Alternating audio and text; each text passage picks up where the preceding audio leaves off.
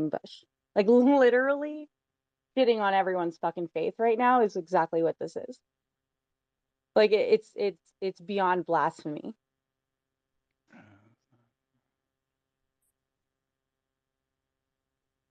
Sorry, I'm just like kind of like reeling Oh no, about I'm it. just having technical problems. I just came on just to say good morning.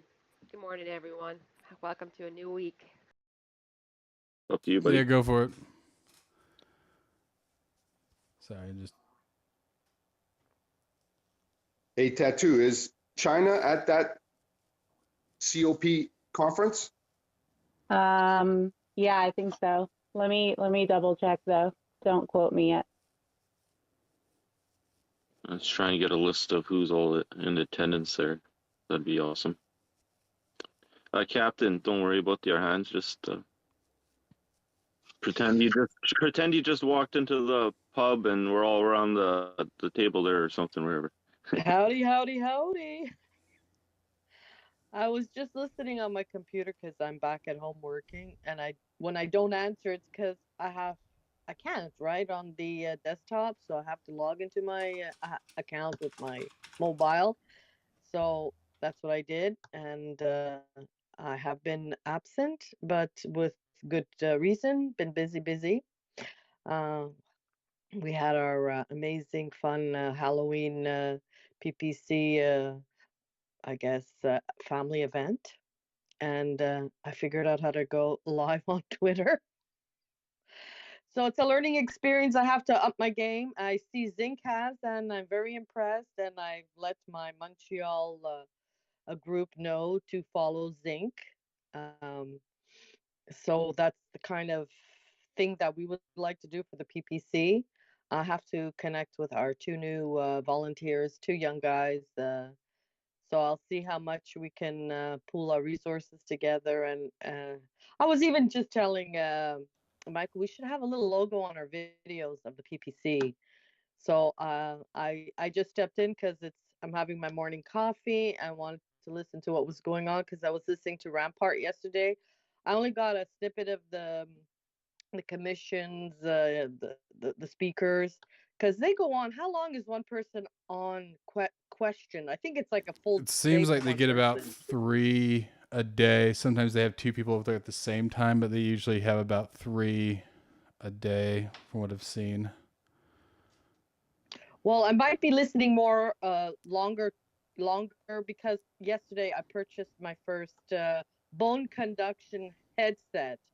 I went into work. I was there for 2 weeks, and our IT guy wears that. So, because right now I can't put on my cell phone, I can't be at work with it on, I can't have my computer because everyone's going to hear it around me. So, I've just been, away, absent. So I'm just catching up with all the latest news.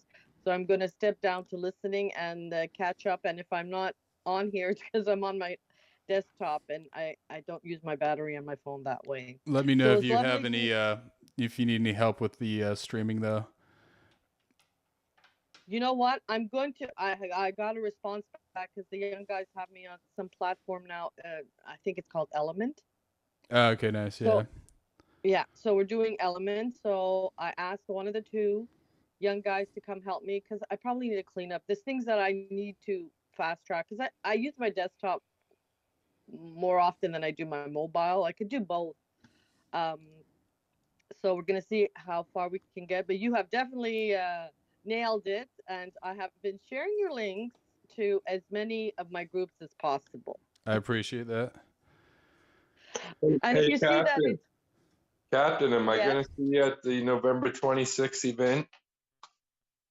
I have to book vacation. I've been asked to take them, so I didn't book anything until I'm certain of what I'm doing. And I did actually book a ticket for the Rebel News group, so I'm going to see Maxime Bernier at that event. It's in Whitby, and it's an all-day thing. So I can only do so much. I just wanted to go to see that event because I get to see um, Tamara Leach and all those people as well. So it's tentative. We'll see if I haven't gone on vacation somewhere. My daughter's here, so I put that on hold. So everything is by, last minute. So we'll see, and I'll let you know. And I'll drop That's down good. to listening, and I'll do my work and listen at the same time. So it was lovely hearing everybody. And Zinc, you rock. Thanks.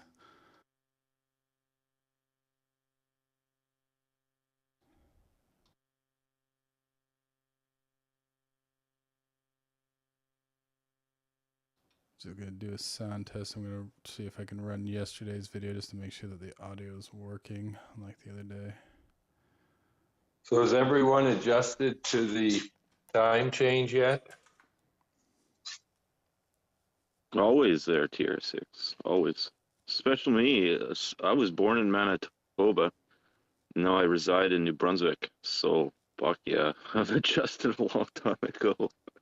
So this hour changing flip-flop back every, yeah, time is irrelevant, really. Also, yeah, I Well, see. I I set see. my clocks back to a time when men had balls and women didn't.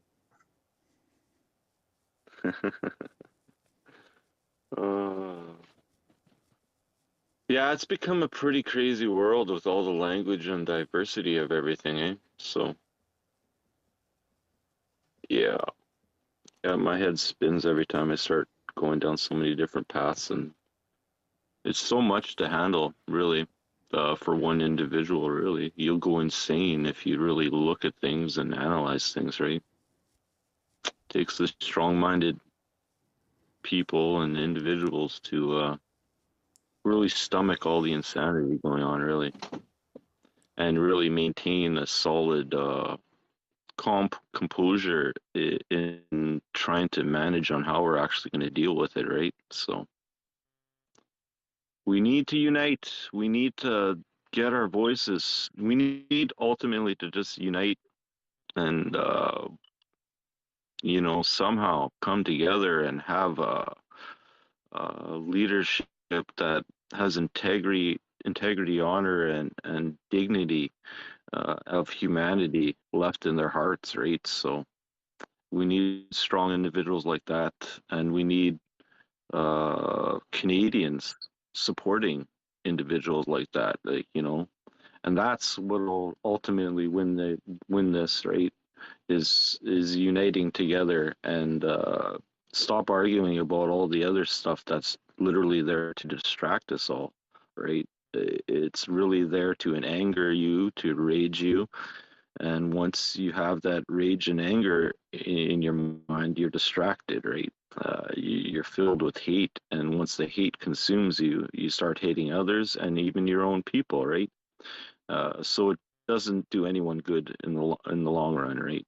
We need to actually unite and set aside our personal indifferences and really tackle this problem seriously, right? As respectfully to one another as well too, and using our charter rights and freedoms all the way. They are a very powerful wrecking ball, and it's going to be, it could be such an empowering thing, but we need people to unite, right?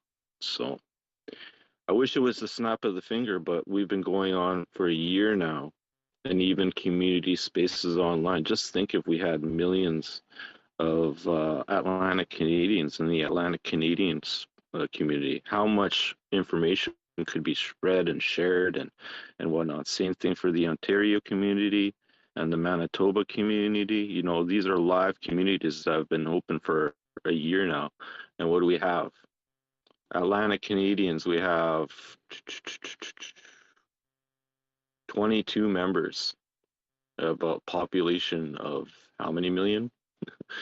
Well, actually in Atlantics, we only have a few million because it's the dripping pool.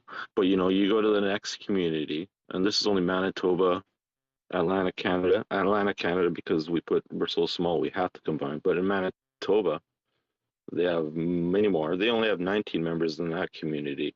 So that voice is pretty silent as well, too, right? So we really need to get these communities, even the Four Amigos, where all of us are joined here. We have more, but Ontario community has 36 members. So if we could really, utilize this technology, right, online technology, we could really create a voice of hopefully reason, right? And the Four Amigos space, we have 93 members, and that's worldwide there. So, um, yeah, just a strategy plan. It's a void here on Twitter. Obviously, not many people are involved, but if we had one community for every province and territory in Canada, man, that could be a very powerful voice in the long run.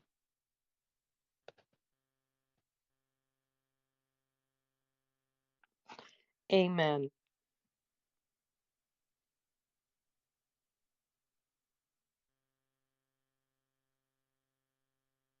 Monday mornings. Good morning, everyone. Good morning. Yeah. So yeah, we're gonna probably play the inquiry when it starts, but not so loud because you're gonna see a tone difference, I believe.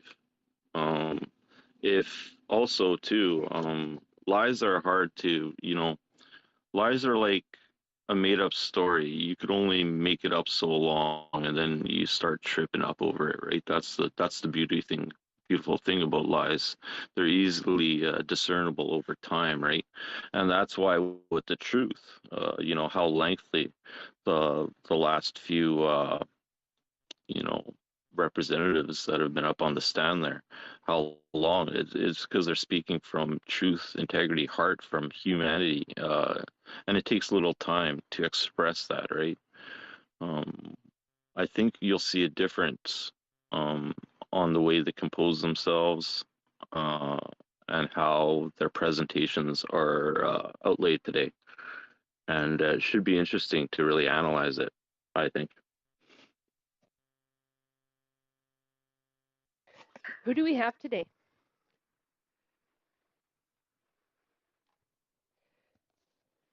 Did somebody already put up a list of who's up today? Yeah, Zinc, do we have actually on a list for that? I know it's the mayor is one of them.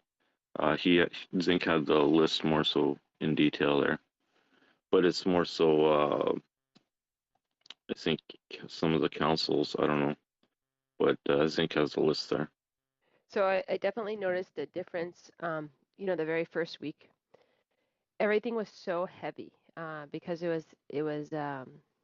because they were trying to remember a narrative. And then like when Bridget started, it was Bridget who came on first, like just speaking directly from her heart, answering the question as it was, you could just feel the difference. Like what we were saying about difference between truth and lies. Like if you're living in the truth, you don't have to remember the same way that people who are living in lies, like, okay, like how is this going to impact me? How can I cover this? Like it's I just remember feeling like the voice tone was so heavy, like they're carrying the weight of so many lies, you know? And then when this last week was kind of, I was all my friends, so it was kind of like very personal, and I was very impressed with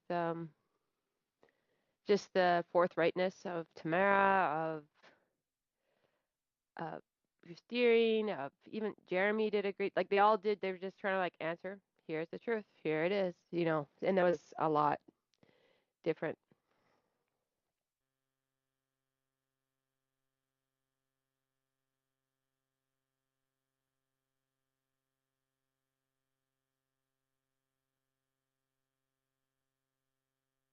Yeah, definitely. I don't know if certain individuals are just blinded to it all, right? Are they that, closed-minded? Like, look at what's his name there? Freaking prosecution there. What a punk, man. Like, Champ guy, yeah, chump, smug, chump. Yeah, yeah. I didn't want to chump. I call him chump because he's just a chump. Like, he's just the ignorance of some of these individuals is just beyond me, really, and it's really saddens. It's really sad humanity go down that path, really. I don't know if there is any saving those types of individuals, but that's beyond my power. I know that. I think that it's a spirit of mockery. So like here you have people that are like you have Danny Bulford or even like Chris Deering's like it was my duty to go. Like this is my country. I wanted to be with my protect Canadians. So like they're like operating on a different level of honor. And when you come at things with a spirit of mockery, like basically what's mockery, it's like trying to diminish sacred things, you know? And that's my experience of one of the lawyers on the prosecution. I don't even know if it's prosecution, but like one of the lawyers for Ottawa, I suppose. It's like a spirit of mockery. Like you don't even like it means nothing to you. This is just a game to you. Like this is like you're just so comfortable in your life or something that you think you can just take people that put everything on the line and just mock them. And that to me is like it's not a game, man. You know, it's their life. No, I was walking through the grocery market last night, and my partners didn't take totally different mindsets and everything. Like it's a weird functioning household in my house these days because one is not jabbed and the other one is, and one works for the government and the other one doesn't. So it's very dynamic in my household. And she keeps mentioning to me, look at the price of this. And I said, I told you, this is all coming down the pike. You people don't see the bigger picture. This is impacting homes. Butter, margarine, it cost what, $2.99 before? It's like $8, $10 a tub now. Like it's insane. You know, and I see cold hard truth, it's going to hit them in the pocket. It's going to hit them in the pockets first, and you know, not everyone is going to be able to survive this wave either, right? No, you're right. I mean, I just I see that they're cold medicines like for children. It's like really they're missing like children's Tylenol and things like that. It's really crazy that like because I think just right across the border it's not like that. So it's sometimes I'm wondering what if it's a planned, you know, like a planned shortage of things. I don't know. Well, there's outside factors happening. There's a big lawsuit against Tylenol right now, right? So they've literally pulled all the children's stuff off the market. That's why there's a shortage in those. Yeah, Okay. even Shoppers Drug Marts, they're empty. The shelves are empty, guys. If that's not a wake-up call to start seeing your shelves empty in such a prosperous world we live in, yeah, I don't know. Like it's getting so obvious, is it not, people?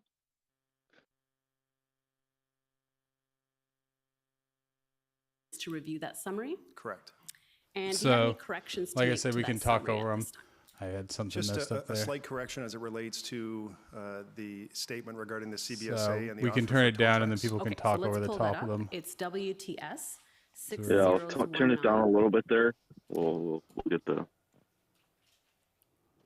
See, that's And I too believe much. you're referring to evidence that was on page 5. So we'll go to page 5 of that. Is that good or? What do you guys think there?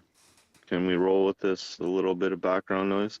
We'll see how it goes too. I'd like to listen in a bit, see Okay, how and the it's, tone goes, and Well, I mean, that's the and thing. The maybe idea is tone that you can resources control wanna it, go Mikey. there. If you want to mute everybody, Okay, you mute everybody so, other than the what is it audio. that you would like to And- change with Yeah. respect to that paragraph? But I guess is So it loud enough that you can talk the over it, correction or should do you be want that it? CBSA did not offer tow louder? trucks to the Windsor Police Service or the city. The CBSA What does everyone offered else to help think? clear I'm the fine with drivers of whatever. tow trucks that may be I'm available from pretty the easy United going. States. So it wasn't that the CBSA had tow trucks themselves that was offered. Okay, so they were facilitating the movement of tow trucks and drivers over the border, is that right? Correct. Okay, perfect. We'll make that correction. Thank you.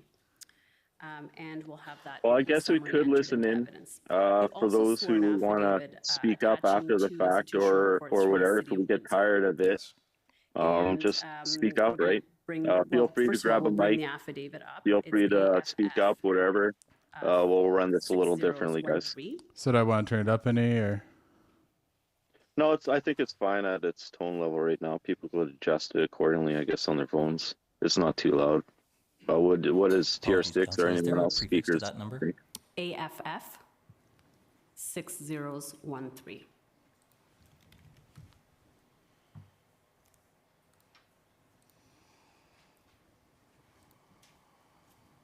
TR6 guy, you there?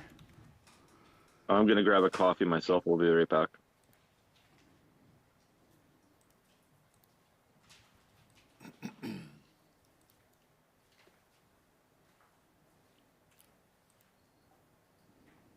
I guess TR6 is out. Yeah, he's having connection issues. Okay, and if we can scroll down a little bit. Do you recognize this as your affidavit? Yes. Okay, great. And we'll go to the two institutional reports then. WIN.IR 701. You know, everyone could share out the space too. You know, let's get involved. Let's make it happen, right? That's how we do it. Thank you very much.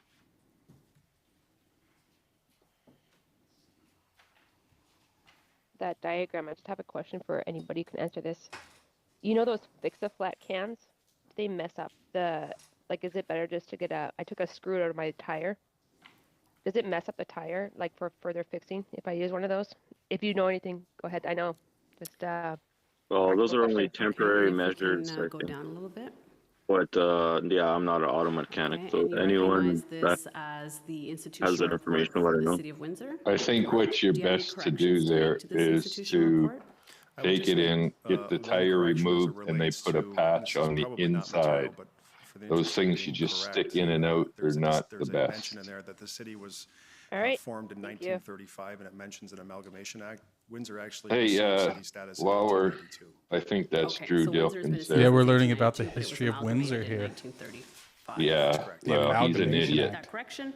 Yeah, he's and an it will be idiot. entered into evidence, and then Um, if we can just have the just second curious, institutional report, WIN. I listened in on BJ 702. Dichter's space last night that And this, I Rampart was believe, is a co-hosting. timeline of key events. And a lot of mud being slung everywhere recognize over that, all correct? this. Yes, I do. Okay, do you have any changes And, to make to the institutional report? I do not. I'm Okay, just thank you. We'll not have sure those where entered I into sit evidence along with with your any, believing So I understand anybody you've been a mayor, there the mayor of anymore. Windsor since 2014, Uh, is that right? That's correct. I mean, I want to believe And my Tamara understanding is Leash, you've also been the chair of the that Windsor she was Police there for Services the Board best since that time as intentions. I well. want to That's believe correct. that Keith Wilson is And an honest guy, as mayor, you are also part but of the community there control. sure is a that lot of right? mud That's being right. slung, And can which you doesn't explain help what the us at community all. Just control group wondering if is? anybody listened in The on community that last night. control group and what you thought. is effectively the members of our corporate leadership team, so the commissioners. No, can't comment and on the that. appropriate Sadly, I people think needed it's to deal part with of certain the events. And freaking basically plan the idea is if of we the bigger have, plan, right? a To significant have event, everyone infighting we so give much that information once to the whole group, it just and dissolves, then right? provide a response So, where everyone is on the same page. and we It's understand Well, what I- needs to be tough done pill to before we swallow once so adjourn much the meeting. money. And See, when you this is say ultimately commissioners, those are money, right? the kind of leads of Had the different had departments in 25 the city? million Yes, dollars it's not been it would be interjected analogous in a into corporate this, setting to the vice it president. would be different, Right. So right? it's the senior Like Tamara city said, she leadership only team, city expected manager, 20,000, and all of whatever, the different department heads for each you department. know. Okay, great. And And what that has includes happened though, it's EMS ballooned, and and this is the craziness of money. heads of, Once or this I assume also happens, members of the it's WPS, or and if at people least that one member don't of the have WPS would be there as well? If required, or have yes. had Yes, access okay, to this thank you. kind of wealth all at once, And your my mind kind understanding of is the short CCG circuits was there for a minute, activated right? during And the it's a different blockade in reality Windsor because of this with year, money is that comes a right? lot of That's power correct. and And what kind of responsibility. decisions would be And made that's at a really the strange, CCG level? strange beast within Any sort itself, of right? operational Because decision then that is greed required takes in from a and city perspective, this and that, right? So and it I could don't be I don't know. traffic That's control just my Well, measures, I'm- it could be the I'm not acquisition fully of in on the public works BJ items, Dichter perhaps train. Jersey barriers. Uh, It could be so there procuring was, any I sort of tell you, there was a resource that is lot of needed. mud It slinging really in there runs the last gamut night. depending on fact what's is, required in each TR6, situation. you know, I haven't And made a what's single an cent example of the off kind of doing any of decision this that was kind of made, stuff. I for this haven't promoted, I haven't particular asked, event, I which was the haven't blockade? made a book. Well, I'm not with gonna make respect to a the book, you know. blockade, everyone got together. Maybe It a was very memoir quickly further down determined the that road, right but incident command I'm for not this gonna event was profit our off. police That's not my response. main intent And right so now, on right? the back end, we were My main providing intent is operational to get support to people police, and that was procurement heard, of Jersey barriers, inspire traffic signal Canadians to control, stand up and use your signage, God-given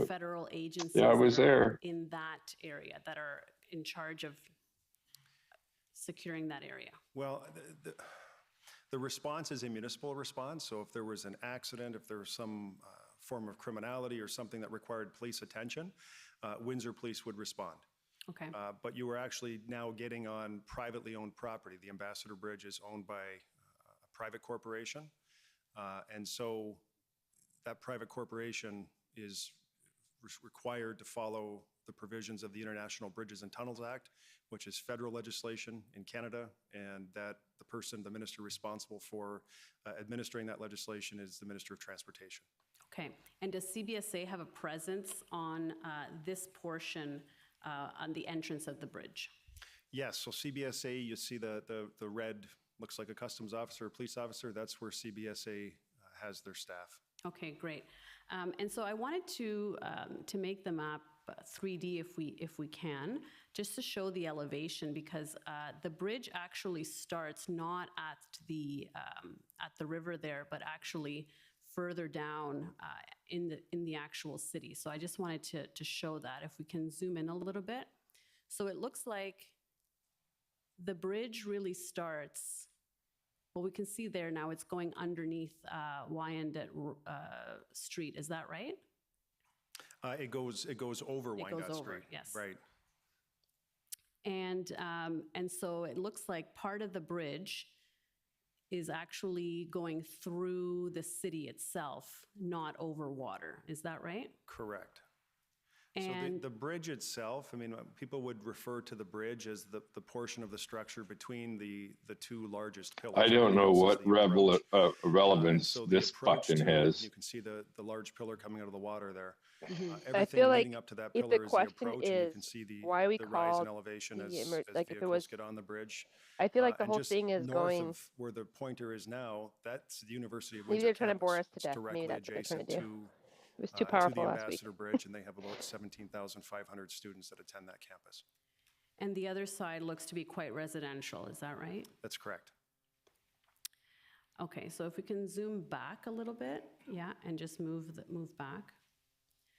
So The other to side then, that she's enter the referring bridge, to is drivers old would houses come that north on Huron Church the Road bridge and then bought, and enter what most we of them are call tore down is this called a plaza, this area boarded where, at because he was trying to vehicles would twin that enter to go bridge, through customs and go the through city the stopped it border? because So where the of pointer is now, you heritage can or see if you something. stayed to the There's left of not that a lot roadway, of that would people be living into the there plaza area, that would past the be duty-free, and then onto the affected bridge. by the And bridge closure and where any that pointer noise we were was, where the making, and number most 3 of those is, people were even again, there if you protesting. stayed to the left, you're going to the bridge. To stay to the right, that's how a majority of people, I would submit, get to the University of Windsor each and every day. So that is one way to get on the Ambassador Bridge. There is a second entrance to the Ambassador Bridge, and that is sort of in the middle of the screen where the yellow dot is, right there. There is an entrance point just down, 20 meters or 30 meters. You can turn in and access the bridge that way as well. Okay, thank you. And my understanding is that the blockade occurred at the intersection of Huron Church Road and College Street. Is that correct? That's correct. Okay, so let's go to that area. I believe that's where the green cursor is. Is that right? The Yes. green dot. Okay, thank you.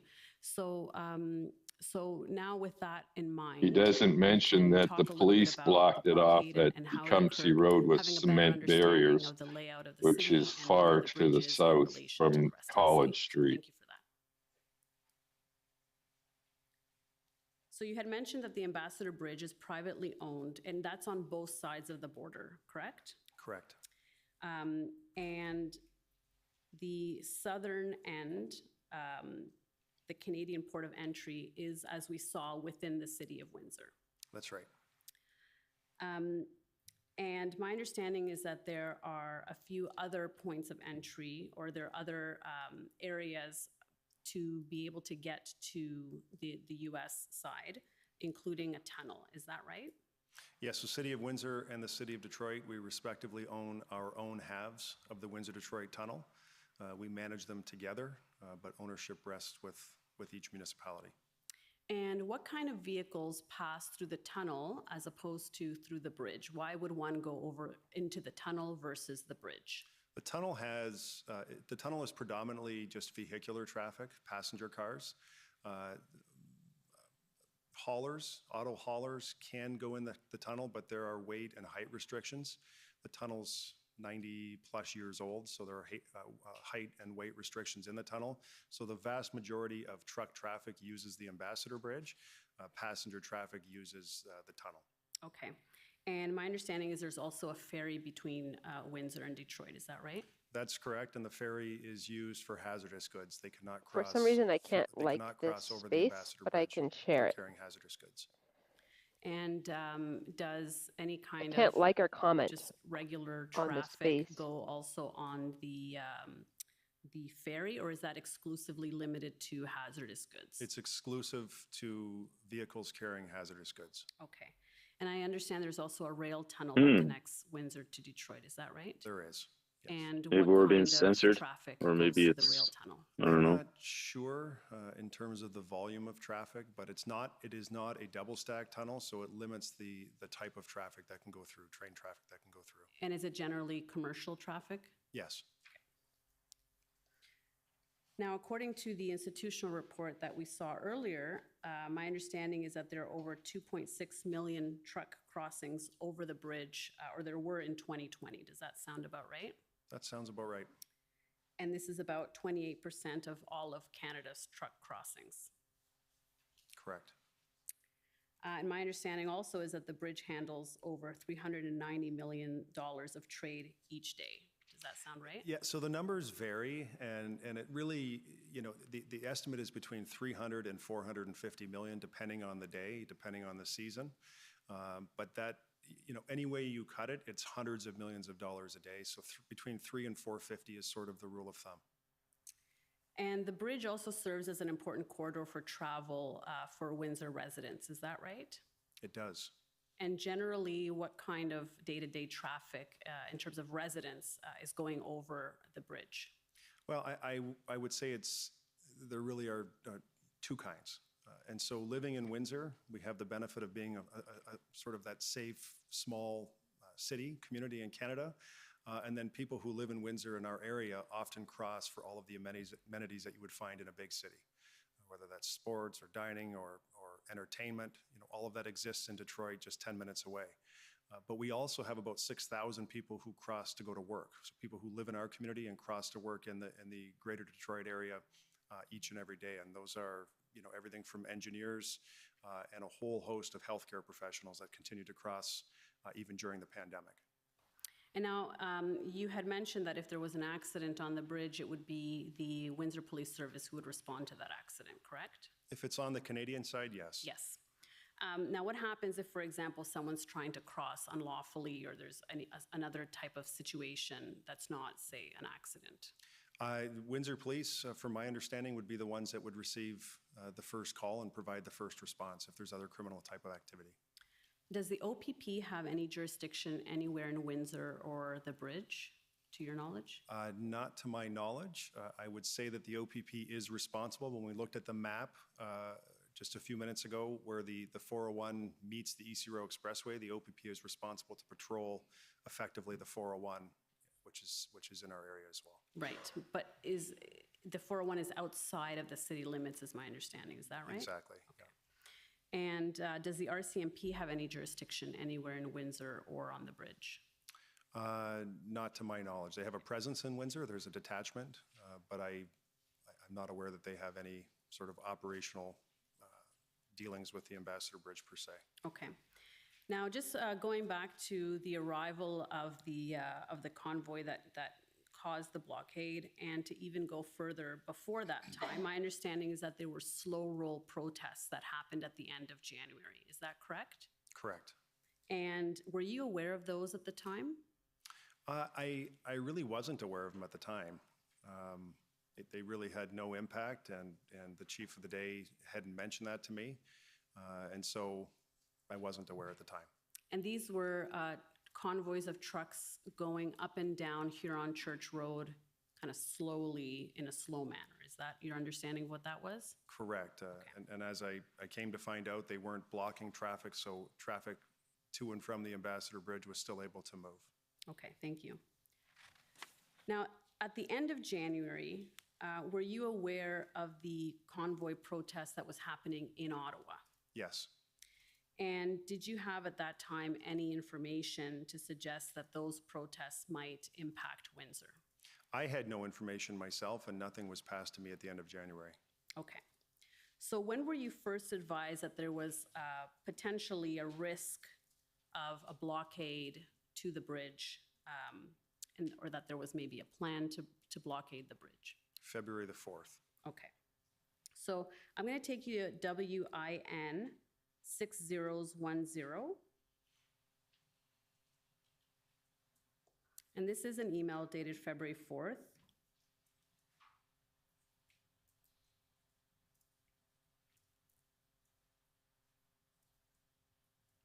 And if we go to the bottom of the first page, yeah, we can see the email is from somebody at CBSA to Carolyn Brown and some other individuals.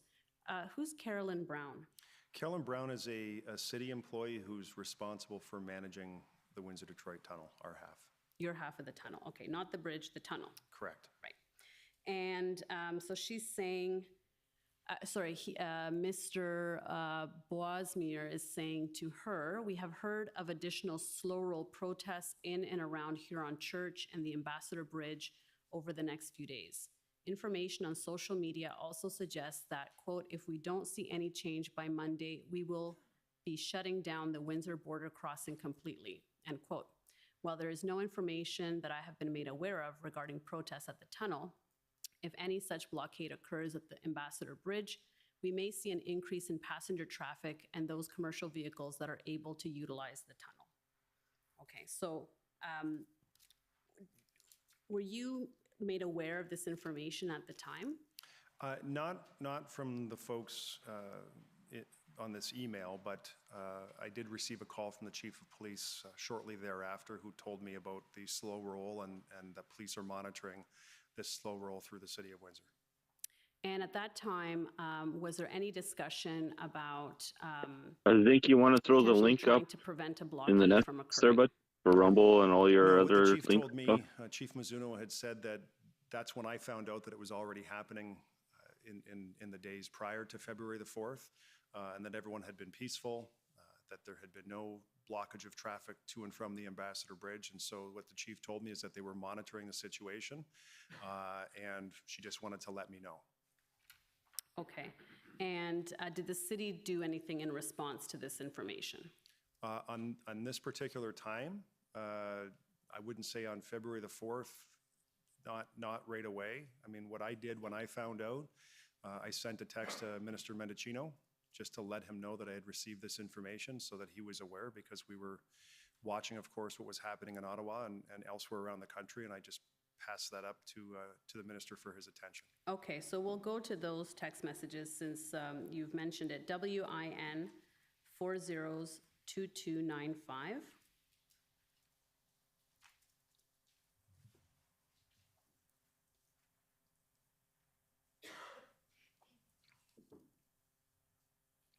So these are your text messages to Minister Mendicino, is that right? Yes. And so the blue is you, and if we go down, there's some white. The white text is him? That's correct. Okay, and if we just go back up a little bit. Hi, I know things are crazy for you. Wanted you to know that police here are prepping for the potential return of truckers and other malcontents next week. It sounds like they may be attempting to block traffic to the Ambassador Bridge. So that's on February 4th. As you mentioned, when it came to your attention that there was a risk of a blockade, correct? That's correct. And if we go down, he says, thanks, man. Let's try to connect this. Let's go down a little bit more. This weekend, stay safe. Okay, so it sounds like you knew him from before. Is that right? Correct. Okay. It's not the first time you're texting him. No. Okay. And he mentions to connect that weekend. Did you speak to him prior to the blockade taking hold? So this would be Friday the 4th, so either on the 5th or the 6th? I don't recall if we spoke on the weekend. Okay. Now, moving forward to February 6th, my understanding is that there was a risk of a blockade at another location in Sarnia. Is that right? Yes. And were you aware of that at the time? Yes, I was. And can you tell us a little bit about what that was about, where it was and what was the issue? Well, we were watching, and the chief had called me as well, but we were also watching social media and traditional media as well, and saw that there was a thread and then a blockage at or around the Blue Water Bridge. And that's in Sarnia? Yes. And do you know how long that lasted or when it got resolved? I don't recall how long it lasted, but my recollection is it was ended pretty quick. And did that raise any concerns with respect to the Ambassador Bridge and possible blockades there? Yes, it did. So let's move now to February 7th, the day the blockade actually happened. Can you just walk us through that day, what it was like for you, when you found out, and what you did that day? Well, I'll say leading up to the 7th, there was lots of activity over the weekend because you could feel the temperature rising in terms of comments on social media, what was happening in and around Sarnia. We were watching what was happening in Ottawa, and we know anyone who lives in Windsor knows and appreciates how important the Ambassador Bridge is, not just for our local and regional economies, but also provincially. And so over the weekend, we started making preparations to acquire Jersey barriers at the request of police. I had made an effort to secure one of our Transit Windsor buses to put on the, I would say, the other side of customs, on the duty-free side of the tunnel, just in case there was a blockage at the bridge and the tunnel, because there was the thought that you could have the closure of both pieces of infrastructure. And we knew that we had to provide a mechanism to move healthcare workers who lived in Windsor and worked in Detroit. We had to be able to get them through the tunnel, even if their cars could not get through the tunnel. And so we moved a transit bus to the other side, to the duty-free plaza in the tunnel, and then there was work being done to figure out how to move that bus through, because we were still in this COVID restriction period, and there arrived CAN and all sorts of restrictions crossing back and forth through the international border. So work was going on that front as well. And so everyone was working very well together, dealing with whatever information we had, and trying to provide and prepare for the eventuality in the worst case scenario, which would be the closure of Huron Church Road leading to the Ambassador Bridge. And ultimately, the tunnel was not blocked, is that right? Correct. Okay, so the bus did not need to be used. It wasn't used, but we made all preparations just in case, because it was imperative that we had access for healthcare workers to get through to the United States. Okay, so there was a sense that the temperature was increasing, as you say, and then on the 7th, what happened on that day? Well, on the 7th, we opened our Emergency Operations Center, so that is at one of our fire halls. The chief opened the EOC. There was a meeting, say 9 or 10 o'clock in the morning that day at the EOC, or of the CCG, I should say, and everything was sort of laid out. Here's what we have. Police were on that call. Everyone was briefed on the information that was available at the time, and everyone was on the same page. So preparations were being made if it got worse. And was there any discussion about doing any kind of actions to prevent a blockade from taking hold? Because it sounds like there was an anticipation that this could happen. It hadn't yet happened. Was there any discussion about trying to prevent it from happening?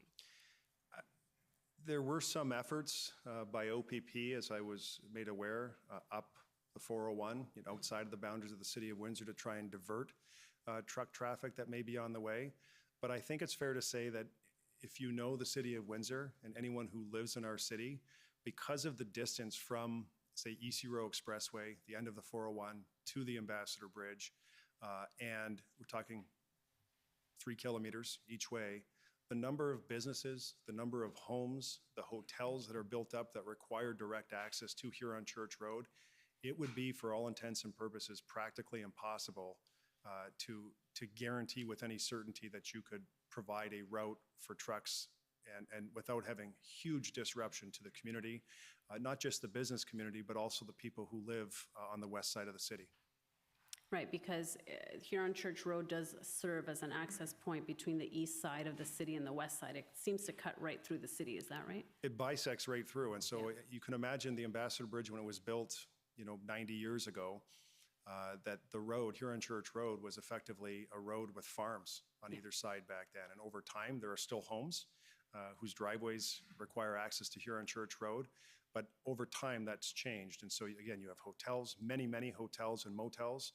You have lots of businesses, and you have a whole community. In fact, the western side of Huron Church Road is one of the oldest communities in Ontario, going back to the mid-1700s. It's called Sandwich Town at the time. And so it's a lot of history in that area, and a lot of people live there. Not just students that go to the University of Windsor, but a whole host of folks. I mean, there's probably 25,000 people who live on the other side of Huron Church Road, the west side. Right. And so there was a CCG meeting in the morning, and then what happened after that? Everyone was just making plans, doing the best they could do to support police as they tried to mobilize everything that they required to provide us support. It was very obvious that if something happened here, it was a police response that would be required. And do you know at what point the slow roll became a blockade and the blockade took hold? I don't remember the exact time. Okay. I'll take you to an email. It may help. WIN 402223.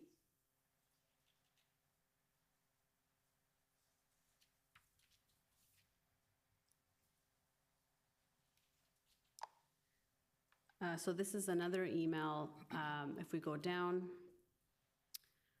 from CBSA to Ms. Brown. And this is in the morning. Open source information states that a convoy will meet up in Comber, Ontario between 9 and 10 this morning and start heading for the Ambassador Bridge at 10. Info also states that they will only be going to the bridge and the tunnel will be left open for emergencies and emergency vehicles. So this would have been at 10 a.m. Or at 9:44 in any event, the bridge was still not blocked. Did you receive this information? Was this passed on to you? I don't recall if that was passed on to me or not. Okay. And I say that, and I'll tell you, I was talking to the chief of police or the deputy chief probably 5 times a day. Yeah. And direct connection with our city manager and the department heads. So there was no lack of sharing of information in Windsor. We were all pretty much on the same page and aware of what was going on and trying to develop and devise a response, and especially try to help police as they needed. And so I'll take you to WIN 6098.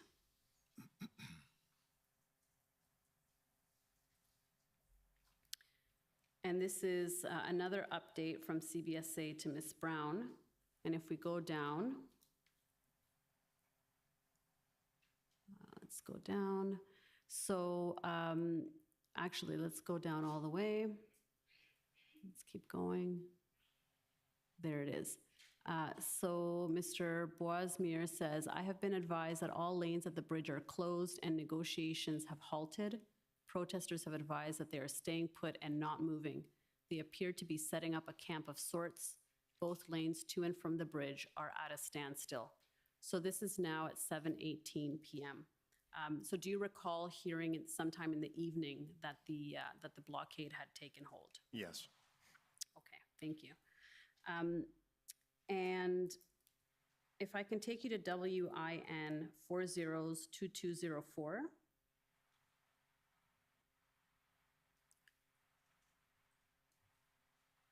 Now, this is the CCG meeting that you had mentioned that had happened on February 7th in the morning.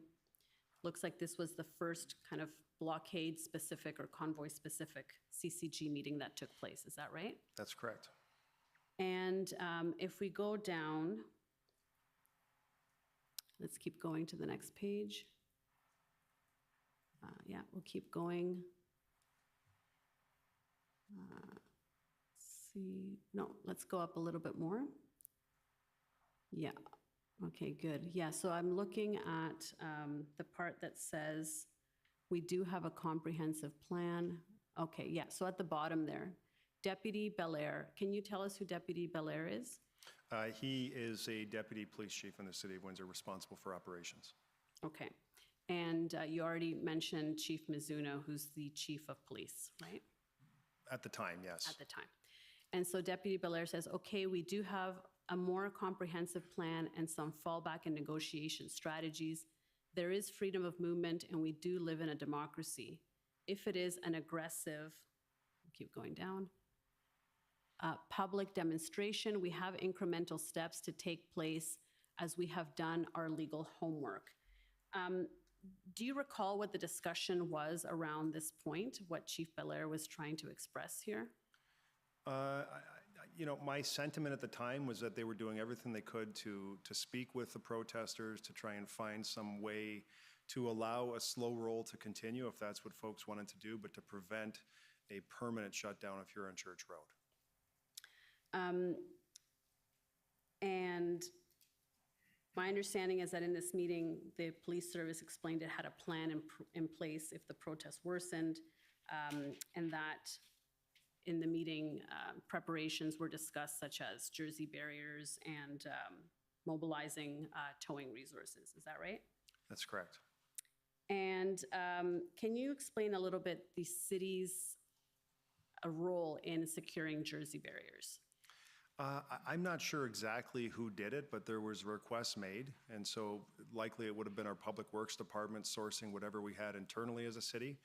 And then where we were deficient in the numbers required, reaching out to adjacent municipalities and trying to procure the jersey barriers that police had asked for. And my understanding is that the Ministry of Transportation of Ontario ultimately did provide a significant number of jersey barriers. Does that accord with your recollection? Certainly at the end of this incident, we wouldn't have been able to do it without them. We needed their help to secure 3 kilometers of jersey barriers in each direction. So a total of 6 kilometers of jersey barriers. And my understanding is the city was not, did not secure towing capacity or was not able to secure towing capacity. Is that right? We have police have a contract with a company, which is quite standard, and they provide towing services. And so they had capacity, but there was, also there were threats being made against the company and the owners of the company that if they participated in towed cars, there was all sorts of things going on to sort of attack the company and their reputation online, giving them negative reviews and doing a number of things that happened ultimately. So yes, they are our contractor, they were cooperative, but if the expectation is that they could have helped move all of the vehicles that were there, including some of the heavy trucks, I don't think they would have had, it would have taken a long time, or they wouldn't have had all of the resources required. We would have needed additional support if any attempt was made to go in and move everyone in any timely manner. So they didn't refuse to provide services, it's just they were one company and couldn't do all of it, essentially? Yeah, I'm not aware that they refused to provide services. Okay. But you are aware that they received some kind of negative, I guess, repercussions as a result of assisting? That's correct. And my understanding is that originally both the north and the southbound lane of the bridge was blockaded, and then at some point one of the lanes opened up. Do you have a sense for the kind of the movement of the blockade and the different points of entry? I think police would be better positioned to answer that, but the briefings that I received from the chief at the time is that the ongoing negotiations, they were trying to get a lane open for emergency purposes. And so they were at one time successful in doing that, and then that ended very, very quickly. And part of the issue that we experienced collectively in Windsor is that this was a leaderless movement. There was no one speaking for the group who could guarantee the behavior of the other members. And so police will know better the timing in terms of, the ebb and flow of what they were able to achieve. But the briefings I received from Chief Mizuno was that at one time they did have a lane open, but that agreement dissolved very quickly. And my understanding too is that the access from Wyandotte Road was open at one time, and then that also became blockaded over time. Correct.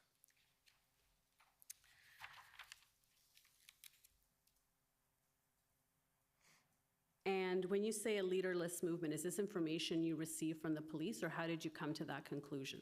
Yes, that's information I received from police. Okay. Now, on the 7th, which is the day of the blockade, I understand you had a discussion with Solicitor General Jones. Is that correct? In or around the 7th, it was the 7th or the 8th. Okay. And she asked what Windsor needed to respond to the blockade? She did, and so obviously the Solicitor General had responsibility for the OPP at the time, and I wanted to make sure that she was informed of what was going on the ground, but my question to the Chief of Police was, Chief, what do you need? How many officers do you need? Because she told me she does not have enough human resources to end the situation that had developed in Windsor. So my question to her was, what do you need? Tell me what you need, and I'll help amplify whatever you need, up the chain with the folks that I speak to. And so she said, I need 100 officers. And so I amplified that with the Solicitor General. I amplified that with the Premier. I amplified that with Minister Mendicino. And then there were conversations later in the evening on the 8th with my Chief of Staff and other Chiefs of Staff at for sure, the federal level. And they asked for that request in writing. And so the Chief in her own right was already working through her channels. And so I asked her, I told her that we're getting the request to put this in writing. Can you please do that? And she did that the next day. And so we received the letter on the 9th. And she sent that letter to asking for 100 officers to the Commissioner of the OPP and the Commissioner of the RCMP. And then we forwarded those letters as well to the folks that we were talking to. Okay, so if I understand correctly, it started with a discussion between you and the chief. You asked her what she needed. She told you 100.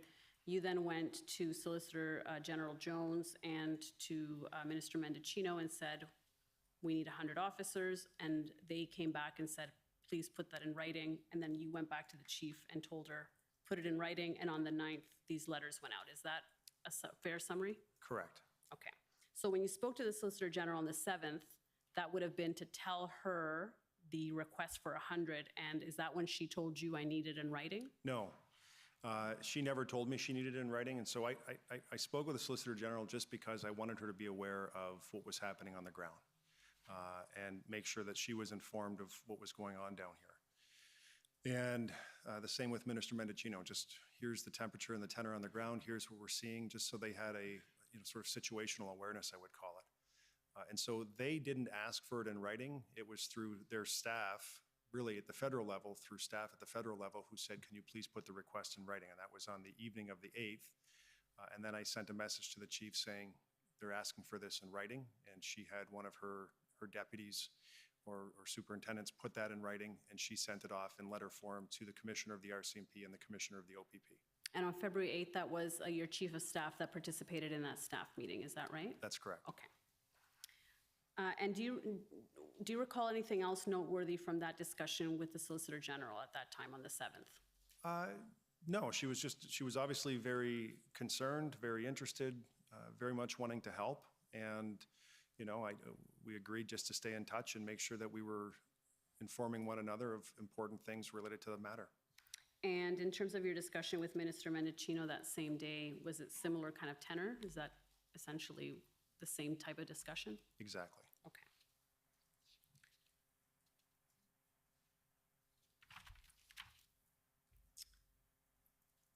Now, on February 8th, there was also a meeting of the Windsor Police Services Board, correct? That's correct. And that was an in-camera meeting, is my understanding. Do you recall that meeting? Yes. So I'll take you to the minutes of that meeting, WIN 401999.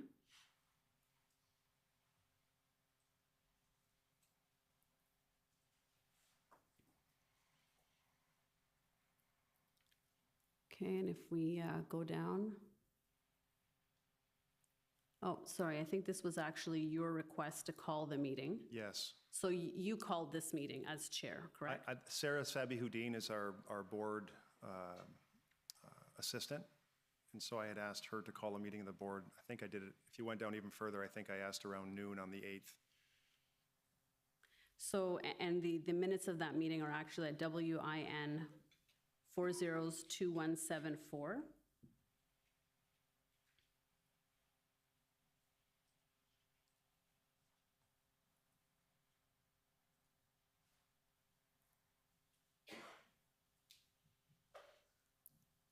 Okay, yeah, there we go. So it was on February 8 at 7 p.m.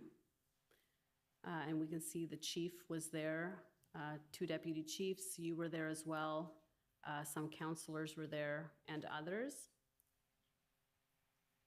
And if we go down to, I believe it's, oh, there we go. Chief Mizuno provided an update to the WPS board on the recent situation regarding the Ambassador Bridge blockade.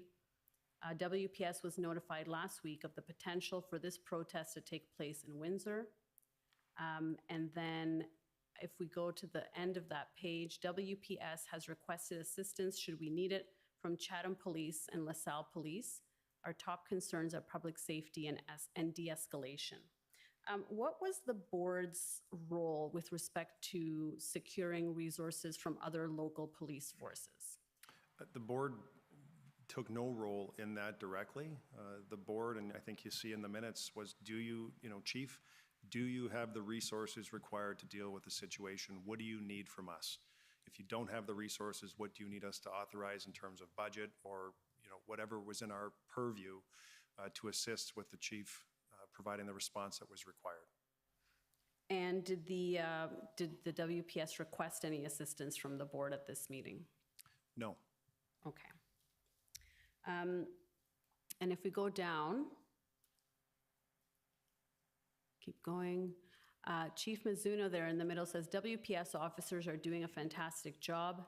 Lessons have been learned from Ottawa and from our own past experiences, and external assistance has been requested. Do you know what the chief meant from when she says lessons have been learned from Ottawa? Do you know what those lessons are? In my conversations with the chief, the largest lesson learned was not to let this grow. Don't let bouncy castles and hot tubs and sort of those types of amenities come to the streets on Huron Church Road and allow this to grow. So make sure that we're dealing with this, as quickly and swiftly and professionally in a way that, as she said, provides for public safety and de-escalates. But don't, lessons from Ottawa don't allow this to grow. There may have been others that were on her mind, but that's one that she mentioned to me. And are you aware whether there were actions taken to contain it so that it wouldn't grow? Police did take action with respect to Jersey barriers, and so they cordoned off certain streets, and they had control of certain areas that I think, made their life a little easier and was able to prevent the situation from getting larger. And in terms of the request for 100 officers, do you have a sense, or did the board have a sense for how that number was conceived? No idea. It was simply a request of the chief. What do you need? Recognizing that they had already on the weekend, say of the 4th, 5th, 6th, leading up to this, already put a request in for some public liaison officers from the OPP. And so she was already doing what was required to ask for resources that we may not have had that would have helped provide for what she's saying here, de-escalation, public safety. It was only when it was finally cemented, the situation finally cemented itself and it became a permanent blockade, she had told me, I don't have everything I need. We won't be able to resolve this with the human resources that we have inside the Windsor Police Service. We're going to need additional help. To which my question was, what do you need? How many officers do you need? You tell me, and I will help amplify that, at the political level so that they are aware of what our request is. And of course, the expectation is that she was going to do what she needed to do through the OPP and the proper channels operationally on her side. Right. And in terms of an operational plan, did the board ever see how those officers were going to be used? No. Okay.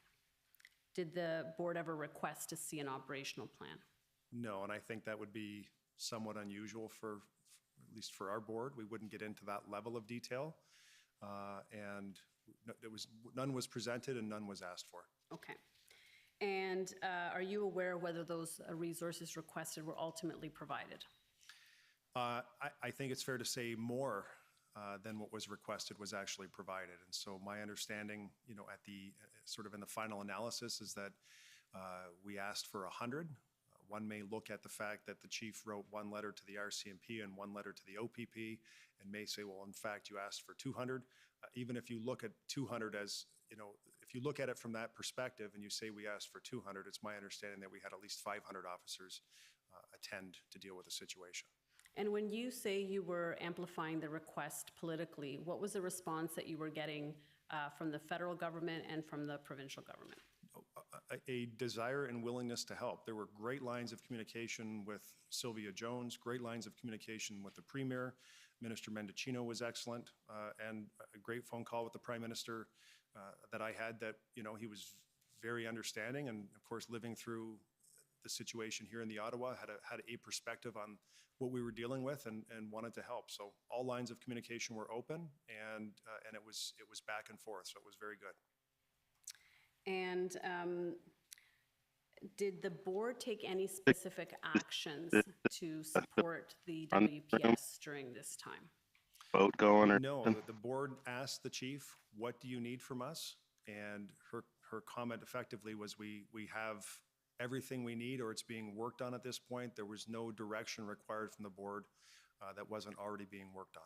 So it was the board's understanding on February 8th that the only thing preventing the blockade from being dismantled was the influx of resources. There was a plan in place, and they were just waiting for the resources? Correct.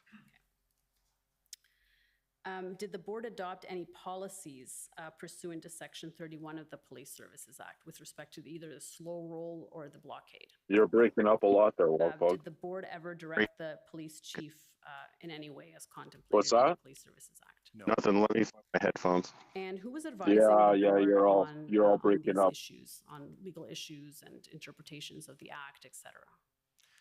We didn't have legal counsel in these meetings, and so you'll see we had in this particular meeting, we had the entire board, we had the chief, Deputy Chief Belair at the time was there. We had our provincial police liaison person from the Solicitor General's office there as well, Dave Tilley.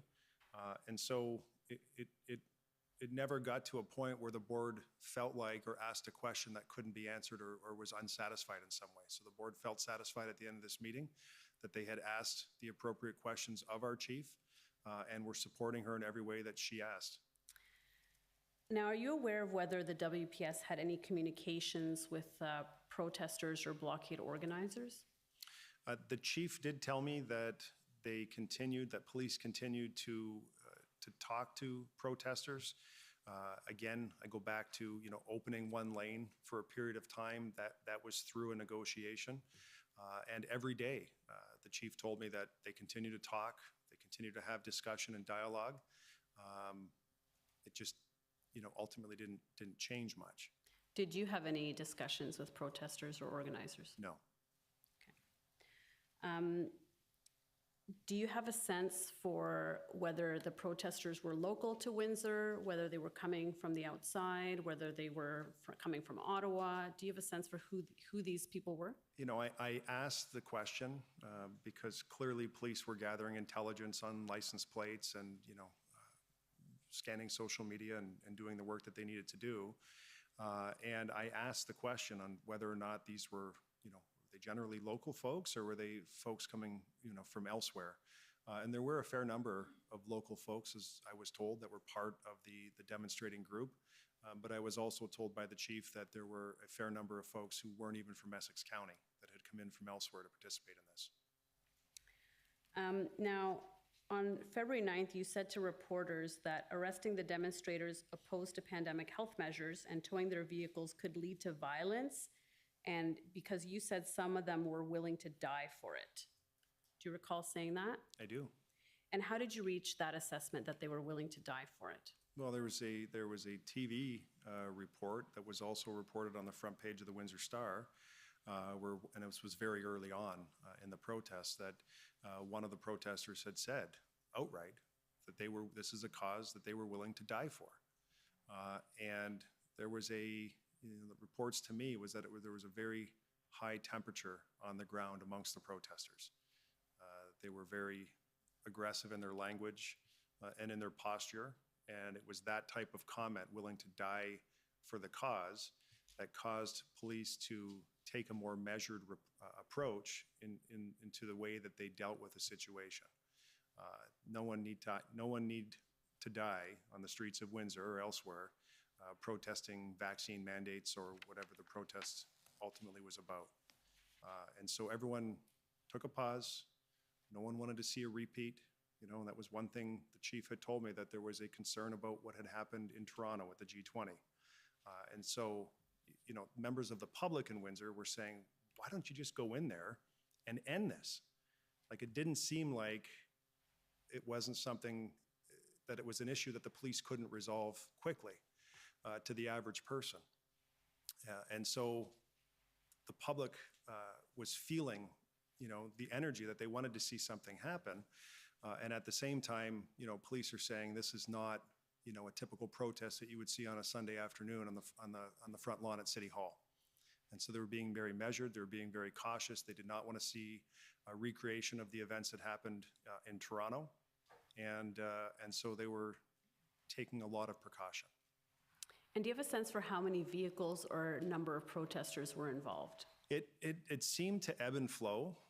And so sometimes at night, more would come out as I'm told the party atmosphere sort of ramped up. And it could be 200 at one point, down to 75. Sorry, are you referring to protesters or Protesters. vehicles? Okay. Protesters. Sorry, was that your question? Yes, Okay. protesters and vehicles. Yeah, and vehicles, I'll leave it to Deputy Chief Crowley to answer that. I'm not exactly sure how many vehicles ultimately were there. Okay. And so, so then is it fair to say that bylaw was not ticketing and towing? They were not enforcing because of the reasons you mentioned in terms of escalating? Yeah, we would never, with the temperature on the ground and the statements folks were making, we would never send our bylaw officers in to enforce municipal bylaws. In fact, there was a report to me that we had our parking enforcement is outsourced to the commissionaires. And a commissionaire did respond February 8th or 9th, went in to issue some tickets and was swarmed and put in a situation that was, she felt was very dangerous, or that they felt was very dangerous, and actually had to be escorted to their car by police and leave, and folks were spitting on the car as the commissionaire left. And so the temperature was too hot to think that you were going to send municipal bylaw officers in there without police accompanying them. And so at the end of the day, the thought was that negotiation would be the best way forward. And again, no one need to die or get hurt in this type of protest. Let's find a sensible way through and get everyone to move on so we can get the bridge open and the economy moving again. Right. And are you aware of any other incidences of threats or violence with respect to the blockade, aside from the one you just mentioned? Well, related to the blockade, besides Yes. the one at my house? Well, maybe tell us about that one. Well, one of the folks involved threatened to, I think it was to bomb my house or do something like that. And so, we woke up and all of a sudden there are 2 or 3 police cars around our house for several weeks because of the temperature on the ground and what people were posting on social media and the comments that were being made. It became a very direct threat to me and my family. Can And we so, see some direct in evidence itself of was that, concerning. of those But it was comments? just, Because I don't know about that. the nature and sort of the spirit of the protest. It was unlike anything I've ever seen. I've lived my whole life in the city of Windsor. It's unlike anything I've ever seen during that time.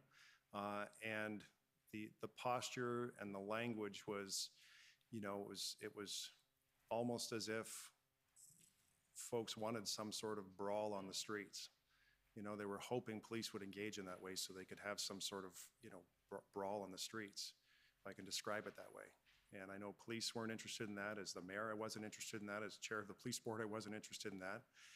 We were interested in finding a way through this that was sensible, that was practical, but ultimately that opened the road leading to the Ambassador Bridge, because it is such a vital economic piece of economic infrastructure. If this not just guy for really Windsor, thinks Essex this County, way, but for the entire province and respectfully for the nation. wow, you We had guys to get need that roadway to get open. your mayor And changed are out you there, aware of guys. any other individuals But who received do you notice that they threats? didn't put any of the Anyone threats within city on the council, board as anyone evidence? within, They're just asking. in any other kind of prominent position? I know Councillor Fabio Costante, who represents the west side of the city, on both sides, frankly, of Huron Church Road.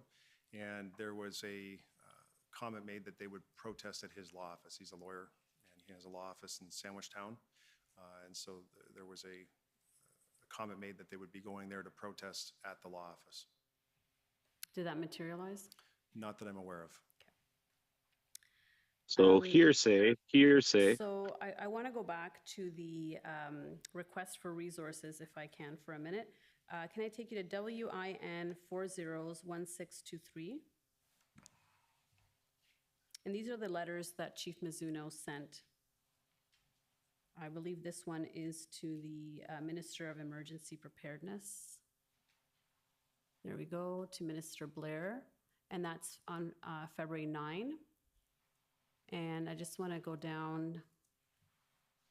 Yeah, here we go. So it says Windsor Police Service is requesting a minimum of 100 police officers be dispatched to the city of Windsor to bolster current and potentially future requirements. Okay, and if we go down, just want to see the signature. Yep, Pamela Mizuno, Chief of Police. Thank you. So that's the letter that she sent to Minister Blair. Yes. And if we go to WIN 401648.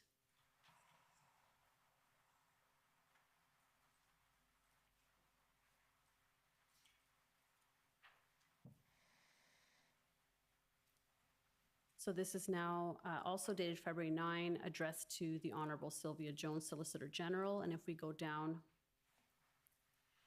I believe, so this one is also requesting 100 police officers. I believe it's the same letter. The letters were also asking in the second paragraph, marked police vehicles and tow trucks, including heavy tows for large transport vehicles. And if we go down, it's also from Chief Mizuno. Now, you had mentioned that your understanding was that the requests were made to the RCMP and the OPP. Are you aware of other letters that were sent to the commissioners of the OPP and RCMP? No. Okay, so these would be the requests, the letters that were sent. Those are the letters that I'm aware of. Okay. If the chief I know was having conversations with her colleagues that I wasn't party to. But this is what we were asked for, to put it in writing, and that's what she did. And she sent it off from her office to Minister Blair's office and to Minister Jones's office. Okay, and on February 9, that same day, your chief of staff scheduled a meeting between you and the Office of the Solicitor General. Do you recall that? I know we had a discussion on the 7th or the 8th, and now it looks like there's another one on the 9th. What was the purpose of that discussion? It was just an update, and so, I was just trying to keep everyone updated. Was anything requested at that time or offered in terms of assistance? Nothing more than the 100 officers that we had asked for. Okay, and if we can go to WIN 401583.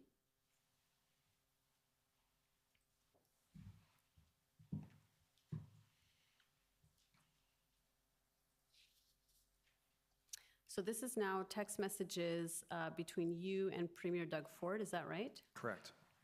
And so the dark is you speaking, and then the light colored text is Premier Ford, is that right? That's correct. Okay. And it looks like he is asking you to call him on February 9. Did you have a call with him on February 9? I did. And what was the discussion on that call? Obviously, he was receiving, I shouldn't say obviously, but he was receiving phone calls from businesses as well who were concerned about the blockade at the Ambassador Bridge. I gave him sort of a situational briefing on what we had going on down here, and that we had asked for 100 officers. So it was I think a fairly quick phone call, just a couple of minutes, and he was stressing to me the importance of the Ambassador Bridge and that we have to find a way to get this open. And I certainly agreed with him and understood that as well. Did he make any offers of assistance or anything of that nature?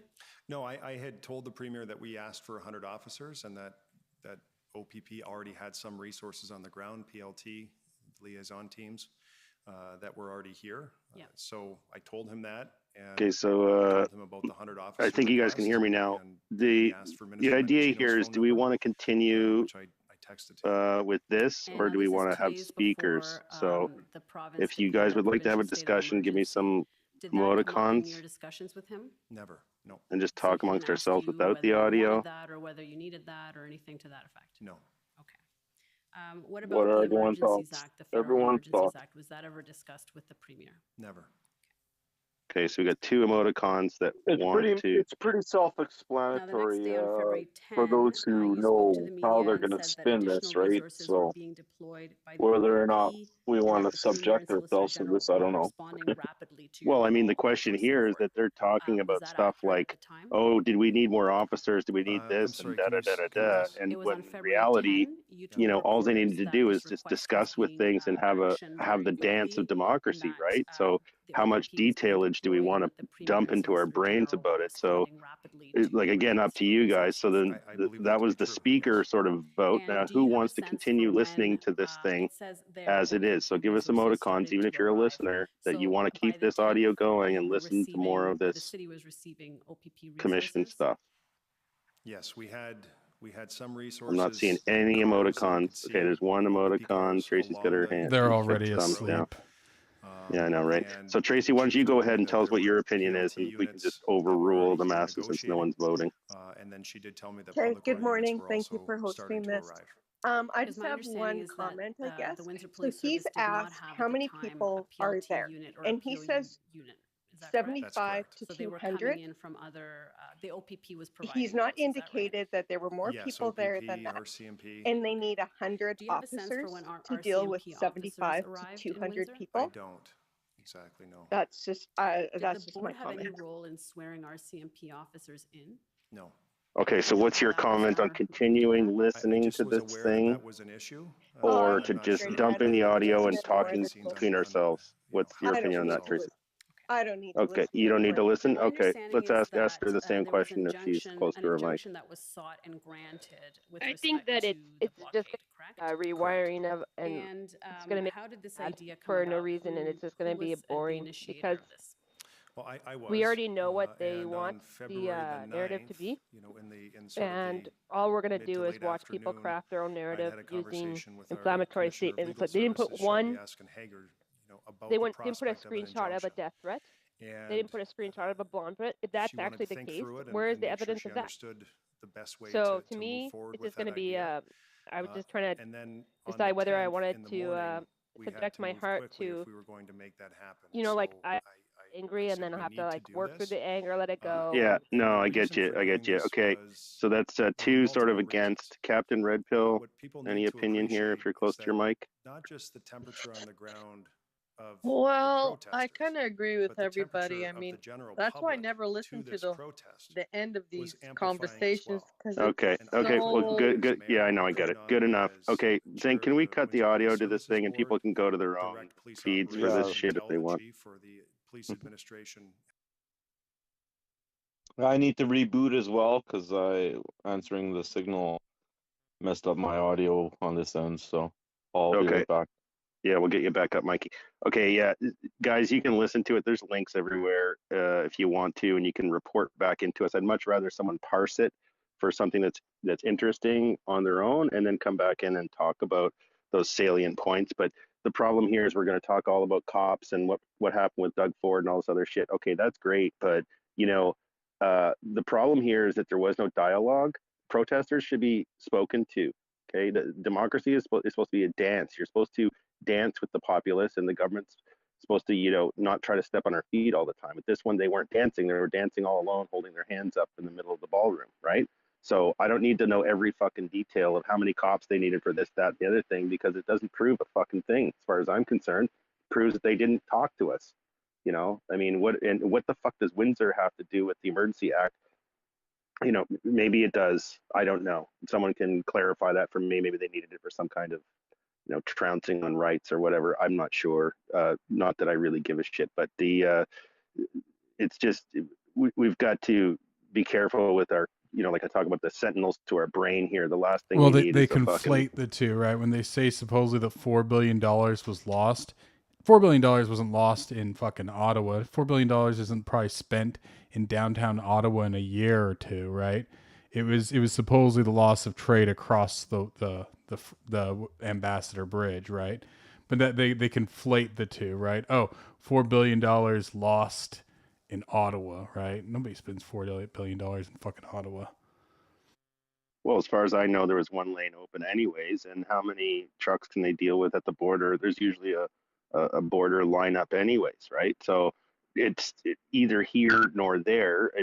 I think it was a good deployable protest tactic, and I think Coots was as well. But the main thrust of their EA Act was the, quote unquote occupation of Ottawa. Well, that was and what then they this wanted to solve, but residential the street. actual main thrust of it, the excuse was Coots, the excuse was Windsor, but of course, what was embarrassing to them wasn't what's happened. Was happened. So that they conflated all of it together, right? There was arguably, I mean, like I said, there's arguably. I'm not defending it, but arguably there was, crises in having that bridge possibly, having problems there, right? There was, Ottawa doesn't need to function, right? But that bridge does, obviously, arguably, I'm saying. But then they used it to cover up what was happening in Ottawa, right? No, agreed. Yeah, absolutely. So, got a mic there? Any comments from you guys? Well, I'm going to chirp in here. I think I told Mike before, the EEA was definitely, it was about money. And you shut down the Ambassador Bridge. That was huge. That was huge. And it was scary that it was a small, we weren't huge like Ottawa, and they shut it down. And I think between the two, the money and the group that we had, that had to have been a great impact for them. It was also the embarrassment, right? Usually what happens in Canada stays in Canada, right? Nobody pays attention to what's happening in Canada.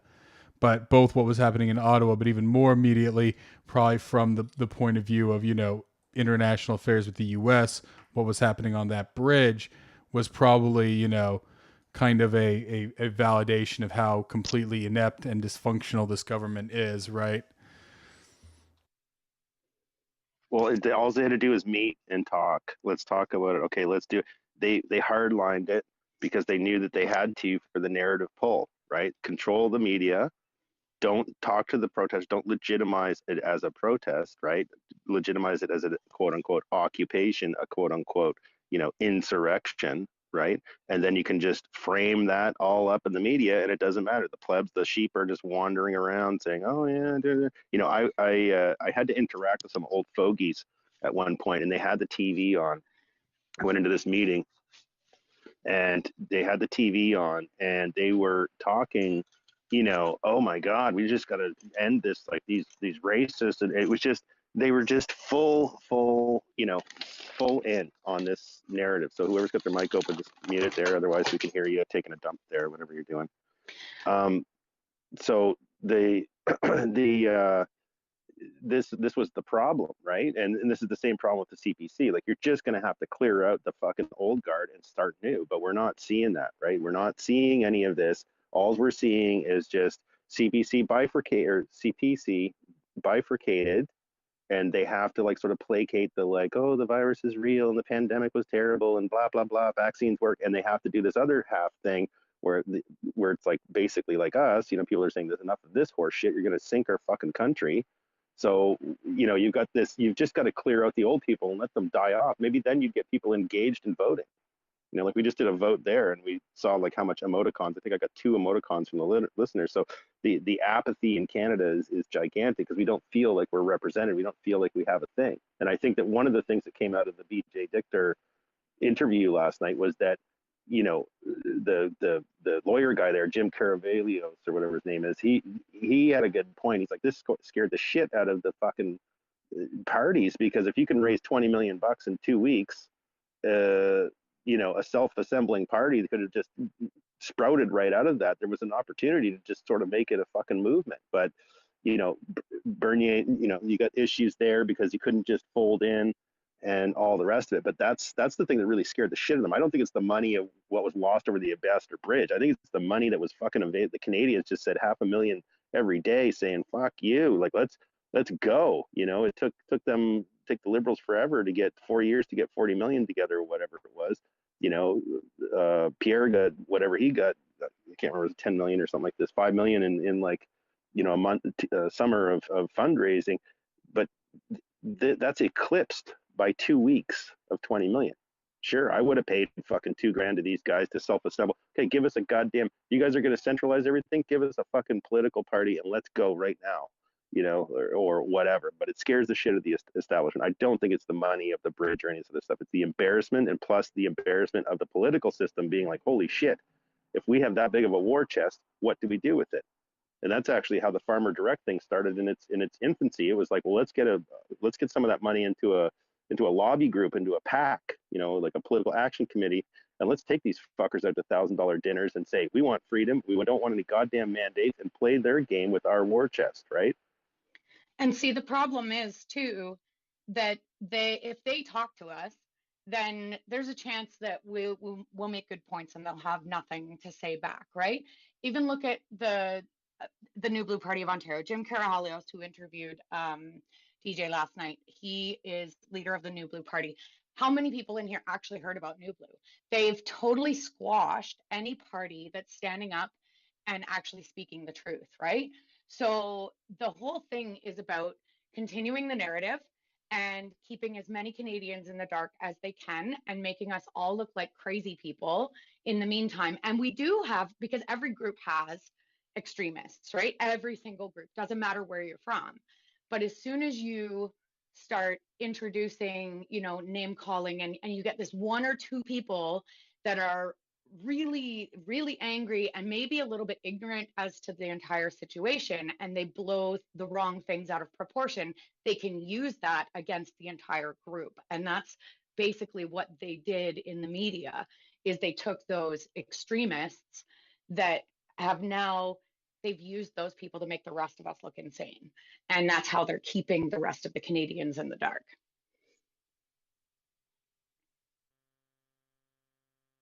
Well, it's definitely a dichotomy here in Canada too, how we're so spread out from one another too, let alone language barriers too, right? Depending on which province or territory you are in.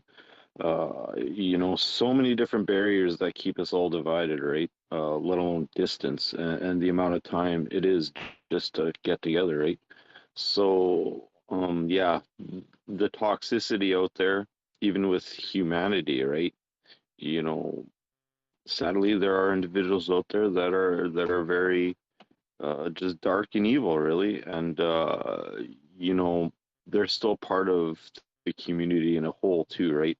It's all ultimately finding the balance and not letting the dark overpower, which we've been living in this darkness for far too long, right? So Well, I mean, now if we it's just time ask for us, right? the basic question, like, what is the point of this inquiry?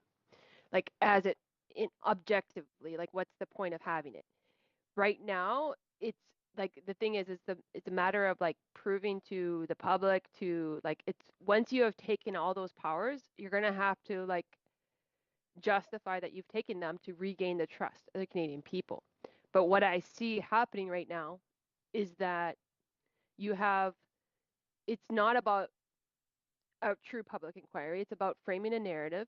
It was a pretty powerful week last week for the truth of what happened. I don't think they're even close to gaining like the understanding of what really it was, because it really wasn't even about, yes, to the political world, it was about this money, it was about all of that. But to the average Canadian who went there, who experienced what they experienced, that's not going to come into play at all. And it's sad because we are kind of people who like instant gratification, and there was something happening. So like I have this thing, like I think money follows mission, right? So like when you see people doing the work, like doing something, like it's happening, it's easier to put money into that. We're watching like trucks and we were watching hope build, and we wanted to be a part of it. Like people wanted to be a part of it as much as possible. If they couldn't join on the highway, so they're like, I want this to continue. Like it was the vote of Canadians all across. And the thing is, what we don't realize is like the Emergency Measures Act, what it did was break trust and bring back fear to people. So like when we first left Vancouver, we were still in the Emergency Measures Act. On the 21st, members of Parliament had just voted to keep it.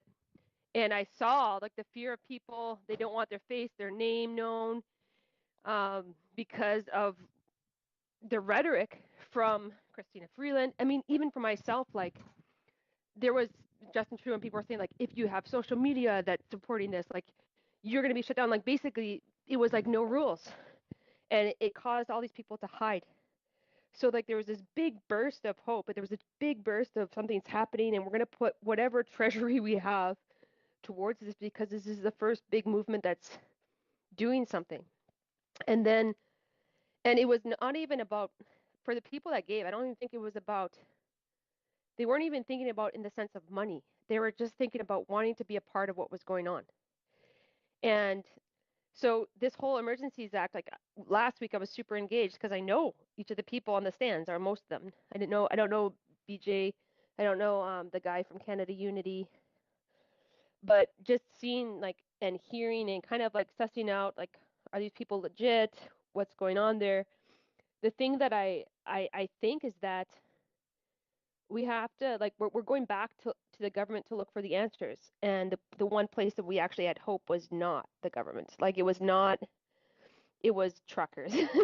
It was a movement of like people's heart being expressed for a moment. And I'm sure there's people that gave that once they saw the Emergency Measures Act, like they will never tell anyone they gave, and they're just like the people that are kind of on the edge, but they were excited. But one of the things I noticed, like people were wanting to give us cash. Like everything was hand. Like people were like, here's some cash for gas for on the way, or here's this. And I'm talking about marching across the country with James Top, like right after this is, or while it's happening. And I saw the amount of like once you break that level of trust in your banks, in your social media, like look at the amount of fear that happened from that place. So at first people were like naive, like I can express da da da, and people were jumping on and just kind of on every kind of social media channel. But then the way that the rhetoric was coming from the government was like, if you have any kind of public posts, the convoy became a dirty word. No politicians wanted to really stand with it. It's really funny because the whole point of going to the Tomb of the Unknown Soldiers, but it was also having a meeting with MPs, because that was the whole point. It's like, why couldn't people have that meeting? Why couldn't we have these doctors come before people? And so we had on the 23rd of June, Dr. Paul Alexander, like a whole day of doctors giving evidence. But here's the thing, it's like, I think there should just be we need to think totally outside of the box with new strategies that are like creative and not trying to fix what's already broken, and not listen to what the government wants to write. Like they're trying to write the story of what this is, and we already know it was false. So the Conservatives were kneecapped, right? Because they had a fucking leadership race, which just tells you that O'Toole was part of the fucking problem. And okay? look at they didn't, when they, they didn't, did they the had an leadership race. opportunity there. Look at when they did the leadership race. What did they do it right over top of? The provincial elections. Because they knew that there was a party there that could cause them problems. Because if New Blue got seats, they'd have somebody in there fighting back against them. Because I don't know how many, if any of you who haven't looked up Jim and Belinda Karahalios, go look it up. Look up Belinda Karahalios when she was in Parliament there.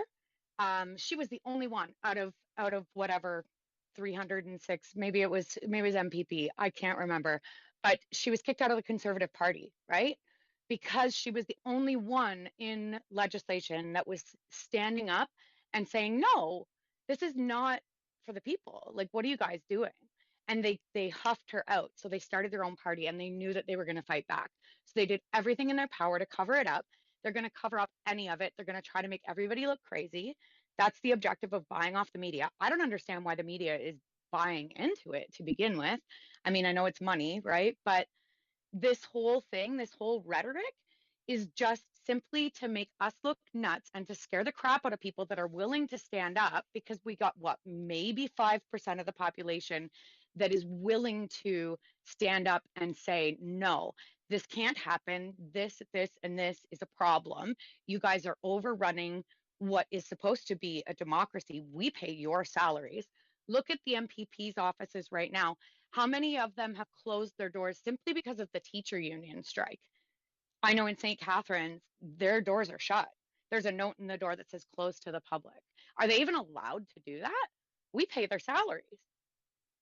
Like, Well, this whole thing, yeah, go ahead. this whole thing is just, it's all about shutting us up and scaring the crap out of anybody that's sitting in that 60% that agrees with us, but they don't want to say anything because they're afraid to lose their livelihood. And what's going to happen is they're going to lose their livelihood completely if they don't stand up. Well, it's about the laptop class, right? What would be even more enjoyable for these teachers to sit home in their underwear and fucking run these classrooms and not have to be in for offloading the actual childcare onto the parents. So the parents, someone has to be home while the kids sit in front of the computer doing this stuff. That's the whole point of schooling. Okay, when we tried to like do the parallel system out here when they were going to mask the kids, and I was preparing for it because I knew it was fucking coming, and we, all the parents interested, we had a group of them. I was like, okay, I've got the guy with the land, we can crowd fund some kind of a hut or temporary structure. We'll put a wood burning stove in it. We'll put a projector. We'll put a laptop, a warming station. We'll do some stuff outside, have a fire pit, outdoor learning combined with the indoor learning, modeled after Waldorf and Montessori and et cetera, et cetera. We had the teachers, we had everything in place. But the answer from the parents was, we need the daycare, right? We need the daycare. When it came to doing anything, no one wanted to do anything. So even if we look at okay, let's look at the room here.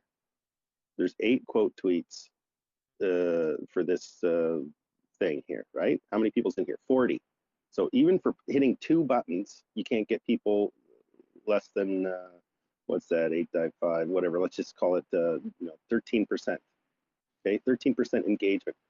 Not gonna lie, I'm not sure how to do that. If you want to share it, I can. Yeah, no, it's fine. We'll run everybody through it later. It doesn't really matter. We don't need a gigantic room. It's just what I'm using it as an example of just, so when it comes to it, when I went to the parents and said, okay, look, we either need you to volunteer 1 parent a day or 1 parent a week for 1 day, right? So that's 2 days per family, or you need to contribute money.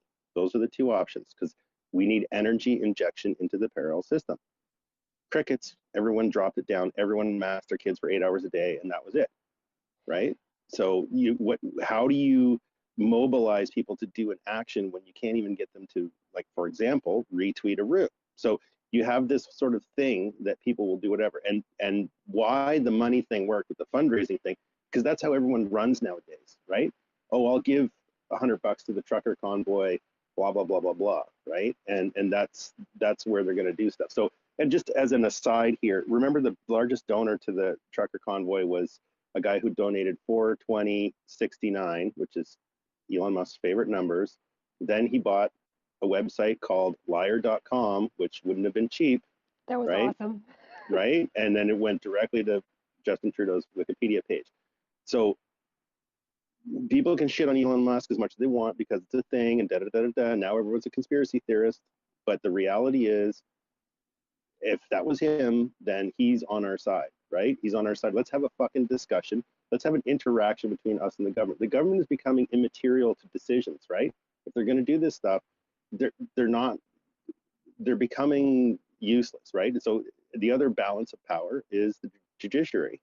If the judiciary shits itself, then we have, then we don't have really a government at that point, right? Well, do you not think that the judiciary has been bought out by the government at this point? Like, No. like look at it. You don't think so? No, because the way that things are going, it's still unclear at this moment. I know it's hard because people are saying whatever. you got to remember like the rulings and the stuff. Like you can't go in, you can't make science of like the basis of your thing. A lot of these, there's a lot of controlled opposition, guys, and I don't want to say in our own rooms and stuff, but there's a lot of controlled opposition out there. Like that Rocco Galati, like invoking Bill Gates and 5G and nanobots into the fucking lawsuit. It just makes him look like a fool. He crowd raised, crowd fund for that. He got a bunch of money, and then he got sick, and then he was one of the only lawyers standing up at that time because he's one of the only constitutional lawyers in Canada. There's only like fucking 20 of them or something, right? There's no money in studying to be a constitutional lawyer. But anyways, back at those days, everybody still believed that the vaccine worked. Everybody still thought we were in a fucking pandemic, blah, blah, blah. So now that the tides have turned, we have a chance because the courts are only going to reflect whatever the status quo is of the population, right? So if the population thinks that the sky is orange, then the sky is orange in terms of the courts, right? The emperor wears no clothes sort of idea. So we're in a different time zone now. I think we'll see. It's to be determined, right? Well, So the Peckford losing his thing. Just let me close it here quickly. Peckford thing is either way, whether she called it moot or not, it was still going to be elevated to the appeal court up the chain. So really, it's just another stall tactic on the government. If there's one thing we've learned through this process, they will stall. They will use coronavirus 19. They will, keep the EA Act going over the weekend so they can dump all the bank records off. Stall tactic is one of their strong suits because if they can do that, then they can have time to have their focus groups and try to figure out how to psychologically nudge these fucking retards that believe all this shit. Go ahead, Esther. Sorry for.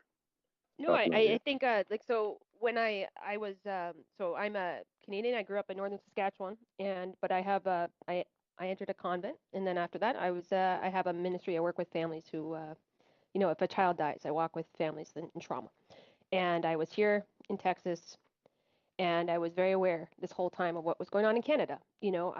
My mother was a formidable person in her time who was talking about this 40 years ago, and so I'm watching it, but I'm not just watching. I was like one of the first people on the official Facebook and then on Telegram and just watching all the different actions. And there was a certain point where then I saw like how amazing Ottawa was, and I had to like I was at this place like I was so happy to be. I just planted a garden. I was like, it was so satisfied to be where I was. But then I saw the video of James Topp. So he came out in uniform and he said, like, I disagree, I'm going to walk. And I have just felt called to do a lot of walking. So I walked in France for 3 months and then another 2 months, like, and just, it was just like this thing I have always to have a backpack ready to like just walk, right? And as soon as I saw this video, I'm like, I need to go. Like, I just felt called. But it was really funny because then it's insane. It's insane to have a house and like just to go. Why don't I just go into the country when it's at its worst? And the question, this is leading to a point, is the point that Wagpog's talking about, like, we have this classrooms, we have all these things planned. I had to decide the level of urgency myself. And the thing is, like, so it's crazy to leave something that's secure, that there's no trouble at my door. I actually, the shelves are still relatively full. All the things that I need are here. And yet I had this call. So I was just kind of wrestling it out, and I was praying about it, and I really, what came to me is like, if I wait to act for trouble to be at my door, I am not dignifying my freedom. If the whole thing is about freedom, and I just sit here and wait for it to come to me, then I'm reacting and I'm not activating my freedom. And so I felt called to act, like, to basically recognize an urgency that I did not see on the basic level, right? So like, we still have cars going, and this is what happens when you have a communist country. You gradually take away service. You gradually take away the sense of care that people have for things, and people get like, in the cognitive dissonance, it takes away people's energy to act. Okay, so like, when you're living always in lies, it's hard to see clearly and to act. I do think I can see more clearly outside right now than inside. I know what it felt like being in Canada for 7 months, walking across, talking to people. Like, you see just the horrors of like so many things on an individual level, like on this person's story, that person's story, that person's story. But there was a certain point where it feels like there's like an oppressiveness over Canada. Like, it's like a heaviness over it. and in your ability to even kind of to even like process. And so the point I'm really trying to get to is that nobody else is going to decide the urgency, the level of urgency for you. And so people can complain. We can still do that. We can get on Twitter Spaces and complain about everything. But it's when I decide, like, this is on me. It's on me to act. Like, so I drove 5 days across the country and I crossed the border the same time that the members of parliament had voted to keep the Emergency Act. I had Texas plates on my car, and I was like, basically, I'm not vaccinated, and I even a video of going across. I didn't download ArriveCan, and I was like taking it, like I had all my car searched. I forgot about my teaser flashlight that I had. Oops. And now I have a weapon seizure on my on my car. But like it was this crazy experience of like I'm going into the unknown. I have no idea what's going to happen. I never even met James Top at that point. I just knew where he was going to start from. I deleted all my social media accounts. I had like a LinkedIn and I, got a burner like I didn't know what I was walking into. But here's the thing is like people need to go into the unknown. And when you recognize the level of urgency yourself, you take responsibility for it, then you make the actions. And whether that actions is like creating a co-op and taking your kids, if you're in Ontario, like maybe it's time to go camping, like maybe it's time to relook at education altogether. But if we are letting them write the script and we are now victims of the way they're writing the script, and then we don't have power just by complaining. We don't have power just by saying how bad things are. That's not power. That's us reacting. There are so many strong, amazing Canadians. Like they're in every single province, and they're different. Like one of the places that Greenwood, British Columbia, they have already a parallel economy. They've had several different people from all over Canada buy like these old historic houses, and that town is probably going to be moving towards having sovereignty because they're in the action. Like in British Columbia, there are already communities that have said, we're making the move, like we're going to act. We have the skill set, but if you have your feet in both worlds, it's really hard. And so parents are like, well, that bridge hasn't burned yet, so I'm just going to keep going with this. But, it's good to have a backup plan. Like at what point do Canadians decide that, okay, let's actually recognize the level of urgency and start building our own infrastructures that are outside of the government. And I don't mean I mean like educating kids. Like if I wish I was 15 people, I would start a school in Newfoundland. Like there's just so many places and there's so many kids that could just benefit from like like a Waldorf, like back to nature, back to like think about what you learned as a kid. Is it in a school or is it with your family? And so I think that at what point are we waiting for some great sign that then we start doing this and we'll just talk until then? Like my question is like what is the level of urgency? And it's something you have to come to terms with yourself, and then you have to make decisions on it.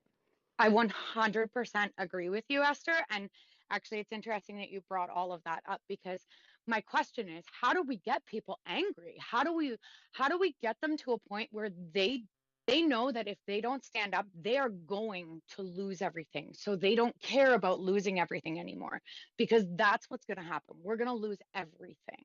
And there has to be a way that we can wake up people that are still sitting on that edge of, look, I know what you guys are doing and I want to help you, but if I help you, I'm going to lose everything. Well, if you don't help us, you're going to lose everything. So where do we find that line? Because I'm not going to lie to you. When all this first started, I knew it was BS.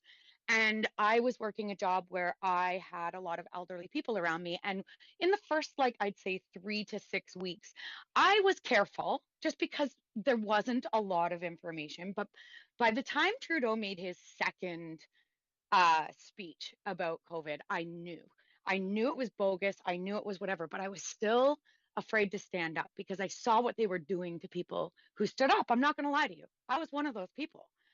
And it took me until probably about 3 weeks before the federal election. And I just started praying and I was like, what can I do? Like, there has to be something more that I can do other than vote. I was so busy working, trying to keep my ends met so that I could survive.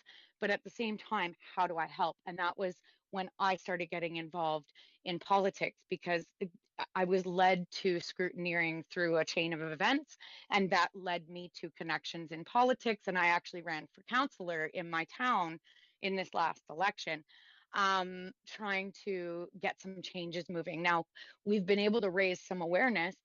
We each got about 25% of the vote, which is kind of ironic. We all got around the same percentage, and looking at other towns in our area, it was all the same. And they used, of course, Dominion machines, very programmable, right? So it's just interesting to me that they are just perpetually finding ways to discredit us enough that, you know, people won't listen, but the people that are already awake see what they're doing.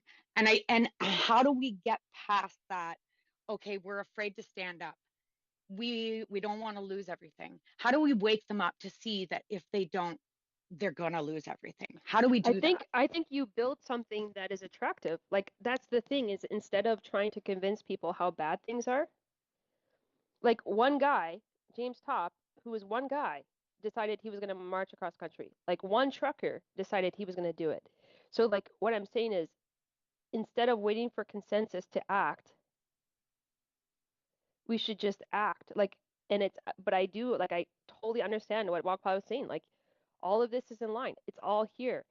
But, but like, what is the thing that, it's like, what sacrifices are we truly willing to make? And, you know, the sacrifices you make that you're not forced to make are actually, they dignify your freedom more than the sacrifices you're forced to make because you're part of a corrupt system. So when you yeah, I was just going to say what you're talking about is Solzhenitsyn, essentially Gulag Archipelago, right? If people just would read that book, and they said, you know, at first they came for, you know, the priests, and then second they came for that, and then eventually they came for us. Had we just grabbed our brooms and our rakes and gone out into the streets, it would have been over. But by that time we were screwed, right? And so the other thing you're talking about is stepping into your power, and then what prevents people from stepping into their power, right? It's what prevents people from stepping into their power is not stepping into their power itself per se.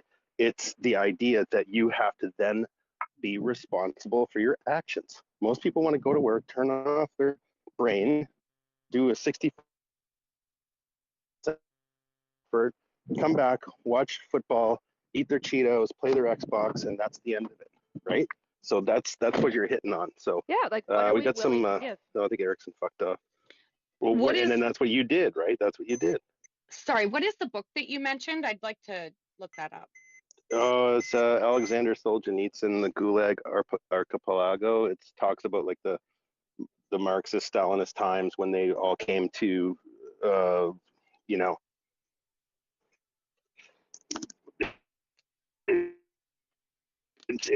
it's like had to seek asylum and come over here, but it was basically the starting of like the whole thing, and no one really knew what to do. You know, it's like, oh, we'll just sort of go along with it to get along, and then blah blah blah blah blah, and the next thing you know, it's a fucking, you know, I can't remember how many millions of people died, but tons. Right, But, and this we got is some why they hands up, started so. in Canada, right? Because Canadians typically, even though we are historically the ones that go in and end a war, they know that if we wake up, they're in trouble. So they're doing everything that they can to use that cognitive dissonance to keep us quiet and keep us complacent. Well, yeah, Well, when it comes to world powers and the bigger picture, here in Canada, you have representation of citizenship from all around the world, but yet we get along peacefully in this country. Now, if people were to realize that, well, why are we even fighting any wars out there, right? You know, you got the bigger picture, the bigger idea. We are a nation full of every other nation in this one nation. May it be a small number of population, but we are the second largest country in the world, and that says something. You know, we have a lot of power within it, and the bigger picture is, you know, if we could just unite, you know, that's the end game right there, right? But they don't want us to unite. Exactly. Okay, let's just go with Bill as a new speaker, and then we'll go Tracy right after that. Yeah, I just wanted to put in the nest there, or just add to the Spaces thread. Yeah, Preston Manning held a new news conference, I guess, just a few days ago. So I just watched it this morning, and he's trying to put together a national citizens inquiry.ca. And so, yeah, I think it's a worthwhile idea. I'm going to try to support it. I think I can trust Preston Manning. And yeah, do watch his YouTube video on the news conference. And, you know, amongst all the things else we are doing, I guess it's one more thing that would probably be good to do and try to give him a bit of encouragement. I mean, you know, maybe Preston Manning would be a guest on one of your spaces. I mean, if he wants to get some promotion. Anyway, he's an elderly statesman kind of guy, so I would trust him, and I think he'd do a good job with it. But I guess he needs some people like us to be actively enthusiastic about the topic. So I'll pass on the mic. Thanks a lot. He Leader needs of the new media. Reform Party of Canada. It's Yeah, Preston Manning. he needs the new media is what he needs behind him. He needs young guys that know how to run social media campaigns and shit like that. That's where you got to come in to help the boomers. So good point, Bill. I wanted to ask you something else because I know you're quite the internet monitor. Have you heard about this COP meeting over in Egypt? And there's some kind of shit flying around. There's a tweet up in the nest there that somebody put on, but it has no link. The link is 404. It's something to do with something they did to homeless people, or some kind of displacement, or some kind of thing that was caused by COP meeting in Egypt. Have you heard anything about that? I just saw it too, so it's a mystery to me what's all behind it. No, I don't know anymore. Thanks. Sorry. Yeah. The link is 404, so it's not there. I don't know what she's on about there. I've asked her in that tweet. If you go down below that tweet, I've said, well, what the fuck is this about? Because the link doesn't work. But anyways, we'll try to get to the bottom of that one if we can. Tracy, go ahead. Hi. Okay, so I completely agree with what's all being said.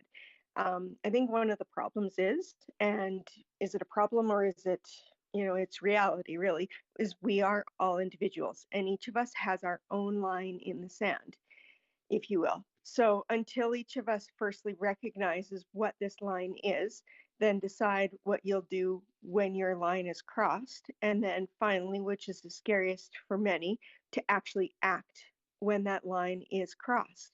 And unfortunately, because we are all individuals, each of these is going to be different. So for all of us to get on one same page is obviously a huge challenge. And is it reality? I don't know.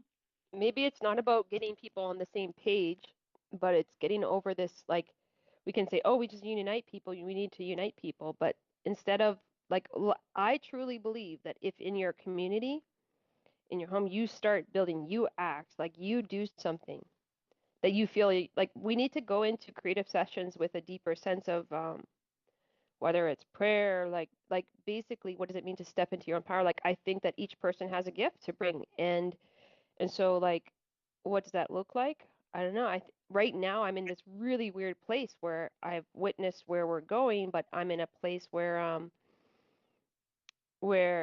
like the world is not aware, and it's like being in it's coming back. It's like coming back from a deployment. Like, it's like I see the threat, I see how bad it is, and now I'm like listening to moms talk about whether their kids got on the soccer team or not, and it's so I feel very antisocial, and that's why I'm on spaces, because I'm like, that's not reality, and nobody, like, and I'm not going to go on the street corners and yell what's going on in Canada, because it's just not effective. But so it's kind of like listening, where is the next kind of, like, where's the momentum? So there was a momentum that was beyond ourselves with the convoy. It was a momentum that was beyond us.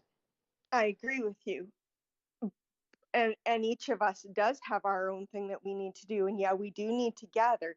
But what is that? Like, a year ago, my husband and I put our dream home that we built as our forever home 10 years ago on the market.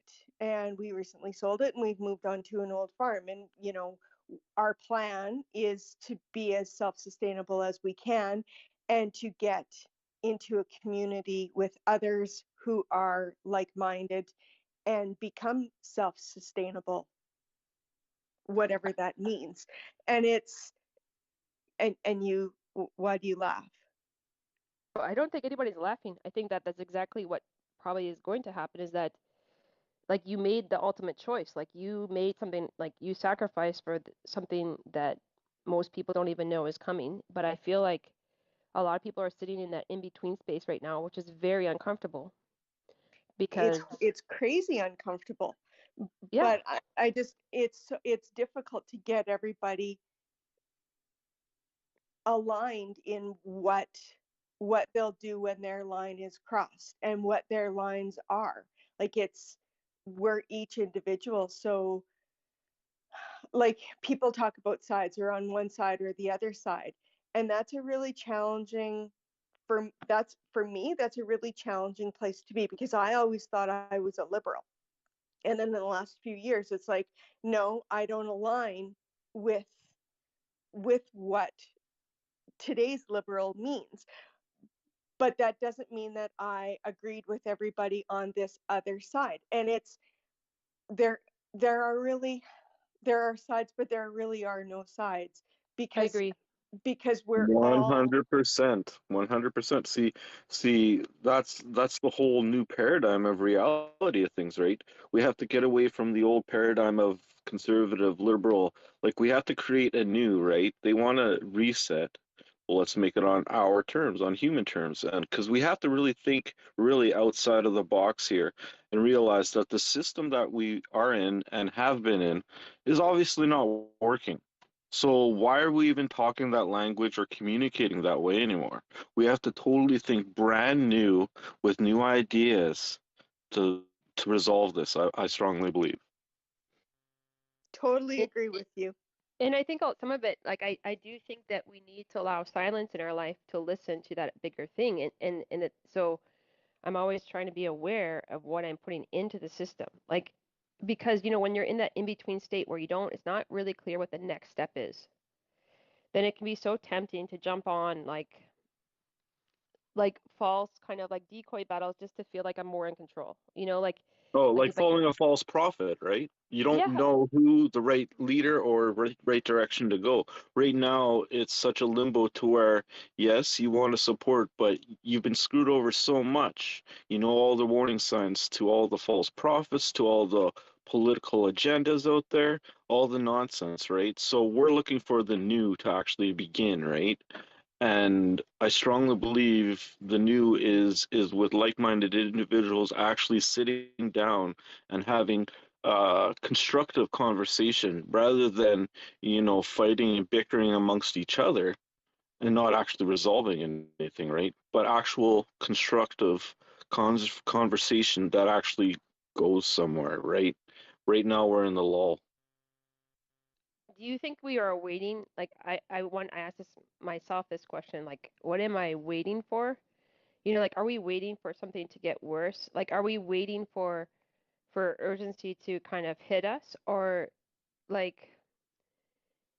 for me I'm trying to Well, see wait we're for the definitely smoke. waiting for the next shoe to drop, right? That way we could actually somewhat react to it. Right now, there's nothing really to react to, right?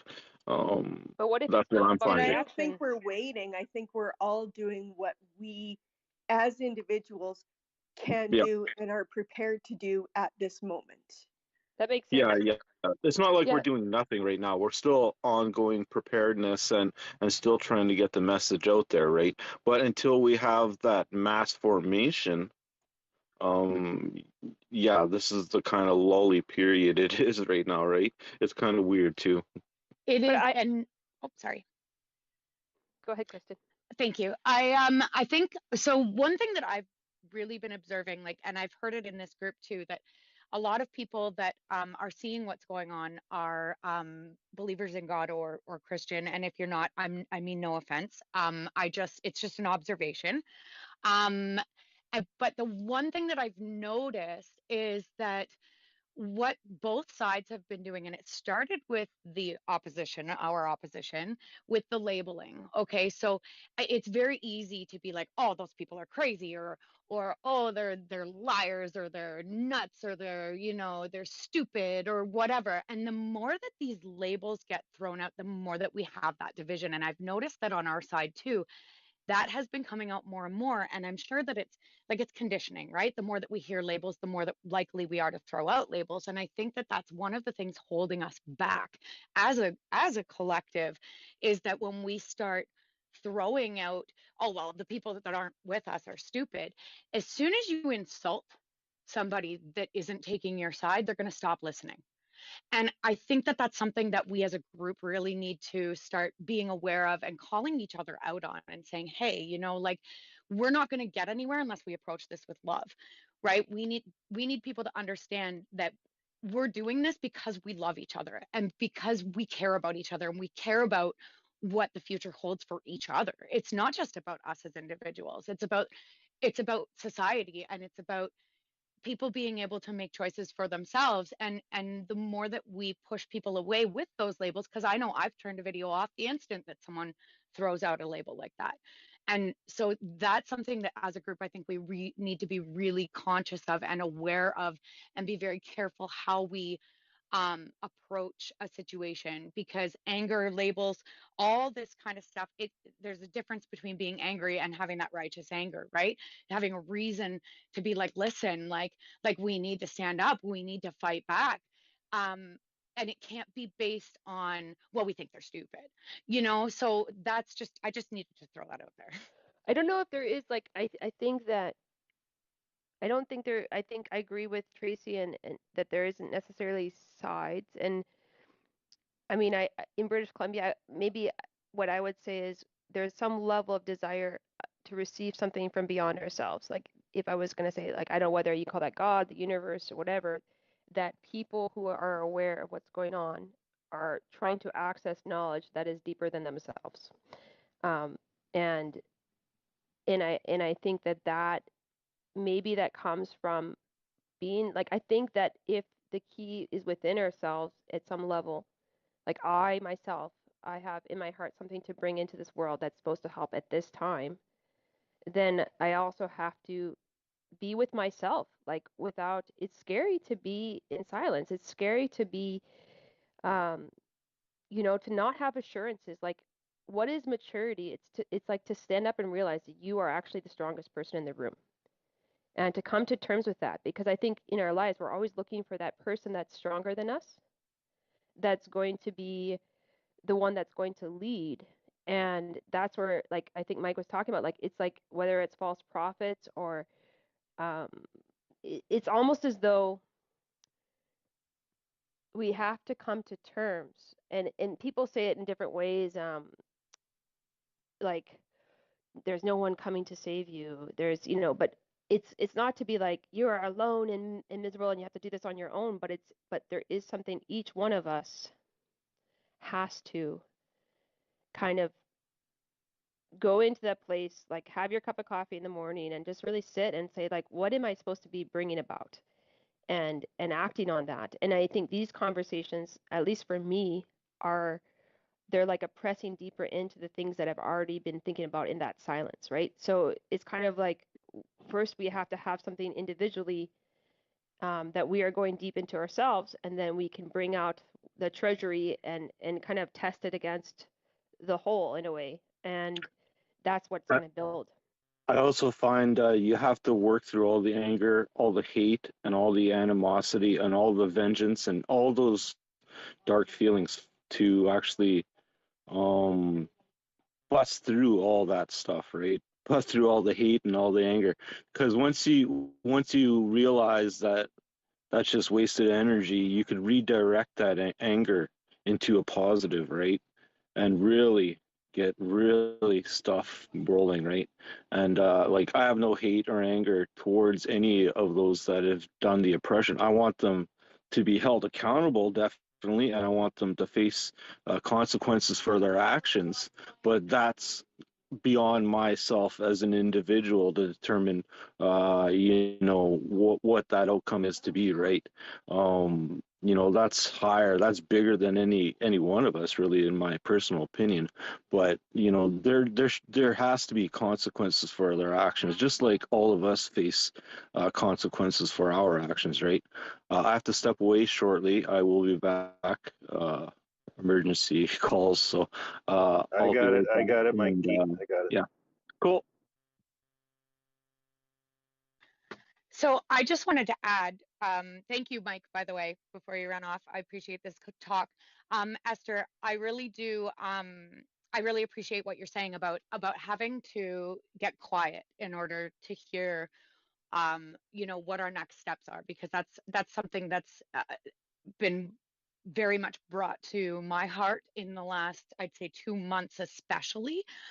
Is you have to slow down, you have to stop, you have to be still in order to move forward, because if you're not listening, you'll miss it, And the problem is that, like you said, so slow over time, they've made these changes to our society, to our, our workforce, to using feminism, to using racism, to using all these things that can divide us and keep us busy and keep us distracted from the real issue, and it keeps our minds going in a different track. And so when we can't stop and just watch and listen and observe and form an opinion and listen to God or the universe or whatever it is that you believe in, you can't move forward, because you can't see a path, you can't see where you need to go. And I think that that's really important, and I think there has to be a way that we can, create that space for people to be able to stop and just hear what's happening and hear what their next steps are. So I just wanted to commend you for saying that, because I 100% agree. I think it's Dagmar. Thank you, Kristen. As soon as I know what it's clearly asked of me next, I will be doing that. But for the meantime, I'm absorbing what I experienced the last 7 months, and I'm listening to some amazing Canadians, and trying to pay the bills and fix tires in the meantime.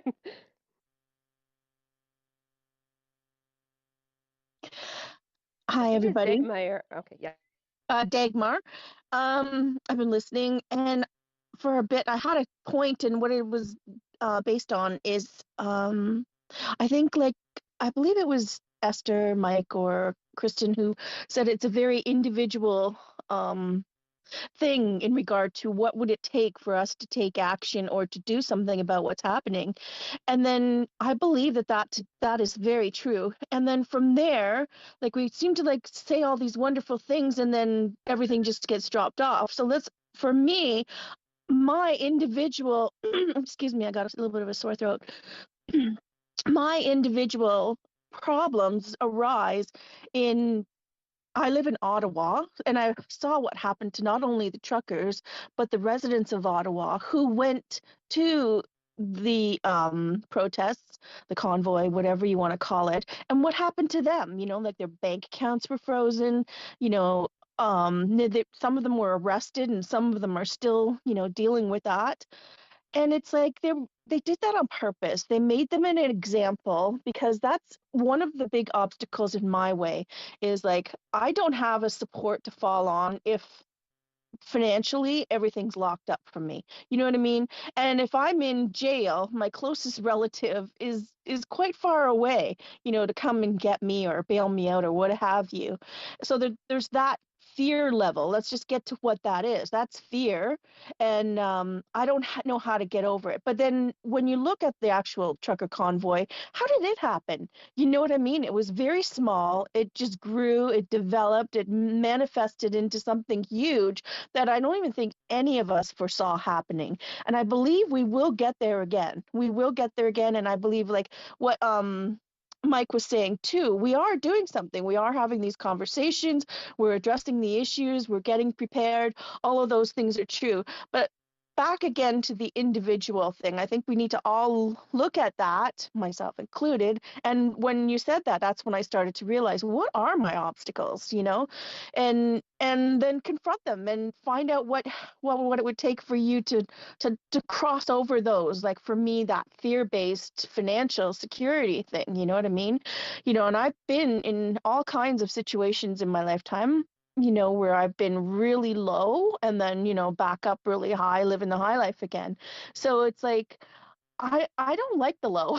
I don't think most of us do. But for me, the low always meant I now am surrounded by a certain type of people, the majority, I'm not saying all, who are, crime based, they're not into evolution, like a lot of things like that. And that I don't want to ever go back there for me. So I kind of put those two synonymously together. So how is it going to happen?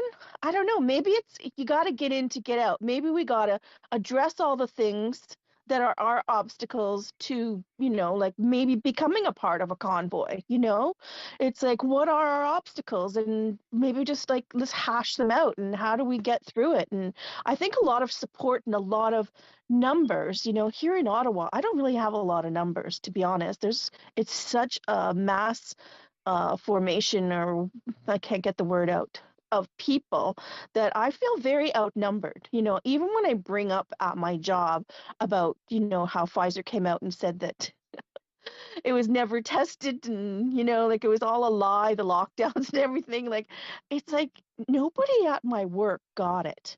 It's like I would say to them, they say to me that they took and they're going to continue taking the boosters because they have a 92-year-old grandmother at home and they don't want to kill her by not taking the But jab. And I was like, maybe that's not the conversation anymore, right? oh, Maybe that's gone. Maybe what's going on right now with inflation, or the oil price in New Brunswick jumping 68 cents per liter, where that's a very low income area where people will be making the decision, are we filling up on oil or are we eating? I mean, it's very true. you know what I Very mean? right. So your traction I'm item open. is going to change. So for you and the science that you understand on this, that, and the other thing, science is a very hard, you can find different studies that are going to prove different stuff, because science is actually a debate. It's not quote unquote the science, right? So, but what's much more tractionable, and this is why, people sort of get mad at Pierre, for focusing on inflation or whatever. But the reality is that that's a tangible item, right? Did your margarine cost go up, like Mikey was talking about? And first of all, you should never eat margarine. But second of all, did it go up, right? Yes, yeah. And And it these kind of things, like, affects every single one of us. Yeah, well, maybe that's what's gonna draw us all together to do something, well, not yeah, being but able to put food on the table. but You're we right. don't, You're absolutely but we right. don't need to be drawn together, though. Okay, so that's Mhm. another misnomer. Like this whole unite the right thing, politically perhaps, but what we have is we have a decentralized, individualistic movement where freedom is different for each of us. Our interpretation, our lines are this, are that, right? Can we come Absolutely. together and have crowd sourced discussions of what's actionable and what's not actionable, and et cetera, et cetera? Of course we can, right? But is it really the answer going to be, oh, we all need to be part of the union of, make up some other new fucking centralized thing, right? It's like, oh, we've got Stand for Thee and Democracy Fund and JCCF and, Veterans for Freedom and this and that and the other. Like, decentralized is where we want to be, because the centralized structure can only attack another centralized structure, right? So that's what Well happened, said. and that's what, Very well said. right? So then if we have this thing going on, and we yearn for the flag and the leader and the song and the colored bandana that we wear, and we're part of this tribe, we're MAGA, we're Trump, we're this, we're that. Red is our color, and this is our song, and la la la. That's old news. That's old news, because then you're creating something. So perhaps this idea that we need to unite or whatever, what we really need to do, if we're talking politics, that's a different thing, right? But do you guys see that the pertinence of the political system is slowly waning, because we can see what's happening with both CPC and Liberals, right? 100%. So the CPC voted for, including Pierre, voted for, the right for kids to trans themselves. Okay, and I'm not going to get into that debate whether, here and there, and maybe it's warranted here and there, but there's serious problems in that stuff. Oh, well, Harper was so good, and Harper was the guy that allowed the Chinese to come in and own mines and fly in their own workers and circumvent our worker laws and all this other nonsense, right? And they have the right for like extreme compensation if that's done for anything, including force majeure, which is like storms and riots and whatever. So what are we doing? Oh, well, the conservatives will fix it. If the conservatives lied before, right? I'm just going to run this out a little bit, but if the conservatives got elected on lies before, do we have time to go through that again? A. B, when is the election? 2025? I mean, we're hearing murmurs that they're getting spun up here to do an election right now. Who knows? But 2025, where is Canada going to be in 2025? These guys keep on pushing this agenda. The other question is, do we go along with the agenda and just guide it? Because at this point, it's questionable whether we are going to be able to stop it, but do we just guide it, right? And so, like, for example, with digital IDs, and I've gone through this multiple times, you're like, oh, digital IDs coming. Like, digital IDs already fucking here, okay? Every time that you validated an app by getting a text message, you're in digital ID land, okay? It's already happened, right? Web 2.0 was all trying to track your credit card here. Okay, this is associated with this email, blah, blah, blah.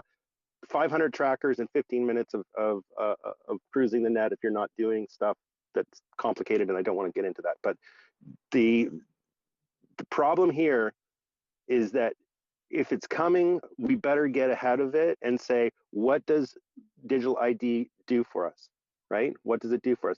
Well, for one thing, let's say verified shitholes. So let's say it comes to Twitter, right? Let's say that you have to verify to be on Twitter. What it's going to do is it's going to take out a lot of this bullshit out of the equation, and people are going to be like, you might be verified with Twitter, but you can still use an anonymous name, blah, blah, blah, blah, blah, right? So that's going to allow that. What could happen with that? All kinds of magnanimous things open up when you have digital ID, like, for example, digital voting, where instead of it being a vote for, you know, Bobby, who's going to go to Ottawa and represent us, where does that system come from, right? That system comes from the idea that we can't fit everybody in fucking Ottawa, A. B, the country is gigantic, and when the country was founded, you'd have to take a horse for fucking a month to get to Ottawa. This kind of stuff was why we needed proportional representation and why we have these representatives. If we have digital ID, it's like, okay, let's all vote on Bill C-11, right? And yes, there's the opportunity for obfuscation, but that's why we employ like Bitcoin-like technology, which is an open ledger that's encrypted. It doesn't really have to be encrypted, but an open ledger, right? Where you get your little number and you say, well, I can see, okay, Empower here or whoever, Mikey voted for PPC, da da da da. You can check it. Then you could check if, like, did Grandma Lewis, who's been dead for 50 years, did she vote? You know, what's going on here? People could go on the ledger and check their votes. But more importantly, we could vote on every fucking piece of legislation. We can still have the representatives up there, but they have a weighted vote, right? So those representatives get, like, let's say they represent, what is it in Canada? Something 238,000 people or something, or 138,000, I can't remember the metric.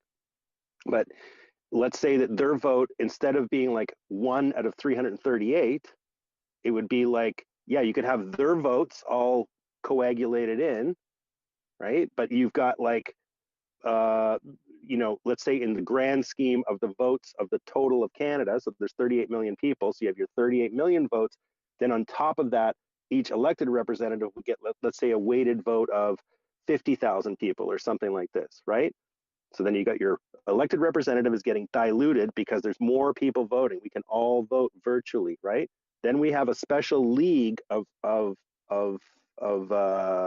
citizens that, let's say there's 5,000 of them, let's say 10,000 of them in the country, okay? So those people get a little stipend per month, let's say $500 per month, but they have to actually prove that they've read the legislation. So in other words, every page has to be read. So you have to sit there in front of a computer, you have to wait 30 seconds and then hit the next button, the next button, the next button. At the end of it, there's a slight comprehension, basic comprehension of the bill. And then after that, there's like a layman's sort of page of it. So if you don't pass sort of the, what is the gist of the bill sort of thing, then you don't get to go to the next stage. You don't get your $500 a month, all that other shit. Then after that little skill testing question, after reading all the legalese bullshit, and this perhaps should be reversed, but then you go into another summary thing in layman's terms, and then you have another comprehension test. At that point, you get to vote. And that Citizen League votes would be weighted the same as the MPs, let's say, for example, or slightly less. So maybe their votes only represented 2,500 Canadians. But in that way, you would dilute the power and you would decentralize it. And you could have a way of doing this where the citizens actually get to stand up. If we're all up in arms about this, and old Q-tip fucking grandma that doesn't have a fucking clue except for what CBC injects into her brain hole, A, she's probably gonna know how to run a fucking computer, but B, fuck them. They're not going to be motivated because they're not going to be as motivated as us that see the danger of these kind of things. So in that way, digital ID opens that up. But everyone's focusing on, oh, it could track you, could do this, could do that. So at some point, we're going to have to embrace, be like water. If they're going to push this shit, we're going to have to go along with it. So SDGs, all this other bullshit, all the reduce our carbon footprint stuff. We could do all of that with proper systems engineering. Just changing the way that our systems are run and how we build buildings and all these other things, we would experience a 20% downing in all of our footprint of stuff. But we have to revamp everything with a clean slate, wipe the slate clean, and then just reimagine it. And that's why the most important thing we can do, and I'll land it here, is we can assemble our own intelligentsia.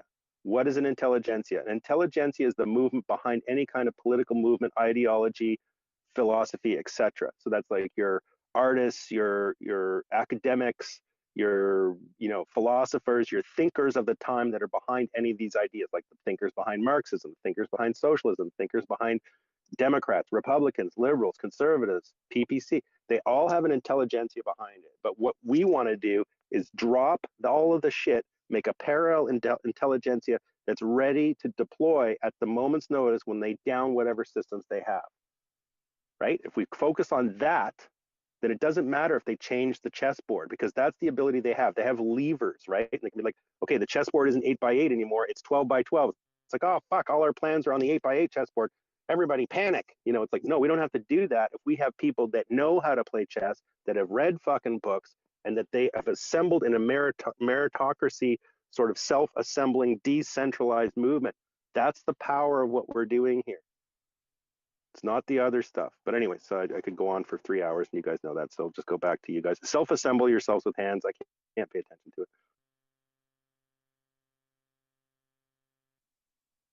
Morning, everyone. I think it's Dedi first.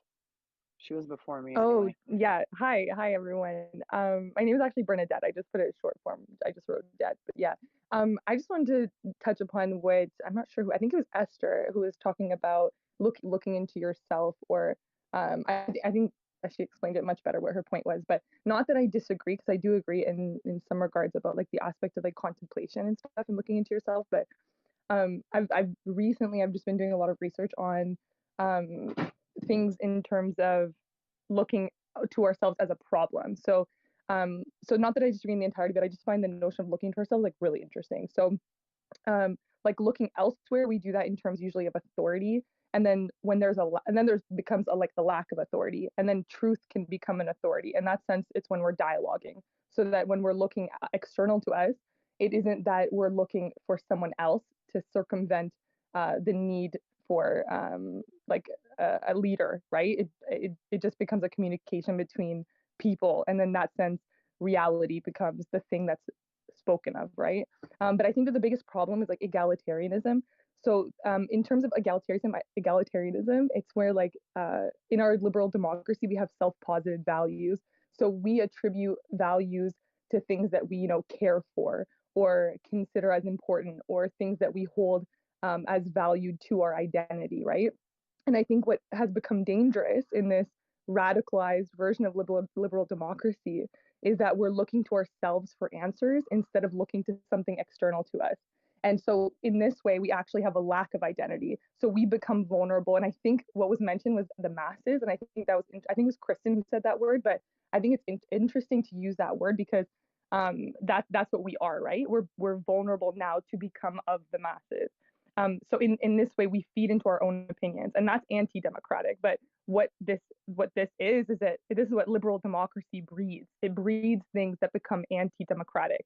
So this is like democracy in the face of globalization, which is very young, right? So democracy has never faced the challenges that it has now. We've never had millions and millions of people in small cities in the context of democracy, where people are all carrying varying ideologies and backgrounds and things that they quote unquote value, right?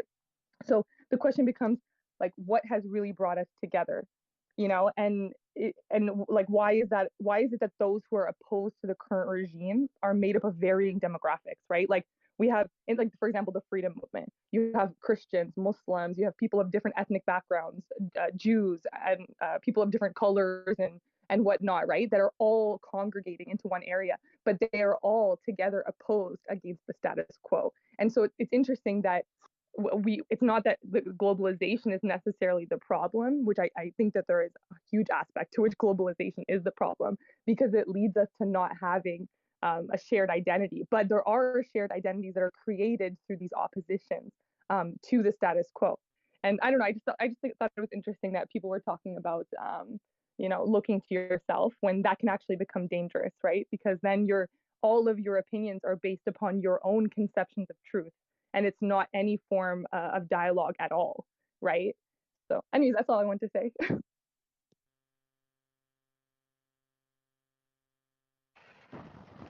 I want to say that, like, when I say looking to yourself, I'm biking because my tire's flat. But when I say looking to yourself, I don't mean myself. I mean that I'm connecting myself to truth, to something higher than myself. It's interesting what you're saying, because if you read de Tocqueville's Democracy in America, which is a kind of reflection on the great American experiment, so to speak, he said that he wasn't so much afraid of anarchists, you know, like, because there's two ways in which democracy can lead towards anarchy. But the big warning at the end of Democracy in America is that people will follow like blind sheep. Actually, So you know, you it's do funny, need. Esther, that's exactly what I was referring to. So it's funny that you mentioned that as well, because I started my research with Alan Bloom, and he talks about de Tocqueville. So that's really interesting. Sorry, I'm sorry to interject. I guess when we meet truth, or like when truth resonates with us, that's when we claim it for ourselves. So it's not so much about I myself is powerful, I have the answers. It's about finding that thing inside of me that resonates with truth, that's different than looking for a leader that resonates. So I'm looking for the principles that resonate with me, as opposed to, but in order to know, it's almost like getting your discernment skills way better than they were before, because before we had the ability to just go along, because the consequences of that weren't so clear to us. And so it's easier to identify it as party politics, and it's easier to make a choice in a crowd because you don't have to fully take responsibility for it.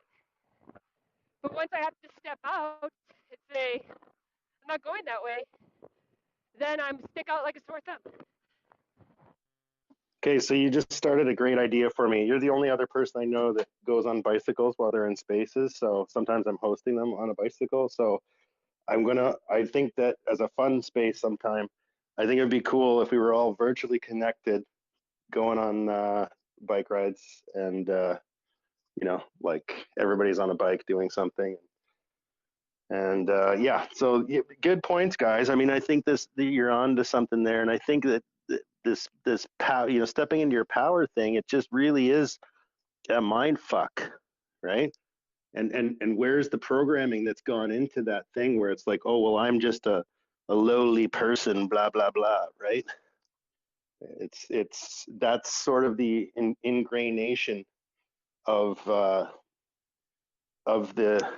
30 pupils sitting in front of the one master at the front of the class, and it's sort of, I don't want to say beaten into you, but mentally sort of beaten into you that the 30 people have to listen to the one person at the front, right? Really, it's an indoctrination towards where we're at, and that's why we're seeing like the empowerment of the worker. Like in a startup phase company, I'm not micromanaging anybody because I've carefully selected a small group of individuals that I want to work for me, and they have to be self-assembling.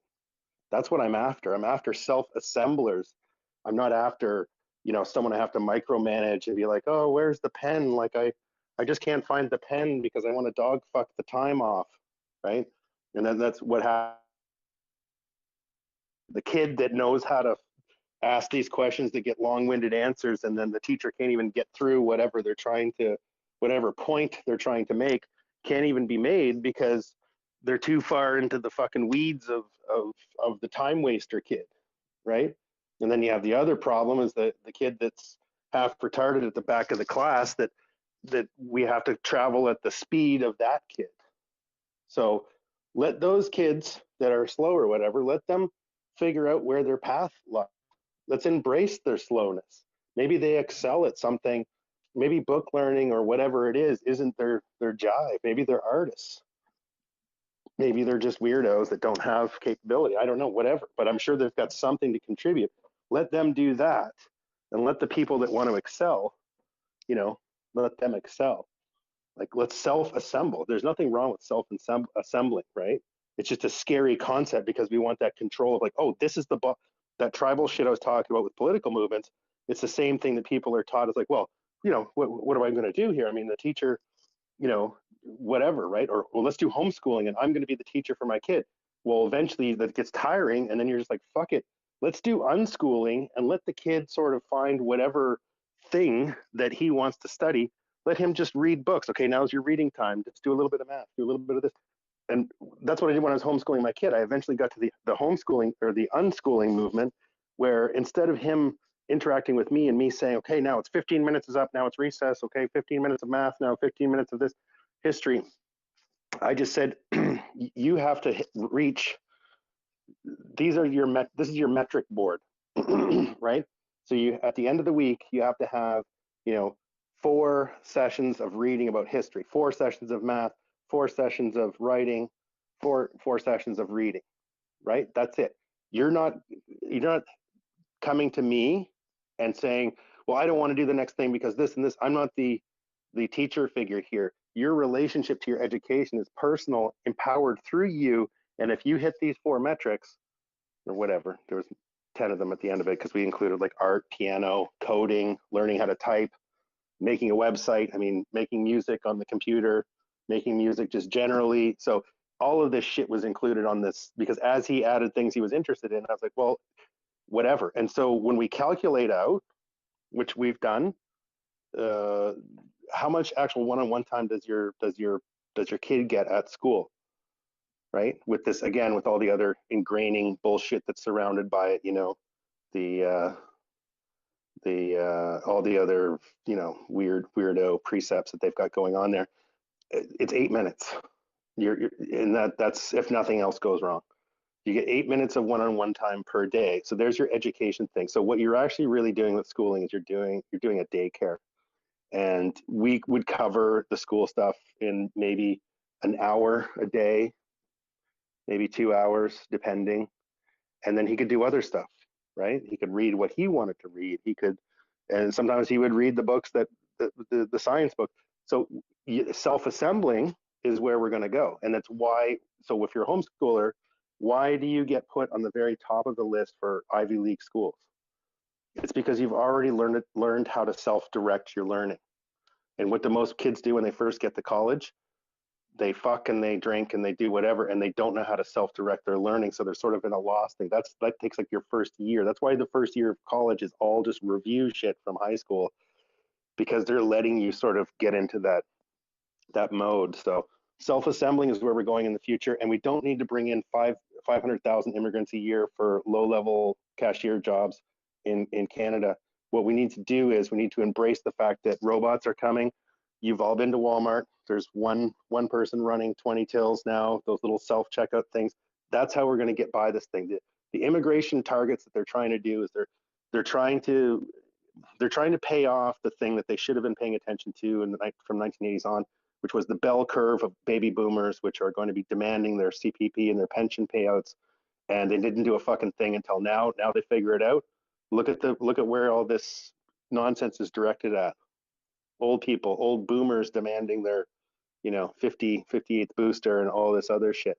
This is an all-out attack on those people. Same thing with the stock market. Value producers aren't going to be hit like this, like the people that are retired. They all have their money in the stock market. They're all fucking in on this shit. They don't know where else to put their money. Well, the market will go up. Look at the fucking overall trend. It's shitting the bed, right? Well, meanwhile, prices are going up. This is an attack on old people, right? Non-productive old people. So here we are. There you go.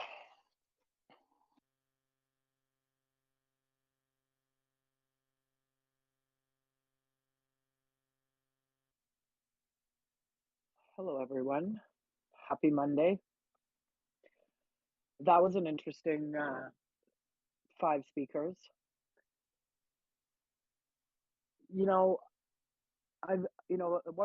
Why I took a mic was when whoever mentioned silence and laying low and sitting still, because you can hear I've been sick for 5 days, and today I thought I'd be a lot better, but I'm still not great.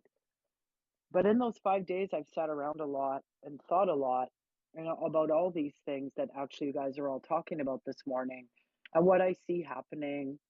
And my one question I'd pose is, I would say it's not happening to us. I'd say it's happening for us. And I think if, you talk a lot about sort of spirituality or religion or that higher thing or the universe, but the more I pondered it around, the way I would generally speak to it is intelligence. Okay. Everything around us is governed by intelligence. Our body, the plants, the sun, the moon, all the planets, all the air, all the wind, all the water. It's all us. Everything is driven by intelligence. So as I move towards, we see this big shift coming in on the earth, really. We're sort of being called to step outside. You guys talked about labels. So come away from the labels, because all the labels are done by man. Man's created all the labels. Man's determined what everything is. They said yellow's yellow, so it's yellow. So now to transcend that, if you think about everything in our world, including yourself and how your body functions on a daily basis, is all driven by intelligence. Then when you start to understand what is that power that you're looking for, you start to realize that you're just tapping into the overall intelligence of whatever universe we're living in. So if you think of it in that term, and you look at the question I asked, is it happening to us or is it happening for us? And if you really can step outside of everything that's happening, you do see that it is duly rooted in human evolution and expansion. Because one of the girls made a comment about the shift in democracy, or maybe it was Mike who said it, how we're standing in a place now where this democratic structure isn't really necessary. And through and prior to COVID hitting, there was a lot of discontent on this planet at every level, all over the place, in every country. And there was disdain for every single thing we're now seeing, whether it's wellness, whether it's the school system, the government, because the government in its entirety is destroying our way of life. So if you look at it from a perspective where I stand and what I know about our experience, you clearly see that what's happening is we're getting everything we asked for. We're getting the truth shown. We're getting the misnomers broken down. Medical system, institution, all of it. It's all coming down, because where you need to stand is, okay, now that I see all this, what do I actually believe is real? And what do I actually believe is purposeful? Because we talked about 2 things in this conversation. And one of the biggest things is the greater good. Now, we all know what that means, right? It means that each being on this planet have the freedom to have the experience and the necessities that a human being needs to sustain itself. But we've created a complete imbalance on this planet because we have so much money and wealth and sort of overconsumption, which has contributed to a mass amount of the debt we have as citizens, to others that have nothing. So when we stand and we look at, is it about sides? No, I agree with Mike or Wog or whoever said it. It's not about sides anymore. Now it's about the greater good. Now it's about in Canada, we understand that you can live in a society that is multicultural, so diverse you can't even explain it, in synergy. Because the only problem we really have is the government. What they've done now and what they've done to the First Nations people for how many decades? More than that, centuries. So is it about sides? No. But it always comes down to personal responsibility. So in our own life, if it's a shit show, yes, some people will blame the world, the universe, and every other thing. But the smart ones know, okay, I got to do something different here because this isn't working for me. So we subcontracted our government out, and that's a real big responsibility we all have to look at. How do you take it back? How do you take it back in decentralization? How do you take it back? So whether this system stands and we create it, or whether it falls and we create something new, we still have to have a system. We still have to have a structure. Can it ever be rooted in humanity? Will people understand integrity? Will we come out of this corrupt structure in the mindset and the power and ego of man? So if you look at intelligence, there's a lot of talk about good and bad or evil and God or whatever. But really, what is it? It's two forces, positive and negative. So the more we feed the dark energy or the negative energy, we have to understand we're empowering that energy because that's what you're living from. If you can move yourself out and go, oh yeah, I see it now. The healthcare system would never ever shift that paradigm on this planet unless there was something massive, catastrophic to take it down. And if you saw what happened with Daniel Smith in that interview where they came out and said Paul Alexander was offered $1 million and he refused it, the shit's going to get real. It's all going to show itself. It's coming. So do we have to be bothered with their circus? I would say we need to be bothered with our own circus, which is spending our time as this unified group in a process where we can start doing things, meaning write a letter for C11, get somebody to cut the clip out of the inquiry where they caught them contriving that narrative. What could we do to go to the people in power? I got a thumbs down, then she'll tell me why. But Nadine's running unified grassroots. I don't know the right name of it. Sorry, Nadine or whoever is in here that might. But Yeah, there's it's lots of unified. things It's happening. unified. And what I really see is, like Wog said, it's the lack of commitment to taking control of the government. And I don't mean take control of it, contribute to it. It's the citizens that need to push the politicians. The politicians have no weight. So nobody says anything, they do whatever they want. And now we're all acting surprised. So I don't know. I think that there's lots of there's APP, there's Nadine and Richard's thing. There's all kinds of different things that how do we not come together and make decisions as citizens to make sure that the governments are doing things for us? When are we going to change to that path that we have these rooms and we say, okay, how are we going to do this? Because let's face it, system stays up, system comes down, we have to rebuild. And my vision shows me that Canada will be the leaders in showing the world how to truly live in real sovereignty with real effective government. So those are my questions that I kind of wonder about.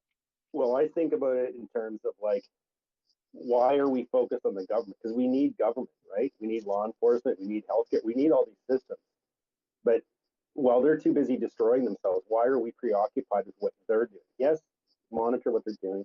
Yes, think about how you can combat that or think about which ways it can go in a different way. But why not just be empowering as individuals, empowered in your community, empowered online in these communities, and just keep on going? And like once the thing shits its bed and you know, when we look at like Dinah's community, I mean, they have healthcare workers, they have a whole communications realm, they have, you know, gardening groups and everything, because their group got too fucking gigantic. They were like, what's up with this bullshit? And then they had to splinter off in different groups. But imagine if the greatest thinkers or the greatest knowledge bearers in those fields were the ones that were auto illuminated. And then of course someone came into the room and was like, yeah, you guys are all just men. It's all just a big men party. And she's actually like, no, the chick that's running this thing it's a girl, right? Or a woman or whatever. Like, so there's all these like sort of attack vectors, like, well, you guys are just doing this. It's like, well, you know, fuck you, do your own thing, retard. And so with this stuff, it's not going to require like reinventing the wheel, right? It's not going to require reinventing the wheel. What it's going to require us being self-assembled, empowered individuals stepping into our power, but then also stepping into our responsibility and saying, who do I know in my local community? Who do I know in my province?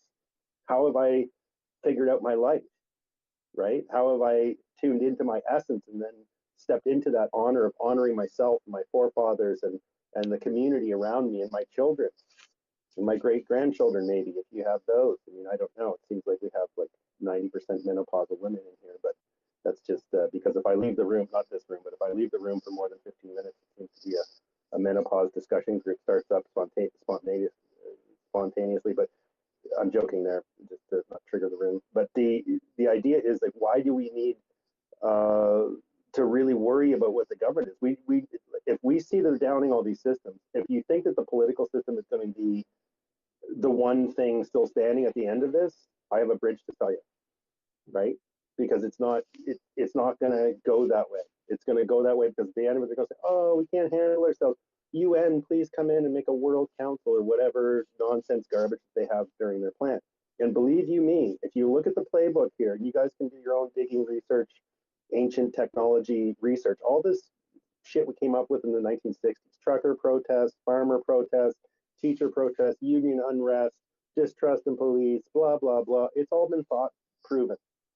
They know the playbook. They know how the human psyche is going to respond to this shit. And it's going to be clear that I do think that, and this is highly controversial, but I don't think we're playing reactive chess anymore. I've come to the conclusion that we are actually in the 3D chess movement.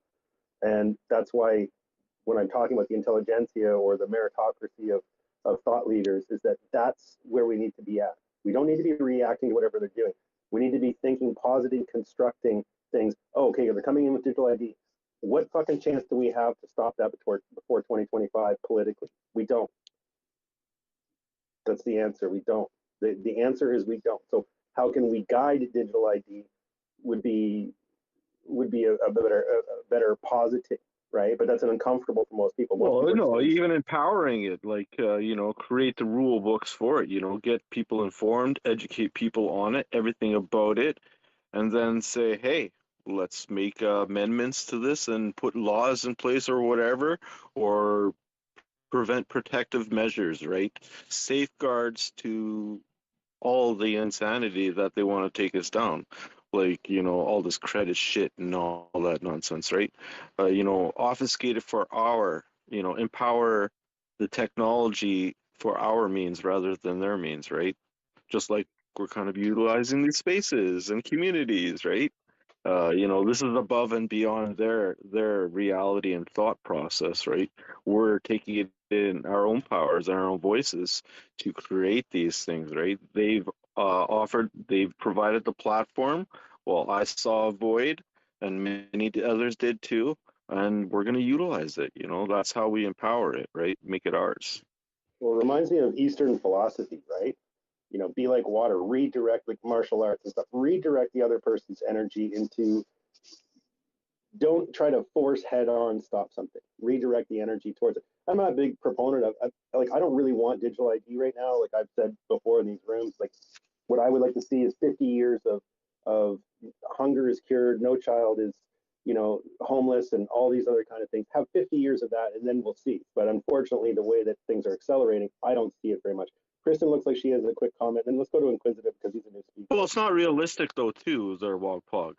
Like today, in this reality, not everyone has a damn toilet to sit on to go to the washroom. Like it's impossible to blanket the whole planet in this system, right? It's just like impossible. Not everyone's, unless they go around with a whole bunch of micro nanobot bugs and start injecting everyone without everyone knowing. Like it's really a sci-fi fiction factor right now at this point in time because they don't have the infrastructure, let alone the coordination to get it done, right? But Well, even they're on the centralized. That's their weakness. well, even Mike on the reserves, half of them don't have drinking water in Canada. There's gross, disgusting poverty right here, right? Well, that's why 100 Yeah, million absolutely. to the 100 million to the WEF for the digital ID project is sort of a kick in the pants, you know, to the natives. I mean, and we've dug around. Just as an aside here, I have dug around because some of my project management skills. I have sort of sniffed around the edges of this. You can't get any of that money that they say is available for the reserve. They're just trying to figure out a way where they can get that money backwardsly backsheeshed back into them. And then on a further aside, most of the plumbing was done by, well, I won't say most of it, but there were some racists involved in the structural integrity of building those systems. And we've heard reports from reserves where there's like 2x4s jammed in the sewer holes, and they plugged everything up so that as soon as they lit up the system, that it was basically, you know, they plumbed the water system into the sewer and then back out of it, and like all kinds of real nasty shit that happened back in the 60s and 70s. So that's the big reason that there's systemic sort of stuff going on there. But I think everybody wants to like solve this thing, and we've looked into it. There's no way to access that money. The money that they put forth towards doing this, it's impossible. Like they're trying to figure out a way, of some way they can pay somebody of theirs to do it, and then they get, you know, 60% of the money back to themselves in some kind of secret Swiss bank account or something. But anyways, let's get Inquisitive going because he's a new speaker, and then we'll go back to the hands or whatever's going on. Well, and I'll throw this in before he talks. Hey, Inquisitive, 40 million to CBC again, just last week. Hey guys, thanks, Wog. I appreciate it, and I'll be quick for you other guys in here. I just wanted to say that humans grow in a very sort of organic way. It's like watching crystals on a piece of glass when they start to freeze, right? They have a particular way that they grow. It's not for no reason, right? We grow this way for a reason. We create these structures for a reason, and those reasons are because of our environment. It provides both threats and opportunities for us to advance ourselves.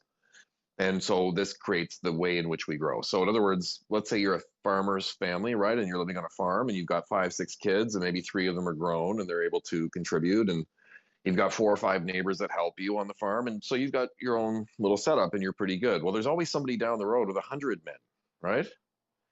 And so therein lies the problem. There's always a drought that's going to come, and therein lies the problem. There's always a food shortage that's going to come. So there are natural threats that exist, and as a result, we grow in a very organic way. And you're going to notice that these people don't corrupt unnecessary systems, right? They're corrupting systems that you must participate in for a reason. It's because that's the leverage over you. So then, in other words, there's a fundamental problem with turning away from these particular issues, right? What we need to do is flood that system. And Wog, I love what you're talking about with technology. People view it as a fundamentally inherently flawed thing. Well, no, we can use that to actually solve some of these issues that we face, like the fact that 50% of us don't even participate in our political system. Makes us much easier to corrupt and much easier to control. So that's a solution that maybe technology can provide, right? So I agree with you that we should dive into technology.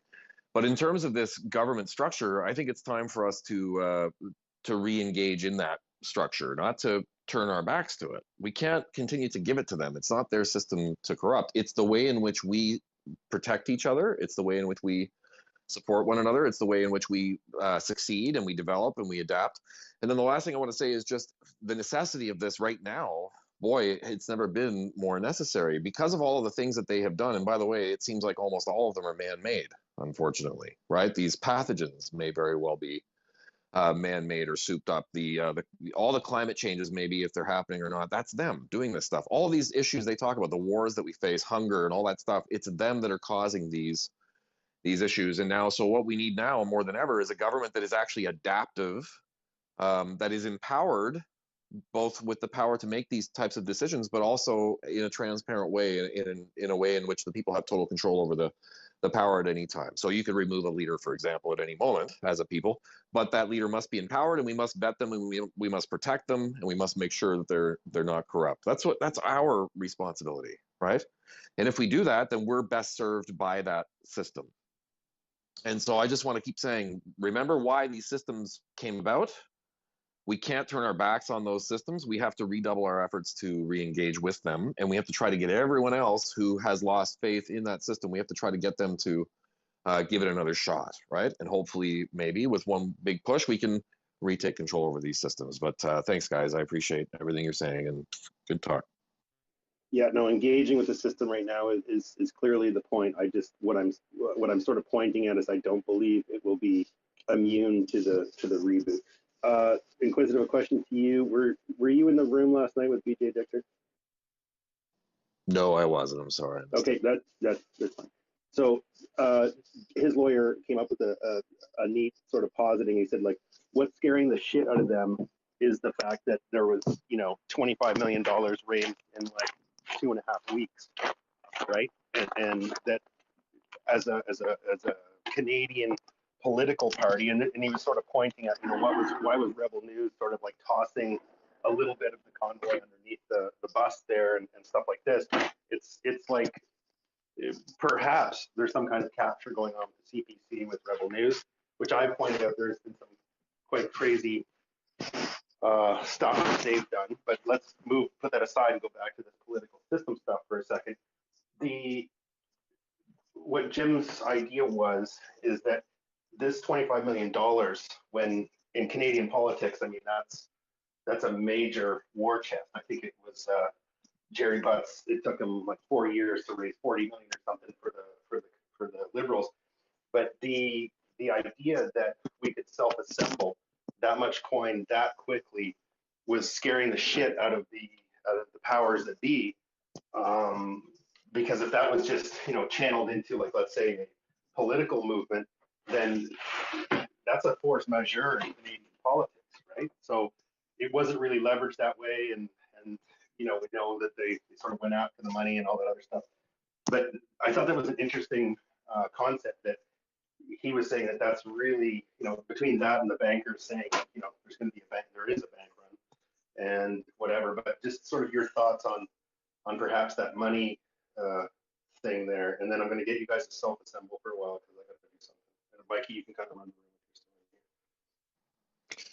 here. As always, it's a very dynamic thing, man. So there's people that are obviously out for their own personal interests, right? But that's not going to distract me from the overall goal here. And having been someone who funded some of these people, I have no regrets whatsoever. I was watching the risks that these guys were taking. I watched the impact that they had on the world, and I'm sure that this whole money issue will sort itself out. And I think those who are named in these particular funding channels will ultimately get what they deserve. Ultimately, this will all shake out. But again, I just keep questioning about for us, right? What's best for us as a people, not for necessarily even just the truckers. That's what I think about. Sorry, go ahead. So here's the thing that I'm, I've been thinking this for a long time, and I'm glad that I waited because I've heard a lot of good feedback that is kind of supporting where I'm coming at from here. Part of the problem is that everything that we've done up until this point, from the trucker convoy to the protests at legislature, all these things that we've done, they've been able to predict, right? So we've been, as much as we needed to do it, it needed to be done. There has to be a way that, we can find the people who have sacrificed, right? Because there are a lot of people that are standing up for this cause, and a lot that are pretending to stand up for this cause, that have not kind of given anything up to do it. They're not willing to make that sacrifice. That they're not yet invested, if they're going to be at all. And so there needs to be some way that we can gather the people who have sacrificed. Just as an example, like when I ran for councillor in this last one, I gave up all my work. I was putting 90 hours a week into my campaign. I literally went 3 months behind on my bills because it was important to me that we try to infiltrate, right? Because if we can get in through the inside, we have an opportunity to possibly make some changes from within. Now, we've seen that they're going to do everything that they can in their power to stop the infiltration into the existing system. So we've tried that. There's been, New Blue, PPC, all of these municipal candidates that tried to stand up and get in, that they've changed these laws. You remember those Reopening Ontario acts? I'm going to tell you guys right now, in each and every one of them, they snuck something in to change the election acts, be it the Municipal Election Act, the Ontario Election Act, or the Federal Election Act. They snuck things into those reopening acts to change the laws surrounding Dominion machines, electronic voting, whatever you want to call it, right? They changed those so that they took away the transparency from the elections. Anyone who wants that information, please reach out to me. By the way, Wogpog Mike, if either of you is able to contact me separately, even on another platform, I've got the same name. I did want to go into a little bit more detail, maybe privately, just because it's a big forum here. But we really need to find a way to organize privately and in person so that our next plan of action is a surprise to them, that they can't stop it from coming out. Because at this point, with them being able to predict what we're doing, with how slowly things have kind of, even the trucker convoy, it started with how many trucks, like 4 or 5 trucks, right? And then everybody started joining in. So they saw it coming and they were able to prepare and create a narrative around it to basically discredit what was happening. So really, I think we're going to have to, I don't want to say this on here because I feel like I'm going to get attacked, but we almost need to find a way to overthrow the existing system, because it doesn't work when you have a leader, that leader, it should be a speaker. It shouldn't be a leader. There should be underneath a speaker, this small group of people, 12 or 20 or whatever people that are leading. Because greed, when you get one person at the top of something, heck, even a dozen people at the top of something, we're seeing it happen right now, that greed takes over. And this imaginary money that we have, because really, let's be realistic, if it wasn't imaginary, they couldn't make it digital, right? So this imaginary money that we have, that they've created this illusion that we need it to survive. We don't need it to survive. We need our farmland that they're currently buying up and restricting us from being able to use and building homes on, so that it's not even there anymore, so that they can control the food. Because you control the food, you control the masses, right? We're all fighting amongst ourselves. And like you said, it's not that we all need to be on the same page, but we all need to start waking up and seeing that what Joe needs is the same thing as what Mary needs, and it's food and shelter and clothing, and that we can survive with trade. Oh, ultimately, you hit the nail on the head. It's the money, right? It's the monetary system. It's the illusion.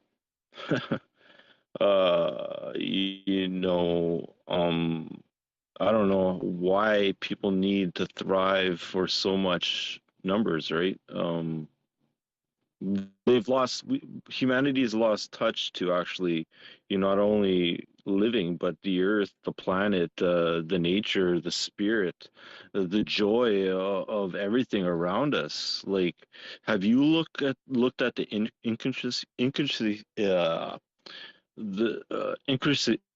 know the word I'm trying to say. I just can't spit it out right now. Of a flower. If you look at it, at the design of a flower, like really look at it. Like everything around you is such amazing awesomeness and creation.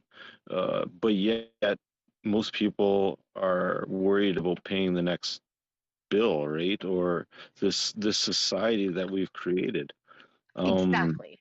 I don't know And how the we're going to snap out of it, because there's so much of those numbers out there right now and so much of a mess that it's going to be a longer, hard road before people get out of that situation, because I don't need a lot of wealth. I'm like freaking whatever. That's just me personally, but people have to find it for themselves what they're really living for, I guess. Yeah, I totally agree. And like you said, you know, the intricacies of that, I figured I'd throw that word out for you so that you could get it. The, a tree, a tree doesn't think about what it's doing. It just is, you know, and the more complicated that we make things, I guess I mean by humanity, um, the more we can keep minds occupied, the more we can distract, the more we can pull people away from what's really important. And I think that it, that a Oh, we're losing you there. looked at what they've sacrificed. We've looked at what they've given up for this fight, because that is ultimately going to tell us whether they're in it because it's important to them, or whether they're in it because, you know, maybe it's important to them, but they're not willing to give anything up to fight for it. Whether they're in it because they just want to see what's going on and they want to report back, right? Those people that have made those sacrifices are in it because they know they know that it's do or die. It's do or die at this point, and we need to organize, and we need to come up with a viable solution, because right now, without that element of surprise, we're not going to get anywhere. And the trick is knowing without knowing what the outcome is, right? And you know, I've come across instances personally throughout my life, and I've done things and I've acted out in certain ways without not even knowing why. But later on down the road, it's come into play to be a very significant cause or reason. For example, pretty crazy, wild story I'll tell you here, but I was about 6 years old, and yeah, my father was away for the weekend.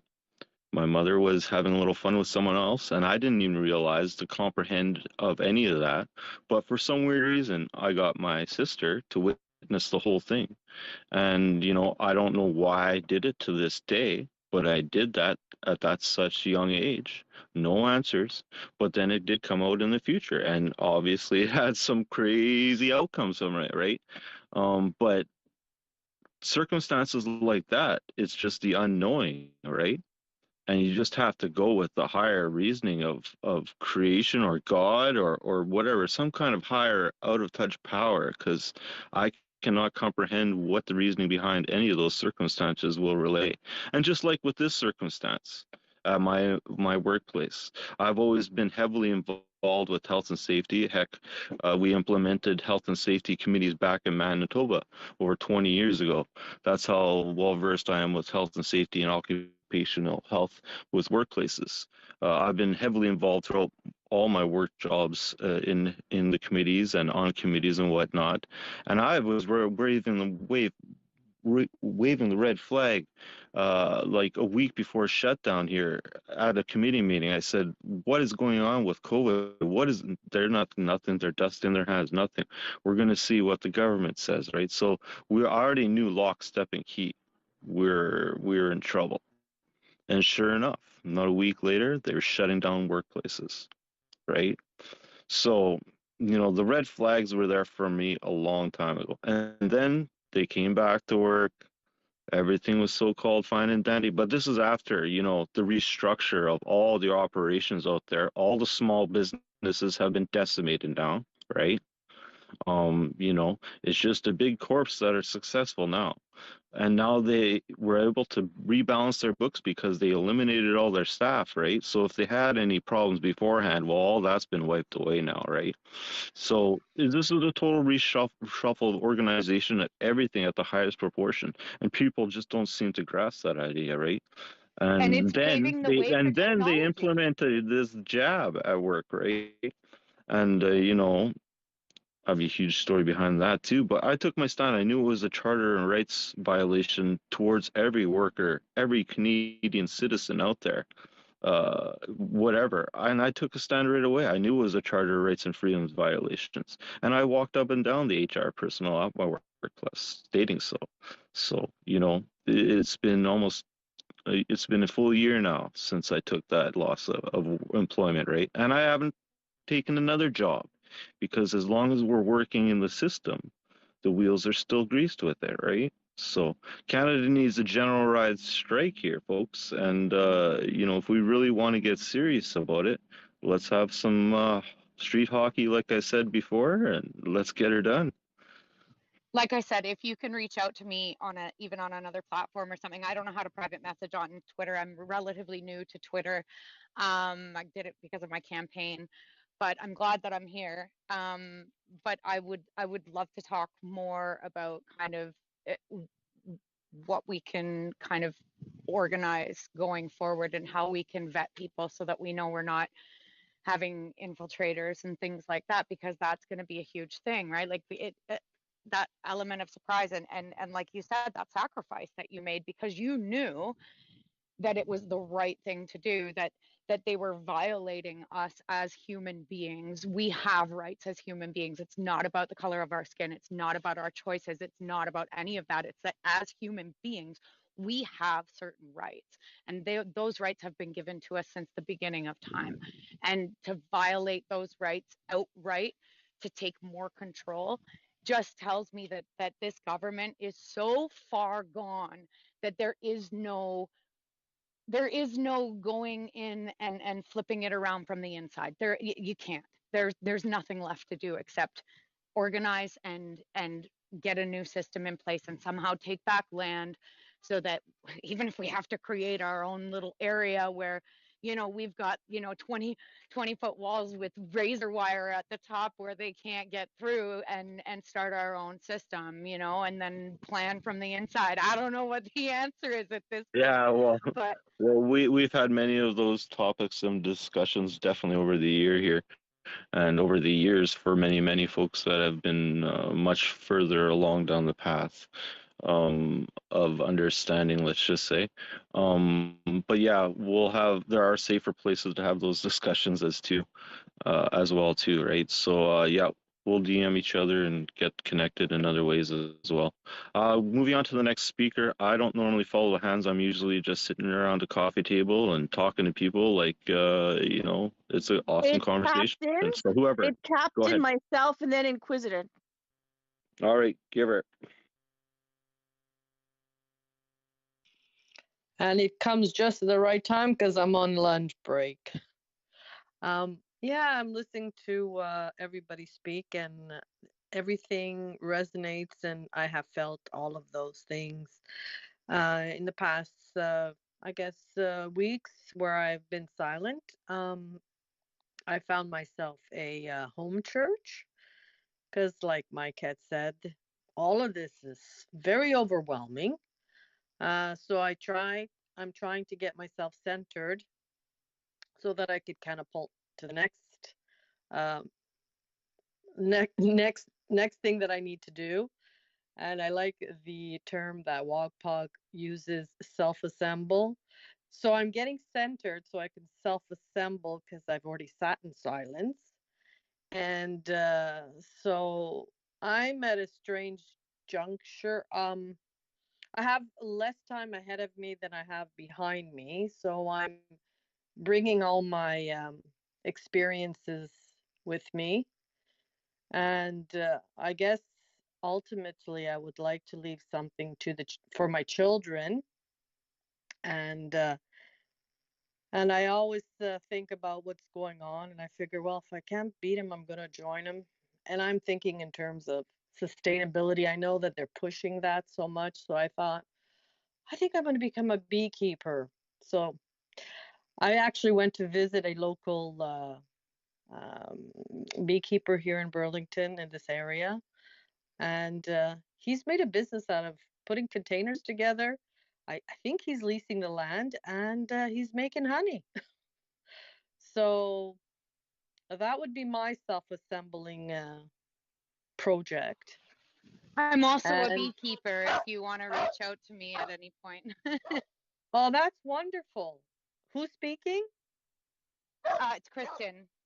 Yes, you're amazing. I've been listening to you, and you're so well rounded and grounded, I would say. Well, thank you. And yes, I have you have inspired me. And I guess I think one of the problems that I'm noticing is that dealing with people, I've come to the realization we are dealing with a lot of broken people, and I'm gonna even go so far as mentally ill. They're medicated, and they're a whole new like that takes another strategy. Like I don't even think that they can even comprehend what's going on because they can't even be centered, and they're lost. It breaks my heart to see that, but there's not much I can do except maybe at times listen, and they can I offload. think it's Captain. You got a good idea. It's almost like we need like a wellness center. You know, Yes. a cleansing station to one, detoxify from all the poisons, and two, to get our heads on straight, right? Through all this insanity, really. I hate to interrupt, but what you guys are saying, before I forget, one thing that I've done over the last over a decade is a lot of food research when I found out I had intolerances. And one thing that I have learned through my travels is that the foods that we eat actually are causing mental illness. And so if you notice, the more that our processed foods increase, and it's exponential at this point, people don't even know how to cook anymore. The more that that increases, the more that mental health decreases. So I just needed to throw that in there. I'm sorry. Well, even I'm kind of referencing also the actual medications and prescription drugs that were prescribed to people. Why don't I just go here too? No, Let's take myself yeah, off. yeah, knowing being subjected to that, it changes your chemical functions in your body, right? And even your thought processes. So something that has to be also looked into. Sorry if I interrupted. No, but just to be more specific, um, I'm just gonna say that my very good friend, she's on antidepressant, and I would have never known because she just strikes me as a very optimistic, positive person. So I can't really say who is needing to be propped and who isn't, but just to say, I guess when I look at myself, I take zero medication, and I'm turning 59 next week. So I think that adds another layer of dealing with people, and a wellness kind of overall detoxing is a good idea in every sense. Um, Obviously, those people that I care about, I I put a lot of effort into being there and being a support system. And that is just something I've noticed. And everything we're talking about, they just require a different kind of communication. And I adapt. I am a chameleon. I went into work just to say this is interesting in the sense that I'm a remote worker. I'm just gonna put it out there. I don't see myself doing it forever, but I would ideally like to um, develop a business that will remove us from the centralized um, you know, governmental control. But at the same time, I understand that, they're a powerful force, and I know that they're going to be giving all kinds of credits and promoting sustainable business. So I'm just going to call myself a sustainable business, but at the same time, uh, help the community and help people that I love, basically. And I went to work, and I was surprised. I hadn't seen my colleagues, some of them for 2 years. Um, just to say that I can listen to everybody, and I go, it was funny because I'm very close to the IT department, and one guy, I was surprised he didn't get vaccinated, and I said, they didn't give you a hard time? And then he informed me that because we're an American company, but because we're in Canada, they couldn't enforce it the same way. I said, really? And then he has like two friends in the same department. And the other one tells me, well, he got the booster. And I said, well, why did you do that? He says, oh, because my wife organized it and I just went along. So it's just to tell you that two people working together get along well and they took a different path completely. I don't fault anybody. I just listened, but I did tell um, the person who took the booster. I said, you just did it for that reason. I said, do you really know? Did you know that it's not actually a vaccine? It's a gene therapy. So I kind of illuminated him. I don't think he's going to have more, but it's just to say we are dealing with people on so many different levels. And my goal is to become self-sustainable in all sense of the word. And I don't even watch the news because it's just too much negativity. So I decided I'm just going to go to church because it keeps me quiet and I listen to great speakers. And that's my current state of affairs. So I'm going to drop down back to listening. But I am open to starting some kind of project with other people who have the funds and the means of doing it, because I see my stocks going down. I'm like, I want to help my kids. I think the best way to do that is to develop something where they'll just stop looking for another job and I'll say, here, this is your job, run this. Because my daughter's here, she's in a situation where she hasn't been happy with the jobs that she's had, which is no surprise to me.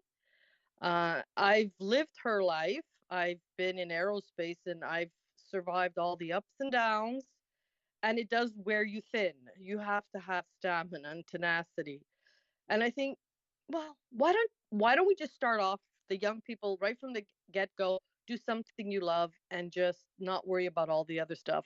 And I have the means of doing that, but they're just not ready to accept the gift that I have. So I'm just stalling and trying to build the foundation so I could launch to the next thing. And that's my self-assembling exercise. And I'm going to see if anybody has anything to add to that. Well, I don't really have anything to add to that. I appreciate everything that you've said.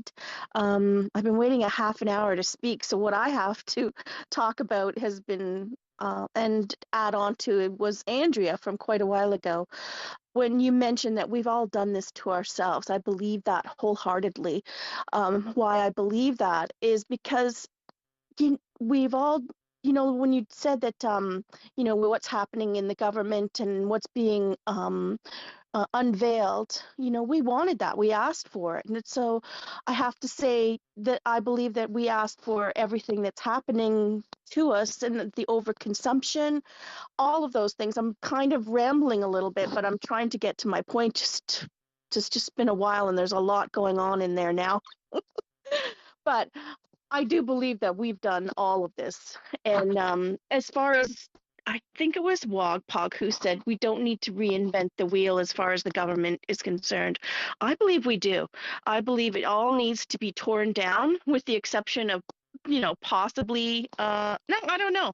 I don't think so. I think we need to start from the beginning. They're all corrupt. Every single one of them is corrupt. And in backdoor dealings and whatnot. And all the people who come up and say that they're going to change it, and they talk a good talk about how corrupt it is and let's get things going. I'm talking about people who are, coming up in political forums, or to be a politician. They all have that same talk, but as soon as they get in there, they become exactly the same. So it's like we do have to disassemble it right from the get-go. It's like they're all in on some kind of deal with some kind of business. They all have their own agendas. And how do I know this? None of them will actually confront the real issues that are going on. Why aren't they talking about these vaccines? Why aren't we talking about the unvaccinated? It's a big, giant Shakespearean forum, and it's like we do have to disassemble it. And what I find in these rooms is you'll find people who come in and they infiltrate the conversations, they divert them. They try to make it about taking action and like going forth and what have you. And it's an MO, and it happens consistently in these rooms, and I took a break from it for a while. Is they'll like want to know how we're going to like assemble, how what we should be like, going in there and getting after these people. And I feel like they're like kind of dogging us to do what they want us to do. And we all have our own agendas. And I think Wagpog saying that there's like a lot of menopausal women in here was really rude. I don't care if you're joking or not. Like I wanted so bad to just come back and say something else. But I mean, I don't want to stoop to that level. It's not funny. It's not a joke. Just, to say that the room is filled with menopausal women. And it's like you're kind of a little bit of an arrogant, intelligent person. You're not an open, intelligent person. Open, intelligent people are willing to share what they have. They don't consider themselves right all the time. And, it's not the first time I've been in the room where you've insulted women. I think there's an issue there.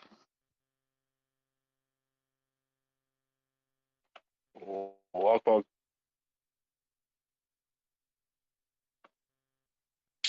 He did say he had to go do something. Yeah. Hopefully he was able to hear that. That would have been nice. Maybe somebody could relay it to him. Yeah, I'm sure we'll get that message to him loud and clear there, Dagmar.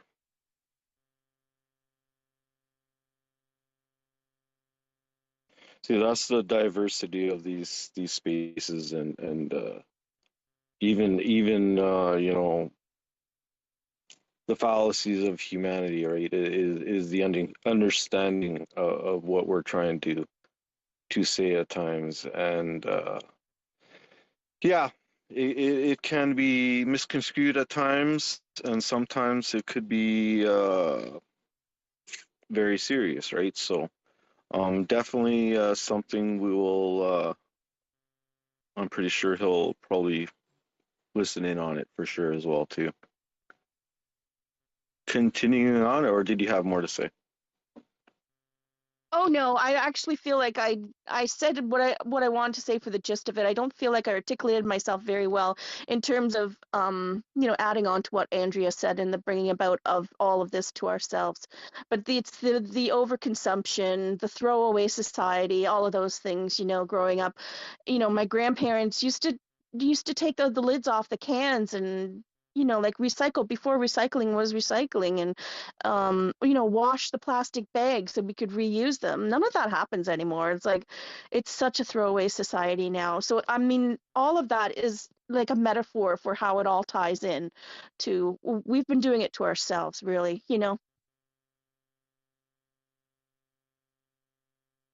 I just wanted to jump in on that because I completely agree. It's one of my biggest things about our society these days is, essentially these companies can't make money unless, you go through products, right? It's just like you look at cars, the way that they used to be made, they would last forever. Now, you get in an accident and the whole car is written off in a heartbeat, and really it was 2 years old. A fan breaks, you have to throw it out. I've tried to fix multiple fans that have been made in the last 5 years, and you can't fix them. There is no way to fix them. I do wash my bags. I think reduce, reuse, recycle is the legitimate and sustainable way for us to start protecting our environment. But they've essentially, what has happened is everybody is so busy trying to make this imaginary currency that really in the end means nothing, because soon money is not going to matter. Whether, I don't know where everybody's at with that understanding, but I feel it. It's not going to be long before money doesn't matter. It's not going to matter.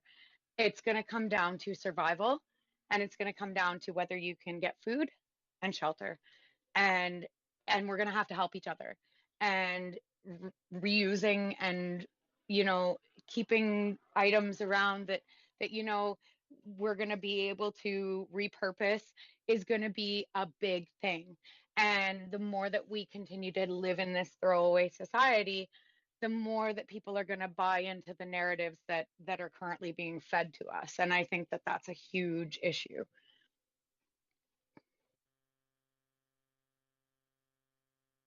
I don't think ultimately we're going to go down to de-evolution unless there is some kind of type of cataclysm that actually happens to where it does take out a lot of our infrastructure, right? Just going through this whole trial phase, someone still had to manage the power stations, right? Someone still had to keep the lights on, so to say, the pumps running at the water stations, the the filtration systems changed out. You know, that is something that no one ever thinks about, right? The actual infrastructure of all of this stuff. So unless something was cataclysmic to happen, to where communications totally cut off and whatnot, you know, even the whole nuclear aspects of things, right? Um, whether or not we have gone there before or not, who knows? But that would be a very sad scenario if it did get to that point. But even that is just all fear and fear mongering to fear to scare people into the whole program, right? So it's one hell of a dichotomy we're living in. But yes, there are going to be chaos in zones around where you are heavily populated. Yes, that's where you're going to hear all the nightmare things occurring. But in certain locations, things are going to just go on, right? So that's how big our planet is too, right? We're so diverse. I It's a agree. bigger volume, right? Even the universe, like we're such a small planet compared to the universe itself, right? So.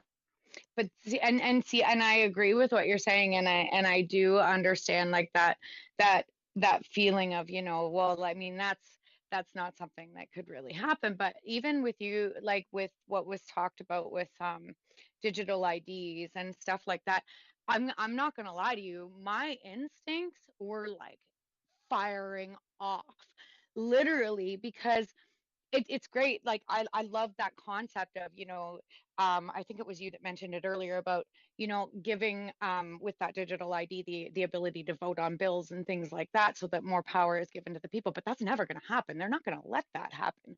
And the fact that like they proved it with this whole Rogers outage and stuff like this, that how dependent we are on the internet and hydro and all this other stuff.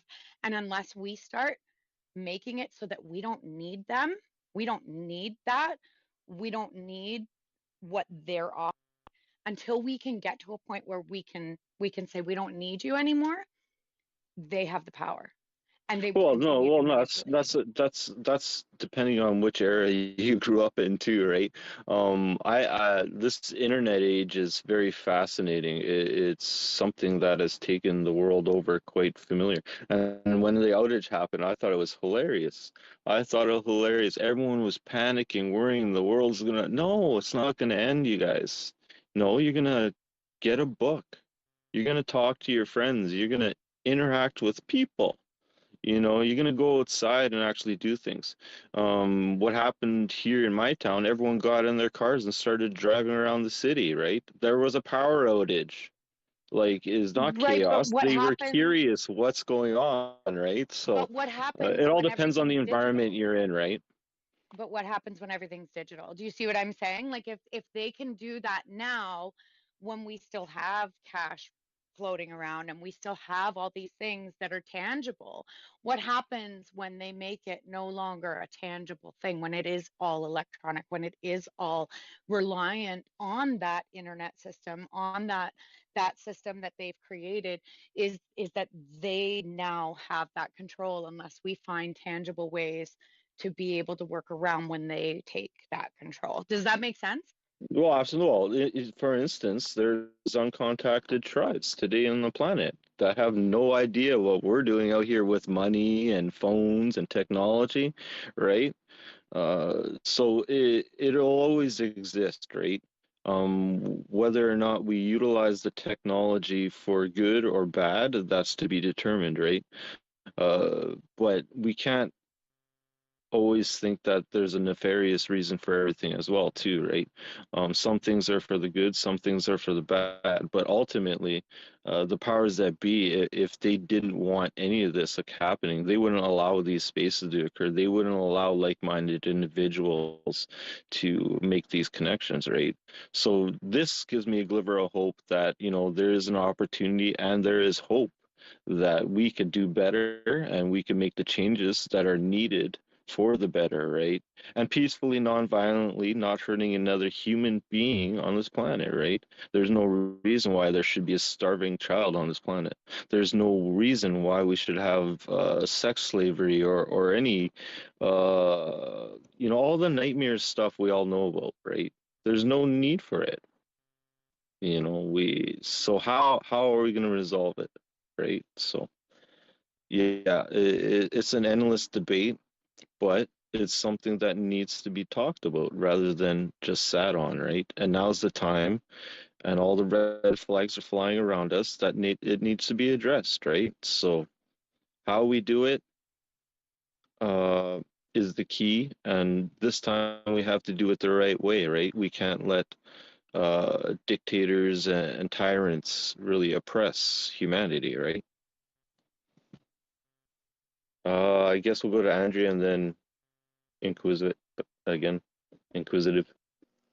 Well, and it's interesting you say that in terms of like, okay, I agree. I agree that the technology has its purpose and it has provided many opportunities for humanity, right? The digital currency thing, to me, that's just an order of control. Like that's another paradigm we're talking about that's actually a construct. So what I mean is, what is the real necessity and purpose for it? How is it actually going to make humanity better? All it's going to do is give control for tracking, and they'll never be able to implement it across the board. The same thing is they're never going to be able to implement overall long-scale digital currency. It's not going to happen. We have third world countries. So the way that our planet stands right now, the possibility of that congruently system working across the board, it's fake. It's not real. It's another paradigm being sold to us to bat around. Now, if the world wasn't full of every corrupt scumlord running things and ruining our world, there's great like efficiency and technology, and you could vote, right? You could do a lot of things that would maybe up the grade. But I want to go back to what Dagmar said and Captain Red Pill said. Look, you guys, when people lose faith, they start to lose hope, and then they start to feel defeated, and then they just give up. And that's really what happened. Is we were all going, oh, this system's corrupt, why bother? And who wants to vote? Well, I hate Trudeau, so what? I should vote for O'Toole, the ding-a-ling of the land. So I mean, it's an embarrassing, disgusting system that we all know is contrived. So if you look at everything across the board and you realize, okay, well, for 100 years we've lived like this. They told us this is how we have to live. They constructed these things. They've basically set man's existence and course. Now we've all evolved. We've all realized our own self-empowerment and intelligence. And we all are all saying, nah, we don't think we have to live like this anymore. So there's lots of good aspects to technology. I still see the root of all problems as corruption and or over management, over governance in Canada. And there's no check stops. I mean, for Christ's sake, you guys, we have a deputy prime minister who's sitting on the board of the WEF. Really? That's not a conflict of interest? I'm sorry. So what the F? So, you know what I'm saying? There's no check stops, like Wog said or Mike said. We could see every piece of legislation being proposed.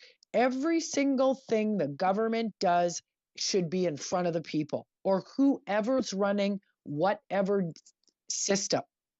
All of it.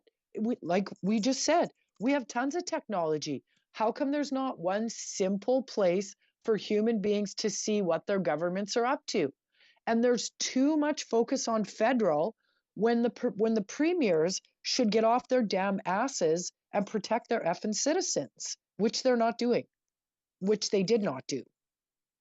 So did they get a bribe too? I don't know. But you see where I'm going? Like, really, the control and what happened to us? Why did our generation back out and let government get completely out of control? Has it always been that way? Or was it our generation that actually in the background, and I'm talking all of us 50ers, right? 45 to 65ers, all of our bitching and our discontent has now sort of bursted the bubble. The truth showing itself, the corruption showing itself. We should be thankful for what's happened because it's burst the bubble. And we would hope that people will start opening their eyes before we end up in food shortages or spring comes and we haven't resolved the nitrogen policies for the farmers. And there are things we could do. Many people have started all kinds of citizens communities. Do we lobby together and start to come up with what is a greater good call? Danielle Smith is going to kick up a shit ton of crap.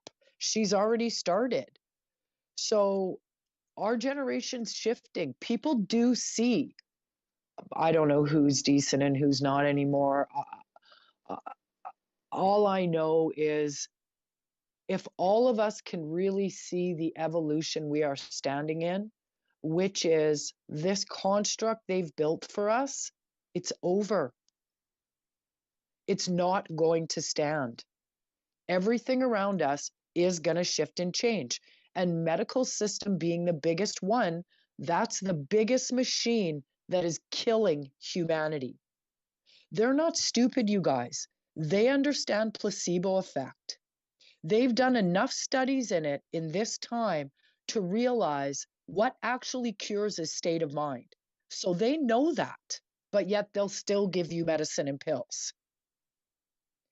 So we need to be on the other side of this fence, which is knowing that it's going to change, which is taking responsibility for where we are. And coming together as a group to say, okay, what do we need to watch? What do we need to be doing? Why the F is she sitting on that board and our minister? But yet we have no accountability. I can't find any resource for dealing with any of this. That's more frightening than the systems. There's zip recourse for us as Canadians to go, okay, we're done. You need to go. Or, fuck you, stop spending money. So yeah, it's those recourse spots. I don't even know.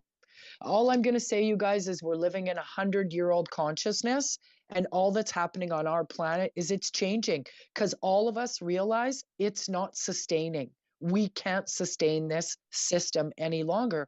Why? Because it's crushing humanity. It's crushing prosperity. It's crushing our hopes. It's crushing our expansion, all for the monetary gain. Do we need businesses that make $8 zillion billion? Or do we need to pay everybody better that's working in them? Really, where's our moral mindset? And that's why I feel like the rise of the First Nations stepping forward and saying, well, let's take a look at how we used to live. What was our roles? How did we do things? How did we pay homage to the land? How did we respect that land? How did we live in synergy? How did we discover every single thing as all of us? I'm inquisitive, he's me. I'm Dagmar, she's me. The plants me, the trees it's me. a very interesting mindset, Andrea, because you have to really think on, like, they didn't even have to have these types of debates, right? They just lived with the earth.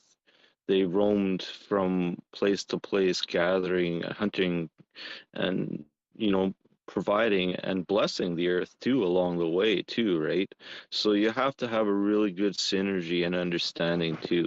And I think ultimately the nail on the head is money, right? Because First Nations never had a word for money, right? Even ownership we lived with. No one really owns anything. Like, what is ownership, right? We're in an environment, we're sharing it with others, definitely. I think it's ours. It's all of ours, right? So I don't know. Um, yeah, I wouldn't mind. I don't mind not necessarily owning anything. I'm perfectly happy, you know. What I do have though is family and a spirit and a lot of energy and warmth and love to share. Really, that's what gets me going. We've lost our way in ways I can't even articulate to you. We turn our back on a fellow man. We see somebody starving on the street and we condemn them instead of respect their experience we're having. Like, there is so much not known to us about who we really are in this limited experience, which is like one breath in the actual construction of a universe. We're one tiny little speck, right? And everybody's so wrapped up. The Cree have a saying, only after the last fish is killed, rivers poisoned, and tree is cut down will man learn that they can't eat money. And it's not a joke, because that's what's happening. And why? Because everyone thinks, yeah, we're here to express and create and be these great beings and have these daydreams. But like, you look at a guy like Sadhguru, who went to university and they were like, can you not be in our classes? Because you ask too many questions and you're bothering us. So he said, fine, I'll go learn in the library. I'll take your course, your tests, and I won't bother you. Okay.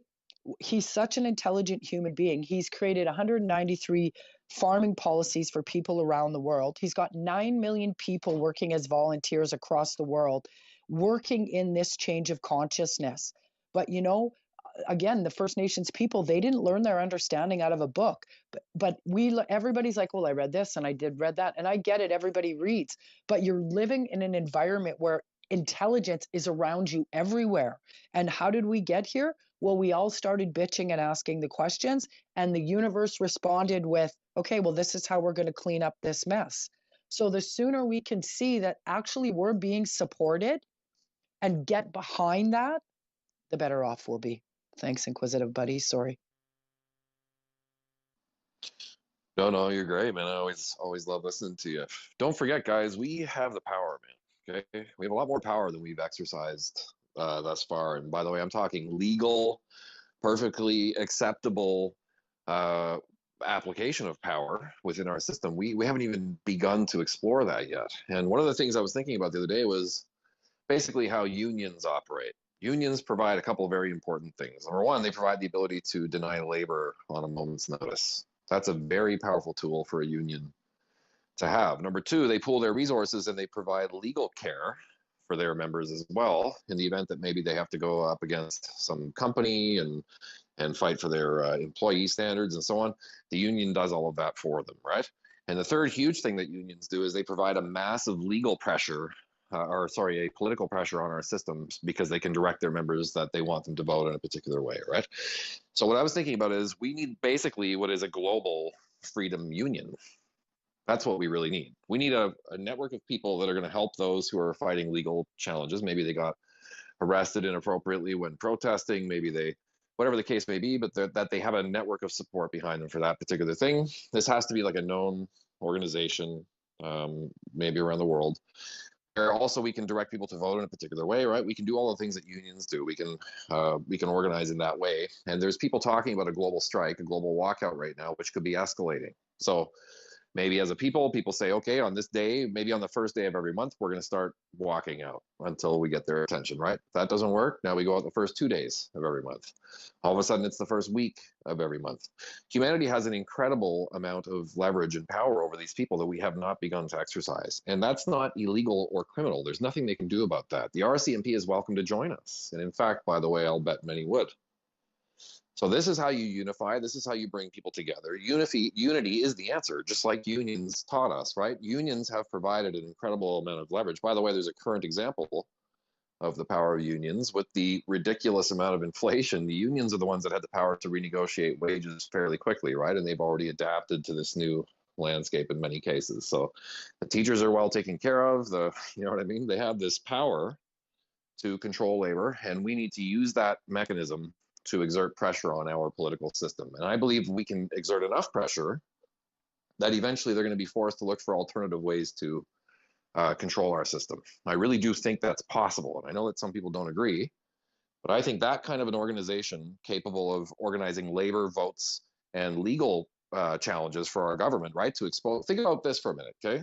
If a government does something to a citizen that we believe unjust, let's say it's a trucker on a protest, and you end up in some massive multi-million dollar lawsuit, just imagine what is exposed in discovery during that trial. Okay, that's a huge opportunity to expose what's really happening to our government. And the more that those types of things take place, the more that people will sort of wake up and join the cause, right? So this would be the way to win the long game, I think, with these people. And by the way, just to say it, I'm not dismissing, many of us are lost already, and I'm sure there are more to come, and I may very well be one of them. But I'm optimistic, guys, because I think the more that they continue on this course, the more pressure will build in those very avenues that I just told you about. That's what will end up happening. People will essentially stop participating in this system, and eventually the governments will collapse.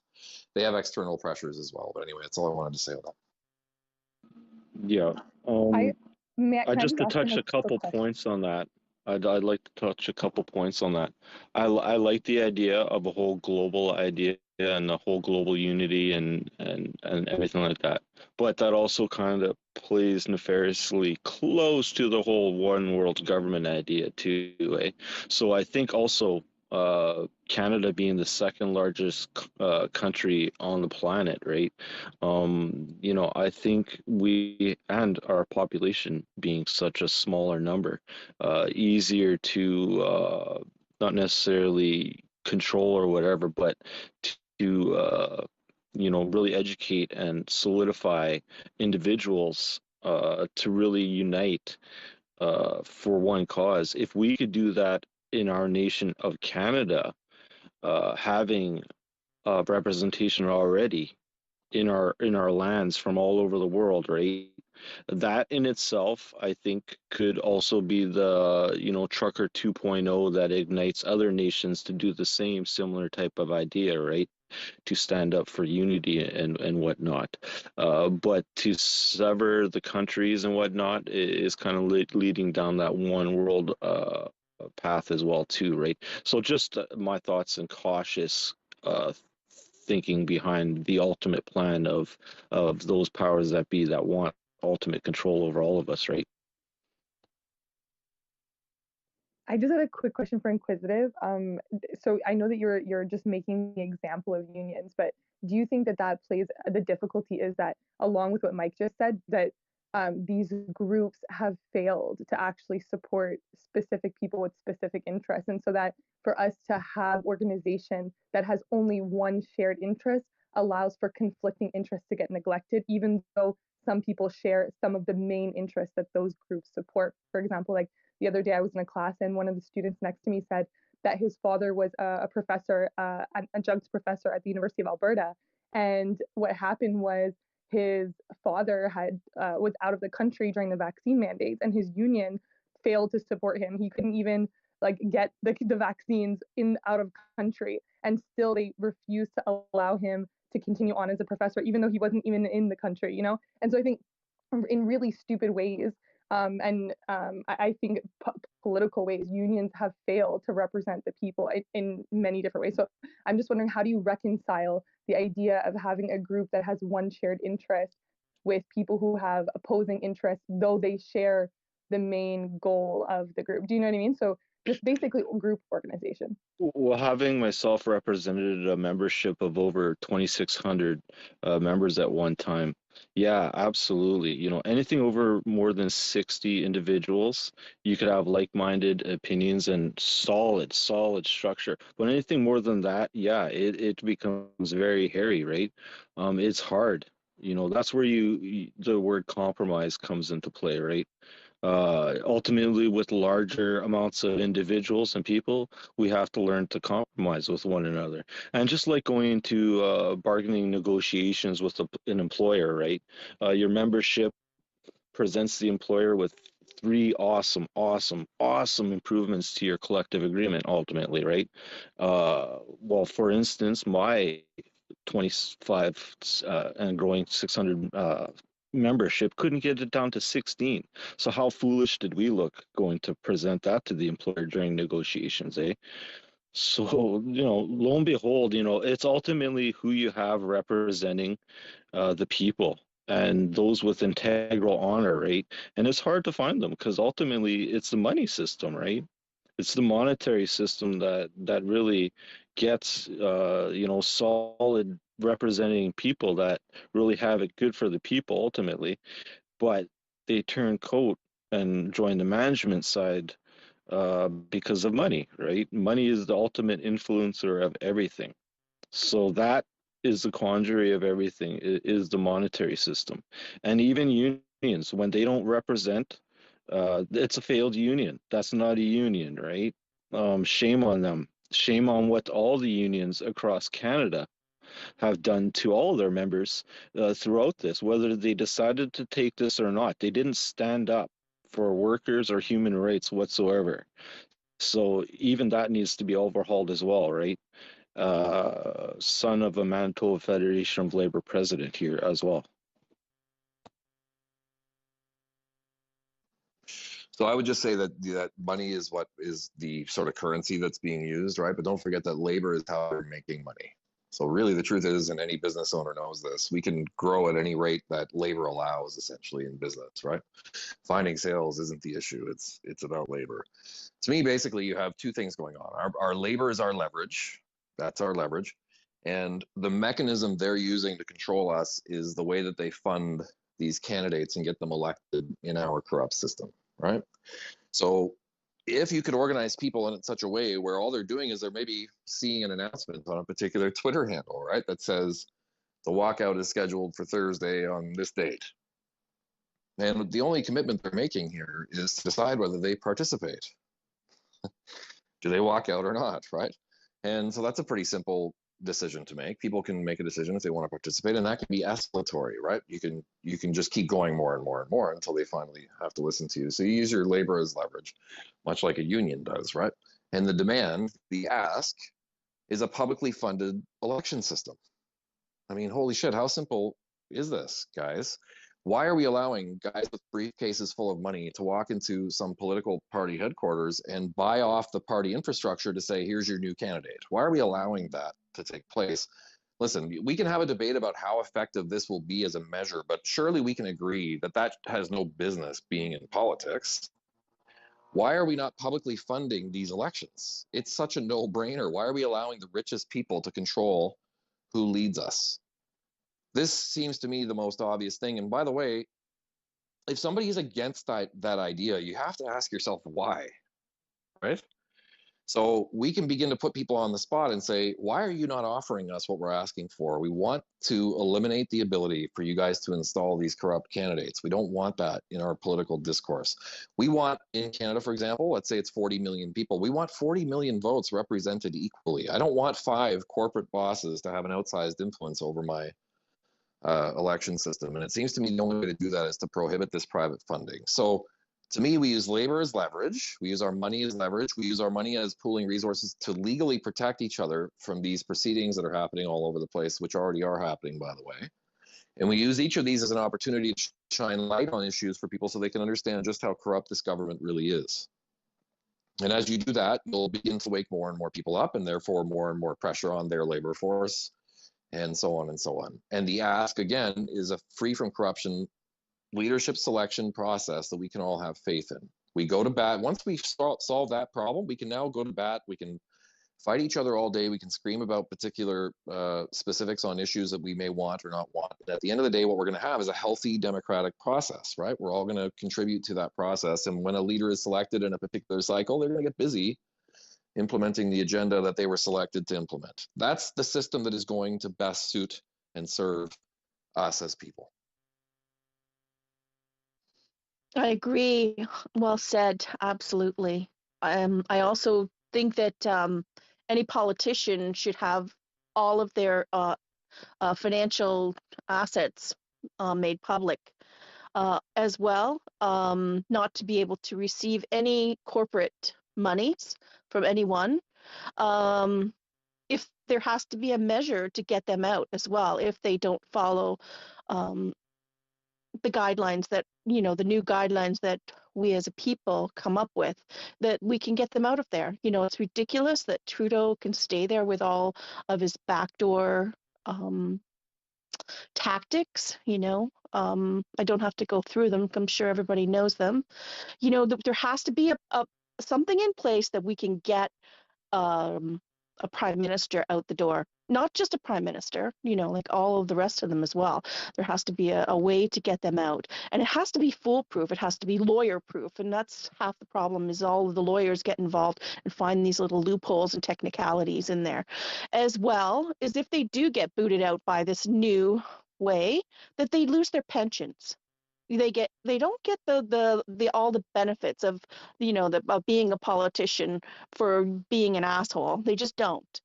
As well, their finances are tracked for the rest of their lives. So in other words, what I'm saying is they can't make all of these deals with corporations and then, you know, once they're no longer in office, collect from these corporations. I think that's the only way to put honest people in those positions is by making them accountable, making them transparent, because, you know, what we've learned over this course is that most human beings can't be that way. Or I'm not saying I'm discluded from that. Who knows? Maybe once you're in the club and you got all these people saying, well, you should live this way because you put up with all of this. You know what I mean? I don't know their justifications. All I know is that sooner or later they're all the same, you know? So I think there's a lot of different things, and you touched on it greatly, is that we have to overhaul all of that. We have to have measures in place. You know, I don't want to go over it again, but we just need to learn from everything that's happening right now of what to change. Dagmar, actually, I want to thank you, all of you, for saying that. There's been some really good stuff being thrown out in here.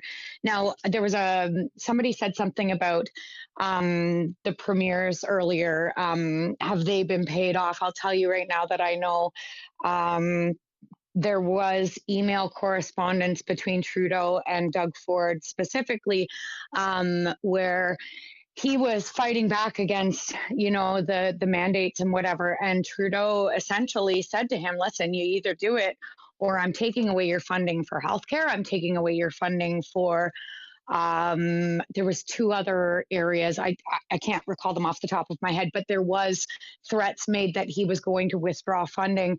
And I do believe that one of the three was withdrawn, and that was when Doug Ford caved. For those of you who were watching the press conferences and stuff, there was that day where Doug Ford came out and he changed his tune. He's red in the face, and Trudeau is standing behind him with the mask on, and you can see him smirking in his eyes, standing behind him with his hands closed. The first day he addressed Trudeau as his friend and colleague or whatever. That was kind of when that payoff happened. Now, in terms of what you guys are discussing, I'm sorry, I kind of lost my train of thought. Can someone remind me what we were just talking about? Because I just got sidetracked. Elections, not having big bags of money, putting people in power. Thank you. So accountability. Yes, accountability is huge. It's huge. Now, I've read all of the election acts at this point because of me having run for council and also working for the New Blue Party and being involved in PPC. I've read all of the election acts, and I will tell you that there is clauses in those acts that restrict politicians from being able to directly receive funding from corporations. Now, here's where it gets sticky, because what there is there's something called lobbying, and this lobbying gets around that clause. Okay, so when it's lobbying the government as opposed to supporting an election campaign, that's where they're able to get around it. And that lobbying is something that we need to lobby against. So that lobbying is where the issue comes in. That's where the funding of the elections through corporate standing comes in. And look at Trudeau. Look at all of the funding that it's been proven. They've already shown that money came in. Where's the accountability? Where's the consequence? There is no written consequence. So he knows whatever advisors he has, he knows that there is no recourse for his actions. So he knows which parts of it he can get away with. And he has, and he will continue to do so. And so will the next one. And so will the next one. So what we need to do is have these lawyers like Jim Karahalios who are educated in the law and know these ins and outs, and we can collaboratively come together and implement those consequences. Now, the other issue is you have to be in Parliament to be able to make those changes. So how do we do that? How do we get in there? How do we make these changes? How do we introduce that accountability? Because they're not going to allow it to come in. Look at what they did to all of us that ran municipally, all of us that stood behind people running provincially, all of this, like they already have thought about, okay, what about when they try to get in? How are we going to stop them?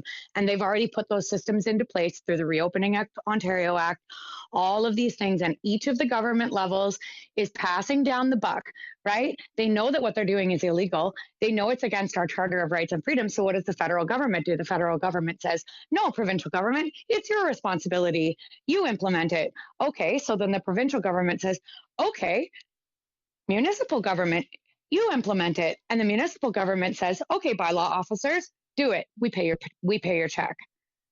And now we've got these little guys that all they ever wanted to be was a police officer. I'm telling you right now, bylaw officers have way more rights than a police officer. A police officer can't come onto your property and look in your window and whatever. A bylaw officer can. Did you know that? They can come onto your property and take your stuff.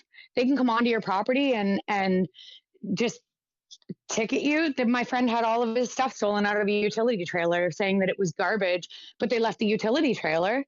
So, and he was targeted because of the freedom movement. So like this stuff is happening everywhere, and the buck is getting passed. And so what that's doing is that is in turn taking the liability off of the highest levels of government, which means that we can't go after them because the little guy is listening. The little guy relies on his paycheck. The little guy is going to implement what they tell him to. They're scaring the crap out of the small businesses, the owners. They're making the owners think that they're going to get fined if they don't do what they're told. They're making them be the enforcers. They don't know what they're doing. They don't understand where things are at. They've sacrificed their businesses for what? For nothing, for something that that these governments weren't even allowed to do to begin with, but they didn't know because no one told them.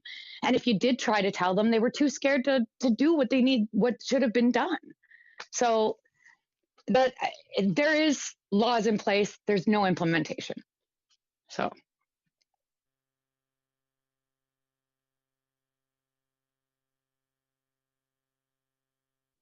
So I just had another question for Inquisitive. Are you saying the total abolishment of private property lobbying interests, or are you saying more transparency within the current system that exists today, so that if there is lobbying that's happening, or not necessarily lobbying because it's obviously public, but in terms of like backroom deals and things like that are not necessarily 100% transparent, are you suggesting that there is a level of enforcement, a mechanism by which facilitates the complete transparency in these systems? I'm saying there's literally 1,000 different ways that they can funnel money into this party infrastructure. It's not people think of Justin Trudeau as the leader of the Liberal Party. He's actually not at all. There's a president of the Liberal Party infrastructure, and these are the ones that have relationships with all of the donors, who typically can help them get access to huge groups of people who they themselves will then fund these campaigns. That's one example of many ways that they can get corrupt money into politics. What I'm suggesting is the way to deal with this is to publicly fund it. So just taking the case of what happened recently in our Liberal leadership in Canada, they had a Liberal leadership change. And so all of a sudden, here comes this guy named Justin Trudeau, who's a drama teacher from high school. This guy had not even had a career in politics. This was not an organic selection process of a leader that came up through the system and then submitted their name for party leadership when they heard that there was a leadership change on the table, right? This is a guy who was literally taken from outside of the process and injected. Well, the mechanism they used to do that was through that Liberal Party leadership, the president of the Liberal Party of Canada. So what we have to do is we have to just sort of restructure it slightly. And by the way, this is not even a large change. We can still keep there is actually benefit from having a party infrastructure. So we don't even necessarily need to do away with parties. But what we need to do is we need to, us ourselves, fund those parties, right? Completely removing all of these private funding mechanisms. So we're just going to simply say, let's say the Liberal Party is looking for a new leader, right? So internally they have their own thing that goes on and a whole bunch of people submit their names. And there's a narrowing process within that part of this, right? Now, once you achieve your 5 main leadership candidates, let's say, or whatever number you decide on, now we publicly fund the race for that leadership race, right? So we would say as taxpayers, we're going to give you each 5 million or whatever it is, and you can spend that on strategic advertising, you can spend it on organizing and all these different things, but it's publicly funded. We completely remove their influence over that political system.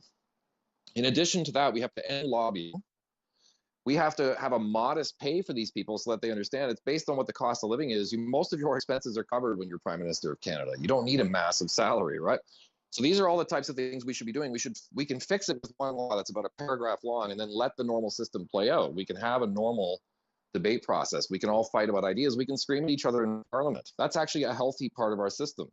But at least you'll know that once the selection happens and a new Prime Minister takes over, you're not going to worry too much, even if it's not your person, because you're thinking to yourself, well, there's a healthy debate. No, they're not corrupted. They're going to do largely what they said they were going to do. And we can count on that outcome. Businesses will like it because it provides stability. And the interests of Canadians are going to be met, even if it means that you're making some losers in the corporate world that maybe are unintended. But we are always going to put the people first. And if those corporations can't exist within that landscape, they shouldn't be there anyway. If we can't vet their products, if we can't guarantee the safety of those products, if we can't guarantee the safety of our supply chains, so this is how we fix all of that. There's 1,000 issues I'm sure that we all want to get to, right? But the way to fix that is just by having that selection process. We just got to get rid of this private funding channel. There doesn't need to be this infrastructure in place. We can just give the candidates that are being selected a certain amount of money as taxpayers, let them fight it out and have an organic selection process. It'll just be based on ideas. Can you imagine? How crazy and radical is that? You can imagine you're going to have 5 people going, no, I think this, no, I think that. And we're all going to go, well, I like that idea. And then boom, you select that person.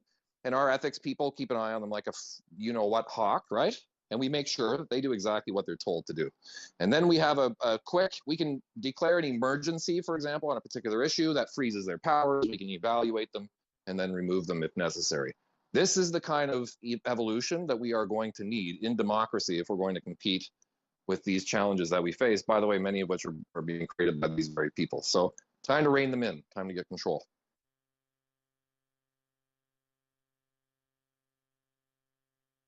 But like, is that realistic? That's just my final question. Is that realistic? Like, is it realistic to say that corruption doesn't exist and it won't exist in a publicly funded system?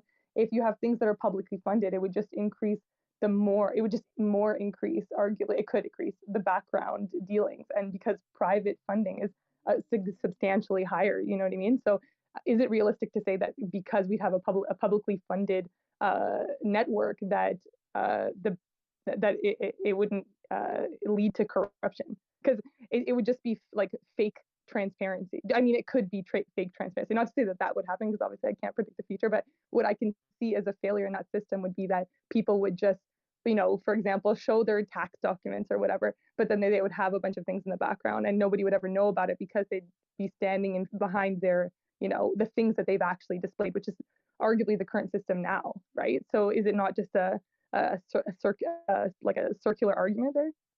Well, no, the circular argument is that we shouldn't implement changes because it may have some of the characteristics that what we're currently dealing with. Is that the argument? Well, no, of course we should. Listen, this is about outcome. It's not about, you're not going to eliminate corruption. You're always going to have some idiot that, gets themselves in over their heads. They can't make their mortgage. By the way, my father taught me in business at a very young age that even the honest will steal, right? If a father's kids are starving, he's going to reach into the till. He's going to grab a couple of bucks. Okay, this is the way human beings are, and of course we all understand that. So that's why we need these mechanisms, and we need, by the way, punishments that fit the crime that will allow for a little bit of that type of human behavior as well, right? The goal is not to, we don't want to kill people, right? Our goal is we want to encourage people to do what they're supposed to be doing in the first place. And the idea of being a public servant is not supposed to be for money. By the way, one of the ways that you can ensure that you're going to eliminate a lot of the Justin Trudeaus of the world, the guy drives a $2 million Mercedes that you can't get anymore. That requires like $1 million a year in maintenance. Okay, he's not a normal human being. What we need are people in there going, hey, I can't believe it. They're going to pay my heating bill. You know, I'm going to make this country great. I don't have to pay a heating bill. Those are the kinds of people you're looking for, right? You don't want the personality that's going to be seeking out some sort of monetary compensation for this job. You're supposed to take pride in your country and say, I want to be part of shaping that future, right? That's the part that's supposed to draw them in. And one of the ways that you can change who is drawn to the job is by basically reducing the pay down to nothing, right? Your entire life is paid for in most of these positions. Now, in the case of other officials, maybe parliamentarians, of course, they're paying for a lot of travel, and all of that should be addressed in a fair and even way. But again, the best way to do that in a fair and even way is to get rid of all of the private, powerful people who behind the scenes are really, we all know, are pulling the strings of our systems. We need true autonomy, okay? And then we can get to dealing with all these other issues, but you have to first harden your political system. And by the way, unfortunately, because we're still dealing with this particular issue, I believe eventually we will evolve past this. We're going to realize that there will be real external threats to this individual, okay? Whoever it is that we manage to put in that position is going to have to defy a lot of very powerful people around the world. And you're going to need somebody with the brains to participate to the extent that we must so that they don't nuke us while navigating and negotiating a more autonomous relationship with these organizations and partnerships. So this is a whole different discussion, right? So we, the people, are responsible for all of this. If you have 5 candidates and one of them is playing by the rules, let's say one woman says, screw it, I'm not taking private funding, I'm going to do the right thing, I'm going to go against party leadership, I'm here to stand for the issues that people care about, and then she gets destroyed and annihilated because some corporation guaranteed the outcome, well, then you're responsible. You can't keep whining about your political officials not doing what you're telling them to do when you're not even providing them a secure pathway to get elected when they're the honest one in the room. This is all on us. There's no way around it. You're going to have to take responsibility. Now, you said, is it realistic? Well, I guess your question was realistic about in terms of the elimination of corruption. So there will always be some, and I think we can deal with that. In terms of our leverage, you guys underestimate the power we have to bring these people to their knees through the very legal and perfectly acceptable systems that they have put in place. They thought they were illusions of freedom. Well, let's make them actual freedom. Let's take them to court. Let's put them on the stand. Let's pull everything out in discovery. Let's refuse labor. Let's have walkouts and strikes. Let's take our money to where we agree with and not take it to other places. Let's bring the fight to them on every single legal plane that we can. That's what we need to do. We can escalate this fight in that way. And Global is about to tell me everything I just said is wrong, but before he does, I will add that Global often tells me that we should do more in terms of our community, and this is one thing that we can use our community to hopefully achieve. Yeah, absolutely. You know, what could do a lot of strength also is, you know, if we have a vetted type of leader, someone we could all get behind, right? Someone we could all support. That goes a long way as well, because to encourage that individual to say, hey, look, we all have an agreement, let's just say here. We want you to put it forward and, you know, do it the right way. You know, that'll work as well too, because that empowers the individual too. One voice becomes many, many, many voices, right? Okay, I just want to roll with Andrea and then we'll go to Global. Well, yeah, I mean, I guess from my perspective, you know, even in this last few hours in the room, right, we've identified many things that there are no check stops, and those check stops they're out of control because there's no people monitoring them. And we've heard politicians come in these rooms and say that you need the people behind the politician, right? The politician walks into a House of Commons and puts something down and everyone says, well, where are all the people saying this? And I mean, why is all the money going to the federal government? Why isn't it staying in provincially? Why does all of the tax dollar go to the federal application and then we have begging to get our money back into our own province? So really, what's the problem in Canada? Is the federal structure too big and there's too much control there? Because that's what I see. I actually see Canada not staying the federation that it is, okay, and changing, because any longer like this. And these backdoor deals have gone on for a million years. What's the old saying, you guys? It's not who you know, it's who you blow. So everybody's greasing everybody's palms. Everybody's making backdoor deals. Vote for this. If you don't vote for that, I'm not going to fund this. Corporations are involved. They're controlling the agriculture industry. They're controlling the exports of all of our minerals, petroleum, etc. What the fuck? This isn't a role of a government. None of it is the role of a government. The control that they have over our country somehow has crept to this level, because there's no reason why provincially each province shouldn't be controlling their constituents, their residents, their money, and what works for their province. So somehow we've lost our way in that essence, where we shouldn't be fighting the feds. The premier should have been fighting the feds. The money shouldn't, all the tax dollars, the source deductions, all of it. Why is all that money going to the feds? Why do we have all these systems structured the way we do? And at the end of the day, right or wrong, Inquisitive, I don't think you're wrong. I think they're brilliant ideas. We need a system. You're never coming to a day where every being on this planet is self-governing. That's not happening. The only way to truly achieve sovereignty is to get ego out of the way and understand what it means to live in the greater good. And unless humans realize where we stand now and where we're headed, which is the end of our species if we don't change the path we're on, and it's happened before in other times beyond this human existence, where the failure has been in how humans understand the greater good, and what is good for one is good for all. And I know that's a huge complexity across the face of our world, but if you look at our own country, we're not even facilitating that right here. It didn't bother us. We turned a blind eye. We wondered why First Nations people lived in the way that they did. We blamed it on them. We called them lazy, but is it? When you get the will and the spirit beat out of you, what do you have left?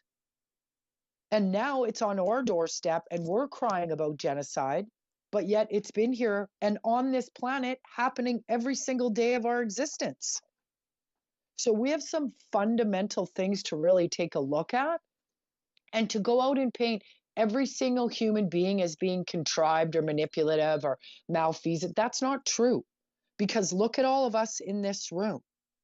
There's people, but the problem is you can't go into the system to do anything, because once you get into the system, you quickly get chewed up by the system. Because all the deals have been made, all the hierarchies are in place. You don't want to say this, it's going to wreck your career. There is so much, even cease and desist. Do we have a legal stand to present the government with cease and desist orders?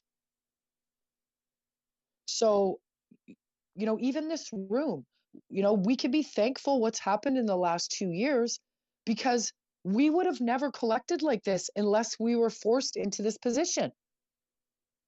We were all just bitching on our own, in our own lives with our own communities. Now we're broadbanding into citizens who are like, F this.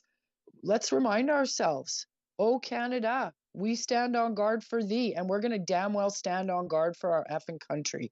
That's all I have to say. My voice is going to calf. Mic drop. Very well said. Global, how you doing? Morning, Mike. I'm doing great. Hope everybody is as well.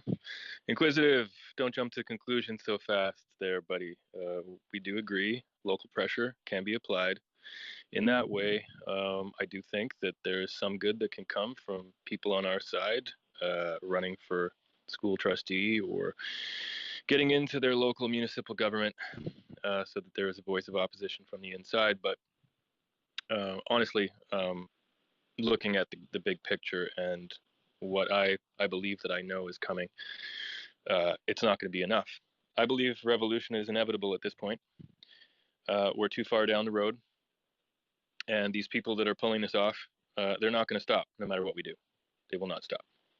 It doesn't even matter if 51% of us got together and unified and voted against them.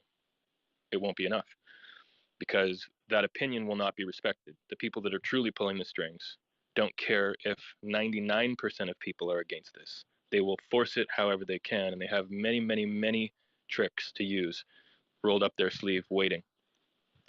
They have pandemics that we'll take seriously next time, even if they're not real. They can use the media and they can use the institutions to convince people that something's floating around with a 95% kill rate, and they don't even have to prove it exists to implement emergency powers and change fundamentally every facet of these institutions to the point where there is no recourse, even within the system, even if there were people on our side that have been elected. So a revolution is inevitable. What can we do to increase our odds? Well, we can look at the tools that they'll use against us, and we can fortify ourselves. We can strengthen our little squads, our network, and ensure that the people we love and the people around us are going to be able to withstand the coercion as long as possible.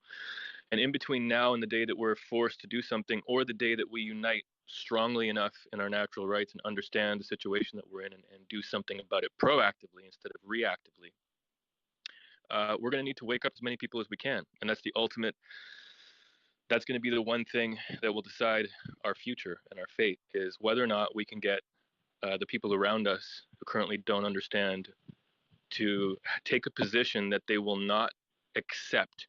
No matter who gets elected, they will not accept policies that push forward sustainable development agendas because of the harm that they now understand it's causing. That they will not accept public health measures that completely destroy human rights and freedoms because, as we've seen over the last 2 years, they weren't justified, they caused more harm than good. So if the people around us understood that sustainable development policies is ruining their economic opportunities and ruining their ability to be independent, to own property, and if they understand that public health measures and policies are being used to take away their bodily autonomy, and that that sets a precedent to take away their bodily autonomy in every other way, then they'll truly see what we're up against. And most people will stand against that when they fully understand it. Why do they not understand it right now? Because it hasn't been made clearly enough to them. It hasn't been laid out. The case has not been clearly laid out to them in a way where they can see that A plus B equals C. And so winning more hearts and minds is where we're going to make the biggest gains. We can definitely put pressure on our local officials and become more independent in a regional way. And we can try to take positions of power locally in school boards, in public health, in municipal environments. But that's not going to be enough, because we know that not just future pandemics, but wars, resource shortages that are manufactured, all of these things will be used to coerce people and get people to kneel. And we're on the verge of a lot of very dark things happening. So the other thing that you can do is you can psychologically prepare yourself for things to get much worse, and to become somebody who is stoic, to be indifferent to the things that are indifferent to your ultimate goal, which is to be healthy and free. Everything else comes second. And to understand that a life that is lived in chains is not a life worth living. And when you have the kind of resolve that you're willing to do whatever it takes to be free, and you can help the people around you stand in that position as well, then you're actually increasing your odds to fight against this. So until we get to that point where we have enough people to understand the picture and join us, and we are proactively engaging in a solution, what's going to happen is a reactive solution will be forced at some point, and it's going to lead to revolution. So the more people who are prepared for it, and the more people who are willing to die to be free, the more likely we are to live through this. Thank you. I agree with you so much, Global. The fact that our government would allow a vaccine to kill as many people as it has means we know their tactics. We know what they're capable of. We know what they plan to do.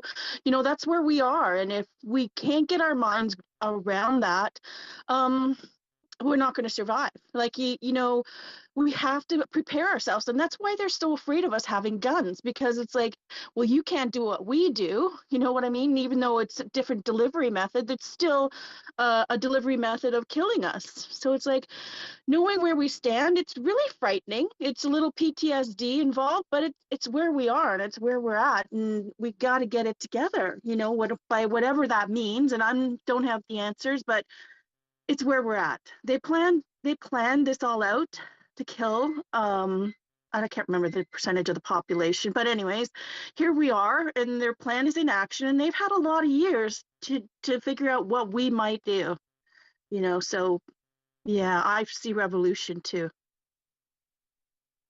Where do you think this will kick off there, Global? Where do you think this actually this revolution, this overturn will kick off? And do you think it'll actually hit Canada?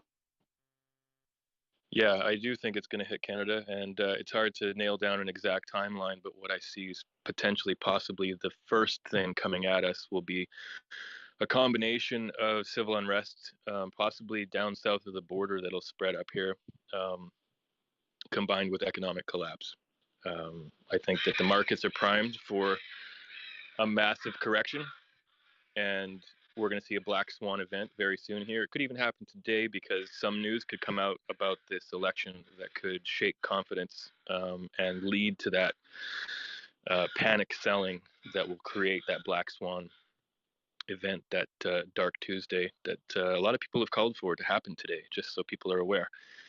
And when the government has to implement price freezes and bank holidays happen and people can't get their funds, and then they start to institute reverse interest rates or bank bail-ins, and they start to confiscate money from anybody that's got more than $10,000 in the bank, or banks start to become insolvent, and only the top creditor, or only the top investors get their deposits insured, and everybody else gets screwed.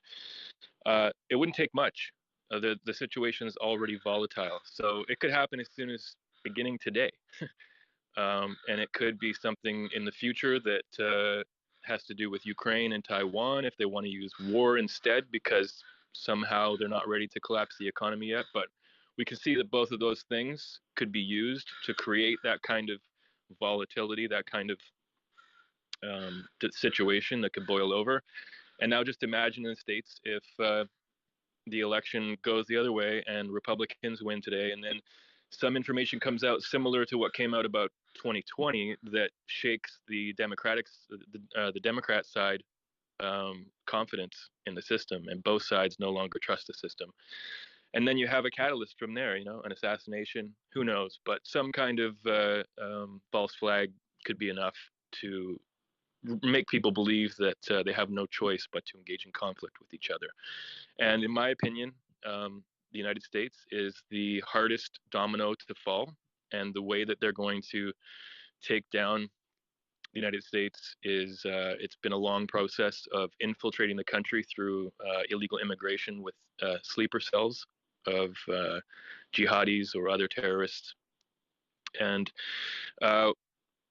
as the forced implosion of the economy happens, and both sides have lost confidence in the institutions in being able to vote away the problems, conflict will erupt, and it'll become an excuse to activate those sleeper cells. And then we'll see what's been promised long ago, which is blue helmets landing on American soil, and martial law lockdowns in cities, and confiscation and rounding up political dissidents that have been on lists for decades. So that's the way I see it unfolding. And with what's happening today, there's been a lot of people that have predicted today would be a black swan day. So I guess we'll find out pretty soon, won't we?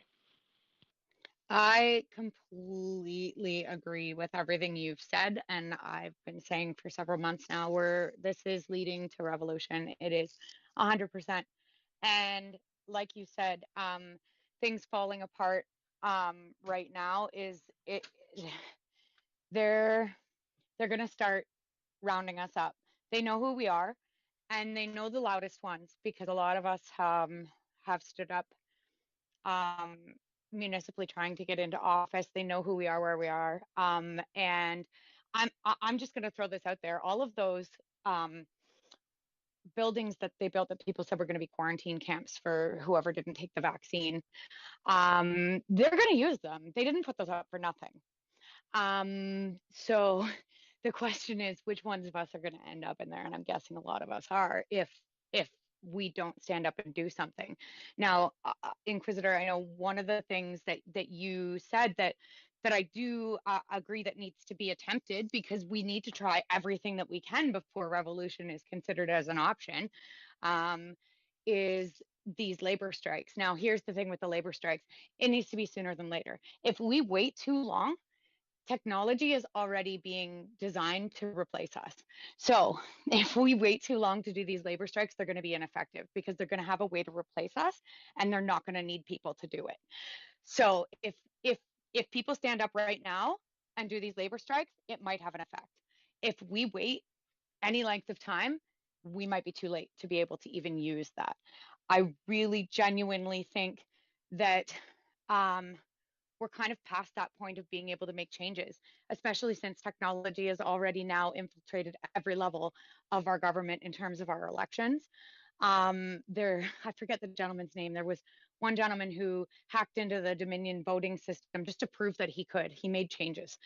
And I wish I knew his name off the top of my head, but he proved it.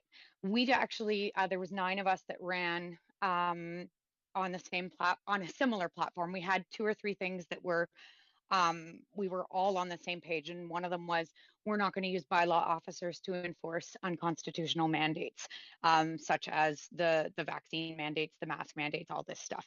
That was something that we all very publicly stated, and we were not afraid of it, and we stood up and we said it. So they know where we stand on their issues and what they're doing. But the problem is that unless we can get in there, it's ineffective. So we tried to get, all we asked for was that at the end of the election in our town, that they take one of the machines, one of the 11 machines that they were using, pull the ballots out, count the ballots, and make sure that it matches the machine. They wouldn't do it. The incumbents would not agree to do it.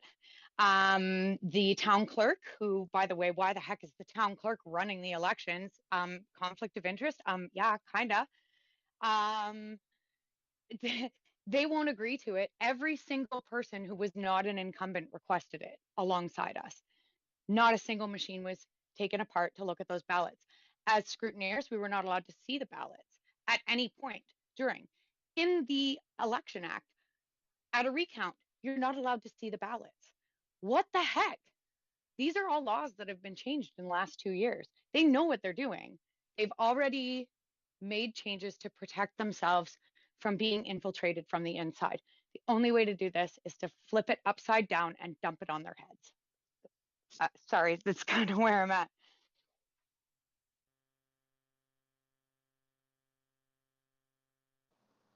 In some ways, I think they may have overplayed their hand a little bit, as they seem to have done on this whole green energy shift. They tend to do things that they're not really ready for. And this whole labor change, I don't believe they're quite ready for either.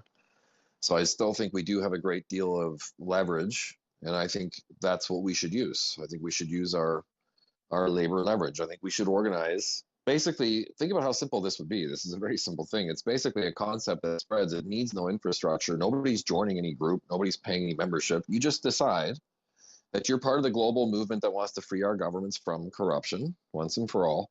And we're going to strike on the Monday of every week.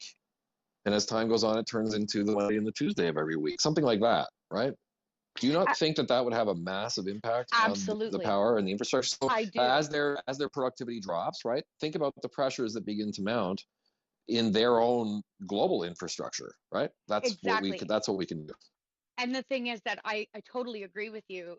And my only point towards it is that it needs to be sooner than later. So if this is something that a collective group of us can get started, it needs to happen really soon. Because if they see that coming, if they smell that coming, they are going to push forward and get something in place to counter it. Do you know what I mean? So this is the time to do it, because we have this large group of people that took the funding from the government, the CERB and whatever else, that are now sitting back and just sitting on whatever money they've got coming in from the government. They've already begun passing, actually I think they may have put it through for the universal basic income, in which, by the way, there is a clause in there that I'm currently seeking and trying to figure out the ins and outs. There's a clause in that act that will actually allow for transhumanism. Anybody who doesn't know about that, look up the Human Genome Project. I'm pretty sure that the COVID vaccines are actually them testing out the technology to see which ones are going to kill people so that they don't use them on themselves to make themselves essentially superhumans. I know that I sound like a nut bar, put my tinfoil hat on, but I'm pretty sure a lot of us in here are awake to a lot of what's going on. But I do agree, but this labor strike needs to happen now, and it needs to be organized as quickly as possible, because that's only going to be effective for a certain amount of time moving forward.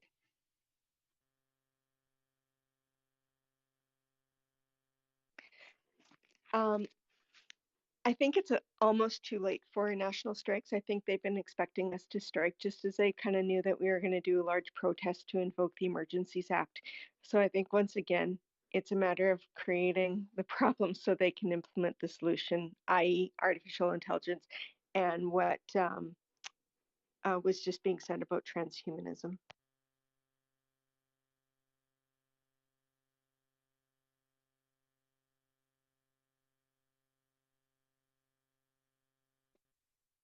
I see no hands.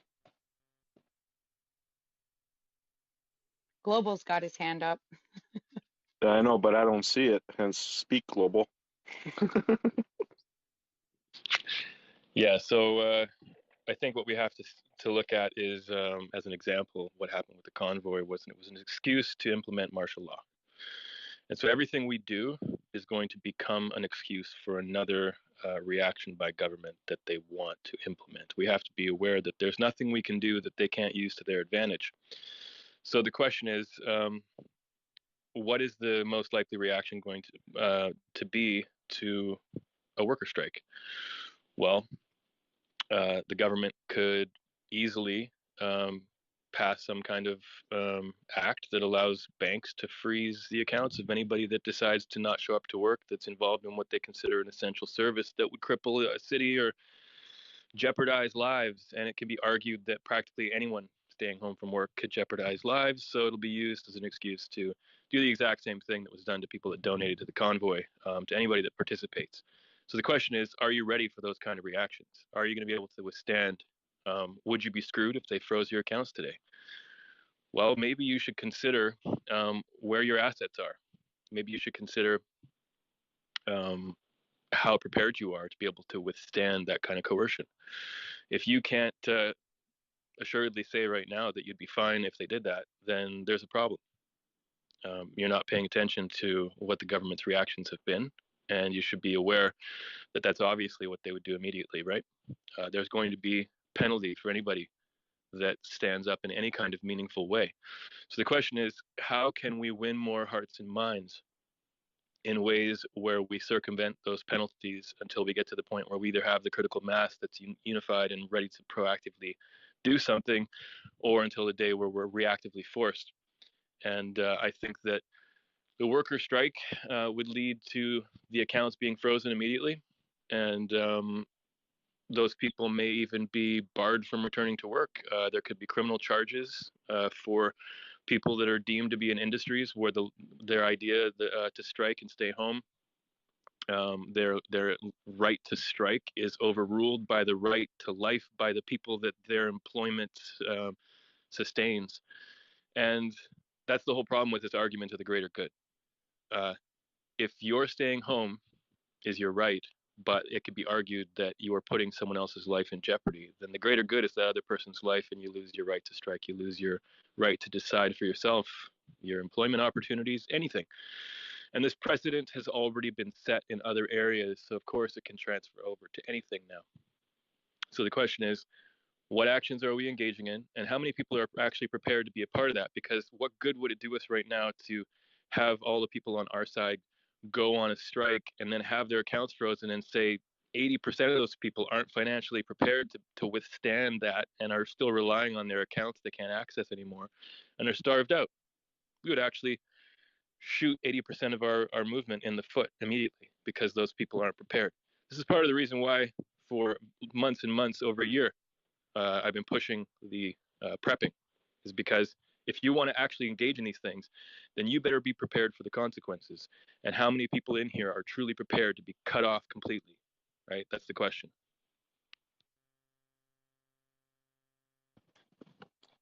I'm just happy I'm First Nations. So I could just run away into the woods. I'll be fine. The irony there, right?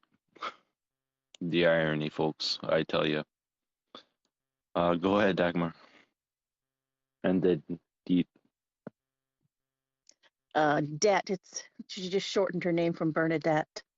No, Yeah. apologies. Oh, Thank you. Thank you. I hey. appreciate that. You No can go worries. first though. You can go first though. Are you sure? Yeah, my daughter's talking to me. Okay. Thank you.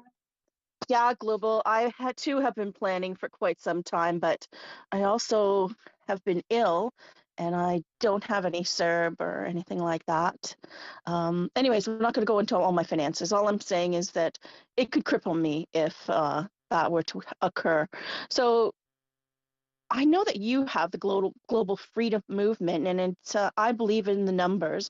The numbers could help us in many ways. For example, when the PayPal recently did that fining thing, I'm sorry, my brain doesn't catch up with what I'm thinking about to articulate it, but I think everybody knows what I'm talking about with what happened with PayPal. And then I heard recently that they reinstated the verbiage for it, fining people $2,500 or something like that. So my point is that if we did have like a global freedom movement where we had numbers of people, we could make a stance and we could say, let's say everybody who banks with TD, if they were to freeze the accounts of everybody who has an account there, that we would make a stance that we would all withdraw our money and go to a bank that wouldn't do such a thing. You know what I mean? That's why I think numbers are important, because that could really affect a business if we all decided to do that. When we talk about numbers here, folks, that's the whole Ponzi scheme. We're all being fooled, right? Even if you have $10 million in a bank. Remember the bare naked ladies back in the 90s? You want to be a millionaire? A millionaire, right? Look at how inflation and everything's changed those numbers, right? It was not only 122 years ago. Things were cost pennies, half a cent, all right? It's all these numbers that were all, I don't know. I can't compound it enough, but even if you have like $100 million in the bank right now, you're part of the 1%, right? That is not with the majority. Like we're all being fooled, right? Just like continuing to work. I can't work right now because I know the system is fucked. And this is my stand. I took it over a year ago, right? And that's my line. That's it. I'm done working until the system's fucking changed. I'm gonna wear this poppy until veterans get actual, respect from the sacrifices they made, right? I've got blood in the game. I've got ancestry in the game. I've got everything. So do a lot of 6+ other million Canadians and more, right? Somehow we have to get through this, and working and maintaining is just prolonging the inevitable, right? Because just last week, like I said, butter was whatever, and it's up to $10 a jar now. Are we waiting for $1,000 a loaf of bread? We know what happened during World War II then, right? So this money system altogether, we have to reboot humanity here, folks. Like, yeah, I don't know, call me crazy. But yeah, it's going down a dark path, but I don't think it's going to go totally apeshit crazy all over the world. Yes, there will be pockets of insanity, but like anything else, like I said, there's still first tribes that have no reality of what we're doing outside of their tribes and what they're doing on the earth today.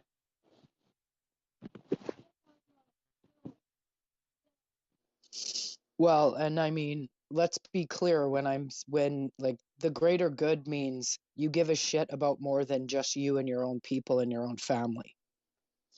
And so even in that comment, we're caught in a world where we actually don't get the purpose of humanity or the purpose of a physical experience, right? It's all dusted around all of this. So I don't know. I'm waiting to see what happens in the midterms tomorrow.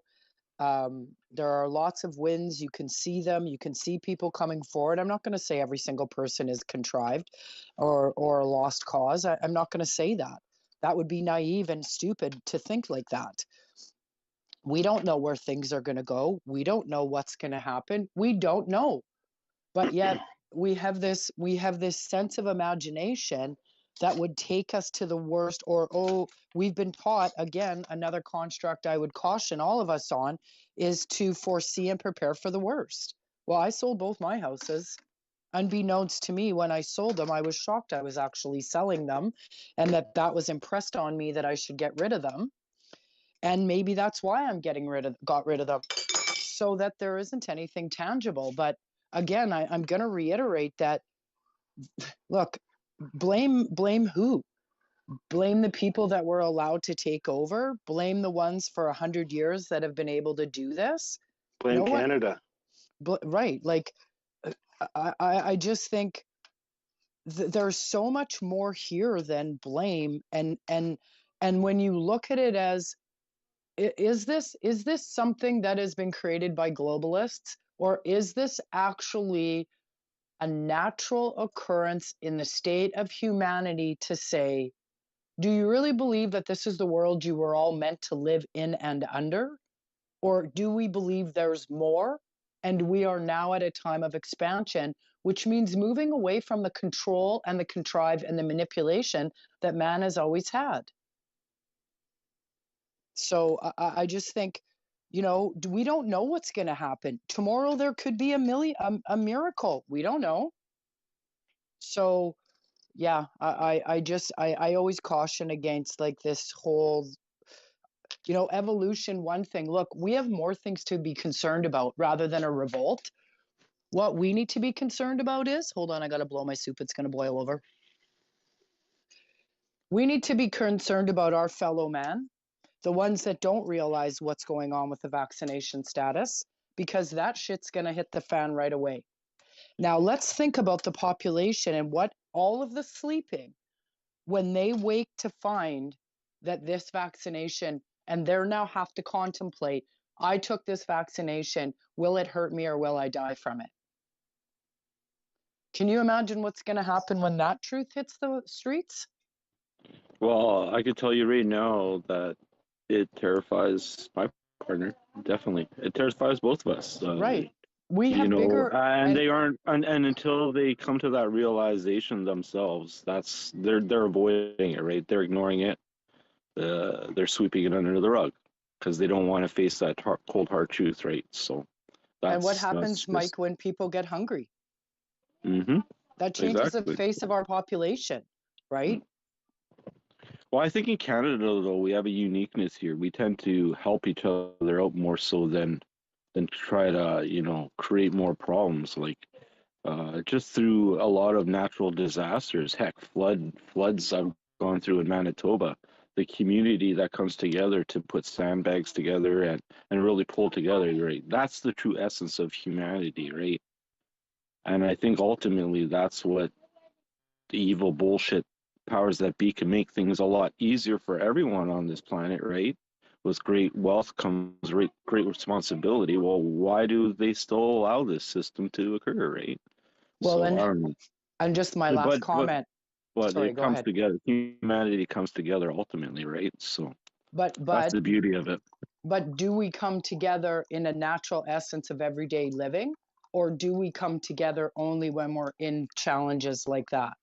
So is the challenge of some kind of catastrophic event trying to call us to our humanity and our unity because we can't seem to get it right in our every single day? I don't know. We have to think about stuff like that. When you're out and about, do you smile at people? Do you make idle chatter?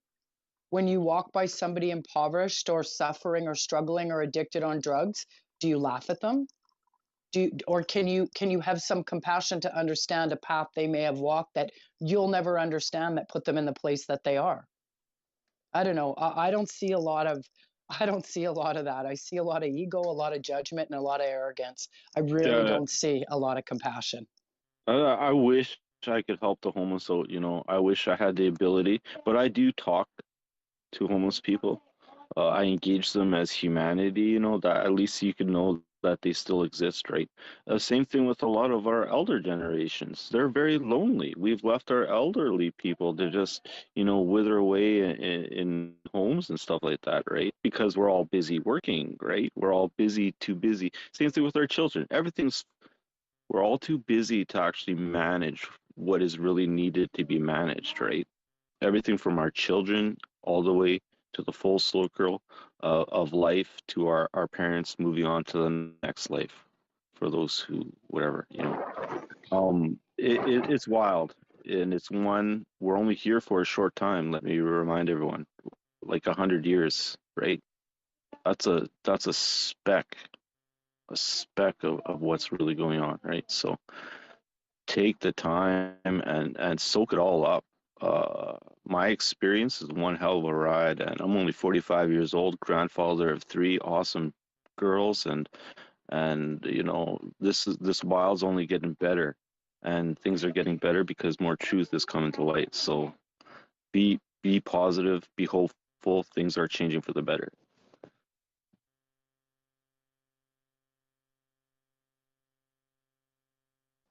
I guess it's me, huh? Yeah, I think it's you. I think the underlying cause of what we're seeing and the reason for the quiet quitting and those who are no longer participating, I think it's just that over time, I'm someone's trying got a to think of live how I mic there. wanted to say this. I just, you know, I agree that Hey, Kristen, Inquisitive's talking.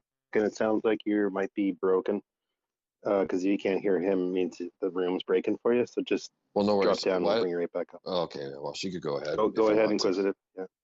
It's not that. It says she can't hear you. So So go I, ahead, I Inquisitive. think people over time, the labor relationship, I don't think people have a problem putting in a 50-hour tough week if they get appropriate compensation and if the environment they're in is appropriate as well, right? I don't think they mind that. People are pretty fair people. They understand the requirement of work to labor and all that stuff, and we're usually quite giving of our time in that respect. And people are willing to make a bargain and to provide their labor. But over time, that relationship has been diminished so much that people just they couldn't handle it anymore. The cost of living was ridiculous. The pressures that were being put on families, the toxic environments that we're in, they were all causing declining birth rates. And again, if you just looked at that objectively, let's say you were a biologist looking at an ant colony, a declining birth rate, a 1.2 birth rate would alarm any biologist, right? If you were looking at that colony. And that's what they've created in Canada. And what did they give us? Instead of correcting that problem, providing a better environment, more conducive to raising families, and then restructuring that relationship between labor and corporations, instead they went and found cheap labor elsewhere and started inundating our countries with cheap labor. So this is clearly what's happening. They're always going to try to exploit this situation. It seems like COVID was just the straw that broke the camel's back. I think people were already in basically an untenable situation. I can remember a time in the 80s where one family member with a decent job, and it didn't have to be, by the way, a high education type job, just a simple job, but a good job. You know, one parent would work and you could have a house and a family and 4 kids, right? And people were okay with that relationship. They didn't mind that kind of life. And it seems like they have slowly but surely chiseled away at that because they have an insatiable desire for growth. And just like every cheater always does. And it's on us that we sit here and we watch them, right? And they make more and more billions and we still think that's appropriate, I guess. And we don't intercede and we don't insist on fairness for our people, and we allow them to undermine us at every turn. This is what needs to end, right? And that's in the interest of these corporations, not in the interest of the people. And it's pretty obvious how they're cheating us. And it's pretty obvious what we need to do to fix the problem. It's a minor restructuring. You know, there was a time where corporations would get out of bed and work really hard all day long for a 15% return on investment. Well, these guys don't get out of bed for less than 30 now. It's ridiculous. Nobody's arguing for a total destruction of that system. What we're saying is it's gotten so far out of balance now that people just can't keep up. And it seems like they have found alternatives to go around us as opposed to meeting what our demands are for labor requirements in this environment, right? We all have a certain expectation of quality of life, and we're willing to put in the time and the hard work and bring our expertise every day, right? But we just want fair compensation. We want safe streets, clean water, and healthy products and good food for our kids. So this is what people are after. I don't think it's unfair, and I think that's where this is going. And by the way, people are going to continue to quietly quit. Those numbers are growing every day. And to me, either you organize some sort of massive labor strike that were to happen, say, on a regular interval, right, and we all were to do it, or this wave sort of continues, and that seems more likely at this point, right? So this wave is going to continue. You're going to have more and more people falling out of the labor market. 15 years ago, I would post an ad on job markets, and I'd get hundreds of resumes in a couple of days. Right now, I get one resume in 7 days, and I'm using all of the typical job posting boards, right? When I put job postings up, almost no one is participating in this labor force. This is completely unsustainable. It's obvious.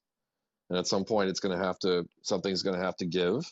And I think they'll be forced to make changes. And by the way, you can even see some evidence of cracks and stress forming around some of these administrations already. They do have larger obligations, mostly financial obligations, and they need a certain productivity from their country to meet those demands, right? There are requirements for growth rates and so on.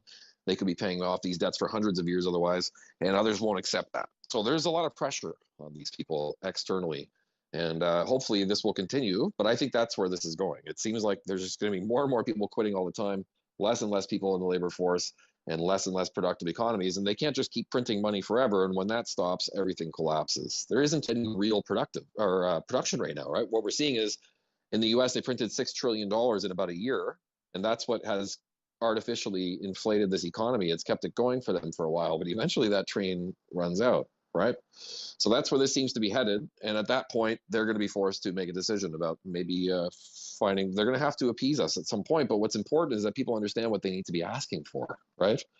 Regardless of what type of appeasement they try to give you, if they keep this mechanism in place where they can control who your political leaders are, then what's the point, right?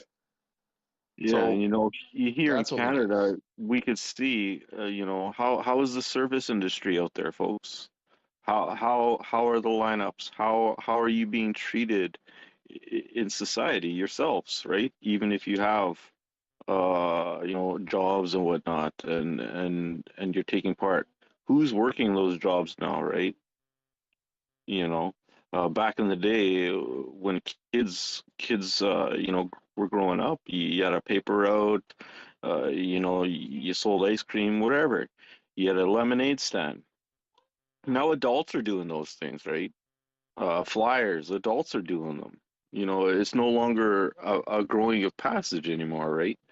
The whole system's messed, and I'm surprised this lasted this long, frankly, because when a lot of people sacrifice their livelihoods and careers, that takes a lot of high honor and integrity to remove yourselves from those industries. And if you take that a lot of integrity and honor out of those workplaces, what is left sitting there, right? You know, at the end of the day, when you lose your job and then they're replaced with someone that is less off, right? You know, it's a whole Ponzi scheme. I don't know how it's sustainable here in Canada, and I don't know how we're gonna make it through going down because things are moving really quick. Wogpog, you back? Yeah, I'm here, buddy. I'm just trying to figure out how to turn off. I just got a notification on my Brave browser that they're doing usage metrics by default. I'm like, where the fuck is the setting? So I'm all deep into that right now. I am back. If you want to take a break, I can hold down the fort for a bit. All right. Yeah, I'm gonna do some messaging to you as well. There's something that came up I have to let you know about. Continue on with the room. Okay, all good, all good. To what Andrew was saying, like, we're not waiting for anything to start. People that are waiting, I mean, I think you're going to be waiting a long time to do anything. It's like you need to activate, even the merest form of planting a seed in your windowsill. You have to do something to make yourself feel like you're doing something.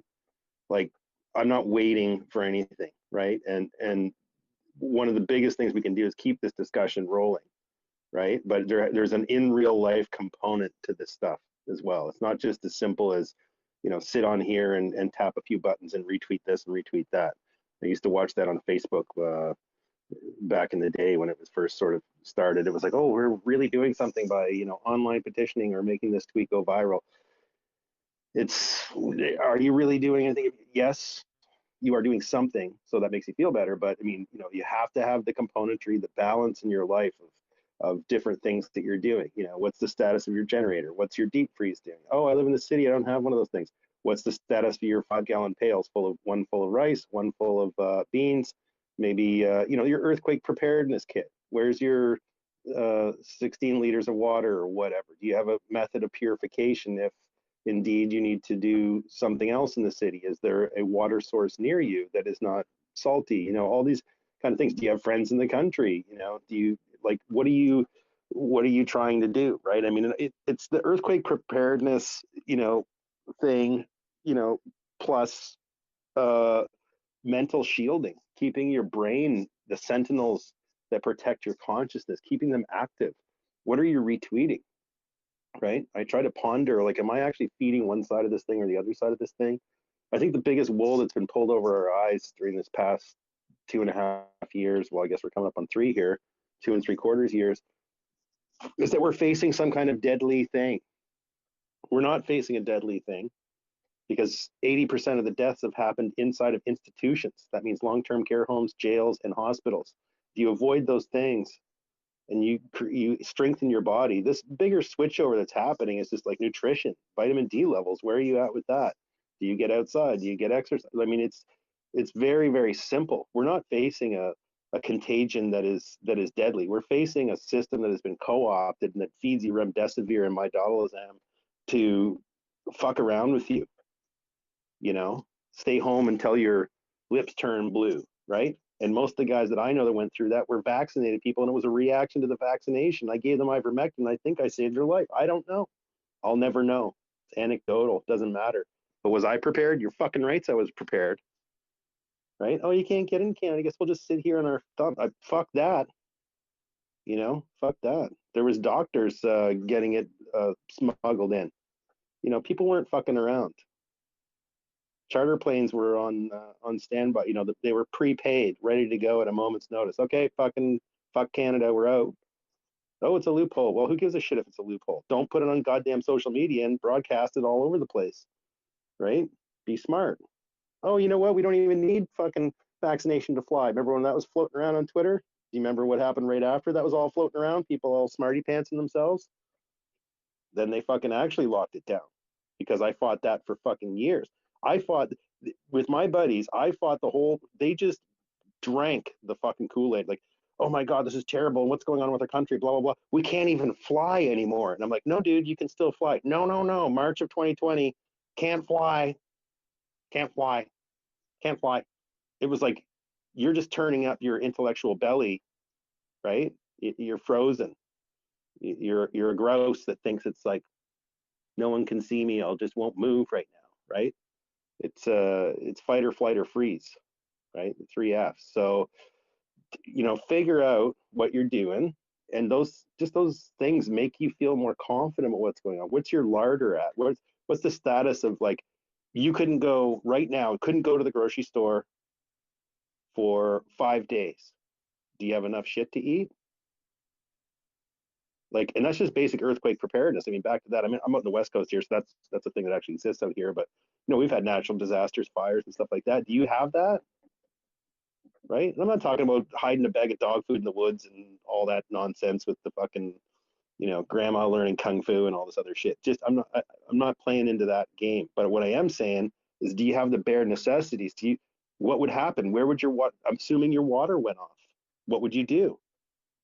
So having those, like, what you calls it's whatever that fucking smart ass's triangle of needs, that dude, having your bases sort of covered, like at least for 4 days. I mean, it just makes you feel stronger, right? But you got to shield your brain about what kind of horse shit that you're putting into it too, right? The fear is real. The fear will continue. Every time something comes across my feed, I ask myself, is this feeding more fear and more division?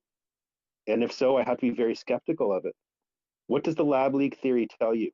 dangerous pathogen. What does the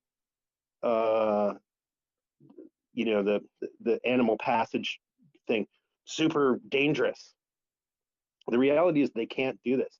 We don't have the technology to make any of this shit persistent. It doesn't happen. It doesn't exist. These guys are fools. They're fools playing with fire. It's a toddler playing with a fucking stick of dynamite. They don't even know what they're doing. But this stick of dynamite, we've evolved for 300,000 years. We got this. Our immune systems, they don't even understand half of our immune system. They got a very cursory, sort of idea, B cell, T cell, CD8, blah, blah, blah, CD4, all this other kind of shit, antibodies, titers, all this bullshit. But in reality, they don't have a fucking clue what goes on. It's all a goddamn mystery. So don't feed into the fear of any of this horse shit. But what you can do is strengthen what you do know. You need food, you need water, you need to take a shit, right? Those are your three basic, needs if you were to boil it right down to it. So don't shit in your brain, I guess is the theme there. Okay, so as far as my screen goes, my screen may be broken, and I want you guys to hit back on me if it's fucked up. The only guy that's next to go is Global, but you guys can correct me if my thing is screwed up. Then just let me know. Go ahead, Global. Yeah. So first, I just wanted to say hello down there to the most beautiful woman in the world. I'm going to push back against the idea that there's incompetence or arrogance that is misplaced, and that they're panicking, or that they bit off more that they can chew, or that they don't really understand what they're doing.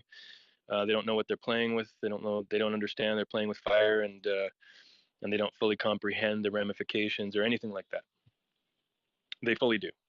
These people have had the Library of Alexandria at their fingertips for longer than any of us have been alive, and that includes hidden knowledge that's not released to the public, that is not found in any educational institution, that isn't available to anybody even online because it's never been leaked.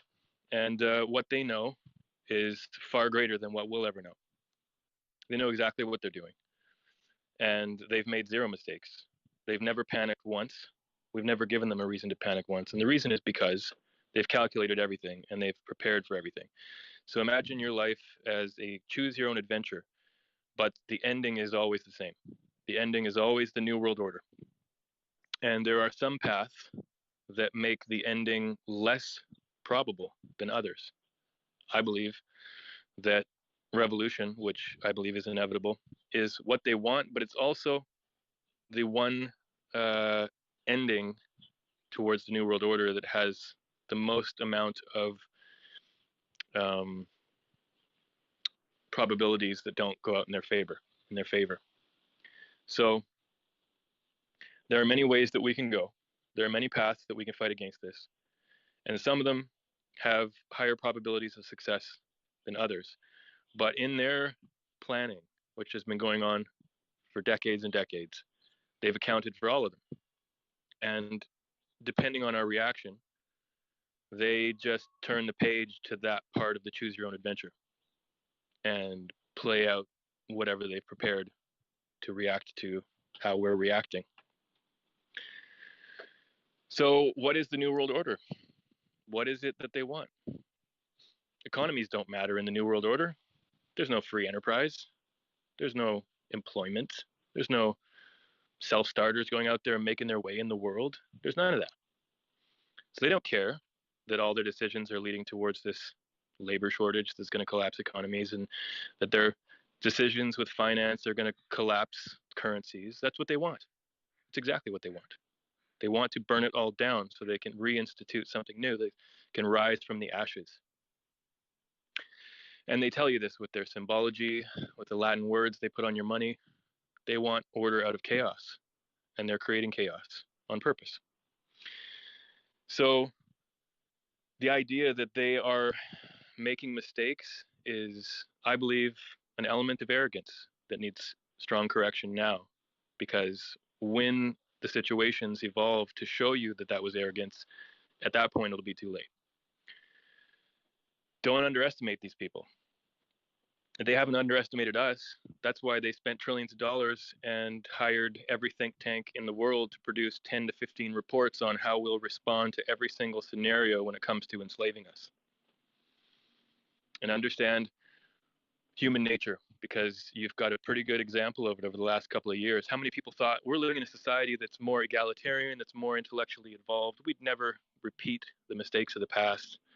We don't have those people that are so primitive to believe that one portion of the population is subhuman and undeserving of human rights, and they never advocate for them to be removed from society and put on train cars or shipped off to deserted islands. And yet many of you in here have wished for quote unquote libtards to be shipped off to deserted islands. I'm one of them. I've been there. I've said those words. So let's look at human nature and who we really are, and look at how the people that we used to believe were family and friends, our loved ones, have treated us over the last couple of years over a virus with a 99.98% survival rate, right? And a lot of those people are now saying, I'll never do that again. But what did they do? Are you trusting words, or are you looking at actions? Because actions mean everything, and words are hollow without the actions to follow through. They gave you a pretty good view of who they really are. When somebody tells you who they are, believe them, right? Especially when it's their actions showing you, not their words. Because words can be just lies. They can be meaningless, especially when the actions don't match or are the complete opposite. So human nature is that we are easily manipulated by fear, easily divided, and easily whipped up in a frenzy against each other in mob mentality. And that people that you used to think were kind-hearted and moral people would be screaming for you to be loaded on a train car if the government were to blame you for the death of some innocent child. And that's the reality. So prepare for that future, because what we've witnessed was just a test run for something far worse, and they've promised us that. And nobody is doing what's necessary to unite in a meaningful way where we actually stand against this proactively and push with our prerogative. Until that changes, it's going to come down to the day where you're forced to act, and be as ready as you can to act in that moment, because good people will stand up and die for what they believe in and for the people they love, regardless of the odds. And if you have that kind of resolve, then your odds will be better than the people who won't do that. Thank you. So are you familiar with the probability field thing that they shat out a few years ago, global? Can you explain further on that? Yes, I'm using colloquialisms here. It's basically like, distrust in police, a little bubble here about the bigness of probability, and then, teacher strikes, farmer protests, trucker strikes, like, I think it's 201 or one of them, but it's like basically the size of the bubble dictates like the probability that it will happen, like climate disaster, and then it's drawing all these lines. It might be a WEF thing, but do you know the graph I'm talking about? Yeah. Yeah. So my question, so when you look at it, you can see like a lot of the shit that's going on. It's like, oh, look at this. It's the teacher thing, or distrust in law enforcement and da-da-da. So like a lot of this stuff has been thought about, right? So I've been sort of positing this question, like, okay, they're making such elementary mistakes and this, that, and the other thing. So is it actually reactive chess that we're witnessing, or is it actually a 3D sort of thing? And so one of the things that sort of made me realize that is studying the biology of what's gone on with this coronavirus thing, and talking to guys that really know what the fuck they're talking about, as opposed to me as an armchair, dinkoid trying to figure this stuff out. Is, both of these probabilities lead you to the same conclusion, right? So lab leak, animal origin. Both things say it's a novel, dangerous to humanity coronavirus. Well, that's turned out to be bullshit. So it doesn't matter if they serially passage it or whatever. All of that shit doesn't matter. Both ways, you end up, because I was early on the lab leak thing thinking I'm a smarty pants, and that was a constructed rabbit hole with breadcrumbs leading me down to that, thing like, oh, look here, that's what got all the conspiracy theorists to take this shit seriously. A lot of us took this shit very seriously at the beginning because we didn't know that if this shit was real or not. So the question, if that's sort of indicating to me, and even some of these guys that are supposedly on our side, Gert Vander Bosch and all these other guys, it's like they're touting the same conclusion, that everything is so fucking dangerous that that you're still in the same thing. Like, what if they release a new one? Blah blah blah. And it's like the deeper I dig into this shit, the more I realize this is all horse shit. They don't even know what they're doing. So that's tending me to think that perhaps we are in 3D chess. Perhaps these conclusions are constructed, and like you said, a choose your own adventure that comes to the same conclusion. Exactly that. So if we are in 3D chess, then we have to look at their playbook. So if you go back to the 60s, and you can see the playbook of destabilizing a country: trucker protest, farmer protest, civil unrest, law enforcement, military engagement, blah blah blah blah blah. I mean, so are they stupid enough to repeat the things of the past? I mean, is that really the thing here? But so I get myself wrapped up in that stuff. But then I say on the other side of the equation, okay, fuck whatever they're doing. What I can do is empower myself in whatever way that I feel necessary to insulate myself from X, Y, and Z. But if just before we go on to the next speaker, like, what are the things that you're looking at, the metrics that you're looking at that make you think that we are actually engaged in the 3D chess sort of, as opposed to reactive retard chess that it sort of seems like on the surface? That's to global.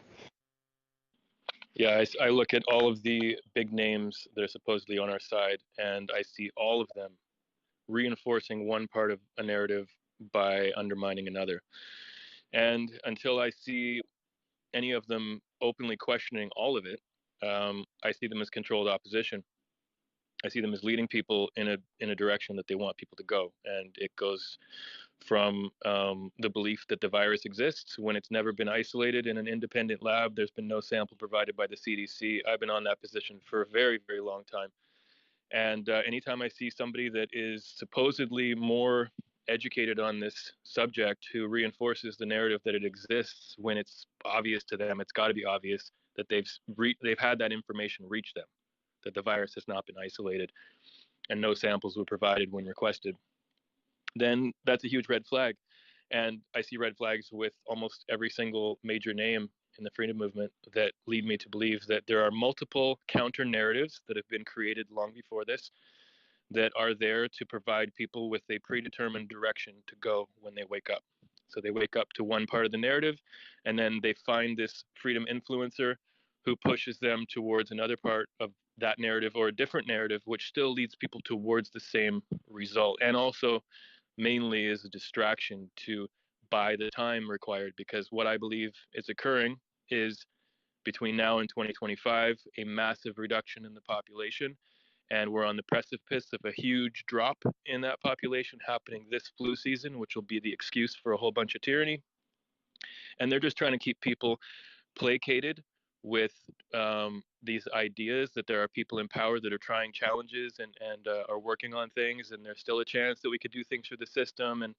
And then on the other end of it, they're distracting people with tons of information. So instead of just a couple of lies, they're bombarding people with thousands of things, so that you spend all your time trying to figure out what's real and what's not, instead of looking at the fact that the genocide has already occurred for some people. It's continuing to occur for other people. And by the time we get to the end of that suspected window, we're going to have that also become the excuse for going around ripping people out of their homes, throwing them in concentration camps. And that right there is a consistent element in almost every single one of the scenario response plans that they've come up with over the years, is dealing with people that won't play along and removing them from society. So that's, I believe, what we should be looking at. That's the real football, and everything else is just theatrics. Yeah, but so if we look at the numbers of like these voluntary isolation camps that they've created, I mean, what, they might have the capability, maybe max 7,000, maybe maximum 10,000, but I doubt that's even at that. Like, from what I'm looking at the metrics in BC, it's like 1,500 max. They have built them all across the country, so we're probably only looking at like optimistically maybe 5,000 people. I mean, what is that, just a psyop? You think that that's actually constructed for actual holdability? I mean, that's not enough, right? If I just reply quickly to that, I'll say in Alaska about 15 years ago, they built a mental prison that can house 100,000 people. The FEMA camps have been expanded for the last 2 decades. In Canada, a whole bunch of old military bases had been converted and retrofitted to be holding facilities. So there's stadiums that can be shut down and turned into internment facilities as well. If you see what happened in Katrina, just imagine that, but with soldiers keeping you in. Yeah, I'm not so sure. I don't think that I don't think that the infrastructure is there. I think it's mostly a psyop. My own opinion there.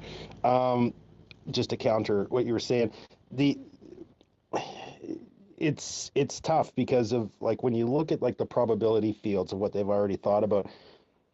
I think that what you're onto there about buying time, I've noticed that that's one of their key metrics. They have to buy time every time something happens.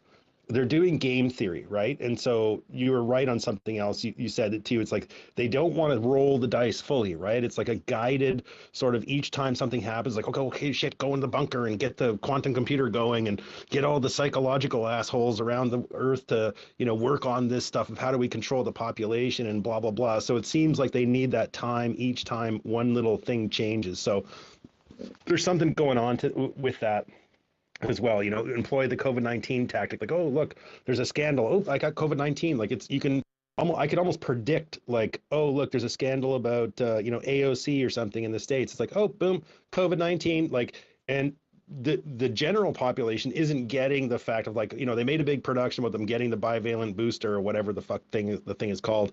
And then it's like, well, now you've got COVID-19 when you have a political scandal. It's like, well, so is no one putting these two things together? So you have this like dissonant sheephood going on where it's like, oh, well, that doesn't matter because she virtue signaled about whatever. And it's like, well, the other question is how many people actually believe all of this shit, like transing kids and these little shows and drag shows and all this stuff in libraries. I mean, it's just a small percentage of the population, but it gets magnified on these social media platforms. And that's what we're hopeful that sort of gets corrected. So we'll see, who knows, to be determined. Did you want to go back on that, Global, or you can go back on that if you want. I'll just say quickly, we know for a fact the immune systems have been compromised by this thing and that we're heading into flu season. And I believe that's what they're buying time for, is just to get into that death spike that's coming with the flu. And once that happens, then they'll execute the next phase of the enslavement plan. Yeah, I'm a little skeptical that they're going to have the traction to do any of this other shit because the normies I'm talking to are just done with it. We'll see, right? It depends on what metric that the little box tells people to think. However, the worrying metric that I've been monitoring is the actual flu itself coming back, and we see that the flu metric spike is way earlier than usual. So that's very worrisome. And then, of course, we're just pointing to ADE or original antigenic sin and all that stuff. Okay, guys, I'm going to ask for a little bit of patience here just for 2 secs. I got a business call coming in. Let me just try to get rid of them as quick as possible. I'll come right back. Just 2 minutes of silence for Jeremy McKenzie.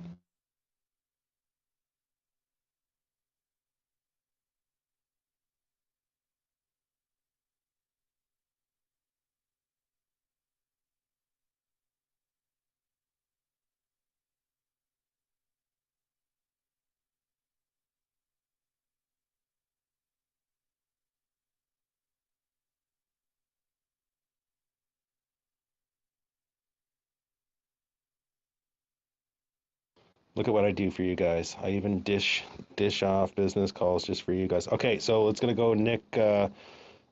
Nick, here, go ahead, buddy. How you doing, buddy? How you guys Keeping doing? it real. You guys all Everyone's good? doing good in here. Yeah, rhetorical Awesome, question. Yes, awesome. go ahead, I Nick. love Where are hearing you that. from? Where are you from? I'm from California. The good part or the shitty part? That's, I guess, is depending on who you ask. Southern? Yeah, I'm in Southern California. Oh. All right, anyways, good enough. It's still Yeah. beautiful down there. How's it going? You're right, man. You're right. It's 2 completely different states. I mean, north to south. But yeah, I mean, I'm a really optimistic guy, I like looking at things from a perspective of I'm gonna win or I'm gonna help somebody get in a position to win. And now when I talk about this, I kind of do mean it with all sincerity. I'm not trying to offend nobody. I'm not trying to come from a bad place. I'm not just speaking out of my ass on this one, but you guys keep saying they a lot. And let's just call them out who they are, right? So the Kabbalists are the ones that are behind the they. I know this. I know this. I might be one of them. I don't know. I'm just kidding. But no, it's very simple, and it's all pushes communistic, satanic agenda. It's their religion, and everybody else are going, and we're here to serve them. You know, they're trying to lead everything up to the Messiah, right? The Messiah's coming, the Messiah, and that's going to be coming. You decide if you think it's the real Messiah or not, but I'll tell you something right now. They don't give two shits about their own kind, so what makes you think they will give a shit about you? Basically, I'm not talking about Jews here. I'm talking about Kabbalists. Actual living, breathing Kabbalists who are practically, they think of themselves like demons upon this earth. And they're proud of it.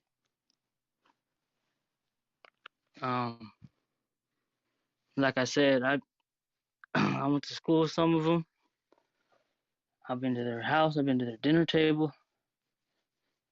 And these people have such an arrogance about them. Such a authoritarian like way of looking at everything that they are actually doing it.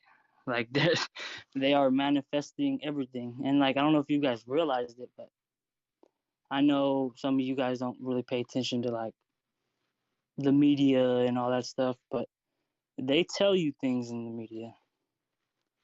They tell you what's happening, and if you look at it right now, Kanye West, the West is going against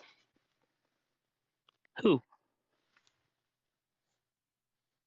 The Kabbalists. I'm not gonna call them Jewish, because that's what they love to say.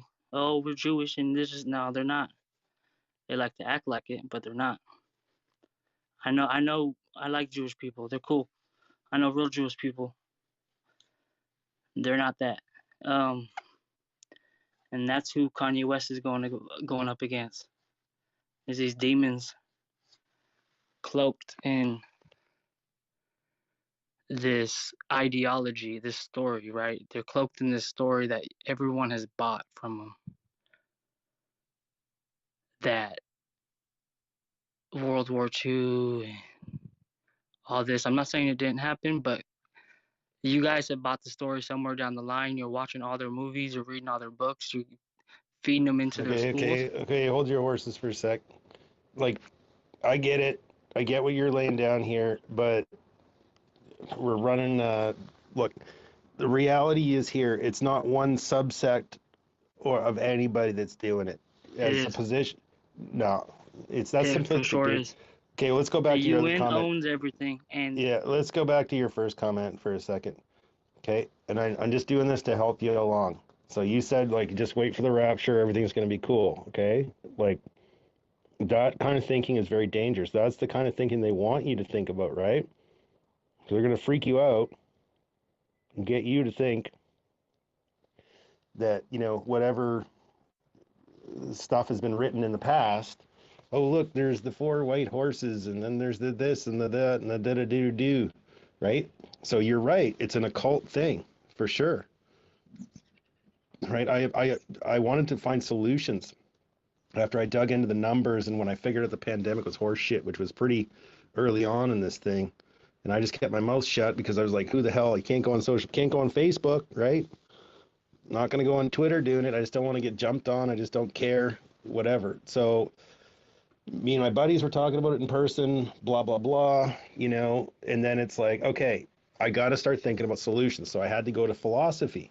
Well, philosophy only lasted 2 days before I realized we're in a goddamn spiritual war, and these fuckers seem to be occultists, right? So what's the occult three main rules, right?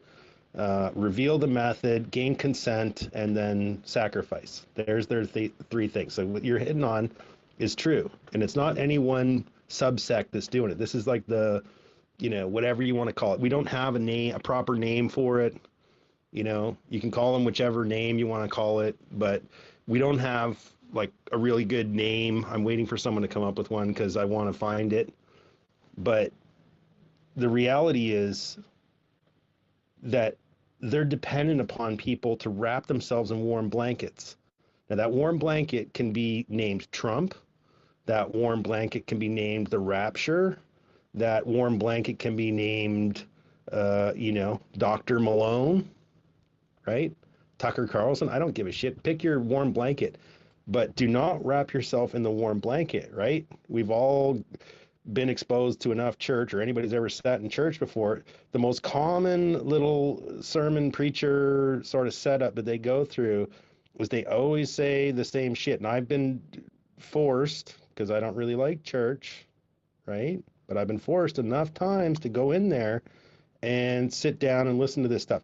So what's the most common thing? Well, if God really existed, how come, rapists and murderers and genocides and this and that and everything else exists, right? That's the common question. So there's many, many different sermons that happen on this, and it's kind of a regular sort of like, okay, we're at the 3-month mark. Okay, time to do the old sermon about why God exists if all this terrible shit exists on earth, right? And what is the answer that the preacher always says? He says, it's up to you to still do the actions on earth that you need to do regardless of whether God exists or not. They don't frame it that way just because that's not what they're selling you, right? They're selling you the Amway product line, the full kibbutz. Yeah, sort of misapplying that word there, but in slang terminology. But so that's the danger, right? You get those warm blankets. I don't give a shit if it's Trump or religiosity or whatever. But the answer remains the same. It's still up to you to do actions about whatever. And I caution people about fixating upon what they are doing. What are you doing, right? And it's like, yeah, you can go through all this stuff and say this, and this, and this, and this. Well, try running a project. Try being a team lead on a project, okay? You're going to start looking at people as slightly fucking retarded because most people are slightly fucking retarded. Let's face it, that's how we got into this mess. That's how we got into this virtue signaling nightmare. Most people are just looking for some kind of leader, flag, and shit like that to follow. But anyways, I want you to finish your thought there, but I want you to be very careful with your word choice, and I want you to sort of move on from that and just keep on going, Nick, because I know what you're laying down, but you're in a room with a lot of people that know a lot of shit, and we've already been talking about a lot of stuff. So you don't need to go back to review 101, but what can you do for solutions? How do we get out of this stuff and stuff like that? Because it's more of a solutions-based room than a sort of a review room that something's wrong in the world. Like, we get that, but I really appreciate you coming in, and I want to hear what you got to say. But there you go. Go ahead. Yeah. What you touched on is basically right in a blanketed form, right? I'm not trying to hear to preach fear or nothing. It's nothing to be afraid of, and that was what I was gonna get at. That's my whole point. It's nothing to be afraid of because they're trying to get to you. They're trying to buy you, right? And if you realize you have the power within yourself, you don't have to subscribe. That's all. That's what I was about to get to. They are coming after you. Everything that's put in here, you think it's for your entertainment, you think it's for your religion, you think it's for your love and all that. That is all construct of them trying to get to you. Now, if you don't know yourself, you wouldn't be able to see this. I don't think this might even make sense to you. But if you know yourself and you know what it is someone's trying to get out of you, I know you're feeling me. I know you hear exactly what I'm saying, because you have all the power. You have everything that you possibly need. You have everything. That's why they call it nowhere. You don't know where to go because you're now here, right? You're now here with everything that you've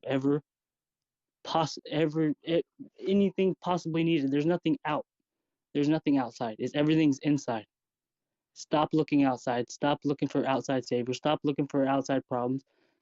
Find what's in you. You have it all. Amen, bro. I'm just saying amen, bro. Yeah, keep on going. Okay. Yeah, no, but basically that's what I was gonna get at, you know. Sorry I started it so ominous and everything like that, but like I had to I had to, you know, be real about it, because there are people out here that are trying to take what you have is your essence, you know. People say spirit, but like, what is a spirit? I believe, right? So the spirit is, you ever know those Russian dolls? You keep opening them up, keep opening them up, keep opening them up. The spirit is the little one, right? That's gonna be in the middle of everything. That's covered by soul. It transfers through the blood. You know, I can go on about this, Hey, but listen, man. You know what? I've been talking about essence for a long time because I try not to get into specific sects of religiosity or belief patterns. So you're right on the money. You're in the right room. Now, did I hear a big dog grunt in your background? yeah, I got a mastiff. Oh, you son of a bitch. Lucky man. Lucky man. That's awesome. Give him a pet for us. I love it, bro. I love Yeah, it. she's Keep a on sweetheart. keep on sticking around, man, because Yeah, we're like mostly Canadians and that, but our American friends are always welcome. And I love what you're laying down. It's just, you know, you're in a room of super smarty pantses that have been talking about this shit for months. So yeah, just keep it going and keep up if you can, because we like it, right? And it's important. It's important. This is a worldwide issue. It's not just in one zone or the other. So thanks a lot, Nick, for what you contributed there. I'm digging it. So I get what you're laying down, and I like that positivity vibe because I'm always on the positivity train myself. Inquisitive, go ahead. Yeah, we're Canadian, and we're really sorry about that. Don't forget that in history there are thousands of examples where they push people too far. They are prone to mistakes, these people. And those are revolutions, right? Where people get pushed so far, they're finally pushed into some sort of action. So that's evidence of their mistakes. There's a very basic dynamic at play here, which is if you're a species and you're trying to survive and have offspring and make your species successful, these are natural constructs that just kind of come up organically. You may try to eliminate competition. You may group up families and try to maintain power. This is what they've done. It's an organic structure. Remember I was saying earlier, it's like how crystals grow on a windshield, right? That's just how human beings develop. That's what we've done. So these particular people have circumvented many of our systems. They've risen to the top and they have almost total control, and they have for a period of time. And they're trying to maintain that level of control. And one of the ways that they do that is by creating constructs about these demons and all this nonsense, right? It's a great system if you think about it. If your goal is to separate your family from all of other humanity, right? And teach your offspring and those around you that they're in a unique and special position. And therefore, you're hoping maybe to best propagate your particular gene, and your children will continue to remain dominant. It's a basic principle, right? It's a basic concept. So it's up to us to sort of decide that we don't accept it, and to say, hey, we don't like this construct, and we think that we should redesign things, and governments should be free to make decisions in a truly democratic process, right? It's up to us to reassert that as the narrative that we want to pursue, and to break free from the control that some of these very successful, very powerful families and groups of people have had over the last who knows how many centuries. But their time will come, just like everybody else's. And in my humble opinion, I think right now may be one of these times where they have put inordinate pressure on people, and I think they're going to get a response, just like they always have throughout history. One of the cool things, though, I hope for anyway, and maybe this is my idealism speaking, is when we talk about words like revolution, they don't always mean the same thing, right? Revolution, like everything else, sort of evolves over time, and maybe we're reaching a point where revolution can be something maybe not quite as chaotic and crazy as we all remember it to be, but maybe a soft form, a modern form of revolution where it's like a non-participation revolution, where people just finally say, we've had enough. We're not supporting your fake constructs anymore. We're going to abstain from the process, essentially, and that will bring about the collapse of these administrations. There's no way they can sustain themselves without us. So I think that's where this is probably heading. They love them. Yeah, just hold your horse there, Nick. Let Inquisitive go his turn there. Oh, my apologies. Thanks, Yeah, man. no, No, no that was worries. Yeah, basically it. go ahead, I was just Inquisitive. saying, I think that's where this is headed, guys. It's going to be the swell is going to continue to grow. It's not going to come down to one single point in time. It's not going to happen on a Sunday at 2 p.m., but this will continue to grow, and you'll see changes begin to happen at a more rapid rate as time goes on. The pressure will build. The question is, what kind of game theory are we talking here? What kind of nudge units? What kind of psychological sentiment gathering that they're doing, right? And it's like, this is why Twitter is basically the greatest polling uniform polling, crowdsourced source of information that you can possibly do, right? That if this is in the wrong hands, then you can basically, the parsing of information here is extremely powerful. So yeah, it's not going to happen on a Sunday at 2 p.m. for sure. The question is, have they parsed out, or have they laid down the groundwork of they're either in conspiracy mode or in general pleb mode, or maybe the middle mode of just reasonableness, and do all of those paths lead to Babylon, right? So either way, you're going to get to Babylon. So like that choose your own adventure sort of allegory, which I think I came up with to be truthful. Maybe we could have an IP battle over that one. But anyways, it's we are in a choose your own adventure moment. So it's up to you where you keep the sentinels of your mind active and protect, and be careful what you're retweeting. Okay, so let's use one in perpetuity. Well, I'm using words wrong here, guys, but just bear with me. Is the current sort of reports out of Brazil that there is the military has gained control of the Justice Palace and blah blah blah. That's all bullshit.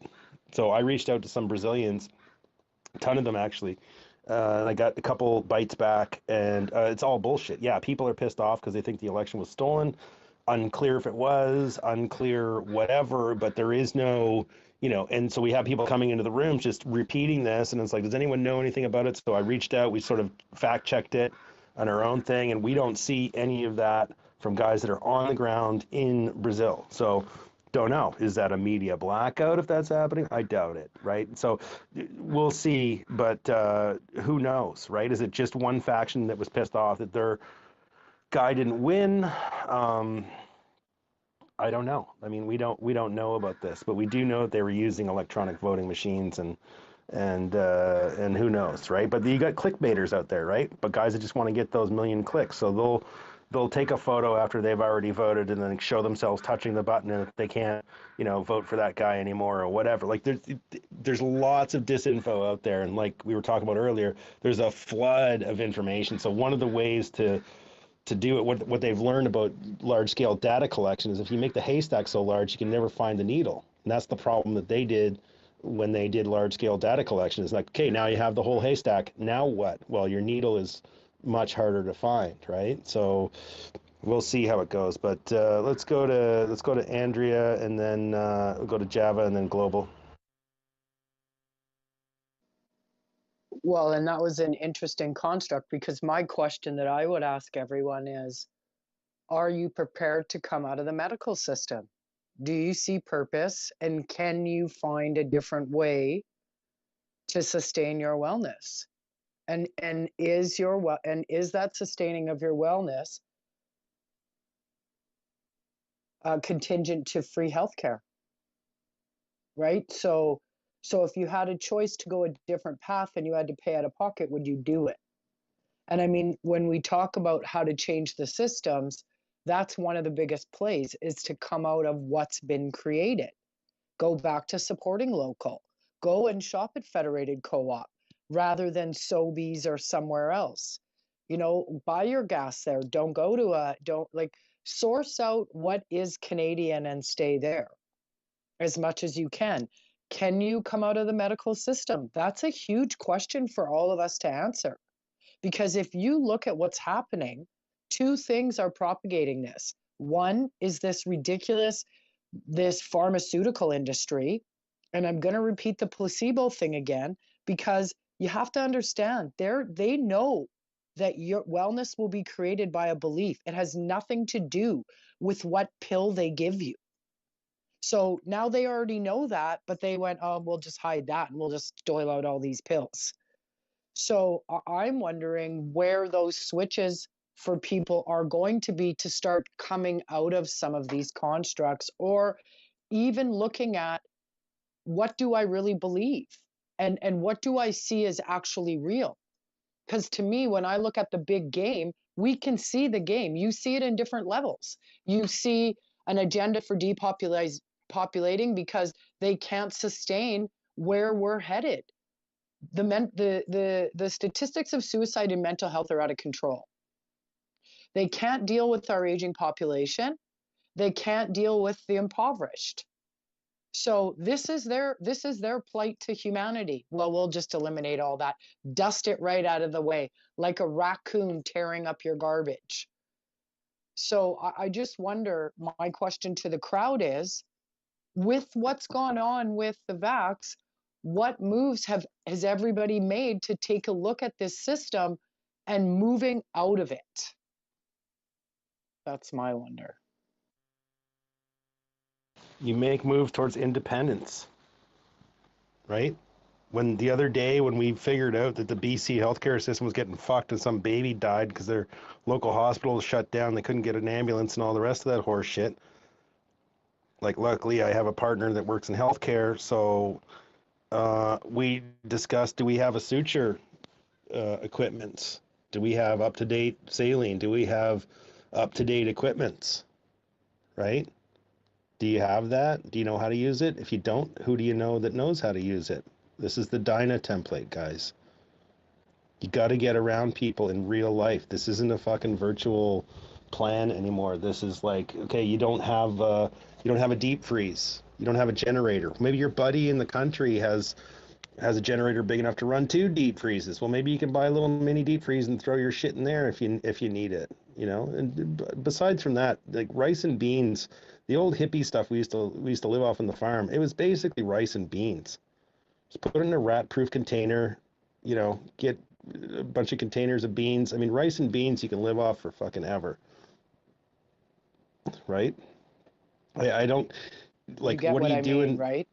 No, I get what you mean, but it's like, more importantly, is where's your brain at? I mean, this is the problem with people, is like, the problem that goes on here is not like, you know, do you have your dog food buried in the woods for people that are so scared shitless? Don't feed the fear, feed the fucking actions, and don't pay attention to what the fucking government is doing or not doing or whatever. Get yourself independent. They're signaling to you. They've shown you. They're telling you. It's like, don't depend on healthcare. Don't depend on the education system. Don't depend on the streets being cleared. Like, just figure it out, you know? Like, if you don't see the signs on the wall, they're going to reveal the method, then they're going to gain consent, and then they're going to do sacrifice, right? So the easiest way to illustrate that is just think about Dracula, right? How does Dracula work? Well, he's got to, like, reveal the method. So he kills someone, and there's like, oh, there's 2 hole marks on the person's neck, blah, blah, blah. It's a mystery, right? Then he has to be invited through the threshold, right? Dracula can't come into your house. You have to invite him into your house, right? That's why they always, you know, oh, do come in, you know, the hot chick, and, you know, I don't know where Francis is, blah, blah, blah, blah, blah. And then, you know, the sacrifice thing, the sucking of the blood, right? So it's like the enchantment of it all. But all this physical shit can happen with your brain too, right? That's why you got to guard your brain, because if they get into your brain, so what's the point of the PSYOP? Fear, division. Anything that's feeding fear and division, just look at it and say, hey, do my guardians of my brain have this under control, or am I actually buying into this? Nuclear war, monkeypox. They keep on trying this shit. No one's biting. Java, go ahead. Hey, thanks for having me. I'm just a concerned Canadian, man, and I didn't want to be paying attention to any of this kind of stuff. I just wanted to go to work and stuff, but they made me look. And now I can't look away. I see it, you know? And it's bothersome. So like, I'm at the point now where this public order emergency, as far as I'm concerned, it's fucking open and closed. I mean, the evidence is in. Obviously, it wasn't required. It's clear as day. The vaccine's fucking killing people. We can clearly see that. My point is here coming in is I was just wondering, has anybody else seen this Preston Manning thing that's coming around, this Citizens Coalition against COVID-19? They're going to be doing a 10 province information gathering. It's going to be citizen funded. I think this is the next thing that's coming after this Emergency Public Order Commission. Thoughts on that? Well, let's get it going, but let's get the young fellers with them to gain traction on social media and YouTube and all this other stuff. You got to have the team behind the scenes, right? You got to be in the new media. The mainstream media is not going to cover it. Yeah, it's a great idea. Why not? But anything that feeds or furthers our purpose, yeah, for sure. But is there going to be any teeth to it? Just like with the commission, probably not, right? But yeah, why not? It was actually spoken of very early on in this room earlier this morning. So yeah, we're into it. It's up in the nest there somewhere, but all of it. Let's get it going. I don't care what you're doing, as long as you're digging. You're digging us out of the hole and you're shoveling the dirt out. I don't care. If I catch you shoveling dirt in, then fuck you, right? So I'm not going to worry too much about controlled opposition. But with our minds, that's a different story. Global, go ahead. Yeah, so I think part of what a lot of people miss in the big picture is when you look at who's behind the creation of the New World Order, they're the same people behind the creation of the United Nations and World Economic Forum, and a lot of people know that. But when you look deeply into what they believe in, who they are, and you understand that they're Satanists, that they worship the ancient gods that children were sacrificed to in ancient Mesopotamia and Babylon. And you look at their open words that they used to write to each other, or that they would speak at these conferences. A lot of people thought, well, the reason why they're saying these things is because they don't believe that people like me would ever find out, or if we do, there's nothing we can do about it. But I think it's deeper than that, that they actually want us to find out. I mean, they could have made the World Economic Forum a secretive organization that was even more secretive than Bilderberg, and none of us would ever know that our politicians were being groomed and pushed towards installing the agenda of foreign organizations over our heads and committing treason. But they wanted us to know. And the reason they wanted us to know is because part of the belief system that they have is that prophecy will be fulfilled, and that the fulfillment of that prophecy will lead them to become like gods. And if you look at Babylon and the surrounding events of building the Tower of Babel, what they wanted to do was become God. They wanted to take God down and replace God, and they wanted to become God. And they make it very clear, the amount of Babylonian references that are in every globalist organization around the world, including the headquarters of the United Nations and the statues that are out front. That is exactly what they're doing. And in order for them to fulfill that prophecy, they need to have Armageddon. They need to have the final battle between good and evil. And that's what they've been ultimately trying to force to happen since the beginning of all of this. And they're closer than ever before to creating that battle. And so the fact that we are all on the side of good is their doing, because they wanted there to be the forces of good versus the forces of evil, so that a final war could happen, so that they could take their rightful place as gods. That's truly what this is all about, on top of the sacrifice of the willful idiot. And if you look at the number of people that have complied and have willingly taken upon that sacrifice, we hope that not all of them that have taken it will fall. But it's pretty apparent that what they're doing right now is buying time before they can use those bodies as justification. So that's what we know they're doing, and we know that they want to have this final battle of good and evil. So what can we do about it? Well, what we can do about it is we can try and make the good side as big as it can be, right? And we can make ourselves as strong as possible. And I think what's going to make us the strongest is being able to look at all the things that might produce fear in another person and find a way to be able to look at them without having any emotional impact, to become stoic to all of these things. that is where true strength will be found, not in ignoring the problems, not ignoring the fearful potentialities, but to no longer see them in a way that causes fear within you. If you can overcome your own fear to anything, then you will win regardless of the outcome, because their ultimate goal is to guide you through fear and manipulate you using that emotion. And so if you're not feeling that emotion, regardless of what's happening, regardless of what may happen in the future, then they can't steer you in the direction that they're trying to. And no matter what happens, you're going to be in a better place one way or the other. So I'd actually advocate people to just face their fears and overcome them and get to a point where you can see any potential outcome in a way where it doesn't make you feel fearful. Thank you. One time I was dating this hippie chick, and she said to me, "Are you afraid of death?"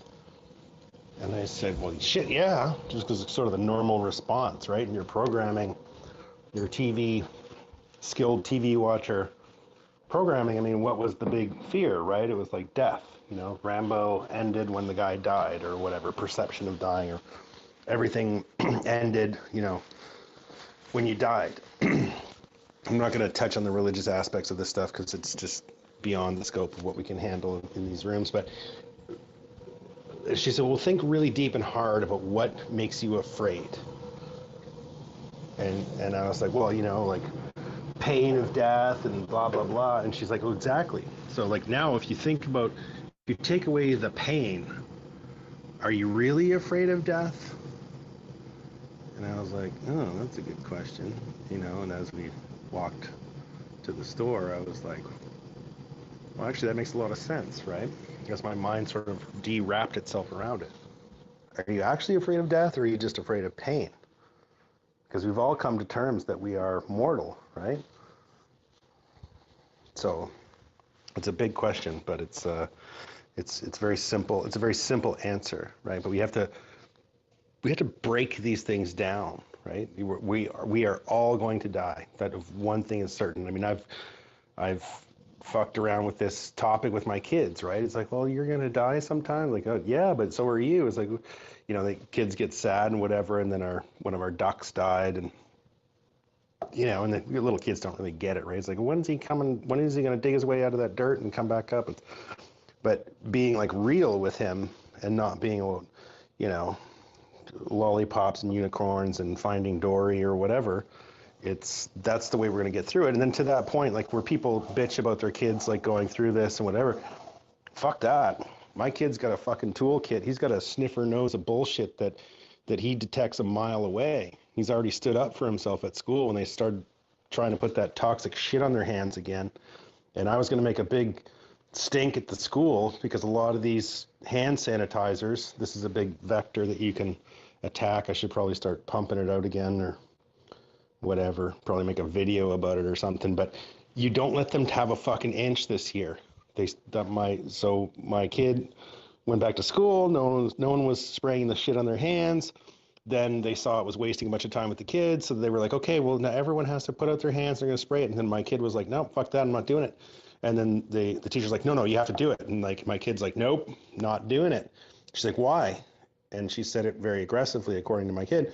And he said, well, my daddy tells me that there's bad chemicals in that, and I don't want to expose myself to bad chemicals. She's like, okay, well, fine. Go wash your hands with the thing. And we were getting all rigged up. We had all the parents in the background. We were all fucking ready, full frontal attack on this fucking hand sanitizer not because it was the hand sanitizer, because that has its own, like I said, a lot of them using nasty chemicals and shit that have MSDS sheets that tell you not to fucking spray them on your skin, blah, blah, blah, blah, blah. But because that one step represented another step towards this bullshit. And so we were getting all activated, getting all the parents, getting this behind the scenes group together where we were going to go talk to the principal and make a big stink and all the rest of that horse shit. And I don't know what happened, but since my kid stood up to that teacher, it reverberated around through the school, I think. And by the time we got ourselves organized to approach the principal, it was gone again. So that toolkit that we're setting up, yeah, it sucks to talk to your kid about coronavirus. It sounds like a pile of dog shit, blah, blah, blah, blah, blah. Let's worry about the bees, right? So instead of him focusing his energies on, okay, I could have let the fear permeate into some generalized anxiety like Matthias Desmet talks about. But I was like, well, look, really, guys, if the bigger, and I had this discussion with the full family. We had a bunch of people living with us at that time. We had the big discussion when coronavirus first came out. I said, I'm doing the math on it. I don't think it's a big deal. Don't worry about it. I think that this is under control. It's just like a normal flu. Turns out it's less than normal flu, but anyways, that's a different story.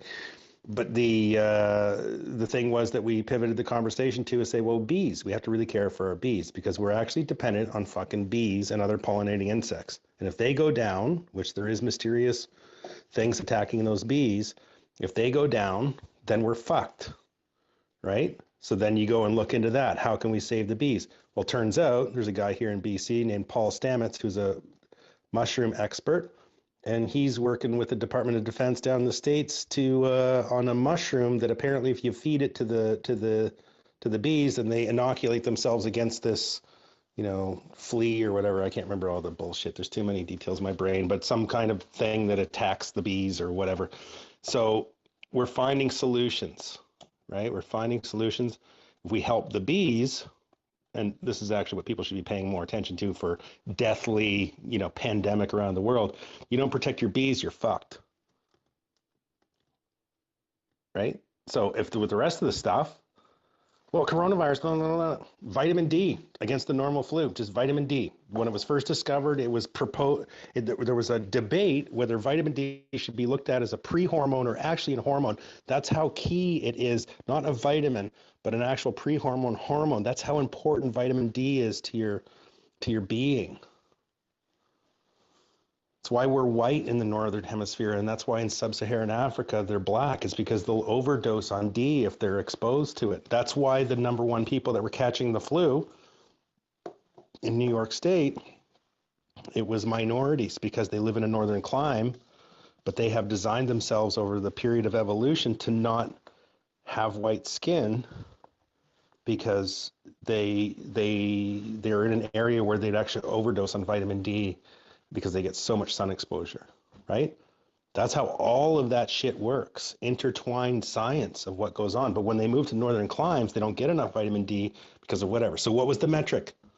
The deaths in New York State due to, quote unquote, coronavirus, we'll see, who knows, or due to whatever interventions they did do when you went to the hospital, overpressure your lungs, because they didn't have that thing figured out at first either. 94% deficient in vitamin D. And that, of course, was targeting the minority population. So feeding the big agenda, right? Let's get things all freaked out. And don't forget with monkeypox, they tried the same thing. The monkeypox came out, no one was really reacting. They're like, ooh, it could have been like changed around in an Israeli lab because they were trying to get everybody to counter narrative back to the same thing. Ooh, it's a super dangerous thing. No one bit. We have a collective evolution going on. We're smartening up as a hive, right? And we're not going to fight this collective safetyism bullshit with individuality. It's going to be collective action. But I posit we don't need to unite.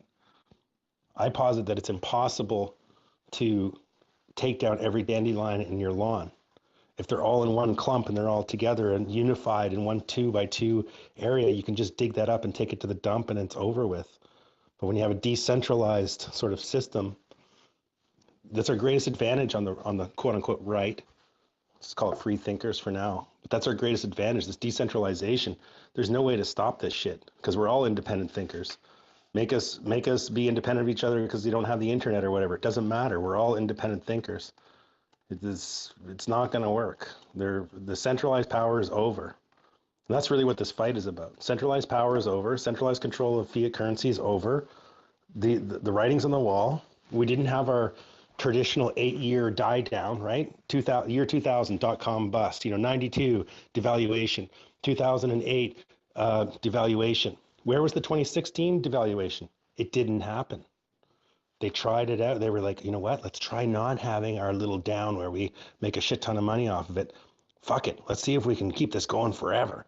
Then they caught themselves with their pants down in Q3 2019. That's when the money printing started in Canada. And it didn't just start in Canada, it started in a lot of other places too. They caught themselves with their fucking own cock in their own ass, these stock greedy fucking pieces of dog shit, non-productive wealth.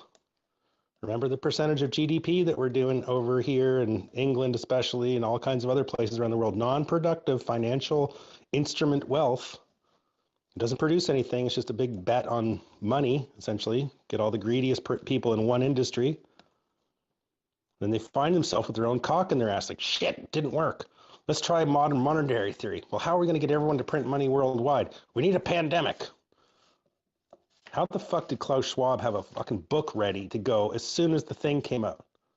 Riddle me that. How did they have this PCR nonsense, patents, and all this other stuff? I haven't gone down these rabbit holes. I can't verify, but whatever. Why did the money printing start in Q3 of 2019? At that same angle that it perturbed, that it kept on going until the middle of 2021. This angle of quantitative easing, or in other words, money printing, went at an extreme angle, like basically as steep as you can print it, as fast as you can print it, is as fast as they had it going. So why did that start before the pandemic? I wonder. Why did we need something that coagulated all of the nations together? And any nations that weren't going to go along with it, they had trouble, right? They had trouble because you're not going along with the plan here. If we all print money together, then no one country suffers hyperinflation, or so the theory went. Now it turns out that modern monetary theory turns into inflation everywhere. Big questions, just things to think about. Go ahead, Andrea. Well, but isn't that the point, Wog? Right? Like, I mean, when you're out of the drama and you take a minute, you have to go, oh, look, he wrote a book and published it in 4 months. Gee, that's not possible. How did that ever happen? But moreover, like Global sort of said, okay, so look, Wog talked about dying. We're all going to die. See, here's my attitude. You're not going to notice when you die. I hate to break it to you, but you won't. And so what do we want to do? We want to leave a better world for the generations that are going to come behind us. So, well, we could leave if we wanted to, but my point really is that what Global said is so true, which is you've got to find a way to stand outside of any fear they want to throw at you, because it's debilitating, period, end of story. And you're never, ever you're not going to be a purpose to anything. And yeah, he used the word revolution. And you know, there may be a revolution. Maybe the Great Reset isn't going to be what they planned. Maybe the Great Reset is going to be the cognitive awareness that we have that this isn't 100 years ago. And what the dumbasses are doing is they're playing off a playbook that's 100 years old. And they actually think they can move this shit through. But they've neglected to consider the expansion in human awareness and the understanding, and not only the understanding that this generation of us in this room are willing to go a different way. We're done with the old system. I'm not sure they contemplated the actual conscious awareness of humanity in this time, because they're still running games that they played 100 years ago, where humanity was much weaker and way less aware and did not have this great information source that we all have. So are we just in a time of evolution? And are we aware that, you know, we're raging against the machine, but again, I'm going to ask, are we aware to come out of the machine? Because I would agree with Global that part of the reason we're standing here today is one, apathy, but the other, fear. Well, they tell me the medical system is where I need to go and they'll save me, but is that true? That's only 100 years old. But have we ever really sat down and thought about that? That for 5,000 years before that, there was no medical system? Have you done your homework? Do you realize it was built by the Rockefellers, do you realize that when the old man Rockefeller, when they started to snub out homeopathics, he had a homeopathic doctor in the 1900s. So he wouldn't let them shut all of the homeopathic schools down, or schools, yeah, down, and wanted some of them left running. So, I mean, when we look back into the contrived history, you see, even in the industry of agriculture, everything they did was a lie. They didn't legislate and regulate farming for better food sources. They did it for today's day when they could drop the farmer to its knees.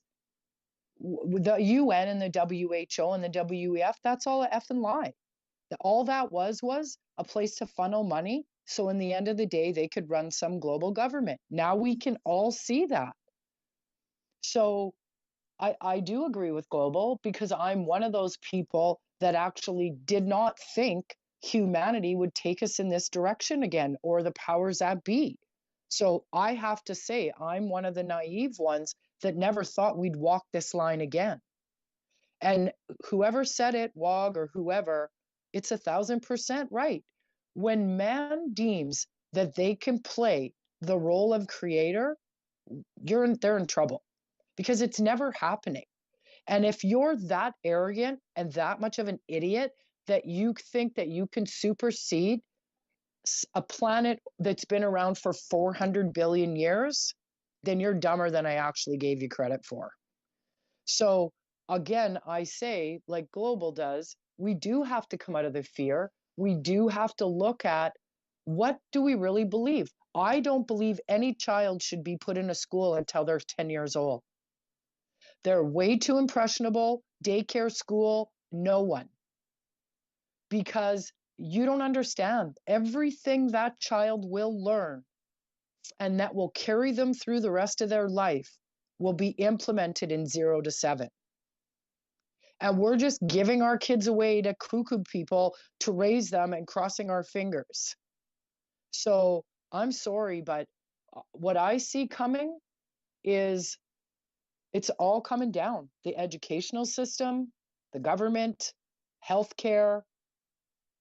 And I'm not sure what's going to happen to rule of law in Canada. We'll see where this case goes with this constitutional issue.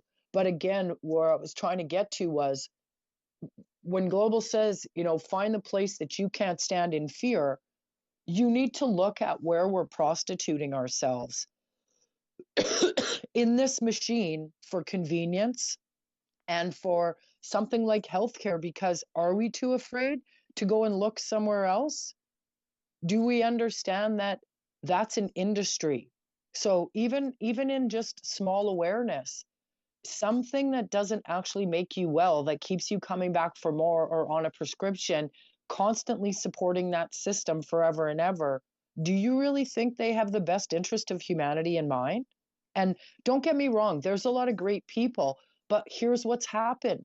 They've been given a book says this is how it is, and then they bought into the book. And that's the big quandary around finding that intelligence of your own, that you can sort out what is rational, what makes sense, and what is purposeful. Because all the shit in books is a lie. Pretty much everything is a huge lie. And it was awful help me on this, but I think it was Pollywog who wrote a old Hopi Indian prophecy. And in that prophecy, it talked about Hollywood. And I mean, you can see how it's just been mind numbing, all of it. Yeah, to me, you guys, it's shut it all down and turn away from a lot of the stuff that they're perpetuating, because, oh yeah, this is where I was going. When we talk about global sphere thing, when he talked about that, I was watching Heartland last night, and for any good Canadian, if you've never seen Heartland, what a great show. But they had a flood, okay? And then they lost their house. And in that moment, and I was thinking about something, they kind of showed me what is purposeful about this higher congruency of thought to a better life. So if your house burnt to the ground and you are standing in front of it, and now you went into, oh my God, I've lost everything, I'm never going to get it back, life's over, da-da-da. Are you going to go that way? Or are you going to go in the way that you can have the confidence and strength to rebuild? Because if you really bat that around, you can see how getting sucked into the lost and being pulled down into the devastation of no hope leaves you defenseless. And how purposeful it is to be able to hold hope or prosperity, or even just the knowing that we're coming out of all of these years of enslavement. And part of enslavement and all of enslavement is actually in the mind, because you're only enslaved if you feel enslaved, correct? You're only defeated if you feel defeated. I don't know. That's kind of how I see it. Well, I'm sort of slightly disappointed you didn't say sorry at the end, because that would have made it such a Canadian ending. But but you didn't, so kudos to you. Guillaume, go ahead. I have a lot of admiration for you, flow of consciousness talkers. I don't think I'll be able to do that ever. I'm always within the frame of a small point, and that's what I can do. So, wanted to ask you about bees. So I've heard the reference to bees a couple times, but in summary, what's the deal with bees? What's the how do they threaten survival, and what to do about it? Is it chemicals? Well, there was the nicotinides, which were used quite frequently. It's sort of like an organic pesticide, so they're just a derivation of nicotine, but it turns out that they're toxic to bees. So there was that going on. We had a virus in the late 90s, early 2000s that was going around in hives. But it was a mite, I believe. This is all from memory, but my memory banks my RAM is full here, so you have to bear with me on any kind of fact check, and I'm more than open. I wish our buddy Foamy was in here. He's well-versed beekeeper. Nouveau beekeeper, loves it. Just saved his first hive of about 1,000 bees with the queen.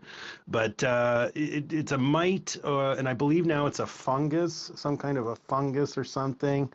And what the cutting edge result is that you feed the bees sort of a lightly diluted mushroom extract, and the bees seem to become inoculated against this fungus. So that's actually being funded by DETRA, I believe. It's of such national importance. Anyways, it's being funded by the U.S. Defense orgs. What is their importance to the whole ecosystem? It sounds like they're okay. They're a lot more important than grasshoppers. Yeah, well, grasshoppers are a pest, right? But when you have like a sexually reproducing plant, right, you need to get the pollen from the female into the male. So let's say on a blueberry crop, for example, so there's guys out there that have a tractor trailer with beehives on it, and they come into your farm. You let the bees hang around for a week. They go around and they pollinate all of the blueberry shrubs. And then those bees are on a highly orchestrated schedule. Then they go to, the broccoli field or whatever field. So these are keys to industrial ag operations, is to have these bees roaming around in these high density things, because you need more density of bees. So you have to cart the bees around, just like you have to do intensive agriculture. You need the bees to do sexual reproduction, right? So they're pollinators essentially. So if you just depend on nature, right, and you've got like your 3 hives around your 20 acres of corn or whatever. I mean, corn's probably a bad.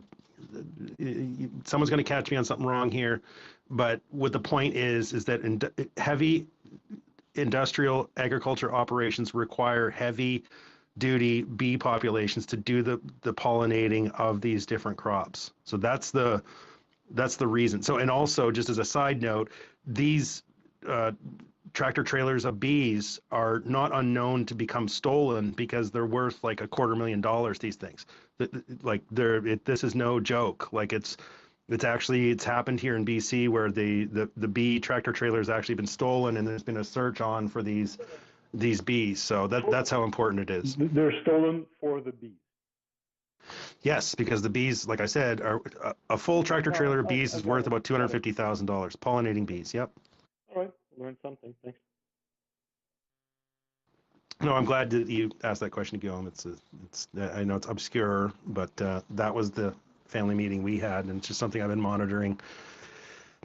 As I've been monitoring all of this shit for 25 fucking years, guys. This isn't my first rodeo of conspiracy theory and the rest of it. Off the Pell, I'm just going to ask your patience here for a sec, because we had a speaker that was up earlier and he got dinked out because of he had to do something. But just give us a sec here. We're going to go to Dr. J. Dr. J, what's up, buddy? Oh, just been in and out. It's getting snowed on and windy. I can't see across my yard. It's a little mini blizzard going on in the flatland. Quickly on the topic of your bees, most people probably don't know it, but genetically modified plants, genetically modified corn, genetically modified soybeans, all that stuff are self-pollinating. They don't require bees, which is why the big push in agriculture has been to get rid of all the old varieties of grains, whether it's wheat, durum, corn, canola, soybeans, peas, whatever, and the genetically modified, they don't need bees. Those plants self-pollinate in the wind. So there you go. There's your one step to control agriculture, to control the food, because then if there's no bees, they don't have to worry about you growing your own food, because if the bees don't survive, then you can plant all you want, but if there's no bees to pollinate it, but the genetically modified crops they are all self-pollinating. And to further your point, do you not have to buy that seed directly from the manufacturer? You can't collect your own seed, correct? Well, also because they say it won't grow, but yes, a lot of it. Of course, they have to grow it, but then they modify it. They need bees to pollinate their own, to create their genetically because you have to get the plants to grow naturally first before you can't genetically modify a genetically modified plant. Yeah, so what you're saying is that they're creating a hybrid. That hybrid it's just like you can't turn a robot, just like you can't. So what you're saying is that Yes. Yeah. Which is why they have been hoarding seed, so that they can produce their genetically modified crops that you and I can't grow because it won't grow. That's the point, right? Complete control of the whole food production line. You absolutely go into the grocery store, seedless tomatoes, seedless grapes, seedless pine, seedless everything. Well, what natural plant doesn't produce seed? Zero. Only a plant that has been genetically modified, been fucked with, doesn't produce seed. So have you been genetically modified? Do you still produce seed yourself?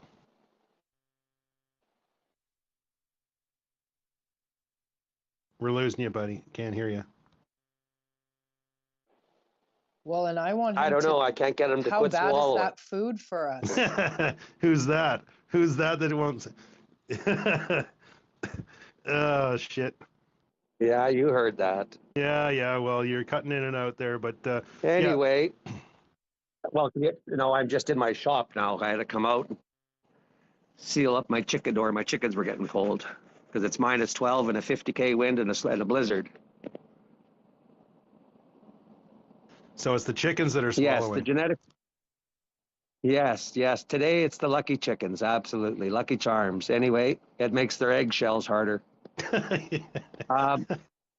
No, but yeah, so I mean, and you see, just next time you're in the grocery store, go down the fruit and vegetable aisle. Look at how many years ago you had 5 different varieties of apples. Now there's 50. You can't even get out here in the prairies where I am. You can't buy Delicious or McIntosh apples. You can't get them. They don't stock them. Can't get them on the shelves. It's all these new hybrid apples, and some of them are seedless. And people buy that shit. Oh, I don't want to have to pick the grape seeds out of my mouth. Look at that. Oh, these seedless grapes are so good. Yeah, well, keep eating them, because if you keep eating them long enough, we won't have to listen to you. I love you, Doctor. Jay, you're hilarious. Anyway, I'll go back to Global. I see he's gone now, but whatever. The whole thing, and you piped in, Wog. You said, "Gee, the concentration camps are pretty small." Well, yes, they are, because when push comes to shove, they have a pretty good finger on how many people are actually going to resist. Everybody on this page can say today, "No, I ain't doing it. I ain't doing it." Well, okay. As soon as the kids aren't hungry, or as soon as they turn the power off, or as soon as they shut your water off, or as soon as you lose your job, or as soon as you freeze your bank account, are you still going to stand up and crow like a rooster and say, "No, I ain't giving in"? Well, that's why Global was right. And the UN equipment is already here. If you were paying attention, let's rewind the tape about 7 years ago in Canada and the US, there was train loads and miles and miles and miles and miles and miles of train loads of UN equipment on the tracks in Canada. And the Harper government, the good old conservatives on the page, closed half of the military bases. And guess where and they're closed now and locked up. And guess where all that UN equipment is sitting? You can't bring it in when the fight starts, because everybody's going to go, "What are them guys coming here for?" Don't worry, they're already here. They called it Jade Helm in the States, and up here they just called it practicing with the UN. Well,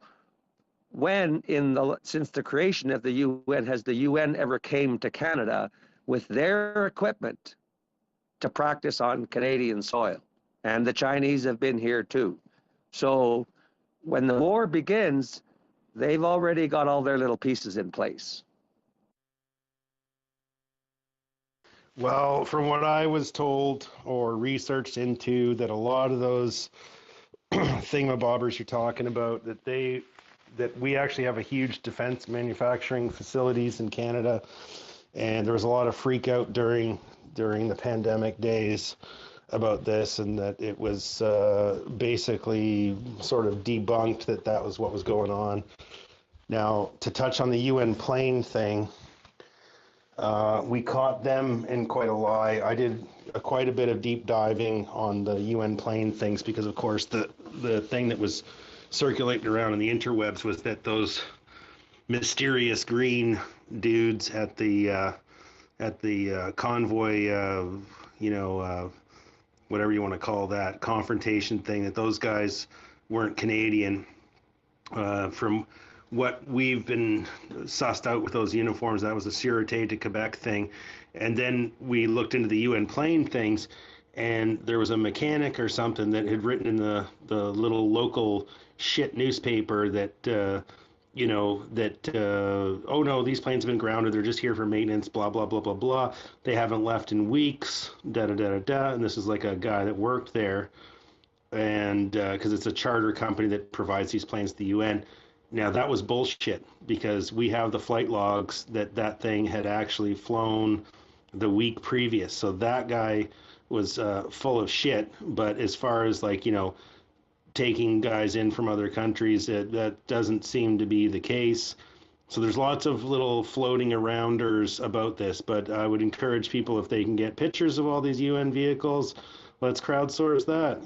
Someone fly a drone over these old defunct things and see just what the hell they got going on. I don't know. Let's figure it out. We have the capability, we have the power, guys. We can debunk or prove true any of these things. So let's do it. Off the Pillow, welcome. What's going on, Lady Cakes? Not much, just about ready to get some dinner on, make turkey soup. But a lot of things I wanted to chime in. I've been listening for a while. The latest, I will say, I believe his name was Black Sheep Media. He showed some UN vehicles somewhere, Canada. I don't know, he toured around for a while. Lots of them.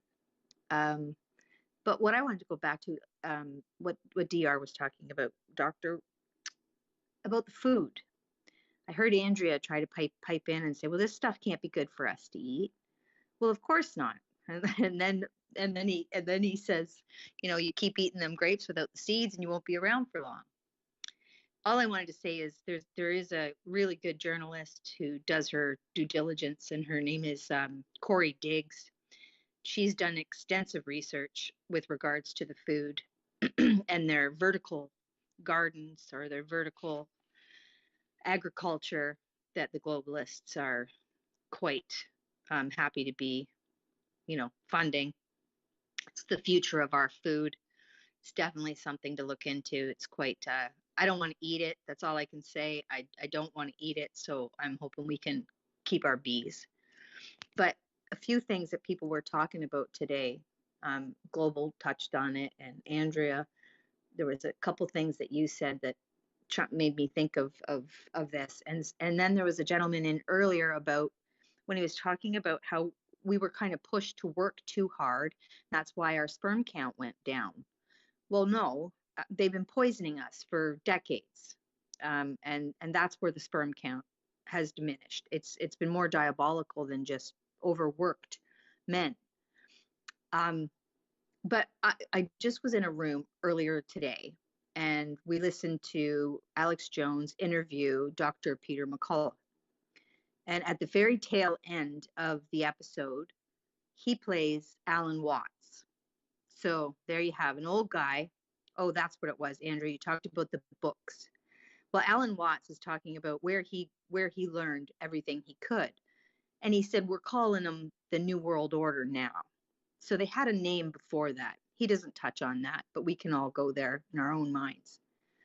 But these people, that was another thing somebody said, that they've just, you know, they've risen to a power.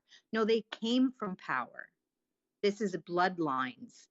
This has been a dream of somebody who's been dead for maybe 100 years. This plan that we're all, you know, watching roll in like a freight train has been planned for so long. Anyway, I encourage everybody to check out that Alan Watts at the tail end of, I mean, the interview with Dr. McCullough is good as well. However, I mean, what, did he die early 70s, right? I believe. So it's an older film, but he talks people through it. And like, so this would have been filmed in the 70s, and just to listen to him, it really puts you in the position to have a more fuller understanding. And I think fear is huge, definitely. Put it in the nest in the little comment box down below. Then I've been searching for Black Sheep Media on Twitter. I don't find them, so put that up in the nest or the comment box or DM me or something. Let's find this guy and let's get his take on this. That's how we're gonna do this, guys. So thank you, Off the Pillow. That's pretty brilliant shit. If you have any technical troubles, you just open your mic and pipe right in, interject over anyone else, because I want to crowdsource this stuff out, guys. This is how we do it. I've already done the deep dive on the UN planes. We did that live during the convoy, actually, back in the day.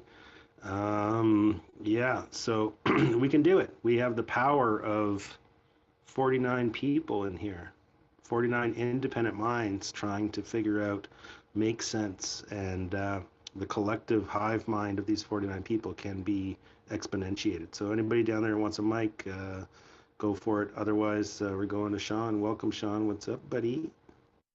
Hey, how you doing, Wog? Thanks for the opportunity to speak. Just listening in. Here's some great conversation.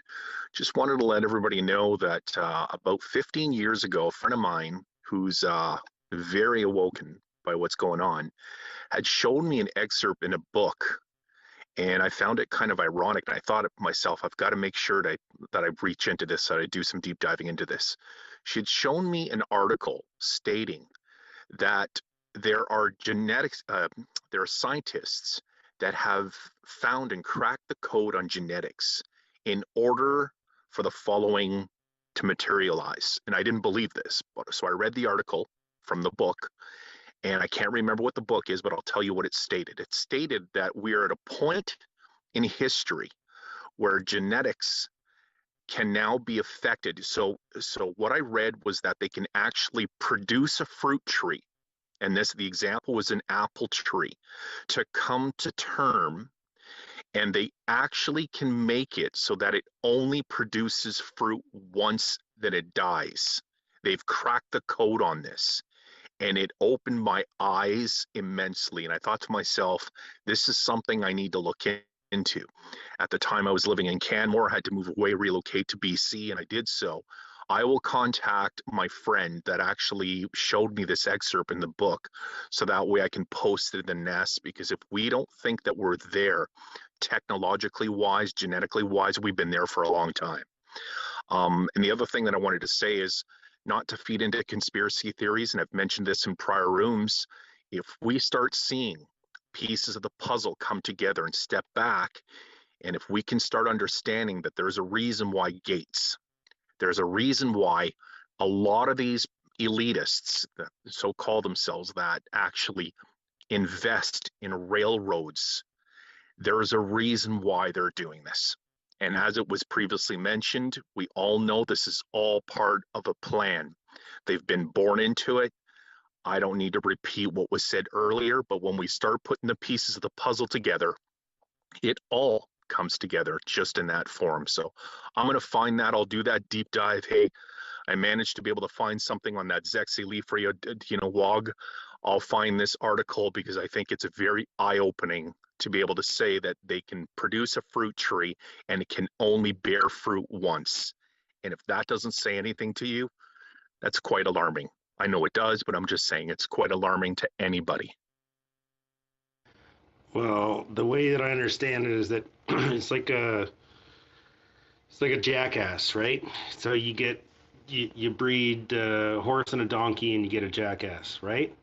So that thing is basically shooting blanks just because you can mix those things once, but like a baby jackass, that's the end of the line, right? So when you hybridize a lot of shit, what happens is that you don't get you're crossing sort of species lines, the genes and stuff get mixed up. And again, if we were so fucking advanced, well, then let's see them do that. But they can't do that. I'm telling you, like a toddler playing with dynamite. No fucking concept of whatever. But when I say dynamite, I don't mean that they're going to make some kind of new thing that's going to hit us in the nuts. They don't have the capability of doing that at this point. Because the basic evolutionary understanding, right, is that people don't get like how the fuck this works. You got something super gonna kill you, right? Ebola or something like that. Well, you catch Ebola, you're not going shopping at Walmart, right? So how many people are you gonna catch that shit? And we know you got Ebola because you got all the signs and symptoms of it. No one's gonna be going around you and all the rest of it, and you're gonna be in the hospital and all this. So you catch like the common cold, well, you ran out of shit wipe at home. Well, you're going into the Walmart to get your goddamn shit wipe. You might sneeze while you're there. Someone else catches it, and boom, there you go. That's germ theory, by the way, but we don't really actually know if that's true. Still a theory after whatever it's been, 200 years. So if it was deadly, it's going to move towards being less deadly. That's just the way it works. And the only way they can get some kind of a genetically altered bullshit to infect someone is someone catches ever, but it's basically going to die out and evolve very quick because you don't produce one type of virus. You produce a swarm, right? Some of them are misproduced, right? Misfolded and fucked up, and then you're going to have others that are like sort of viable, but this, that, and the other thing. There's like imagine a swarm, like a probability field. That's our current understanding of how virology works. It's not this simplistic thing that there's one variant. Even the spike protein itself, what they did when they made the thing in China there, that was a algorithmically produced spike protein of what is the most, sort of frequently combination of what's going on in these swarms. That wasn't, one particular thing. Because, like I said, there's millions of these things produced. There's genetic diversity on purpose. That's how things evolve. But there's a general misunderstanding of science, of evolution, and all kinds of stuff. And without knowing this stuff, you can't really move forward without being paralyzed with fear that they're going to create some new, hyper thing. Well, they create a hyper thing, and it's like it doesn't go anywhere. Is basically the answer, because as soon as it evolves, the ones that are like hyper whatever are going to disappear very quickly. Lots of misfoldings, lots of strange stuff happens. We don't understand it. Is the quick and easy answer. And thank fucking God, before we, actually do get a deep understanding of what goes on. I mean, we're just children playing in the, the fields of splendor and have no fucking concept of what we're doing. And then that's the biggest problem here is we have not asked to some degree. Come on, we do know. Some of us do know what we're doing, and we know the right path. I'm talking about science, though. I'm talking about this kind of science. Oh, you're talking science. Oh shit, my bad. The science, you gotta believe the science, right? Don't question the science, right? I love the grade 4 science, how they tell you the whole process of science, right? The whole hypothesis. The speed of science, Mikey. Exactly. The speed of science. Always changing. It's never definite too, right? It's always changing. It's been a fantastic day, everyone. Fantastic to see all these like-minded individuals and all these powerful voices come together. And the listeners too, for that part, for sharing out. We'll see you again tomorrow, and have a great night, everyone. Thanks, Mikey. Just to round this out, and then we'll go to the hands here. So just to hit on the bees and the genetically modified thing and tie it all in a nice bow for you guys, and this is just a repetition for those of you who've been listening to me for months. The first major genetically modified crop that we've ever come up with is called canola, right? So canola is just a modified rapeseed, and the problem with rapeseed is that it had a high, I think it's linoleic acid content. So canola stands for Canada, oleophenic low acid. So all they did was change the genome a bit. They were able to create something that had a low acid content off this, basically a weed that grows, and then they were able to, make it so it was like palatable and usable as a vegetable oil. So that was developed in Canada, in Winnipeg, way back in the 90s. So the big thing here, the big fear is that, of course, that the genetic material would migrate across species or whatever, get into other stuff or get into other fields and whatever. So they convened this roundtable of scientists from around the world, 65 scientists. They came together, and their fears were not really allayed. The producers of the genetically modified canola plant were, quite adamant that this would not transmute into other life forms, and it was approved. But there was a tremendous amount of concern there initially with the other scientists. Now, no follow-up was done, of course, and a group of Finnish, I believe, somewhere in Scandinavia, anyways, researchers came by a few years later, and they were like, okay, let's do some monitoring. Let's do the science that was never done. So they went to adjacent fields, they went around, and they collected from bees. They figured out that there was a gut microbe, a bacteria in their gut that was intaking because of course they're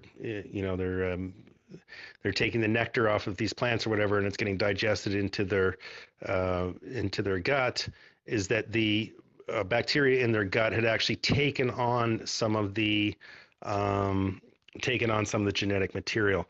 So there you go. We were assuaged. This was never going to happen, and then it did. So, and that science was never done by the original. It was just sort of dropped after the fact. So, transfer of genetic material is possible through genetically modified things. What have we really unleashed? No one really knows. Perhaps this is part of the problem with the bees now. Maybe there's some kind of thing in there that is affecting their gut microbiome, which we're starting to learn that's so key in humans. But that's just a little story of the first sort of the first major crop that was converted over to this genetically GMO. And when I say GMO, I'm not talking about selective evolution. I'm talking about actual gene editing and stuff like this. So, and just as a final landing point here, don't forget that Canada has just approved that all gene editing shall be approved basically by the industry themselves. They will be doing their own scientific, rigorous attempts at verifying this, that, and the other thing. So we can look forward to 5-foot wide tomatoes and 10-foot long corn heads and all the rest of it. And the industry itself will be in charge of safety and efficacy. The CFIA has backed off of that. So anyways, just a little history lesson there for people that aren't paying attention or maybe didn't know, or both, or none of the above. John, welcome. How's it going this morning or this afternoon? Hey, pretty good. Pretty good. I raised my hand when you were talking about swarm theory, but we don't have to talk about that. I have a question for you, Wog. I just came across some military people, and they used a term I had not heard. And I want to know, does your name mean War Operations Group, Psychological Operations Group? Is that what that is? No. WOG is I picked it out of my ass. But the funny that we had a big debate about this, and I'll share the tweet there with you. WOG is a derogatory term in Australia for Mediterranean-derived people. That's one of the that's the word, and then the abbreviations. There's a list about 4 pages, so we got that, and then it's actually some kind of a gaming thing. I don't know. To be honest with you, I needed to change the name of this account because previously it was sort of associated with my company, and we just turfed it as. I had to get rid of it, and I thought of the most obscure thing that I thought would not offend people but be memorable, and there we go. But there's actually a huge poll about this. I'll share the tweets with you. No one really knows what it is. We did the WOG part. We never did the POG part. There's all kinds of funny ones with POG, but no clear meaning as far as I've put onto it. But funnily enough, the Australians refused to call me WOG or even say the front part of my name because down there it's viewed as a derogatory term. So they actually refer to me as POG or something along these lines. So you're on to something there. Oh, that's funny. Yeah, no, I heard Psychological Operations Group just maybe 2 days ago, and I thought of you. But the swarm theory and the velocity of mutation with regard to RNA versus DNA, and I was on a call. I didn't get to have JJ talk. Mine went over too long, so he dropped out. But he was supposed to give that 15-minute briefing to some older, very important people. But we'll get around to it. But yeah, I love what you were talking about swarm theory and telling everybody because it's real. It makes sense more than any bullshit we were told the last 2 years about it's Omicron or it's Delta or it's like, no, nothing's pure. You're getting a small percentage of what they tell you're getting, and it only takes 5 generations of this RNA stuff for it to be just a common cold. So there's no way that people were dying like crazy anywhere but maybe a few places where the original strain was dropped, where it was dropped and introduced. So I do believe JJ, Jonathan Cooey, and his theory. I've watched the briefing that he gave to Bobby Kennedy, Malone, Merrill Nass, and maybe 3 or 4 others. I don't know if you had a chance to see that. I don't know if it's public actually. I'm not sure. It was a private thing. Bobby Kennedy put it together for JJ to brief the other people, and then there's some weird stuff about how Malone's questions and stuff were different. I'll just say they're different. And then you probably know there's stuff going on among the big groups that take in a lot of money and a lot of donations and to end this COVID stuff. So I'll stop now, but I just wanted to say that swarm theory, you were right on target. Yeah, thanks, John. Yeah, I've been sort of converting over here. I've been yeah, it's been sort of tough to sort of figure out that these guys may actually be playing 3D chess is the thing, and I've been clearing the plate on that for a good 4 weeks before what JJ was talking about sort of illuminated me deeper to it, and that's what sort of one of the big confirmations for me, because I think that there's a ton of effort psychologically to figure out just how to screw us over in a way that we've never even seen before.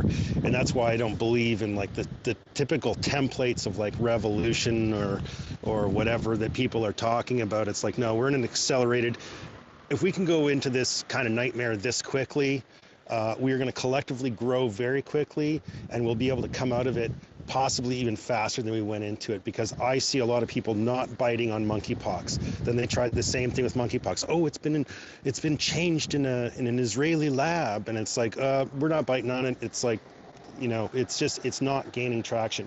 You know, then after that they tried to go to like nuclear war, Ukraine this, Ukraine that, then nuclear war, then that wasn't working, and they're like dirty bomb, and it's like that's not working either. Like, it's just the, you know, what is it, until the submission improves, the fear will, you know, the tyranny will continue or whatever. So there's something to it, right?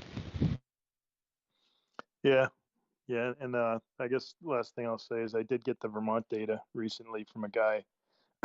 He just called him up and he got it. I got the Vermont death certificates, and yeah, it's a lot smaller than Massachusetts, but man, is it different? There's just so much corruption in Massachusetts, and they killed a lot of people through neglect, not through the COVID virus in mass.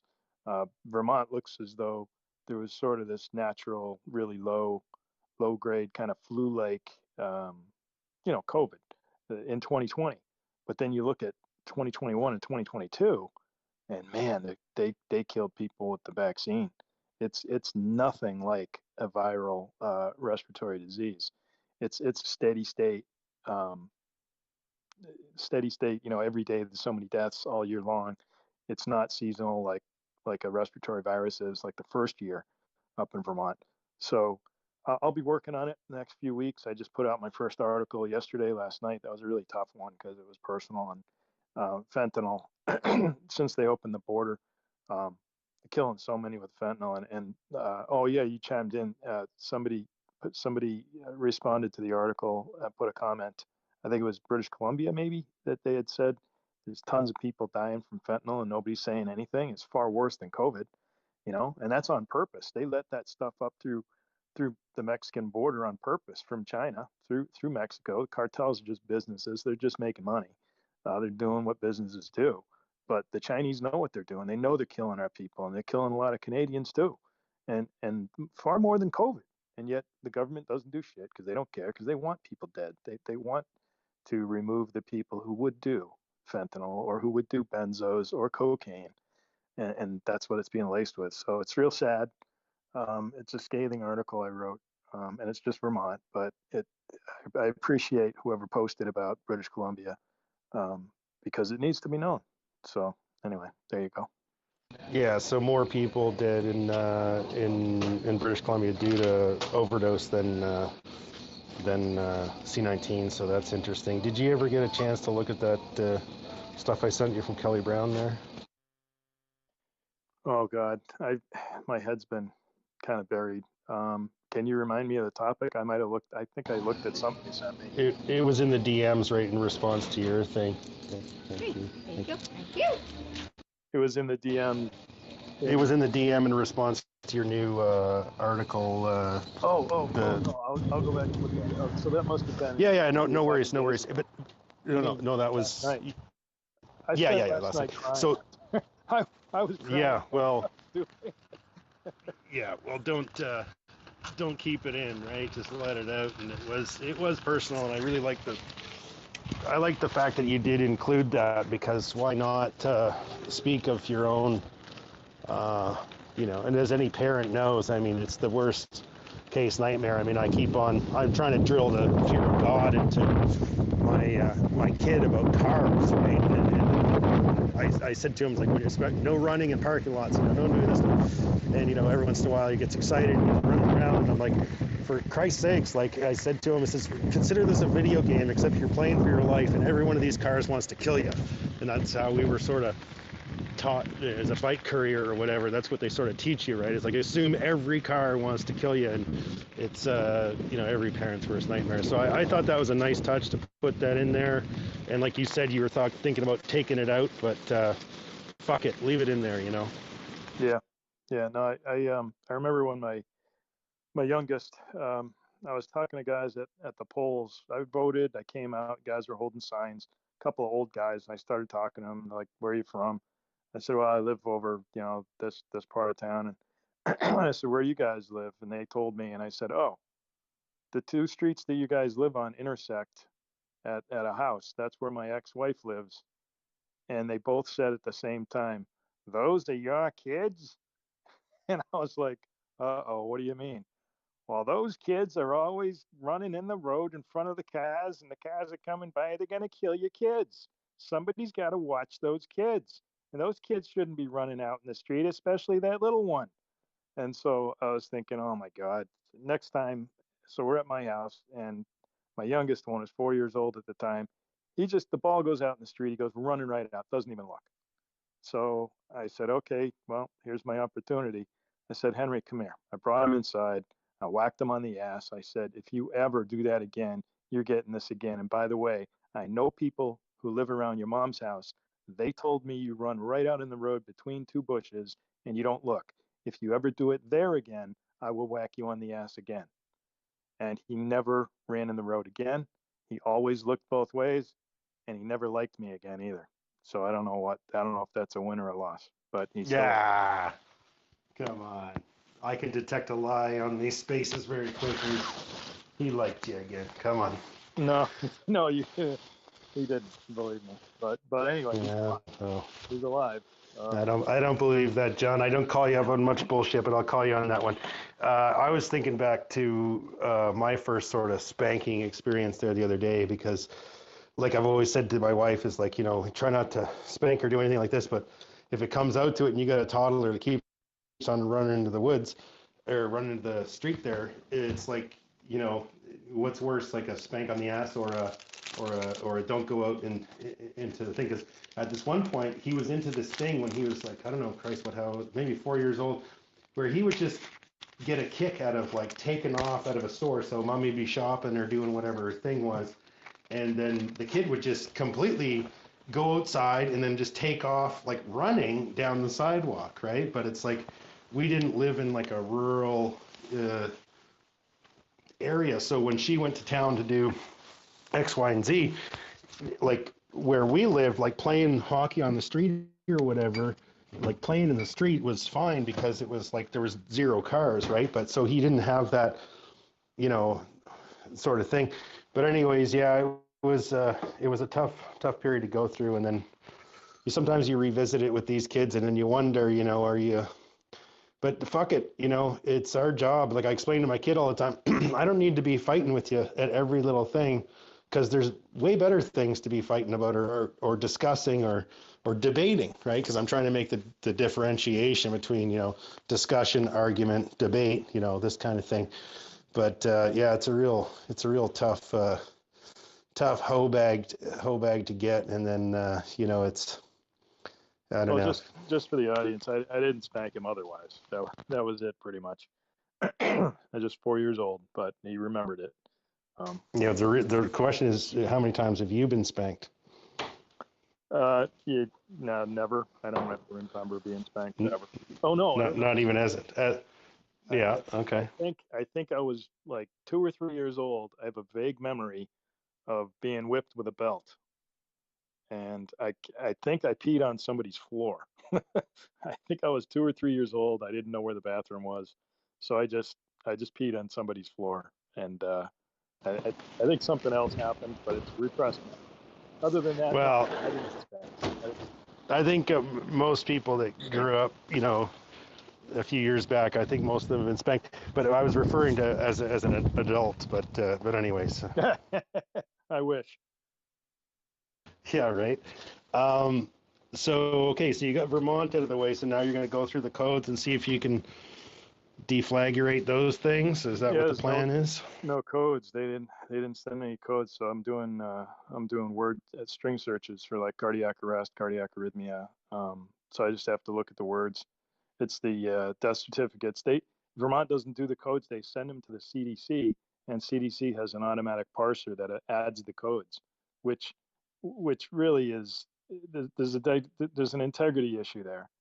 That the fidelity of the data is lost because the person who's examining the body is not ensuring that the right code goes in.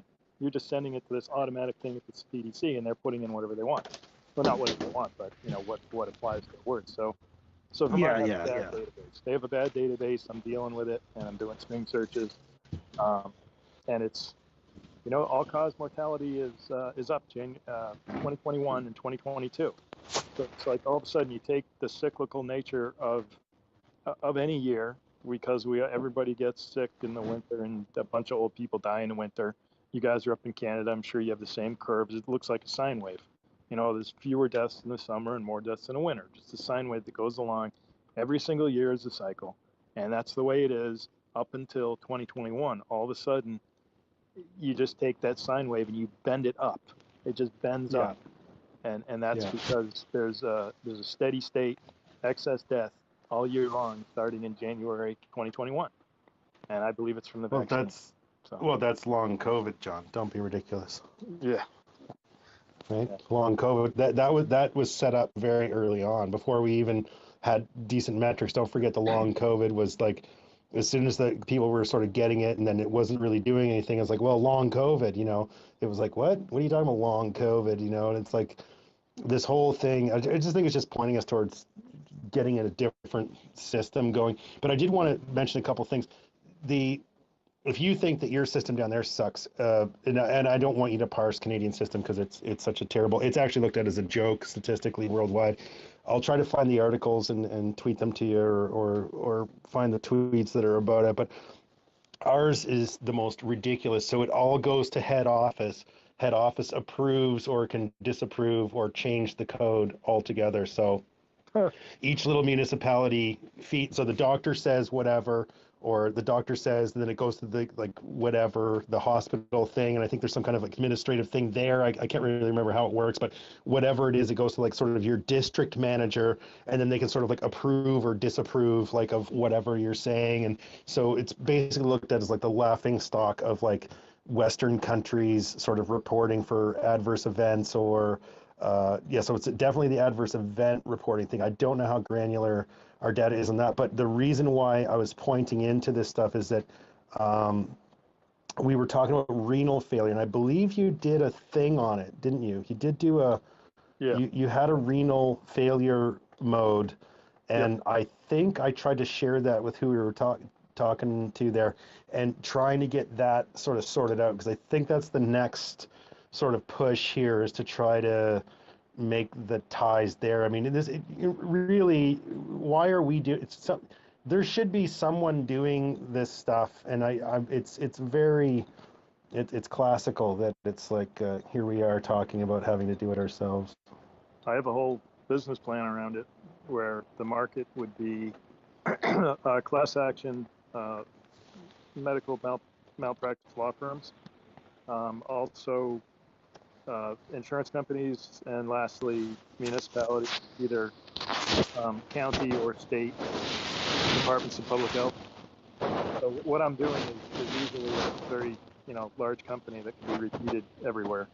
But what you were saying with renal failure, there's the biggest signal out there is acute renal failure, which is sudden kidney failure. It happens suddenly, and the way the CDC puts out the data is they bundle renal failure together. That's chronic and acute.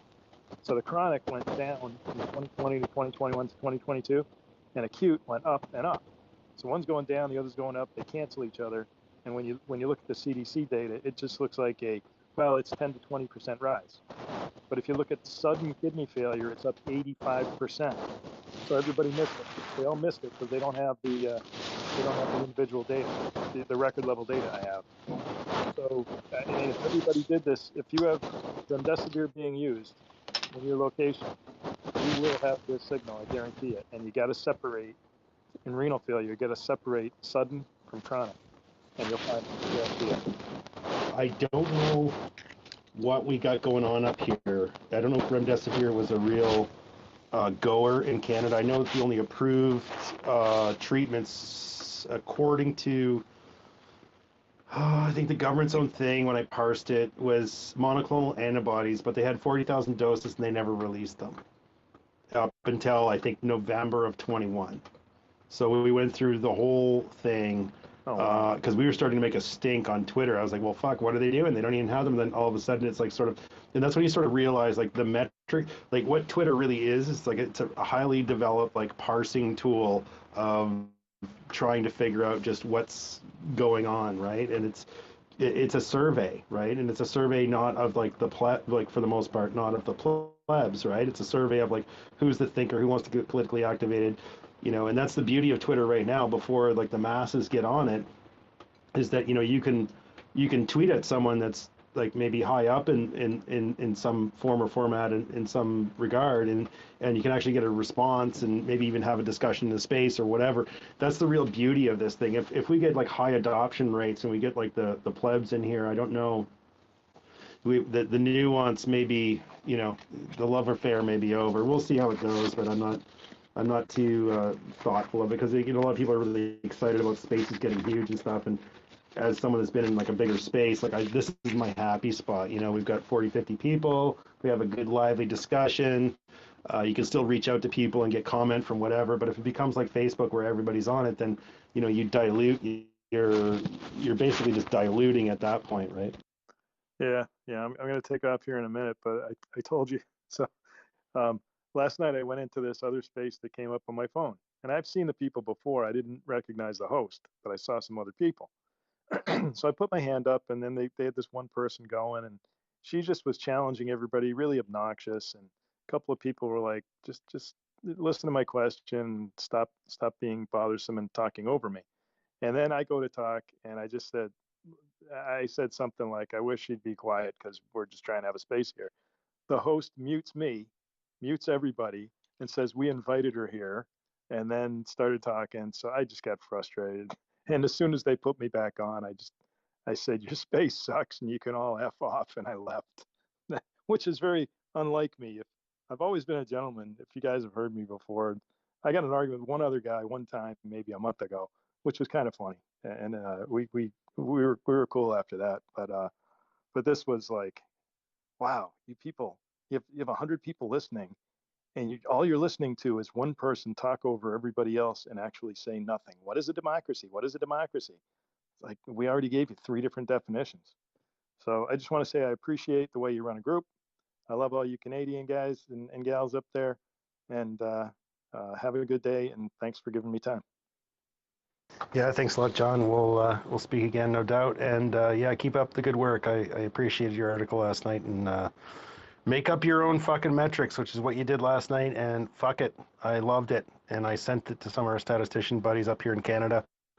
Yeah, it's interesting, and we've got to, they're making up their own metrics. We can make up our own goddamn metrics. Fuck them. All right, thanks a lot, guys. Take care, Walk. Bye. Yeah, see you later. Okay, I think CV came up, but I don't see her anymore. If you are in here, CV, just go ahead. If you're not, then something's wrong with my, what you calls it.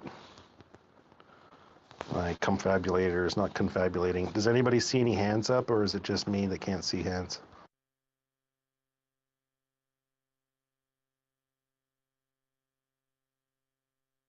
I don't know if I got a diatribe in me, guys. Someone's going to have to talk, because... There's no hands. And there's not okay, well, go ahead then, speakers. Chinook. Yeah, go ahead, Chinook. I don't totally understand what's happening here. Is this space, like it says Four Amigos at the top, and we're not streaming the thing? Like, is this a separate... Well, we started just streaming discussion? it, but it was a bunch of leftists just belly aching about how they didn't have enough cops and all this other stuff, and we just decided to not stream the thing because what are we going to do? Like, stream it for 8 hours and then have a discussion. Fuck it. If people want to Yeah. talk, just come up and talk and screw it. Okay, yeah, because then I went to go share it, but is this, it's in the Four Amigos? I don't understand how the groups work, I guess. Well, so Or there's a community, communities. right? Yeah. Yeah, we have a community, right? Four Amigos community. That's like me, TR6, Zinc, and Mikey. And then we something something something something. So you see the little community tabs down there, the little two little people. I don't really know. I don't think even Twitter really knows what to do with it. So I guess the idea is that eventually it'll be like a closed space is I think what they're going to aim for. So if you're part of the community, you can be part of it. At this point, we're just sort of pumping the idea of becoming part of the Four Amigos and they get more engagement on that community page, right? So the idea there is that you join a community and then you see like the tweets that are just about the community. So it's just another way to curate your feed, I guess is the easiest way to look at it. Anybody can start a community if you've been invited to a community. So you can start your own thing if you're, I don't know, about, you know, gardening or whatever. You know what I mean? You can start Yeah, your I own get that thing. part. Yeah. I think I went to try and share this thing out of here and it wouldn't let me or something. So I was like, oh, okay, is this in the community? And that's why I can't do that. Well, I if don't you go know. to the little bubble down there, I think he has it like set up as a tweet. And then it says, so this space is being, so you go down to the community, the little bubble down at the lower right-hand corner. You got Zink's tweet is the first one. It says, this is being streamed on Rumble, Facebook, YouTube, Twitch, and being Twitter Live as well. So if you share that one, the idea is just to capture people that are on different platforms or that people can share those links to like, you know, their YouTube buddies that are on Twitter or whatever, right? So just one of those ways of sharing. Yeah, because when I go to retweet it, it just says in the Four Amigos group, and then I can change it to public or Twitter circle. I don't know. It seems Just kind of like change it to public. And then your Twitter circle, just for those that don't know, your Twitter circle, you can like go through your followers and sort of elect people to be in your Twitter circle. So when you do that, you're targeting it to like your most active users, people that speak in your spaces or the guys that retweet your shit or the guys you're closest to, and you got like 150, I think, in there. So you can tweet it to your Twitter circle. You can enable that thing if you want to. Then the community group would just be like to people that are in the community, and then there's the public, which goes out to everybody. So that's just sort of the breakdown there. It's just the option for me. I'll just let you know, like when I change it to, when I change it to public, it doesn't let me tweet it anymore. Like it will only let me do it to a Twitter circle or within Yeah, I this. don't know what's going on there because I just did it and it's Yeah. public. Oh. Yeah, Okay. so So I just who left. knows? But anyway, no, that was just a side thought as I was confused about what was happening. I sort of pulled back the last few days. I'm like, there's too much shit and stress, and I'm like, oh my God. And yeah, just the weather here is really bad and lots of family stuff. You guys were kind of talking about kids earlier, and that I was thinking about that with my kid because I've been really wanting to do an art project lately, so I was like, fuck it, I'm just gonna do a thing for Sean's dad, and I started working on this cross stitch of like that. Remember the avatar circle thing that we all were using? I just converted that to a pattern, so I've just been working on that for the last few days, and I'll just like give that to him at some point. I don't know. Maybe we could auction it and get some money and help him out. But yeah, when I was working on it, my kid was like, "Oh, what's that?" And I was like, "What do you mean, what's that? I've been talking about this for a while." And she's like, "I don't know what you're talking about." So I explained about the Sean thing, and she just totally broke down. She was just bawling. She's like, "That's so horrible." And I'm like, "Yeah, dude, why do you think I've been involved in this? You know, trying to talk to people about this and whatever." And she just was like, "Oh my God." So she's sort of having I don't know, you guys were talking about mental health a little bit and how to handle all this and fear of death and all this stuff. So now I have this 16-year-old that's kind of just starting to go through. I think in the beginning she's like, oh, mom's just kind of, you know, a conspiracy person and whatever. She humors me and some of the stuff she believes, some of it she's like, yeah, whatever. But I think when that was kind of her, you know, striking point where in her mind it all kind of switched. And I'm like, it wasn't just Sean. I was like, there's a ton of this happening. And she's like, anyways, so it's been sort of a thing, and I kind of had to pull back and do some, just talking to my kid, trying to figure out how to help her through this when I don't even know how I'm dealing with it either. Because I mean, listening to Global and listening to you guys talk about it, and it's like, yeah, the shit is way beyond 3D chess. Like, they have this planned out. We can't fucking do anything about it. We just have to take charge of what we have control over in our own lives, and hopefully we can come together. But like you said, or other people have said before, people don't do anything until they can't fucking get their groceries or their gas, right? So there is going to be no critical mass because people are fucking lazy. It's me being a pessimist, I guess, but anyways.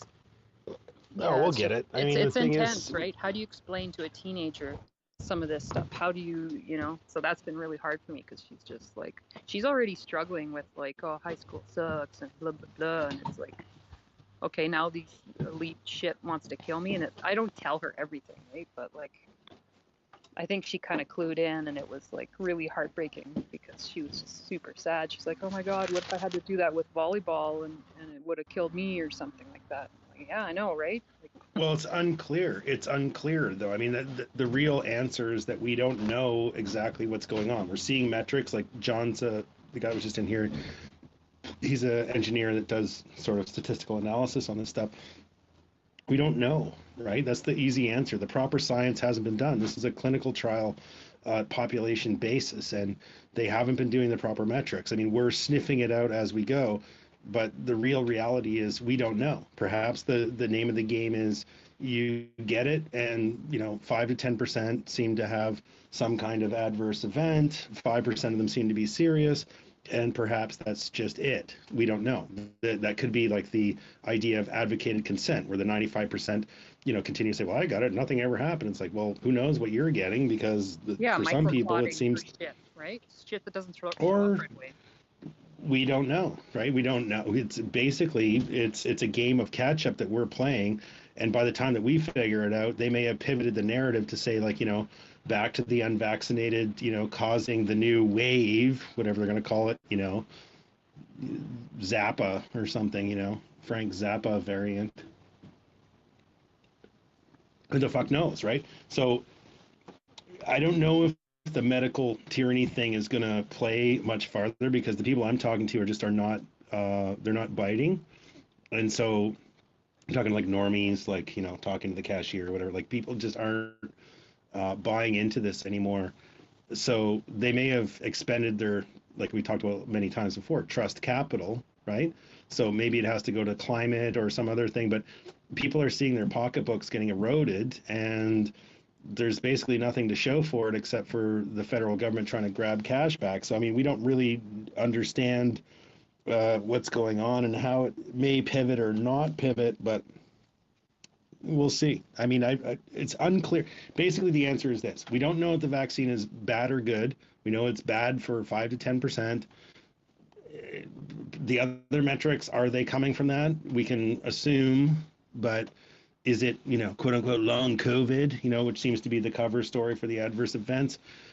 I'm pretty firmly entrenched in the fact that there is some kind of like 15 percentile something going on here, but it will take years to know. I mean, we have to, like, if this metric continues into 2023 and we see the reduction by the exact reduction of people that are taking boosters, then we'll know, right? Then we'll know that something is wrong.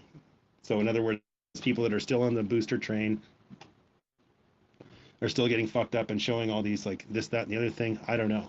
But I think that the bigger switch is like, this is what we need to switch over people into, like herbal remedies, nutrition, walking their dog, petting their dog, playing with their kids, walking barefoot, gardening. Like maybe this is the switch over we need, right? But the fear or division, anything that's creating that in your mind, be very careful of interacting with that. That's my point of this stuff, because this is really a mind game, right? We're in a psyop plus economics, right? So anything that leads to fear or division, I'm being very careful not to let it in, because, when people say like, okay, we're all going to be carted off to, you know, concentration camps or whatever. It's like, well, they don't have nearly enough concentration camps. So what is that? Did they just build it just to be a psyop? Maybe, right? Because I can tell you one thing: the people on the other side of this thing, they're not worried about anything. They're just happy-go-lucky going along on this thing, and they'd have no fucking clue what's going on. And then there's our side, which is like completely freaked out about all this other stuff. And the truth is somewhere in the middle, right? So is this just a psyop designed for, they say something that creates like calm on the other side, but on our side creates absolute panic, right? Using language from 1933, for example. Well, the other side doesn't see that stuff. They're like, yeah, that's right. You know, we need to protect grandma, you know, but it's like the language used is directly from 1933. I think it was, was it from Nuremberg itself? It's from some speech in Nazi Germany or something, one of the speeches that they gave out here. But I mean, we're picking up on it, but they're not. So I don't know. I mean, what's the answer? Well, the other question is, why would you create a whole society of just the critical thinkers and not the people that drink the Kool-Aid, right?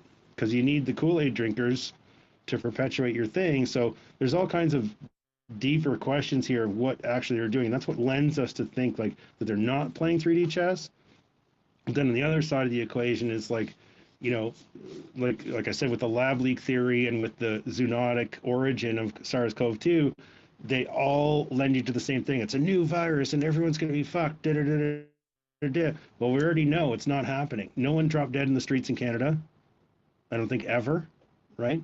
No one collapsed in the streets and in a pool of blood like they did in China. So whatever's going on is it's not making sense. It's cognitively dissonant, right? So that's why you have to have those sentinels on your brain to say, fuck this.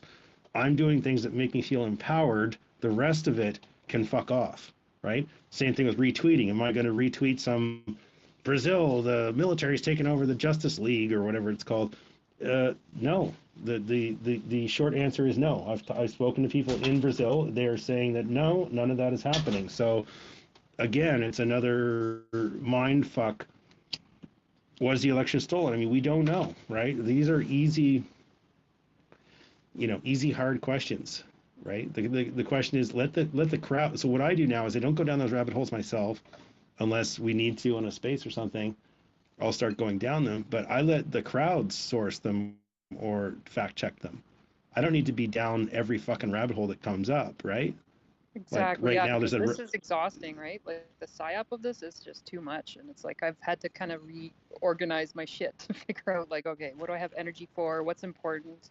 You know, helping my kid kind of process go through some of this has been my biggest thing over the last few days. But yeah, it's been rough, right? Well, it's tough with kids because you got that teenagerhood, complexity already with another complexity overlaid. And I mean, the quick answer is it's not clear, right? And the correct answer is like, are the vaccinated people going to die? The correct answer is we don't know. Yeah, and right? for her, That's the just correct hearing answer. That story was enough to make her go, holy shit. Like, here's a kid my age that, just wants to do what I'm doing. And I think that's the power of the stories, right? That goes back to that she's been hearing me say facts and shit for months, and I've been talking about that. And that's what the funny irony of it is I tell her the story about Sean when she's actually looking me in the eyes and listening to me and like, why are you making this art thing about this weird kid? I don't know who he is. And all of a sudden it got through, and she was just like, oh, like, that's crazy, right? And we came so close to getting vaccinated, so I think it kind of freaked her out because we almost were going to do it way back in the day. So I don't know. It's I don't even know what to say to that. Well, but we've spoken of it earlier, and I so you might not have been in here, but people have been sort of like saying like, oh, what a shame it is they've lost their childhood, da da da. No, my kid's fucking on it, dude. Like, he hears me talking in these spaces, and I'm trying to be measured, right? I'm trying to be measured as if he's listening to me too, because I don't want to be hyperbolic and feed people into me like, oh, I'm the guy that knows everything. I know exactly what's going on, blah, blah, blah. This is the answer. Let's build a cult around, me. Like, no, we have to be like clear on what the known unknowns are, the unknown unknowns are, all this stuff. And we have to be clear on like what the fuck we're putting down, because it's called science, right? So anybody that says for sure the vaccine is fucking fucked, that they don't know, right? For sure that someone says the vaccine is completely safe, they don't know either. The truth, like again, back into that stick thing. If you find yourself at the end of a stick, you've got to back up towards the middle because we don't know. Like it's anything in life. Like the things when I was young, I had a very clear, defined thing. I was always at the end of the stick. This is right, this is wrong, do, black, white, blah, blah, blah, blah, blah. I'm going to be on the right side, da, da, da, da, da. And then as I got older, I realized that the more and more the gray zone was there. You know, was World War II the like last clear war, right? And then you have to ask yourself the question: it's like, what precipitated that war, right? And then you go, so you're like, oh, that's interesting. Well, let's go to World War One to see what happened there. Well, then you go into Black Hand Society, right? What was going on with the Black Hand Society? And that's sort of like my little joke of when I put up my hand. I don't know if it'll go up right now. I don't know if it did there, but the Black Hand Society of like World War One, was that something? Was it not something? Right? And so we have to ask ourselves these questions of like the history we've been taught, is it true or is history written by the victors? There's lots of gray and it's not comfortable. As a young person going through the world, you want black and white, right? You don't want gray, but unfortunately the way that it goes is gray. So if I enable my kid with the proper toolbox to go through and make his own decisions, perhaps he's making a difference in his own school. Perhaps that's why they did drop the hand sanitizer requirement in his school, because we were assembled, the parents were assembling, we were getting ready to go towards the principal, and then all of a sudden they dropped it. Is it because my kid insisted that there could be a chemical in there that might be hurting people? I don't know. But all I know is that one kid stood up and said, no, my dad told me that there's bad chemicals in that. I won't be doing the hand sanitizer. Perhaps that was the impetus. Perhaps it wasn't. We don't know. But That's all always it how it takes is happens. one. It's always that brave kid that does the thing, and then the other kids go, wow, that was brave and inspiring, and then they fucking stand up too, and it's usually like a wave like that, right? Well, that's all it takes, right?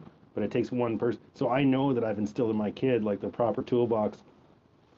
She asked him, so just to, and we'll end this right now and then go to Andrea, but she asked him, so she's insistent. She's like, no, you have to like wash your hands with this hand sanitizer. He's like, no, I won't.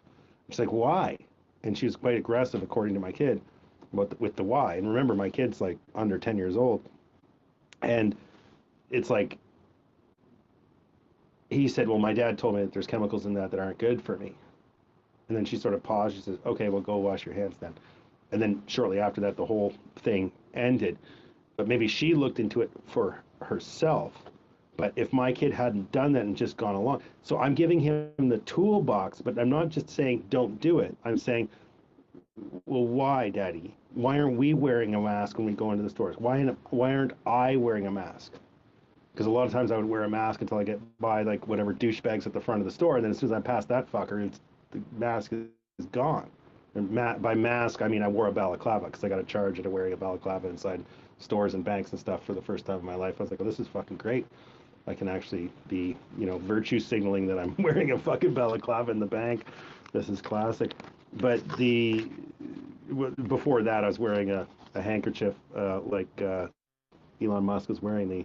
It's quite funny actually because I had the same handkerchief as Elon Musk. So when people were insisting that I wear a mask, I was just putting a handkerchief around my nose, which is basically everyone knows it's like fucking useless, but it's just as useless as a fucking mask. So it's quite hilarious, right? That you wear a handkerchief like an old time Western robber. There is no, but it fulfilled the requirements for the other people, right? I did the bare minimum to signal to other people that I really don't give a shit about your thing. But yes, visually I have a thing here, but it doesn't mean fuck all. So there's ways to do things. It's much like the language that you use on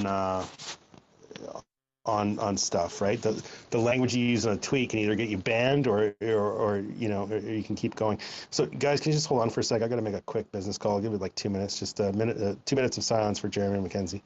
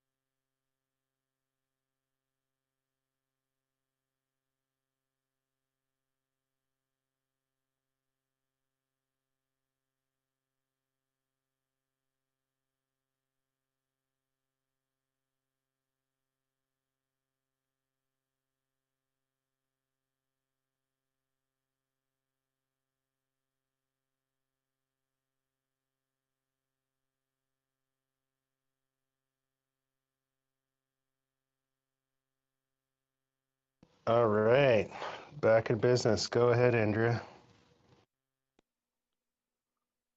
Well, Chinook, how are you, honey? I wanted Chinook to tell us about tomorrow's moon and the planet alignments. Tomorrow's a huge day. I don't know if everyone knows that, but there's a major eclipse and we have the election. So I'm really interested to see what Chinook, because I know she snooped through that. And then I noticed Foamy was in the room about the bees.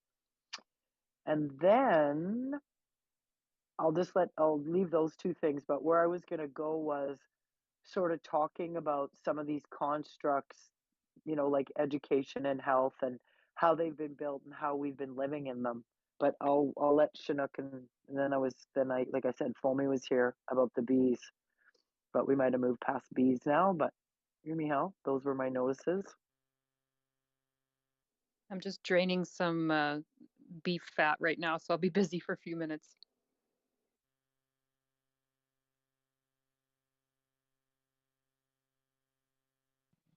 Okay, I thought you so were going to say draining some boils. And I was going to think, oh, great. We can have a live boil draining space. Just No. my sense of humor. No, that would be. No, it's beef fat.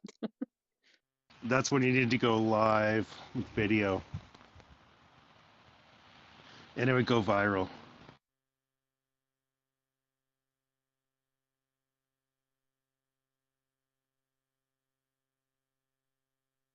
You guys should go on YouTube and look up like zit popping or boil draining. There's millions of views on these things. People get off on watching these strange things. Yeah, my brother is addicted to watching those, and I'm like, what the fuck is wrong with you? That's so gross. I can't even look at that shit. It's so gross. He wants to be a boil drainer. It reminds me of this old joke. It was like what was it? Something like along the lines of like it was a country boy, talking to a doctor or something. It's like, do you have a boil on your root? He's like, no, but I got a pimple on my ass. Paperboy.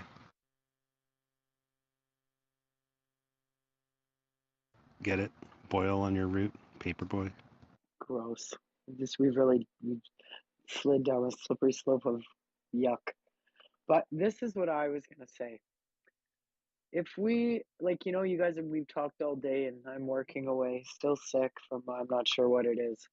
But I just sit here and I think about all of the knowledge that humans don't hold about wellness, about education, about death, what is purposeful, how we've all lined up for 100 years to follow the masses that says, Monday to Friday, 8:30 to 4:30, kids go to school all day, like just this whole world we've built that we follow. Did we follow it? Did we follow it because we were uncivilized at one point and this is how we thought we'd become a civilized society? Or But is it don't you really see that? Don't Go you ahead. see that that's where they're taking us, right? Yeah. We're gonna revamp this stuff, and it's like we all like the bigger push is like perhaps we innately know that we need this. It's just that we need it done in our way, right? That's the question I posited earlier. But keep on going. Well, but that's why I would say that when you look at, like you say, Wog, that 40,000 height view or whatever, and you kind of stand out of the way of what's happening, you sort of see how with all the discontent on the planet prior to COVID, because let's not forget the government for a long time has been destroying our society. Everybody's overworked. Women, poor women. I mean, we thought it'd be a good idea to, have all this equality, but I don't know. Now we're all working and now we have two full-time jobs. So I'm just, it's utterly shocking to me how far down this rabbit hole we've been taken and how we've sort of been roped into it and roped into it and roped into it. And it's all just been so propaganda shoved down everyone's throat. While the real realities of our existence have been hidden from us. The truth of well-being, the truth of, sort of power of mind and creation and how things form. And you're right, Wog, it's this discontent prior to COVID and all of us in our own ways finding discontent to now having this sort of, okay, well, you guys aren't all happy in this structure, so we'll just take it and we'll crumble it all and allow the expansion once and for all for humanity to evolve outside of all of this enslavement. And sort of, what freaks me out, Wog, is they use the word institution, and we all know what that word means, right? Like, to me, when you say the word institution, the first thing I think of is a mental hospital. So now I'm like, oh my God, our entire world is a bunch of mental hospitals because everything is referred to as an institution. So it's a path of conformity. And that's where I'm sort of wondering, how far have people come to sort of see, is the world we stand in and how it functions purposeful? And I'm not just talking about the government. I'm talking about how we educate our children, how we spend our time, how we have two parents working, how we've now got caught up in this financial rat race where everybody goes to work, comes home, makes dinner, flops on the couch because they're exhausted, and then repeat the next day. Like, the joy has been totally chiseled out of our lives. And not, I mean, there's only so much people can take where they just become defeated and overwhelmed by everyday life that is nothing about the way we're supposed to live. And we have lots of that. We have rural community people that are still living a real authentic, down to earth kind of life. We have people who live in cities that are, they're doing their thing, but then we have the whole technocratic society where, like, let's refer to a Kardashian sort of world, right? Where it's all about makeup, looks, plastic, and money. And there's really no humanity and no substance paid to walking through this world and enjoying the magnitude of creation that is around us everywhere. Like, we should all be driving around going, wow, like, how does this all function? The trees go, the plants go up, they come down, the birds go here, the this goes that. Like, to me, it's the most incredible thing ever. It is, but to me too. So that's why I say, like, turn off this thing, pet your dog, play with your kids, go for a walk, barefoot if you can. Go swimming in a fucking freezing cold river with a big bonfire to go back for, have some marshmallows roasting there, fuck around with your kids, do some hardening. It's all easy. We are doing it. I am. Like, we are doing it. Like, that gratefulness that you're hinting to is like, I might not say, blah, blah, blah, Jesus, amen, before we eat. But, last night we had a big chunk of beef that we made a roast out of. And I said, well, we've got to thank the animal, right? Thank you for growing up strong and clean and all that stuff. And you bless that fucking food. I don't give a shit if you put a stamp of approval of some institution on the shit. Right? And all this stuff, it's like, it's about how you're rolling every day. That's why I'm saying, like, tune into your essence. That's why I really liked it when that Nick guy came in. And he sort of hinted to it too, like, tune into your essence. I mean, he got the same, maybe he heard the spaces before, I don't know. But, like, tuning into your essence is going to tune you into, when I say essence, I'm just trying to use a word that can appeal to us universally and not trigger, praise Jesus when you eat your roast. I don't want to do that, even if I was oriented that way. I'm just not going to say that because I want this to be inclusive, believe it or not. I mean, I know that's a leftist word, but I'm trying to make it inclusive, and I don't want the fucking arguments like, oh, you said Jesus and I believe in Muslim shit, or I believe in Buddha shit. Okay, whatever. Who gives a shit? The biggest striking thing for me is one time I took this Tibetan Lama dude out for dinner. So we get to the restaurant, and I'm expecting him to, like, order, like, the world's biggest salad or some shit like this. We get to time to order, so, I order, my chick orders, and the other dude there, the tag along, whatever dude with him orders. And then he goes to order and he's like, I'll have the top sirloin steak 17 ouncer. And I was like, what the fuck? Like, I thought you were supposed to be some kind of a, vegetarian or something. Well, fuck, turns out that he liked meat and there was no goddamn ifs, ands, or buts about it. That's what he liked and that's what he got, and Merry goddamn Christmas. But my preconceived notions of like what this and that and the other thing is, it's like, who the fuck knows? And the other thing is like, look at the commonalities that we and like, the cabal or whatever, like what stands in both of our ways for moving forward, right? It's the sheep, right? And all of this sheep talk, or let's use the proper biblical terminology, the flock, right?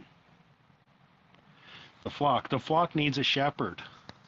So some of the flock has got like being led down the garden path, and some of the flock is coming over to our side. So it's up to us to, be the better shepherds. So we have to be inclusive, we have to be this, we have to be that, to be the bigger person in terms of what we're trying to do. But we all have commonality more with them. And I'm speaking more of people that have actually, been team leads on stuff or this or that. You realize that the biggest crux to getting forward or moving forward onto things is like people's own fuck ups, for lack of a better word. But that's why the flock needs goddamn religion. And if I'm not saying that everybody that goes to religion is a sheep. What I'm trying to say is that for a lot of people, they're lost now. They think that like money and shit like this is gonna get their thing solved. And that's like, look at the cognitive dissonance over the vaccine and over the pandemic and all this shit. You can't talk to them about it. They're just literally, you're talking to a fucking wall. There's going to be no give and take. But by the fucking Jesus, when I talk about inflation, their eyes light up and say, oh yeah, we got to get rid of this government. So that taught me right there in the first conversation I had with one of these people. Once the inflation shit started going crazy, it was like, all of a sudden, it was clear to them that they needed to do something with this government, not because of the vaccine mandates, not because of the quote-unquote pandemic, but because of inflation. So if that's my traction level, I'm going to work that level, right? I'm not going to go back to like, but what about me being right about the vaccine? Fuck that. That's just your ego talking. Fuck it. Put that in a little fucking box, throw it away into the ocean, and forget about it. Who cares? I'm up for you making your own decision for you as an adult. I'm not up for people that made that decision for people for their kids. I was very vocal about that, but I also got eschewed for that, right? I'm off in the fucking corner because I'm, questioning their authority as a fucking parente. Well, then what the fuck am I supposed to do with that nonsense, right? I can only speak out to it so much. I've already spoken out so much that there's nothing more I can do. That's done. Whatever's going to play out with that shit is already done. But where I can get traction is where I'm going to focus my efforts. I'm not going to focus my efforts on non-tractionable action items. And that's where I see a lot of people fucking around like, oh, I'm going to spend 16 hours converting this guy. Well, you know what? You could be on Spaces, you could be crafting a meme, you could be making a video, you could be doing something that might reach thousands potentially, as opposed to focusing 16 hours on one person, which may or may not even result in anything tractionable at all, because you're dealing with dissonant people, right? Because you have to have. So I had a Jehovah's Witness guy pop by my house there lately, and so I asked him. I says, well, I want to know if your church insisted upon vaccination for people to come to your church, and he said no. I said, did you guys shut down? He said, yes. Do you feel the vaccination is like a worthy thing? He said, yes. And I said, well, do you know that there's like fetal cells in the vaccination? He said, no. I didn't know that. But of course, this guy's a captive audience because he wants to capture me in terms of his saving my soul, right? That's fine. I'm okay with that. Because I want the discussion to happen. And then I said to him the honest truth, which I said to him, like, my kid is at an age now where I think he can sort of cogitate what's going on. I want to expose him to different religions at this age because I want him to understand that other people believe different things and not just what our family believes, right? I was like, oh, well, he's all, at that point, he's sort of foaming at the mouth because, Jehovah's generally get told to get the hell out of here whenever they come onto someone's property, right? But, so it was interesting to have that repartee with him and trying to like have this thing and this and that. But the real truth in my heart is, and even me as a, proclaimed non partaker in all this shit, is that if there was a church around here that still continued to have church services even while the quote unquote prohibition was going on, I really want to talk to those guys, and I want to get to meet those guys, not because I want to get converted, not because I want to convert my kid, but I'll expose them to all of them just because that's the way that works. But I want to get to meet those people because they're independent thinkers, right? And the church people should have known, the church leaders should have known that this has been a classic tactic throughout the ages. And we needed some of them to stand up. I don't know who did. I don't know who didn't. I'm sure it's kept on the down low.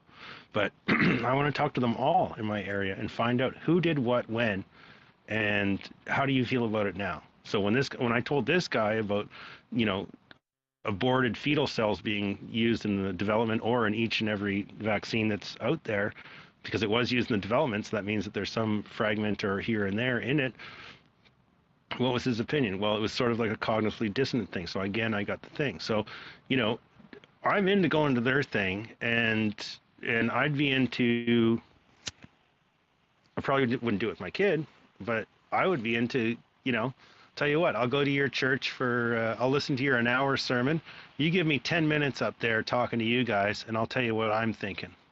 And the only thing I'd have to do is just focus on not fucking swearing. But that would be my deal. I would just say, look, I'll come to your church. I'll listen to your thing. You give me, I don't even need 10 minutes. Give me 5 minutes up there. And I'll tell you what I think about what's going on. So how about we start to reverse sheep this shit? You guys went along with this thing. You shut down your thing. How about this? I'll make you a deal. Anyways, I'm just fucking around here. Who the fuck's ever going to do that? Foamy, though, we were talking about stuff before about bees, but it looks like Andrea's got her hand up, but I'd really like to hear some bee shit. Oh, did she put her hand up? Okay, Andrea. Go ahead, Tracy. I didn't see your hand. You came up as a new speaker. You can go ahead, Tracy. I know. No, I'm not a new speaker. It's me. Proton girl. Yeah, you're the new speaker, so you get to go ahead. Yes, yeah. I didn't see any hands up, so I just thought anybody was talking. Oh, that was a great little pep talk, Wog. I loved it. And and I like that little just challenge that you had too. It's like, right, to go to those churches and challenge them, absolutely, because they definitely are making a lot of huge mistakes too. And that's coming from a Christian. So I haven't even been going to church actually, because I think they are do a lot of hypocritical things. And this is a long story too. Like, I just became a Christian in 2016. I wasn't before that. And my older kids are 30, 31 and 35, 32 and 35, I guess. And I actually taught them I taught them to be averted, like, against Christianity. So they have been a lot more spiritual, more into Buddhism and whatever, just finding out their own way, right? And so now we do have discussions about that, but I didn't take them to church. I never exposed them to anything. And so I like that, what you're saying about your son too, being able to be exposed to different things and deciding for themselves. So and I also just wanted to say that I haven't seen you guys much. I have been, I started Action for Canada chapter in my area in Manitoba. So I've been a little bit busy with that, trying to figure out what my role is and to get it going. It was already started as the Altona Manitoba chapter, and it kind of fizzled out. So now it's the Pembina Manitoba chapter. So, and then I also was spending quite a bit of time on the weekend listening to the inquiry, to our peeps talking, and even though like Chris Barber and Keith and some of it was kind of boring, I just couldn't shut it off. So I didn't even get that much sleep because it's like 9 hours a day of stuff to listen to. So I'm a little bit behind. I'm just listening to Keith last night. But what else did I want to tell you guys? Oh, by the way, I did get my Proton Mail working again, but I didn't do the VPN thing yet. So yeah, maybe we can talk about that later or another day. So yeah, that's my update. Miss you guys. That's awesome, Tracy. I have some questions about all that stuff too, and then we'll walk you through the VPN setup here in a sec. But let's go to Andrea and then Foamy for some B downloads, and then we'll come back and touch on what you just said. Well, I'm not really sure, Wog, you're going to get any answers from anywhere because I think the missing component to everything that's always talked about, whether it be religious or whatever kind of formal, whatever it is, this is not something you learn out of a book. This is something that you actually work with. There's a form of discipline that goes with it. And that's the whole problem. It's, oh, here, I've got the word of God. But how many people do you know that say they're religious or Christians or something or other, but yet they don't formulate and they don't function in that fashion? Meaning they're not kind, they judge people. That's the flock. That's the flock, though. The sheep, they need, imagine if they didn't have that, how much worse they'd be. Well, and so you even for us, like down in Chesterfield in the States, you've got a bunch of people that went through courses and call themselves reverends, and they all run around like a bunch of catty bitches. And I'm standing there going, wow, you say you represent the word of Yahshua or any higher consciousness, but you act like that.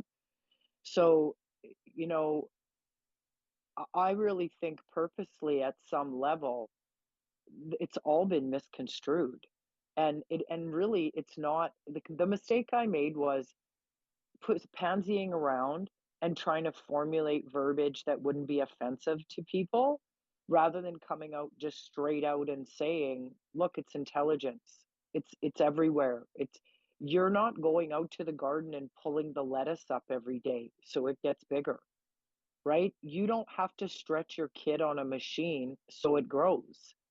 I mean, every single thing we have is intelligence. So if you look at it like that, then what happens? It says the ego gets in the way and we forget the level of intelligence that is actually operating on this planet and throughout this universe for us to cohesively exist in some synergetic fashion. So ask yourself this question. For most people, they never ask themselves that question. So then they run through life just thinking that like the bigger car, the bigger TV is the answer. So that's why, that flock or that idea of like people going to churches to pose those bigger questions to those people that may not have ever asked themselves that question, right? I mean, look, I can't speak much to what churches do because ever since a little kid, it was not a place that I was very comfortable in. But I will. So how did you get to this? Let me ask you this question, just to permit me just to interject for a sec. Yes. How did you get to the point where you got to find whatever your spiritual base is, whatever, and we don't need the illustration of what that is, but it sounds like you became like spiritual through whatever, things. So something happened to you that made you become, and I don't want the details of that thing. I'm just saying, like, did some life-changing experience happen to you where you said, like, there must be some higher order or something that, spared me during this car accident or et cetera, et cetera, et cetera, or something, right? Something happened to you where you looked for some kind of like order to the universe, which you seem to have constructed your own version of, right? Well, when I was 7, my great grandmother manifested in front of me outside the living room window days after she died and told me that she would be with me and that I was to listen to what I was told and be guided. I was 7. What did I know? But there she was in full form and she just died. I never questioned it. So that was the first one. And then going through my teenage years, I would just, the impressions that I would get, because remember, it's all intelligence. So something I would hear, and then that something would happen. And then when I got that impression at 24 that the guy I was dating was going to be murdered, or killed. It was after it was murder, but anyway, once that happened and I got that impression, and 3 months, 6 months later, whatever it was, I'd have to go back. It was 20 something years, 30 years ago. You don't walk away from that. You don't walk away from the knowing that there's going to be a murder or a death. Two people are going to die, and 3 to 6 months later, it happens. And then from there, it became very relevant to me. First of all, I left school in grade 10. I couldn't stand it. Like, we talk about school and what our kids are going through. Now I look back and I think, holy shit, if I hated it that much and the consciousness is expanded the way it is, could you imagine the torture it is to those children that we're making sit in those schools for all those years of their lives and the life they're losing? So that's what happened to me was, it was the information I was given. It was the times when I was really stressed out and I was in my business and somebody would quit and then I'd be stuck, and it would be that constant call to watch the way I thought and to think differently.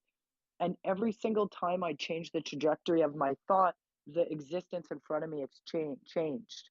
And so that's how I became who I am. I realized that there's an intelligence living here. I wasn't prepared to label it. And the more that I asked the question and the answer came and I found the answer and I followed it, it materialized into reality. That just made me go, okay, I get it. We're an ask and receive universe. I'm the asker of the questions, and the intelligence around me will answer them. But because we're so cluttered and because we want to always look out for answers, then we go sit in a church and let somebody tell us the answers that they probably haven't spent the time finding the tangible congruent to it. Because I can list 700 people that will talk to you about all of this, but they're not prepared to take it to the next length, which says that all it is it's a mirror. Reality is a simple mirror of your internal presence. That's all it is. But people don't want to go that far because they can't put science around it. Quantum physics now is starting to put the pieces together, but they still will not come back to the human being as the conduit of the expression of reality. It's a mere simple fact. It's a literal turnover of perception. But we don't want to do that because then we'd have to accept responsibility for our worldview and all of the things that we do. So that's how I found it is, and I mean, look, I'm a trance medium, okay? So people come through and they talk. It's not me talking. I'm not this smart. I'm literally flowing universal intelligence. And I keep it on the DL because I don't know how many people would be real comfortable if I went into full trance. But you want to have universal information? No problem. I have tons of Okay. recordings. Okay, so here's what we're gonna do. Me and Zinc, we're gonna pivot off this political shit, and we're gonna start to do late night stuff according to Art Bell styles. The people have gone before us. We're gonna do some weirdo late night Bigfoot UFO stuff, Art Bell styles, if you know what I'm talking about. And yeah, let's do one of those together because we're sort of getting bored with this political shit, but we're keeping it going. We were trying to keep the spirit of the convoy going. I hope that people are watching the commission and reporting back to us pertinent notes and this and that, but we just really can't stream it. It's just too dry and too irritating about how they needed more cops when all they had to do is come out and talk to us. So that's the reason why this is not live streaming the shithole right now. But anyways, I do want to keep to my word here and go to Foamy because we were talking quite a bit about bees earlier, Foamy, and any update on your bees and what was going on and so on and so forth? Nah, man, they're just buzzing along. Actually, I'm kind of fried out. I was just here. He might be tied up or in the washroom and doesn't want to answer. So we'll come back to him. He didn't have his hand up earlier, but you can't hear me? Yeah, I'm here, man. You hear me? Wog, can you not hear Foamy? He's talking. Yeah, he's talking, Wog. Go ahead, Foamy. Actually, I was just kind of here just getting some knowledge and listening to everybody. And it was something that Wog said. My daughter was just in the hospital last couple of days, hooked up to an EEG machine. And this kind of touches base with like Chinook. Found out that she was having seizures from being stressed out. And it has a lot to do with what's going on with society and everything happening, work. She's worried about my health. Her mother's a nutcase.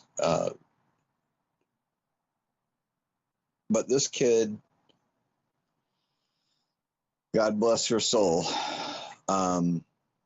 actually started going into seizures, not convulsive type, but she didn't even know what year it was, couldn't touch her nose. It was bad. And it was all stress induced. And I'd been saying that for a while to these doctors, but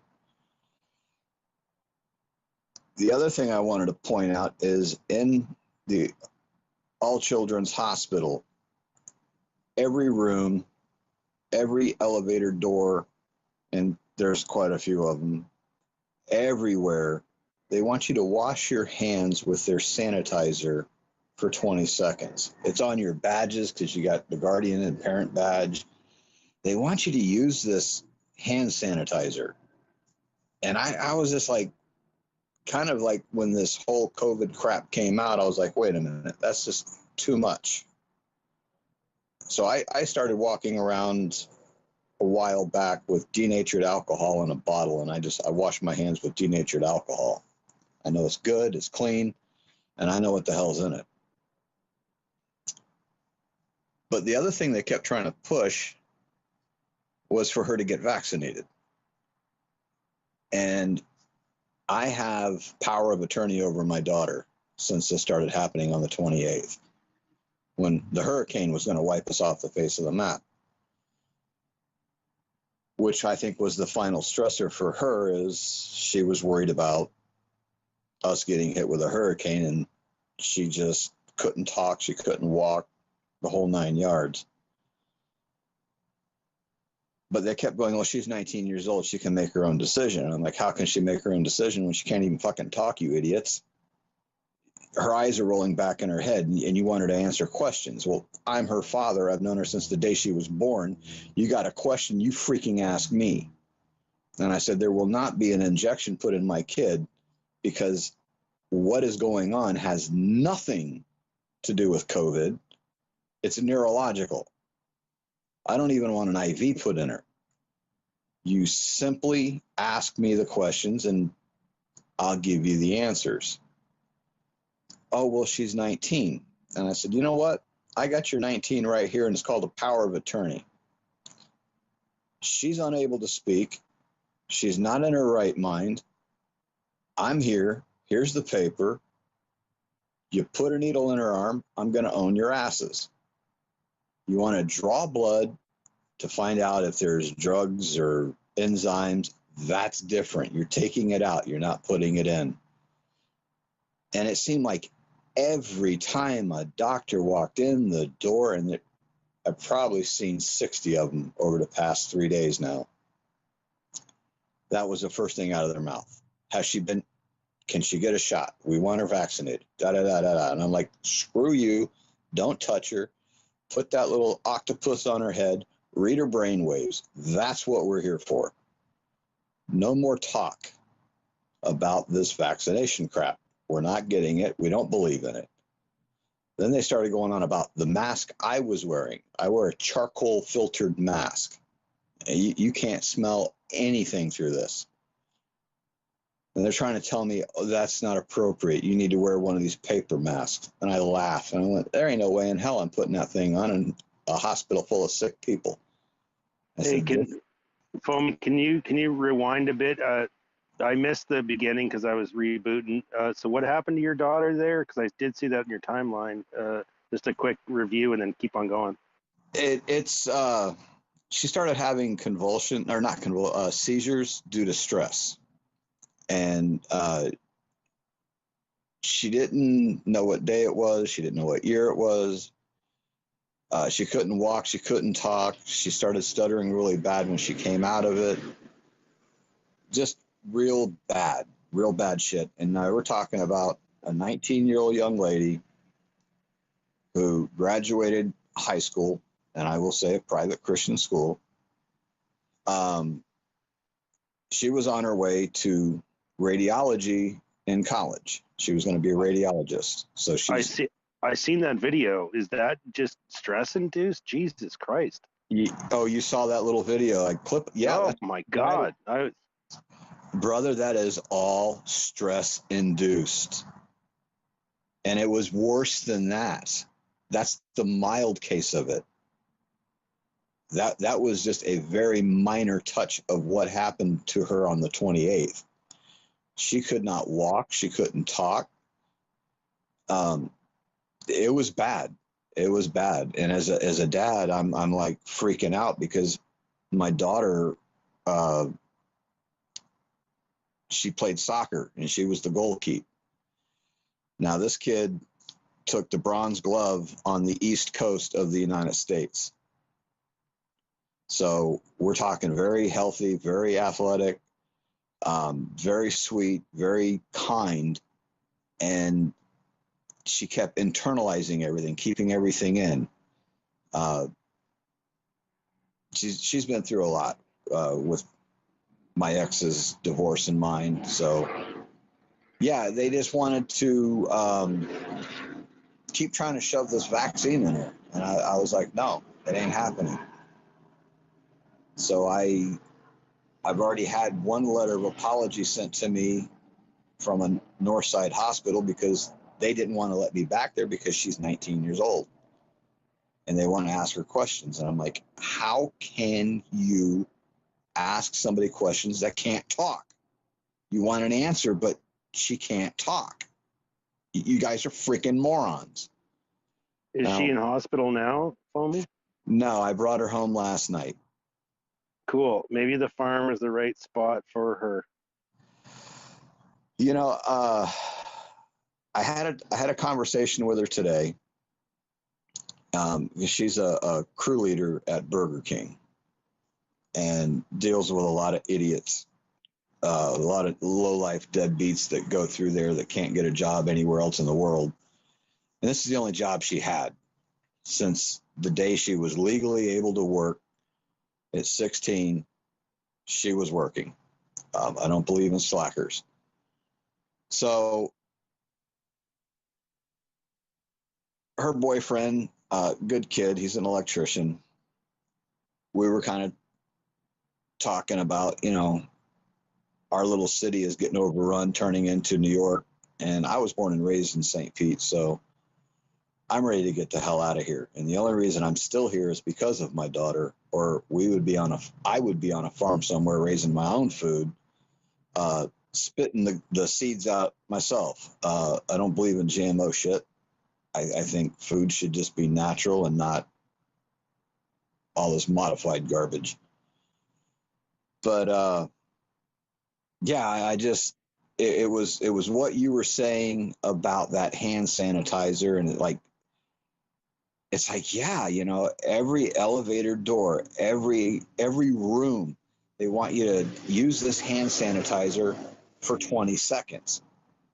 And I counted, by the time I left the parking garage to the time I got to her room, if I had to wash my hands every time I went in and out of an elevator door, in and out of her room, or in and out of anywhere, that's all I would be doing is putting hand sanitizer on my hands.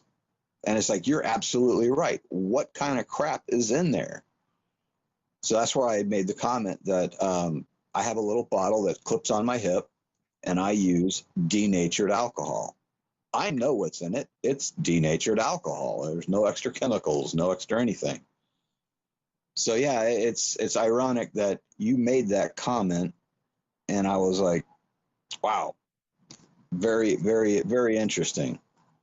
So yeah, I was just kind of sitting back, gaining knowledge and listening to you guys. I just want to jump in, Foamy. Absolutely. Tracy, I just want to say, oh my goodness, what an amazing job advocating for your daughter, especially since she's over 18, and you just keep it up because she needs you. So yeah, I don't know if anybody hasn't experienced bad anxiety or panic attacks. It's extremely physical in your body and can cause all kinds of havoc, fainting and seizures, and just it's really, really horrible.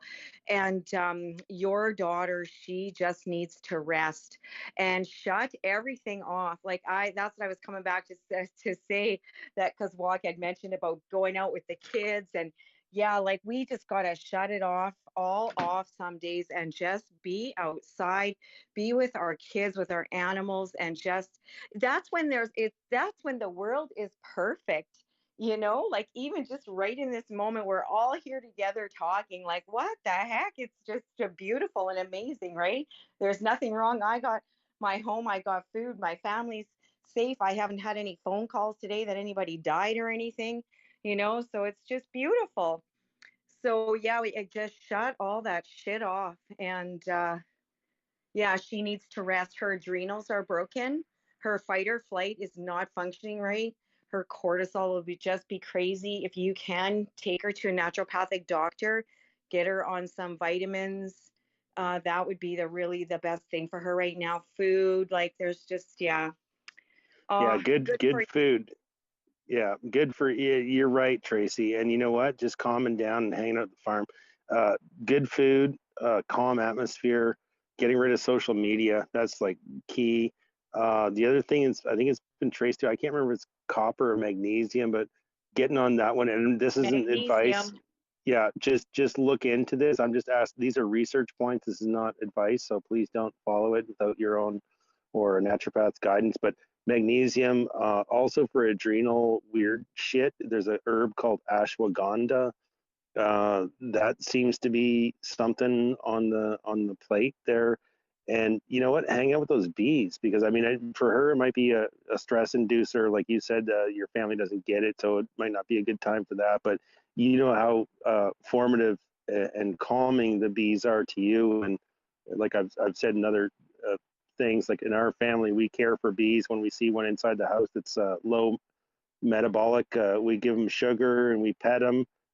Actually pet bumblebees, which I was taught by a native person a long time ago, that you can just pet them and they're just quite little beautiful things. So yeah, Foamy, any further thoughts on what you got going on, and then we'll go around the circle here.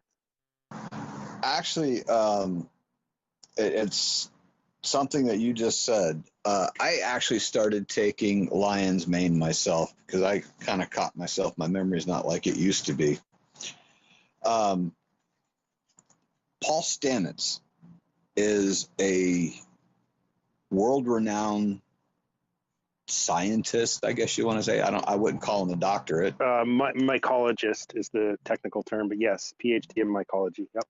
Okay, there you go. I just started getting lion's mane, and I just started recently taking it. The benefits from it are supposed to be outstanding. Blind studies showed it. He also, the other reason I started listening and watching some of his videos is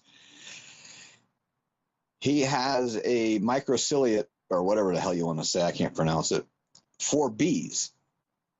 And it helps boost their immune system.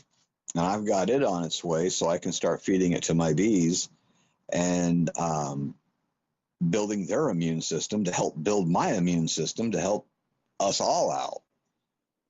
So the guy is brilliant, and Paul Stamets, what a genius. And he used to eat the little mushrooms that had the purple ring on it. So his mom was happy when he changed his degree there and started going into the old growth forest and finding all of these mushrooms that had such a huge health benefit to everything. So yeah, I was, like I was said earlier, I was kind of just wanting to be a fly on the wall and soak up some of the knowledge you guys have and just carry that with me and possibly pass it on down the road to somebody else. But yeah, I think it's time for us to unplug myself. I'm ready to go be on a farm myself and just get back to the basic of the way it was 50, 60 years ago. And screw society. I live in a nice little suburban neighborhood. I'm watching parents walk the kids and walk the dogs, and I'm just going, wow, man, sheep. Everywhere I'm looking right now are sheep. And I know most of my neighbors, and every freaking one of them got jabbed. And they've all got a little something going on with them. And they're like, why aren't you sick? I went, well, I didn't get jabbed. I said, I don't eat that crap, and I prefer to cook my own meals.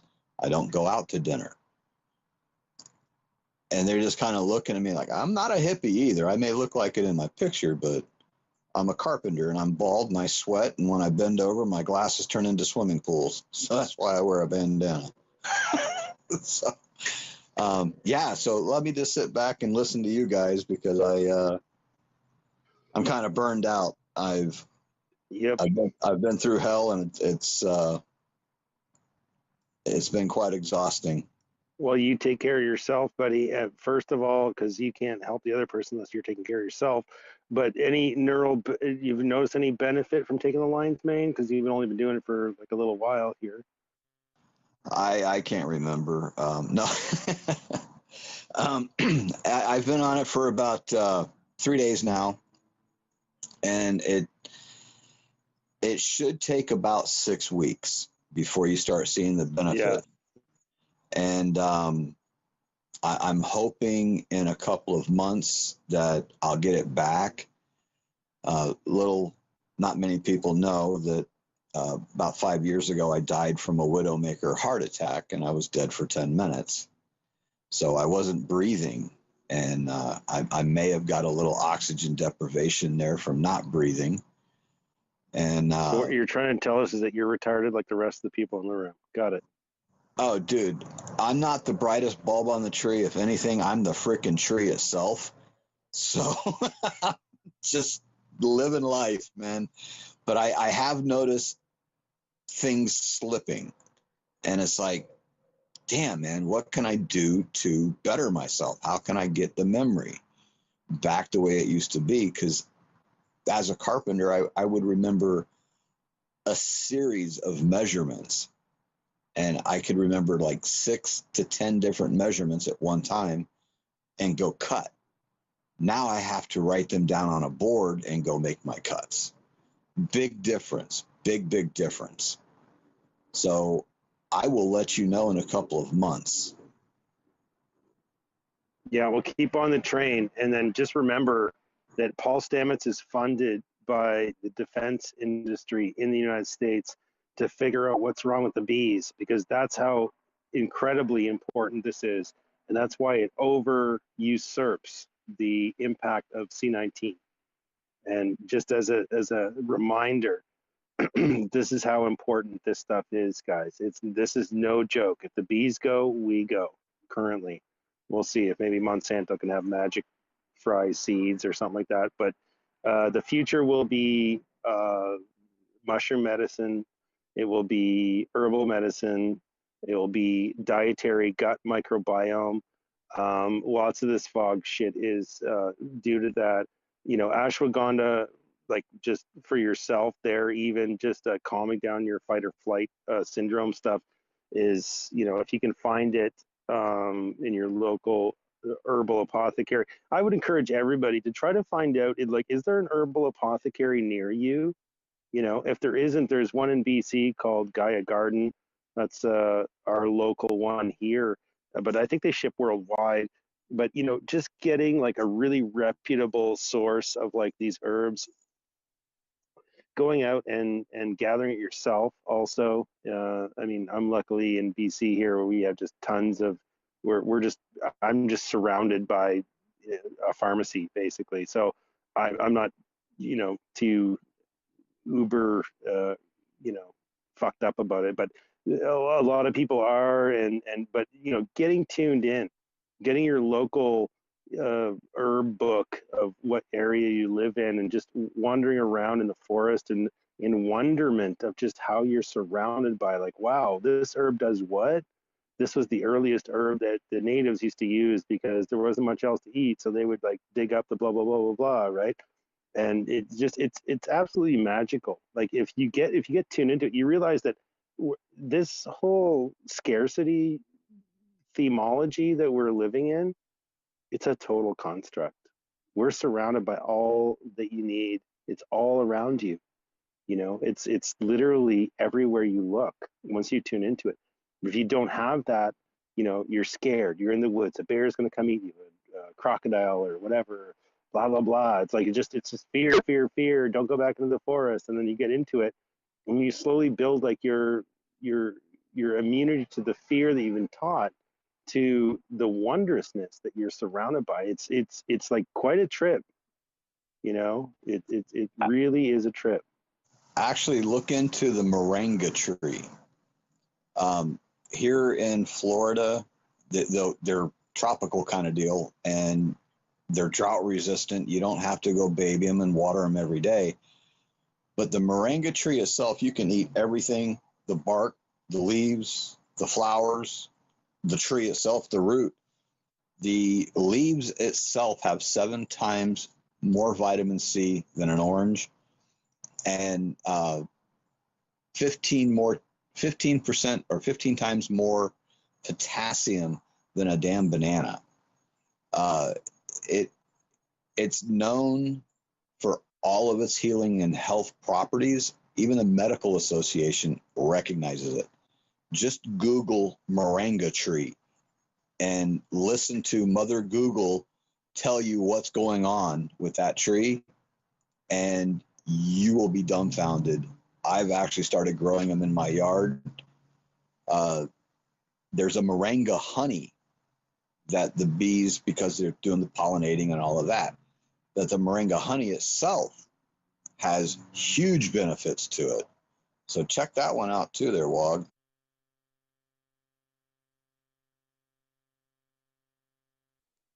Foamy, I Yeah, just will got to do. say something. Can I, Wog?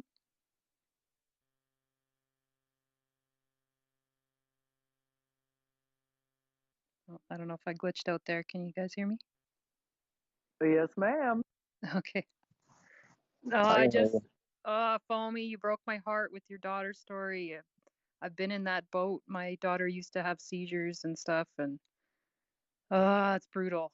I remember when she was smaller and I was holding her, she was a baby, and she just, it happened to her about 3 times in 2 years. And they told me back then it was just febrile seizures or whatever, but I know that feeling of watching your kid go through something like that. And I know your daughter's older, but I just, yeah, that breaks my heart hearing that. And I know what it's like, and it's crazy too. Like I remember when the paramedics showed up and they're like, "Oh, this is really normal and it happens all the time, and it's just because, her brain is not catching up to the temperature change of the fever and blah blah blah." And I was like, "Okay, good to know." All these things that you discover being a parent as you go along, right?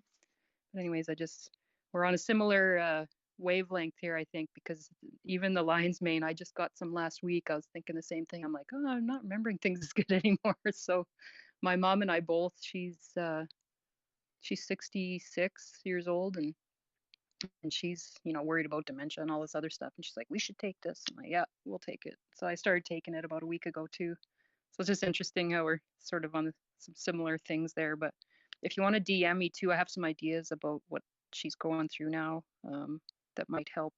But there's I'll just put this out there. I know Andrea asked me about it earlier, and I'll just put out a quick thing here. Maybe people don't believe in this stuff, but this eclipse energy is really, really intense, and it's really, this one specifically is hard on the nervous system. So omega oils, grease your brain, all that stuff. Do all the things you can do. Take breaks, unplug. I've actually started, thinking about, okay, maybe I need to just turn off my friggin' modem at night, just little shit like that, right? Turn off my phone completely or put it in another room. Even just for this week to get through this mess, because it's a real shitstorm of energies and it's hitting everyone.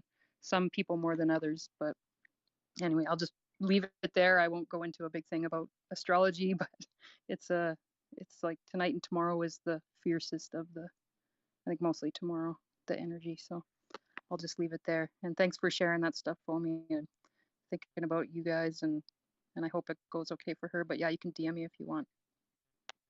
Absolutely, I will. You're talking about energy and stuff like this. A lot of people don't realize that the power meters, your electric meters, are no longer manually read, and they're all just wireless. And you'll see the power company driving up and down the street gathering the information from each and every house. Well, I live at the end of the block, and all that information is sent down through the street from meter to meter to meter to meter, and I'm at the end of the line. So we're getting hit by everybody. So yeah, there's a lot of crap that has been shoved upon us, and I'm just so ready to go in the middle of nowhere, get some solar powers, and be as far off the grid as I can. I fought tooth and nail to stay away from my first cell phone, and then I ended up getting a flip phone. And they had to pry that thing out of my hand to get me my Galaxy 7. And then finally this whole 5G crap came along, and they said, oh, your phone's not going to support it anymore. So now I have a Dream 5, which, my God, it's huge. And I now I can't be without it because all my contacts are on it. It's not like I have my little black book that I used to carry around with all my girls' numbers in it. But yeah, we've become so dependent on technology. I kind of think it's about time we turn technology back on these people, and kind of like what Wog's saying and a bunch of others are saying is, we need to stand tall and stand brave. But you want to wipe my banking account out? Fine, go for it. You want to try and stop me from having my house? Guess what? My house is privately held mortgage. I don't have a bank. Somebody I know has the mortgage on my house. So bite me. I don't really give a shit. My car's paid off. I'm already like 1 foot towards off the grid, and I live in the damn city, and I want to grow my own food the best I can. But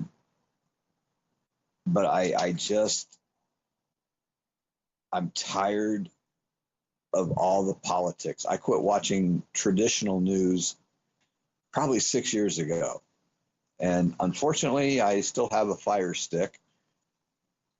But I watch more of the old school TV shows, and I'll go watch The Jeffersons and Archie Bunker, and just remember what it was like to actually hear something that's not politically correct.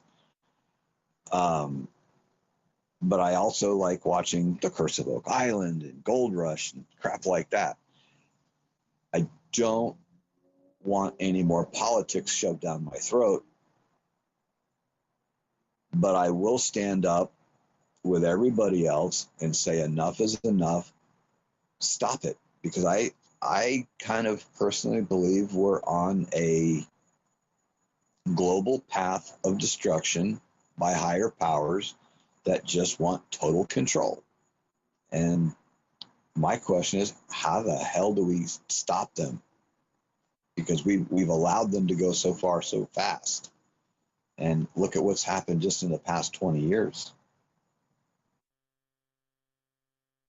Yes, and the psyops are real and big and brutal, right? Like we're getting squeezed really hard, and the stress is massive, right? So I've talked about this a little bit on and off in the spaces, but just finding that balance between I want to do things and help be you know, the Kung Fu Granny or whatever the fuck I'm called.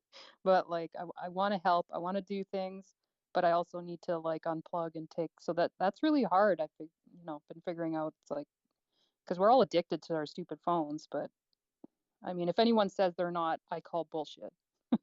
We're addicted to spaces. We're addicted to coming in here, and it's our little support group. And you know, we talk about what we're gonna do, and some people do it, and some people just listen. But we need to take breaks from that for sure. So I hear you there. But yeah, it's almost too much. They're squeezing us big time.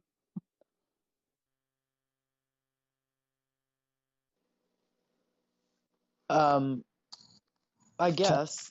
Tell me Sorry, who. somebody else go. Who want to go for me? Go. I want to know who Jeremy is. I see this up here and I don't know who Jeremy is.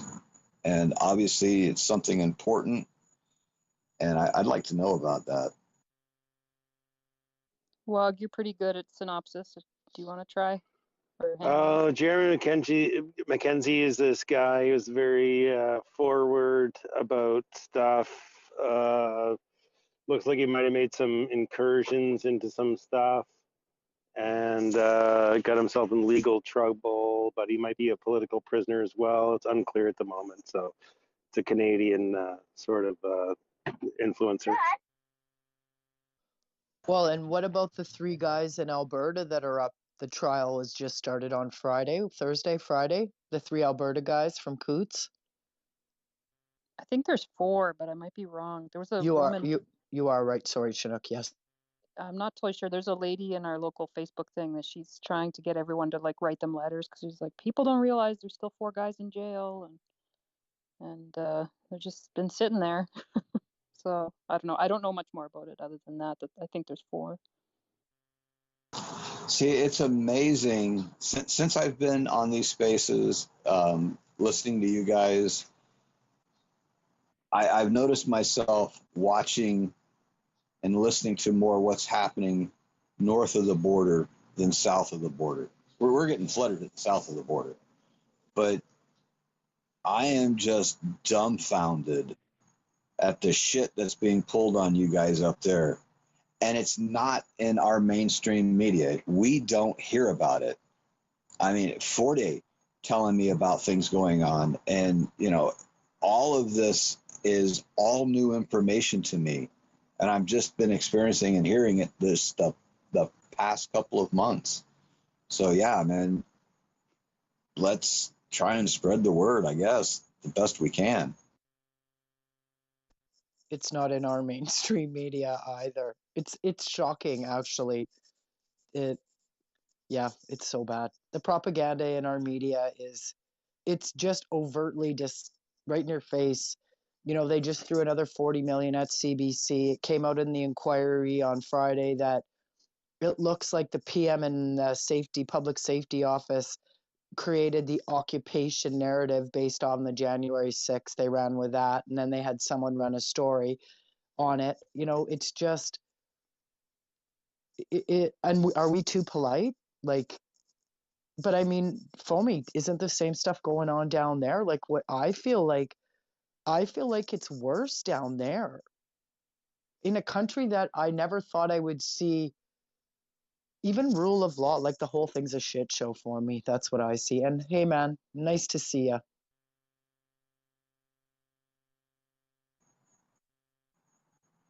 Yeah, there's a lot going on, and that's where I try to filter out the nonsense and the lies the best I can, which is why I started being around these chat rooms a lot more, because I hear more of the crap going on here in these rooms than you'll ever hear with Fox or CNN or NBC, any of the big affiliates, because they're all in cahoots with one another anyway.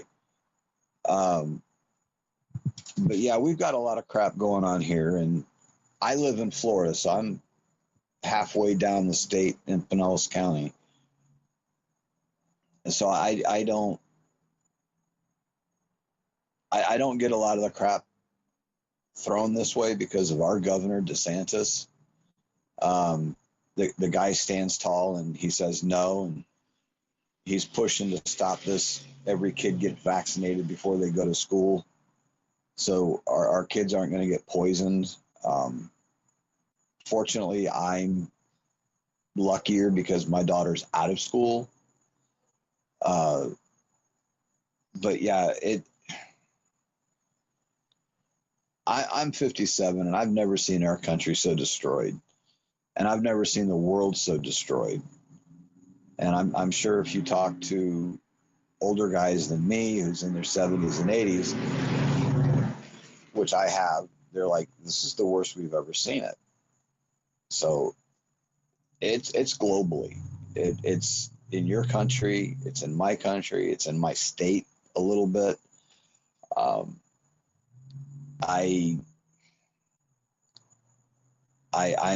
learning a little more every day. I've kind of come to the conclusion that, Trump ain't all that. He's a bit of a jackass. And he is out for himself more than anybody else because he just loves that spotlight. He's a modern day Barnum, P.T. Barnum.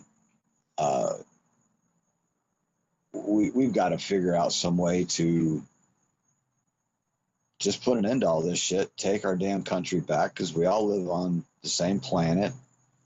We have let this happen, so let's take it back. It's time to put an end to it. That's why I'm ready to just go off the grid and just let everybody just kill each other off with these damn jabs. And when everybody's dead, I'll stand at the end, just go, okay, y'all fucked each other up. Excuse my language. Now the rest of us are going to take over. Well, and I'm just going to come back on your daughter's situation because it's what we were talking about before. And that's, again, I'm going to repeat what I said about everything is operating on intelligence. Your body, every cell in your body has its own intelligence. It's constantly trying to recalibrate to the highest point it can get, right? In sort of its resonance, its vibration. And it's knowing so it keeps the body in a state of wellness and all systems operating equally, right? And they're not dumb. They realize the more pressure, why do you think the news has always been negative? So the more pressure or doom they show puts people into a state of fear and compliance because it looks like fake safety, right?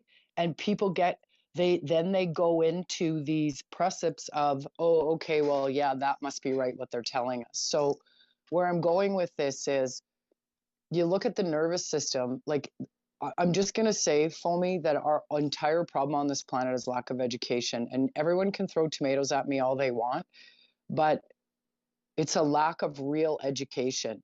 And to understand that the nervous system is really what's operating. And we all have to remember that we're two parts. We're a physical body, which is like an animal, which functions through survival, fight, flight, or freeze. And it's constantly fighting for survival. And that's what the animal does. You see it in the wild. The difference with a human is we have consciousness. So consciousness is this thing that we talk about that we call essence or religion or God or intelligence, whatever. But that's consciousness. So that's what makes us different. So the nervous system is absorbing every memory. So every cell keeps memory. Time keeps memory. Okay, that's why we have a structure of time. So it calls up memory. So the nervous system then lays the pattern almost like a computer, where every incident that happens to you, right, even from the moment of sort of conception in the womb, because they can prove that trauma starts in the womb. So from that point, it all maps onto that nervous system like you'd be laying programming in a computer. And then what happens is the more negative programming, so the more programming that goes in that comes from a sense of threat, it causes your nervous system and the amygdala in your brain to fire. and it puts you in that fight, flight, or freeze. When the nervous system is overtaxed, what happens is you see these physical manifestations appear in the body, like seizure, like I've never had, well, a panic attack. I've had a nervous breakdown. My arm started working, but whatever, that's another story. Anyway, all of this knowing has come to me through experiences I can't even begin to tell you, but I could one day, I guess. So the nervous system and the amygdala fire anytime there's any sense of threat. And so sense of threat hits the body through perception. So something comes at you and you triggered a fear. Oh, what's that? What's going to happen? Right? Oh, what does that mean to me? And then you start contemplating all of that negative innuendo of where that experience could take you and how devastating it could actually be. And then it infringes on safety. And then it all starts to trip. Where consciousness comes involved in when we learn to use it, that's what then holds you in that higher sense of wellness, because it will feed to you how to achieve wellness. So what the humans have been taught is when you feel anxiety or discomfort or emotion of fear, all of that actually, that sort of gut feeling they say you get, it's a certain level, okay? But that fear of anxiety or discomfort, what that really actually is, you guys have been taught that it's a problem or it's some kind of natural response to a situation. But what your body is trying to tell you in that moment, you feel that, or you trip like your daughter has so deep down this sort of dis-ease situation, it's trying to say to you, no, stop thinking like that. You're thinking wrong, right? Because the more you think negatively, the more you are moving away from the intelligence or that consciousness or awareness. Oh, he left now. So anyways, that was a crash course on how to contain yourself and how to realize why negative thought will be extremely hard on you and your body. And it'll weaken you to a point where you won't cope. So like the earlier expression of, if you were standing in front of your house burnt to the ground, which side of thought do you think would be the most productive for your survival? It would be how you could rebuild. Now he's back. Are you back, Foamy? So what I was trying to say is, Foamy, for your daughter, it's that it really is mental congruency, you guys. Dis-ease or illness will always start in the mind. It'll be that one step away from well-being. And so that now has to be corrected. There's that emotional freedom technique. You could get that. Go online and Google it. Nick Ortner does it. I would use his work and his sister's work, and I would get your daughter to start tapping on those meridian points. And that ingests a message of safety and comfort, and it stops the amygdala from firing, and it settles the nervous system down. It's amazing. And there are many people in this room that have used it that can attest to it. And that's my babble for this moment. Sorry, Foamy, if you missed some of it. You can let me know.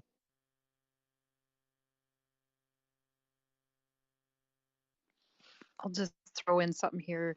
The secondary emotions are kind of our enemy, right? It's that like you have a feeling and it's like fear or anger or something, and then you have that secondary emotion where you're judging that feeling, like I feel guilty, or I feel sad that or frustrated that I'm anxious or I'm mad, right? So it's all those secondary ones that actually will start cascading into or start that nervous system cascade, right? So if you can kind of have that first emotion and just feel it and just let it pass through you, like I just visualize like wind, right? Like, okay, here's this storm coming and I'm going to feel it. And then once it's done, it'll be gone and I'll just let it go. And I'm not going to judge myself for feeling angry or stressed or fearful or whatever, because all those things happen. You can't stop the primary emotion, right? It just comes. This is how I see it. And anyways, we start to get into trouble when we start having those secondary shit, because it just builds this bullshit construct and it keeps us in a state of illness, right? And we can never get better, and it overloads, like Andrea was talking about the amygdala and stuff. And over time, the more you use certain pathways in your brain, the stronger they get. So we have sort of built our own little, super highways in our brains of thought processes. And if you're lean more on the neurotic side and you're a little bit more anxious than other people, then you just reinforce that over time by thinking in unhealthy ways. But the good news is the plasticity of the brain, and we can reverse this shit it takes effort, but you can do it, right? I mean, I really felt like when Fomi was talking about his daughter, I just super identified with that because it just sounds like exactly what my family's been going through. And we are the type that are more neurotic, on the spectrum, and get anxious over every little thing. I mean, my grandpa was like the one anomaly, and he just walked around like, whatever. And we just laugh at him. He's like, oh, grandpa doesn't worry about anything, and he's fucking awesome, right? He's just like, oh, what do you mean? There's a fire burning down the house. Oh, everything will be fine. Don't worry. Like, he was just that kind of guy, right? The rest was like, oh my God, running around like a bunch of chickens and hens freaking out. But anyways, yeah, it's just some of us are wired, well, we're all wired differently, but I just found that plasticity of the brain thing was really encouraging because it's never too late to change how you think, and it can take effort. But I don't necessarily just believe in, oh, I'm a feather in a hurricane type. Like, we have to actually work and put effort into where we want to be, and your focus becomes your reality. That's how I see it. So that's sort of how I've been operating, and I've been through a lot of shitty things in my life, as have all of you guys, and we're all at different points. I'm just finding this whole attack on us the last few years has been really, really hard to keep my center, if that makes sense. But I'm just finding I need to spend more time off my phone, off the internet, or just maybe schedule a certain time, like only spend an hour or two, because I mean, we still need to do the things that make us happy. Like when my daughter went through that big, sad thing the other day, I was like, well, and she started going into whatever, I don't even want to go to school anymore, and everything's stupid, and it's, what teenagers go through that, right? Like, why am I even here? They kind of see through the bullshit, and they realize that school is kind of anyways, won't go there. But when I was talking to her about that, I was like, well, we just need to recenter. So we did a whole thing, and we did this goofy game, and we just kind of, I'll just tell this story real quick because there's no hands up, but it just came out of nowhere. It was just a funny thing. I was like, okay, I'm going to think of something, and I'm going to just channel it into your brain, see if you can think what it is. And we did this game for like, half an hour. I thought it was going to be just one quick thing to kind of recenter her and ground her because she was going on this spiral. But she thought it was hilarious because I'd be like thinking of all like volcano, and she's like banana, and like just this really funny. I don't know. She was like, "We can do it, mommy. We can do it." And we actually, she got pretty close with a couple of mine, but it was just a fun game. And then we found a show to watch that we're both kind of into. It's like this Dragon Prince show, and just finding stuff. Spending time with your family that kind of slows things down, right? So I've been, thinking about ways to do that with her because it starts small. And if I don't remember who said it earlier, maybe it was a WOG or somebody, but yeah, we got to take care of ourselves first or we can't help anybody else, right? And I've been starting to feel like way overwhelmed with all this shit. And I'm just like, oh my God, it never ends. This attack is just relentless. It's like death by 1,000 cuts, right? And it's distraction, and it's this stressful shit, and this shitty news cycle, and all this stuff. It's like, oh my God, enough already. Like, fuck off. Right? That's just, I'll end my little babble there if anyone else wants to chime in. Well, I'll come back on that since no one's really talking. And I'm working and talking. I see Esther came up, so I'm sure she'll give us some of her glory. Really the question for everybody is, can you stand in the world and not be afraid of it? Can you stand in the world and not be made uncomfortable by it? Can you go looking for information for purpose of information on the things you want to educate yourself about or be aware of? Can you do that without finding discomfort in the experience, because that's really the mastery you're looking for, right? Because there's lots of people that do a lot of research, but we're standing in a point of research because we think a bomb's coming. So really what we have to look at is, with everything going on around us, can we find a place to hold in a comfortable world and look at this for what it really is, a shift in human awareness, human consciousness, and our existence here? Can we do that? And can we notice ourselves? So we're observant beings. And so we do everything by observation. We do it by noticing, like Chinook just explained in that whole rational feeling thing. So at that point, can we notice ourselves enough to notice how we react to each and every experience? And can we rein in the cattle, like reining a wild horse? So if you look at the body and you look at consciousness, can you split the two of them? And can you get control of your body and the way you react? Or are you constantly going to be that feather in the wind, letting every single thing that comes at you spin you on your ass or make you feel uncomfortable? See, in my perspective, I don't give a shit, because if I die, I won't notice. And I kind of have to stay there because I refuse to stand on the other side of speculating anything beyond today and, well, tomorrow's midterms. But these are really important things. And this is where I feel like humanity's really at a loss for their full understanding of their experience. And we have become enslaved by man's word, man's books, man's teaching, and man's knowing. And I would be bold enough to say that a lot of people that say they stand in religion or spirituality or anything, I would be duly apt to show them how they don't. So this is, as they don't tell you in all of this knowledge to find a higher thought and find gratitude and appreciation, because they want you to skip around and be all happy and joyous. What they're telling you is all that you're looking for is in being grateful to have the experience and being in higher knowing that it is just a spark in a moment, even though for us it's 100 years. And how are we spending our time here with all of this mess now into rebuilding a new world? Because if you think you're going to change where we live and you don't change how we've operated as beings in fear and ingestion, in judgment, in condemnment, in all kinds of lower energy thought, we're never changing our experience. I'm sorry to tell you that. So, and we've taught our kids this stuff. So when you look at, I'll just end here. When you look at the levels of the dimensions of the being, you have emotional, physical, mental, and spiritual. They're not in that order for no reason. We have control over our emotional and physical bodies. You know that because when somebody pisses you off, you don't immediately punch them in the face. So you have control over your physical body.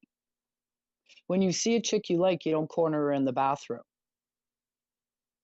So, but what we don't have is control over our emotional bodies.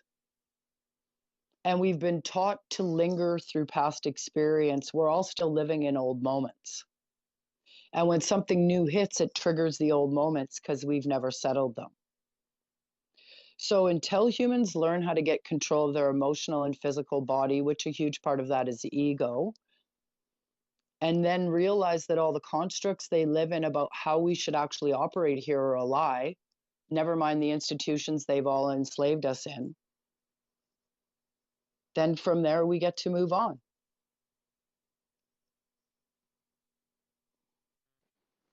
That was awesome, Andrea. Thank you.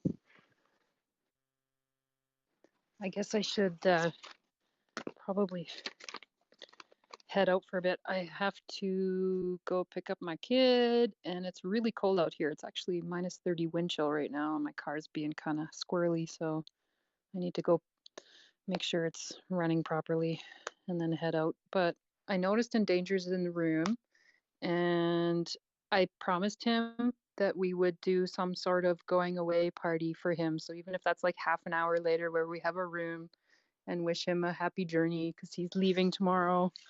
We should reconvene later, or at least pop in and say hi. Maybe I'll hold a space in a bit. I'll see what goes on here in a couple hours. Oh, I see your black hearts. Yay!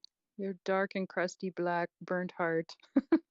But yeah, what else was I gonna say? I think that's it. I love you guys. I should probably go. I'll be back in a little bit. Maybe like I said, I'll start a space later on, maybe in 2 hours or so, if that works good with you guys. I was gonna go into the long wave, Joe's space. Oh, right. Okay. Okay, well, maybe we could do it later. I don't know, Endangered, you're down there as a listener. Do you want us to do a thing for you? Would it be cool? Or is it too late? Gonna be too late there because you got to get up early for your thing. Can he come up now? Yeah, he probably could. I don't I know. just want to know if he's gonna still be in spaces even though he's away, because what will we do without him? Oh, I no, know, right? that's not gonna work, Endangered. You need to No, sort that out. he'll be here. He's a fucking addict. Anyways, I'm getting the speakers up, guys. I've been sort of absent. I've been listening, but I've been watching some big black booty porn. So, okay. Well, let's. Sorry, I was talking to my daughter. I had the speaker down. She's right here, and we were talking. She's like experiencing a little bit of an episode right now. A little bit of an episode. So I'm good. she's right here, guys. Hello. Hey, hey. Say hi to the internet. Hi, internet. We're your dad's weird friends. Hope you're doing all right. We talk about life and stuff, you know? Yeah, it's really fun. I was actually just telling her some of what you guys were telling me, how she needs to unplug and just get away from it all and not focus on the bullshit in life and just kind of chill out and relax. So I had my speaker down a little bit, and I wasn't listening to you. I was listening to her. Obviously, know that she's more important than you. But yeah, I was passing on your wisdom that you guys just gave me to her. That's how quick it works. That's how quick this works from all of us. Yay, internet did something good. There you go, Chinook. You got it. And Foamy, this is recorded, hey, so she could go back and listen to all of it once it's done. Oh, is it? Oh, cool. Oh, I see the flashing light up there. Big Brother's on. Hey, I'm gonna lay back down. All right, baby. So yeah, Chinook, thanks for that. I'm actually flying out Wednesday. I have an evening flight Toronto to Lisbon, and then after a few hours in Lisbon, I'm going to Frankfurt, where I shall be spending it in sex stores, observing uncircumcised male dildos. I want to ask Wog about that. You know, why are all dildos circumcised? It must be a kink for the ladies. Maybe we can explore that in a room tomorrow or something. If nothing were that, I would have thought that would draw him into the conversation. I've been probing. I've tried Gmails. I've done everything. He doesn't talk to me anymore. We're not friends. I don't know.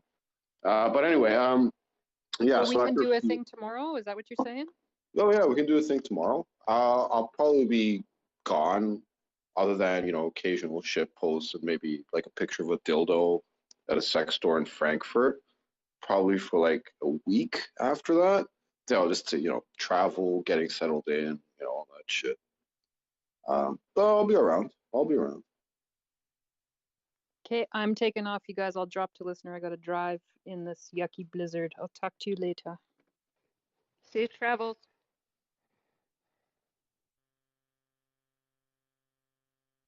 Goodbye, lover. Andrea, that was really beautiful what you were stating right before, just prior to this. We're just talking about, standing without fear. And when I was younger, like in college, I remember coming up like thinking about how different people have different gifts of reading people, and I was thinking about this whole thing. I was like, I would never want to read people's thoughts unless I had enough love to handle it. And it was just this understanding that I can only handle what I can love. That if I can't love something, I probably shouldn't know it. Like love the process, love whatever it is, because then something takes over, right? Fear. And so whenever it comes to like research or just kind of having like, I always ask myself, like, how much of the evil do I need to know? You know? And I just kind of let myself be led to certain things, and I kind of develop a way of, I was talking to somebody today, like one of the things that often happens to me is I speak to people from like all over in one day, and I can see the themes. It's kind of like everyone is that there's a kind of a universal trying that happens, or like there's themes sometimes of a testing or a difficulty that I'll just get like 5 or 6 people in different geographic areas that are all kind of speaking about like wrestling through the same thing. And all of this to say is like, how do we stand without fear in the face of it all? Is that we have to have more love than fear. Well, what does that look like? Like, what does that mean to have more love than fear? Because most people operate from like a scarcity of love, and some people wouldn't even fully admit, like they would feel like it would be weak to say that they need love to exist. Like it's like we can do it ourselves. But I think that if I can tame it, so to speak, with my love, whatever the situation is, and I believe I've been privileged in a way to receive some of the most the darkest kind of things, because it's like I don't need to be scandalized by it, like I don't need to be shocked by it. And when you lose your ability to kind of to be shocked by things, a deeper thing happens. I don't mean that we become numb. It's almost like you become curious to something. Like, what is this teaching me? Or what am I going through right now? Like today, my whole day has just been a big story about my stupid tire. I'm like Mr. Bean, like I can be very capable, but I also can be like Mr. Bean. I'm like, and I go fix like something on a painting, and then I like destroy the whole painting, but somehow I repaint it, like, and I always feel like there's somebody else that's enjoying me in this process. But I guess the way I learn how to stand in the face That wasn't Mr. Bean. That was a different movie. But go on. What? It was Mr. Bean. It was the Mona Lisa. No, there's another movie where he destroys Okay. a painting. Keep on going. But it's the sense of like I'm in relationship to life. So if I'm in relationship to life instead of fighting against it, then I can be curious about what it's teaching me. Just like if I love somebody, like I want to know those deeper things. I want to know their experiences. Like I want to know like it's like being a treasure hunter. And like even if all the world is crashing down, first of all I have to assess, is there something I can do and I should do, and it's like it's gonna be good for me to do. And maybe there's times that there is. But then there's also times where it's like if like you have to also be willing to sit on the bench when life is asking you to sit on the bench, because maybe there's something you're supposed to learn from sitting on the bench.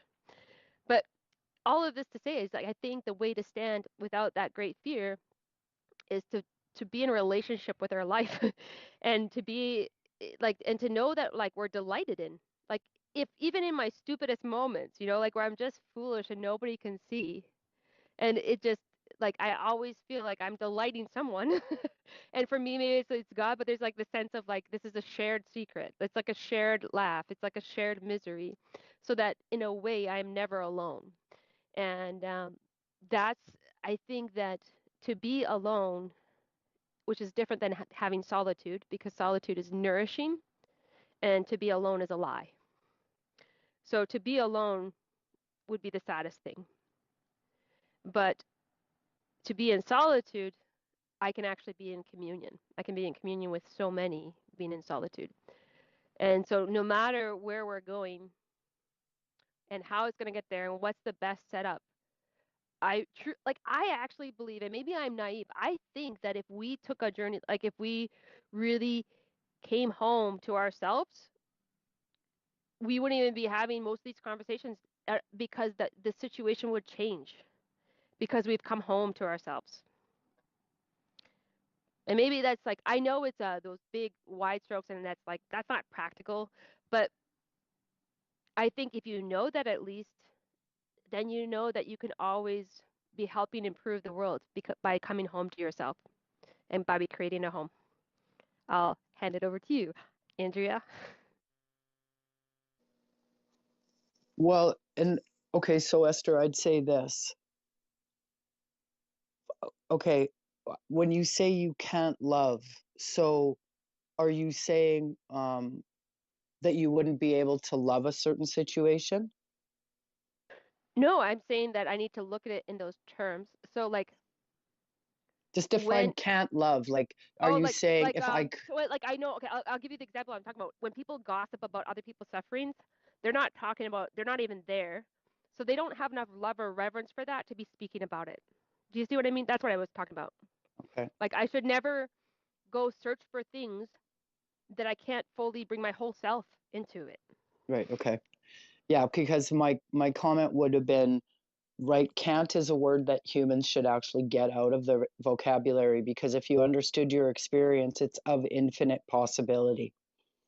So there's a reason why numbers are infinite. So there's nothing here that can't happen, as we can see right now. So, but yeah, that's true. We could go down that road about speculation and plausibility, or speaking to something we have no experience in or no understanding of, right? And there's a parallel difference, right? You get a hardened criminal that's found his way back to the greater good, go into a jail, you're going to have a lot more reception than you are if you send some silver spoon Trudeau in there to chat it up.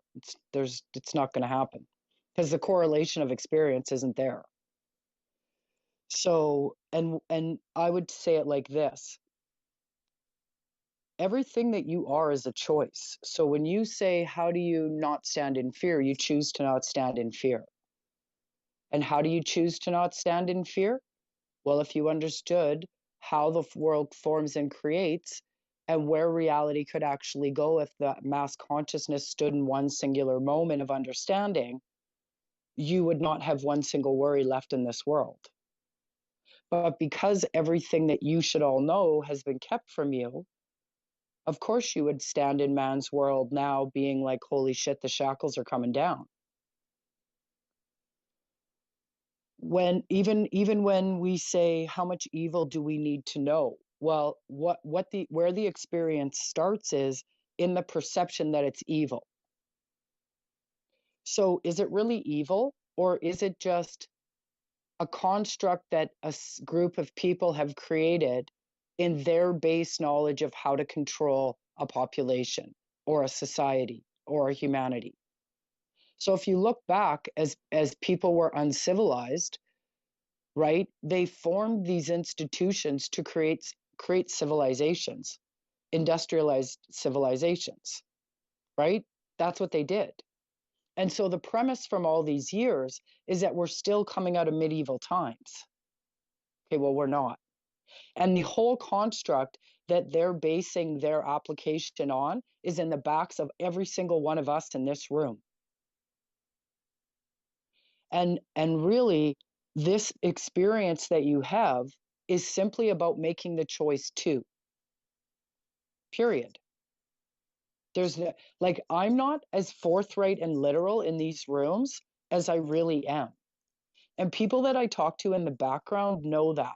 And now I've been sort of encouraged to just lay it out and share it how it really should be shared. I'm too worried about hurting people's feelings or offending people. And really, for me, you guys, with what they show me and what I see and what's coming, I have different concerns about us losing our money. I have real concerns about what human beings do when they're starving. I have real concerns about what human beings do when they find out what's going on with the vax. Those are my concerns. I have real concerns with tomorrow's midterms. I sure hope they go well. So it's time that we all sort of understand, even to the word lonely. It's a construct. Lonely is the perception of the person that perceives lonely. I love being by myself. It's quiet. It's calm. I can talk to all the dead people. They talk to me. So, right, this is what I'm trying to break down is the longer we stay in these constructs and this milk wash, the longer that the consciousness holds, right? And the more we speculate about outcomes, what you don't understand is you're actually perpetuating a consciousness that creates that momentum in reality. And that's not a joke. And as we evolve, we'll learn these things. So what gets in the way of it, I find a lot of times is ego. And when we got to lay down everything that we've learned and call it wrong, it can really crush on our confidence and it can really crush on our stature. But if we really look back, what we see is everything around us has been contrived by a certain set of group of human beings. They've structured our music scale. They've created our health system. They've structured our government. They've manipulated our banking system. They've now contrived our governments. And mostly because man had no way to find their own way. And unfortunately, as mankind, and we all do this in our own lives, sometimes we don't make changes we need until we're on our knees. And God forbid that we get laid on our knees this time, because it's not going to be pretty. And it's a real call to humanity. And all of us that are in these rooms need to start getting out of the shit and start getting into the real substance of what's actually happening on our planet. And you mark my words, there's going to be an earthquake on the San Andreas Fault. And that's going to send a ripple. And when that earthquake hits, everyone in this room, you hear me right now, that's another warning for us to start to waken to the intelligence that's being offered to us to support us. So to make it simple, nothing is nothing until you make it something. So really nothing matters unless you make it matter. So you can read something and not make it matter. And I would suggest everyone in this room, because you're so evolved, go and sought out and listen to Sadhguru and listen to how he perceives the world. Because you'll start to see where we're being called to evolve to. Gerald's coming into Dee's room tomorrow night. He's coming to do the 12 weeks with Joe and I. When we talk about First Nations ritual and ceremony, to be in the woods for 4 days or whatever, you have to understand that is a call to your knees. And through that, you wrestle through all of those animal instincts we have, and you come to experience the intelligence that it's around you. That's why they do it. But for us, we get nothing but a book and a church. So we really have to expand. We all have to start. Look, you guys live in an ask and receive universe. If you don't believe a word I say, and remember, a belief is only something that you decide to believe, but you don't really know. Like Esther just talked about getting into situations where you've never actually walked the land to even talk about it or have the experience. So, I do suggest you start to really look at, okay, as a humanity, what are we doing to come out of this? And what can we see around us for devastation and oppression? And how can we lift a soul? Just by talking to some impoverished person, and I hate even using that term, but I have to identify the person. You see somebody in a grocery store that looks like they're struggling a bit. They work a lower income job. They have a frown on their face. Just a tiny conversation might uplift that human being. Just these tiny little things we could be doing to look at our brothers and sisters around us and realize we are actually one whole having separate experiences. And start to realize that every single construct you live in is a construct you've created to perceive your reality. We all have to go inside ourselves and start to realize the construct of death, the construct of lonely, the construct of wound, trauma, all of these things we've been told, are they really true? Or could you have a trauma and reconcile it and move away from it? Could you understand that two things only come together when they're equally aligned? Which means for you to experience any trauma, you had to have actually been perpetuating that in the past. Because that would be accepting full responsibility for your experience on this planet. I'll leave it there. Preach. No. I think Circumcision. circumcision. Back to that, yes. Yeah. Hey, we got a new speaker up, guys. I think we got Scugs up. Let me know if you guys see him or not. I'm trying it here. I don't know if it's working. Doug? Oh, and Marvel's got her hand up. Marvel, go ahead while we try to get Scugs up. Excellent, Andrea. Loved it. That was good. I have a silly question to ask everybody that have this little white box by their avatar with looks like a group's emblem in it. What is that? The Club of Crazy. Oh, I gotta join. It's the only place I fit in. Okay, Scuggsaroo, I think we got you up, buddy. What's going on? Marvel asked you to explain the group WOG, the Four Oh, Amigos. sorry. Oh, sorry. I thought you already explained it. Four Amigos group. You can join it.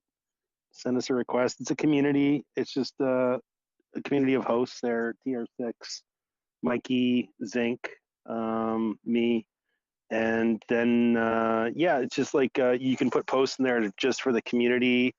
How do I find like it? What's it called? Oh, just tap on that little link at the top there, that little Four Amigos thing. Just tap on that, and it'll say ask to join or something like that. Try that real time. Just let me know if that does work for you. It did. I did the Yeah. ask to join. That's cool. Yeah, and then you'll get in. It's pretty much open, so anybody can do that. We anticipate that what Twitter will do with these community spaces, that we'll eventually be able to make them private, so that we could just say, okay, this is a community space just for the people that are in the community, and then we can just sort of say, okay, it's a community only space. But we're not sure how they're gonna do that at this point. But it's sort of like the Facebook competitor of like a community page or something along those lines, you know. I'm just not sort of, really a Facebook person. I can't even hardly operate Facebook. yeah, well, yeah. So the idea is it's like a sort of a community, right? So you can start your own community. Once you're part of one community, you can start another community. So you could start like the Marvel superheroes group, and then you could, name that your own thing, and then you could get your own peeps into that. So it's just sort of a way to sort of keep track or Thank you. or separate your things there. Scugs, buddy, I don't know if I got you up or not. There you are. Are you? Go ahead if you can. Hey there. Yeah, it might be a little bit echoey here. I'm just on a job site and it's empty and big space, and I've been bouncing in and out of the space here just due to phone calls and work and blah, blah, blah. But I was just going to agree with like what you guys were talking about with the mushroom powders and stuff. I've been taking that for probably 6 months and I feel great. My wife got me onto it in the morning with our coffees, and we've even been giving it to some to our dog. We've seen him change night and day, and he takes there's actually a dog mixture. I think it's cordyceps, what else, lion's mane, and some reishi that we also take. And yeah, it's night and day, plus a few other things as well. But I mean, I know I'm probably off topic for what's been happening. I was just on a phone call for a while too. So, but I hope you guys can hear me. Over. Yeah, no, we can hear you good. We were working on this vitamin thing for arthritic dogs a long time ago. It still might go. We don't know what's going to happen with that. It's sort of in the back burner, but yeah, there's lots of stuff you can do for dogs, and it affects all creatures. It's sort of like a little magical thing. These little mushrooms. It's quite something. So yeah, I'm glad to hear that you started that months ago, because Foamy just started, and then he was saying doesn't know yet because he just started a few days. But you're saying you noticed a little mental acuity increase? Somewhat, because I definitely need it. I've had not like anything crazy, but living in Whistler snowboarding, I've cracked my noggin a few times before. It wasn't cool to wear a helmet, so I noticed that I had a few concussions there. And I mean, not that I can really tell, but I just know my mental, like just being a little sharper. And it's yeah, I enjoy it now. I just take that with my coffee black now. I don't even fire in anything else, and I look forward to having my coffee in the morning with that now. It's great. And then just to sort of sidetrack with my uncle, he's down in the Lower Mainland, and he had bees. And I asked because I had just called him after you guys were talking about the what was it called? Like I can't remember what it was called with the mites, but he actually had the mites. And I told him, I'm like, well, listen, there's this mushroom that's possibly out. I didn't really catch the whole name or anything like that, but I want it texted to him because he wants to get bees back on his sort of little hobby farm too. Yeah, Oh. so it's Paul Stamets, and he has a citizen science thing going on. You just basically email him. I think there would be a nominal cost of like $15. He emails you some water with this stuff infused in it, and you feed it to your bees or something. I don't know the particular details, but I'll DM you right now the guy's thing. I think I might have sent it already to Foley, but I'll try to find the actual citizen science thing. But yeah, it's a real thing, and this is being studied, like I said before, by the U.S. DTRA or something like that, U.S. Defense or something like that. Yeah, that's cool. I've heard Stamets on. I've listened to him on Rogan a couple of times, and he's really interesting. And even the last couple of weeks, just a bunch of our friends and stuff, we've even actually did some psilocybin, and it was actually great. Just a couple small drinks, and that's it. And we just had a great time just chatting away. And I'd recommend everyone to just do a little bit, nothing major too, like just a little bit of microdosing the whole night, but enough to have some good laughs and some good chats. And yeah, it was pretty fun. Over. It's awesome that you just brought that up because it was something that I think going through Canada, I got reintroduced to that. I had several people, somebody who had been in like she was in a Mormon cult, like where they were marrying 14-year-olds, and somebody was interviewing, and I said, well, what was the big point of change for you? And she said, psilocybin, like shrooms, and how much that, and for her, so I was just at this place of just trying to really listen to whoever I was talking to and see whatever they had to give, and she just talked about it. It's like she's like, it's like having your own therapist, It, and but I just I think because I work with so many people who have gone through trauma, and I see the places where when somebody gets stuck, like they're on the same territory again and again and again. There's like some kind of wall up that can't cross over, and I can really see how that would be such a benefit, like an incredible because so a lot of times the way people approach any kind of mental distress or mental, depression, etc., is like basically anesthetize you from what you lived, not put it in order and give it a space, and like as Andrea was talking about, like to settle it. And it seemed like I had experience when I was of like it was something I really felt like any gift that was given to me and stuff I really felt like I needed to receive and just listen to it. And so I had this time, and it was such a profound experience of unity in like my whole self, and I was just thinking like it's kind of like, I guess it's something that it's kind of been part of the world before, but it feels like it's opening up like places of transcendence for people when that's being torn down in all these other places. And I know like microdosing is probably it just opens you up to others and see goodness, like to feel non-threatened in some way. But anyway, I was like after that trying to do a lot more research on it because I just feel like it would be such an amazing benefit, like for so many people. And I just don't understand. Like it's probably like the least kind of scared. Like you think about all the kind of crazy, side effects of like pharma stuff, and I'm like, and I keep asking myself, like, why don't we just like, why do I trust something somebody did in a lab more than I trust what came out of the earth? That's crazy to me. But I don't know. I'm sure some other people have more, or maybe that's not even where you want your conversation to go. But it's something that it was a new piece of knowledge I experienced. Well, look at the single dose psilocybin depression recovery rate versus long-term SSIs. Don't forget the SSI thing has just been put to bed. That's not effective. It doesn't do anything.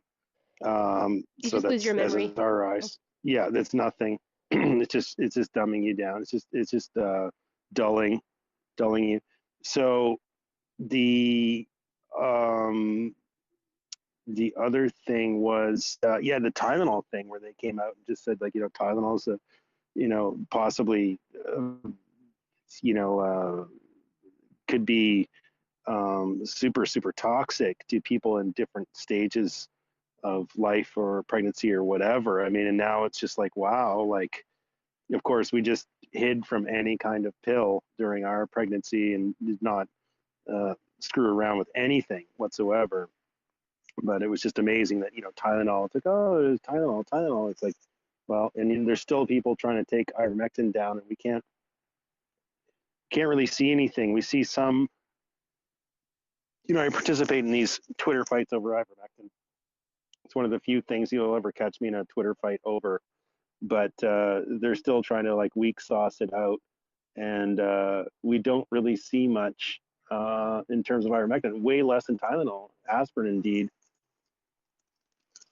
But the defaming will continue, until they can make money at it. Just add a few carboxyl groups and call it Paxlovid, and then figure out that it doesn't work the same, and then they're screwed, right? And that's what we see with Paxlovid: temporary subsidence of symptoms, and then the symptoms rebound.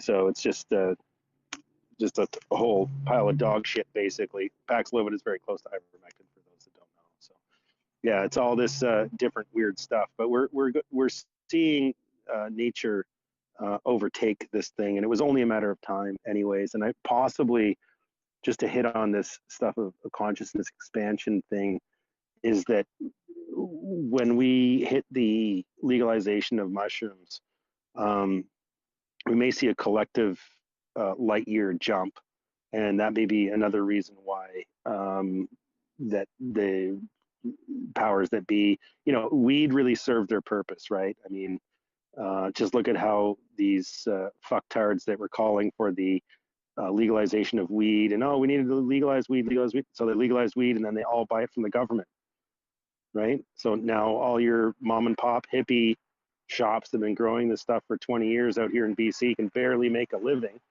and all these organized crime assholes and organized, corporations are now making all the money. I mean, these people will just go to the government things like, oh, you have, blue 59. Oh, I want blue 59. Oh, it's so amazing. It's like, oh, I gotta go get blue 59 too. And it's like, what the fuck is actually happening?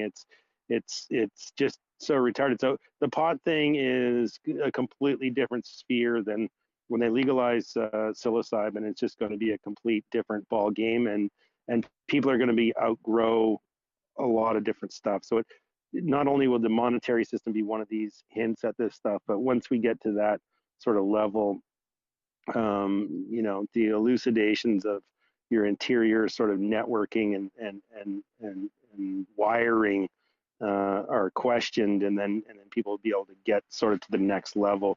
There might be little mini level drops at first, but it will be a game changer for humanity, right? Once you can tune into what's going on, then it's a totally different thing. And we've known that. And the sad part is we've known this for a long time. Let's just look back at the inventor of AA, who cured himself through LSD and not through the 12-step program. The 12-step program was just an Amway invention to create a whatever, and it's unfortunate, but that's just sort of the way it goes, right? You can't, the veil will be lifted when humanity is ready, and once the veil is lifted, then you are part of the Illuminati. The question is the Illuminati,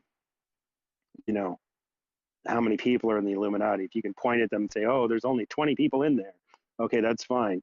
But once, there's millions and billions of people in there, then it's not the Illuminati anymore. It just means that we leveled up there'll be another level of Illuminati on top of that. And that's part of the thing that we discount in this. Is like, oh, we just need to get rid of the government, the government, the government. It's like, well, it's really easy to point at the leader and just say he's a fucking asshole. But people need fucking leaders. You know, the self-assembling thing is fairly irritating, having lived through it. And eventually, meritocracy will get a leader, and then you're under attack, right? So it's. But anyways, on a side note, I did DM you the thing there, Skug. So you got that in your DM. Send it to your buddy. I can't find the actual kit thing here. I don't know where it went or whatever's going on with it. But Hey, fucking Wog, once I again, take a just sent joke. you the video on YouTube from Paul Stamets talking about the bees. If you want to DM that down there to Skogs or put it up in the nest. Okay, yeah, I'll get it for me, and then I'll reroute it here. Just give me a sec. Marvel, go ahead in the meantime. Yeah. And then talking about the mushrooms, I said, I get this started. I just want to, you know, pretty much take care of my own self, but, get rid of some spores here and there because it's completely legal. I'm not into breaking the law and attracting unwanted attention to myself. I do it on Twitter often.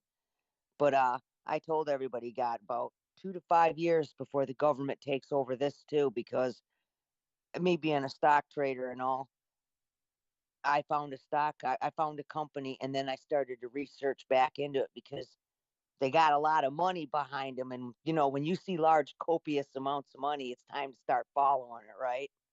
And yep, it's big pharma monetarily backing a company that's just getting off the ground called Compass Pathways.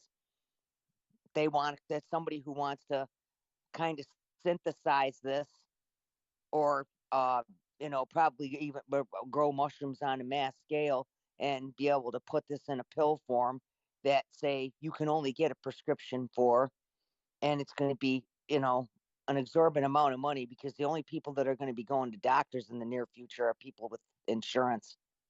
But I'm thinking there's a good 2 to 5 years, because that's how the whole weed thing rolled out. Inside of about 5 years, the mom and pops growers, you know, eking out a living, got ran over by the government, of course. But I can honestly say, I was a total non-weed person my whole life. Now I take a couple drops of tincture I make just from leaves. Not every day, just once in a while when the weather's bad and all my broken shit hurts. But the microdosing, I'm not knocking the 12-step program. I know a lot of people who would be dead or, shit without it. But that little part about the microdosing to get off the alcohol kind of got left out of the whole 12-step program, and that's kind of an unfair deal. But I can say I microdose, and it's every third day, and it's not enough. You don't get high. It breaks something that you don't. I knew I was kind of stuck in something. I got through all of those surgeries and everything, and then this whole Rona thing and lockdowns and let's fuck up the world thing started, and people that didn't have any problems or any, you know, weird feelings or any, it's affected everybody. This shit has had an effect on everybody, even us who knew better than to do certain things and knew that, we kind of kept. I have never wore a mask. I didn't care what anybody had to say. I kept living my life. But seeing, the people you love and care about, it has an effect on you. If it doesn't, you were born a psychopath and whatever. Every now and again, just, watching the people that you love and care about can't wait, to do the next dumb thing. It's hard to watch. I just try to get on and with my life and do what I'm doing. And, I'm grateful for these Twitter spaces, because I think they've helped a lot of people probably keep from losing their goddamn mind being all holed up. Where are you going to go when all the people you knew that you thought you knew, oh, well, we can't have any visitors because we're going to die from the COVID. And it's like, I, it is kind of shocking to your system to go, I didn't think all these people would fall for this shit. So it is a bit shocking. But the microdosing, amen. I'm a whole different person. I mean, I'm the same person, but I'm just not kind of flat affect and, having to, throw myself into motivation. Now I'm getting back to who I was before all of this. There's my story. And That's awesome though. I tried that. So I was doing microdosing when I was in Canada, and I honestly like like having been since 2015.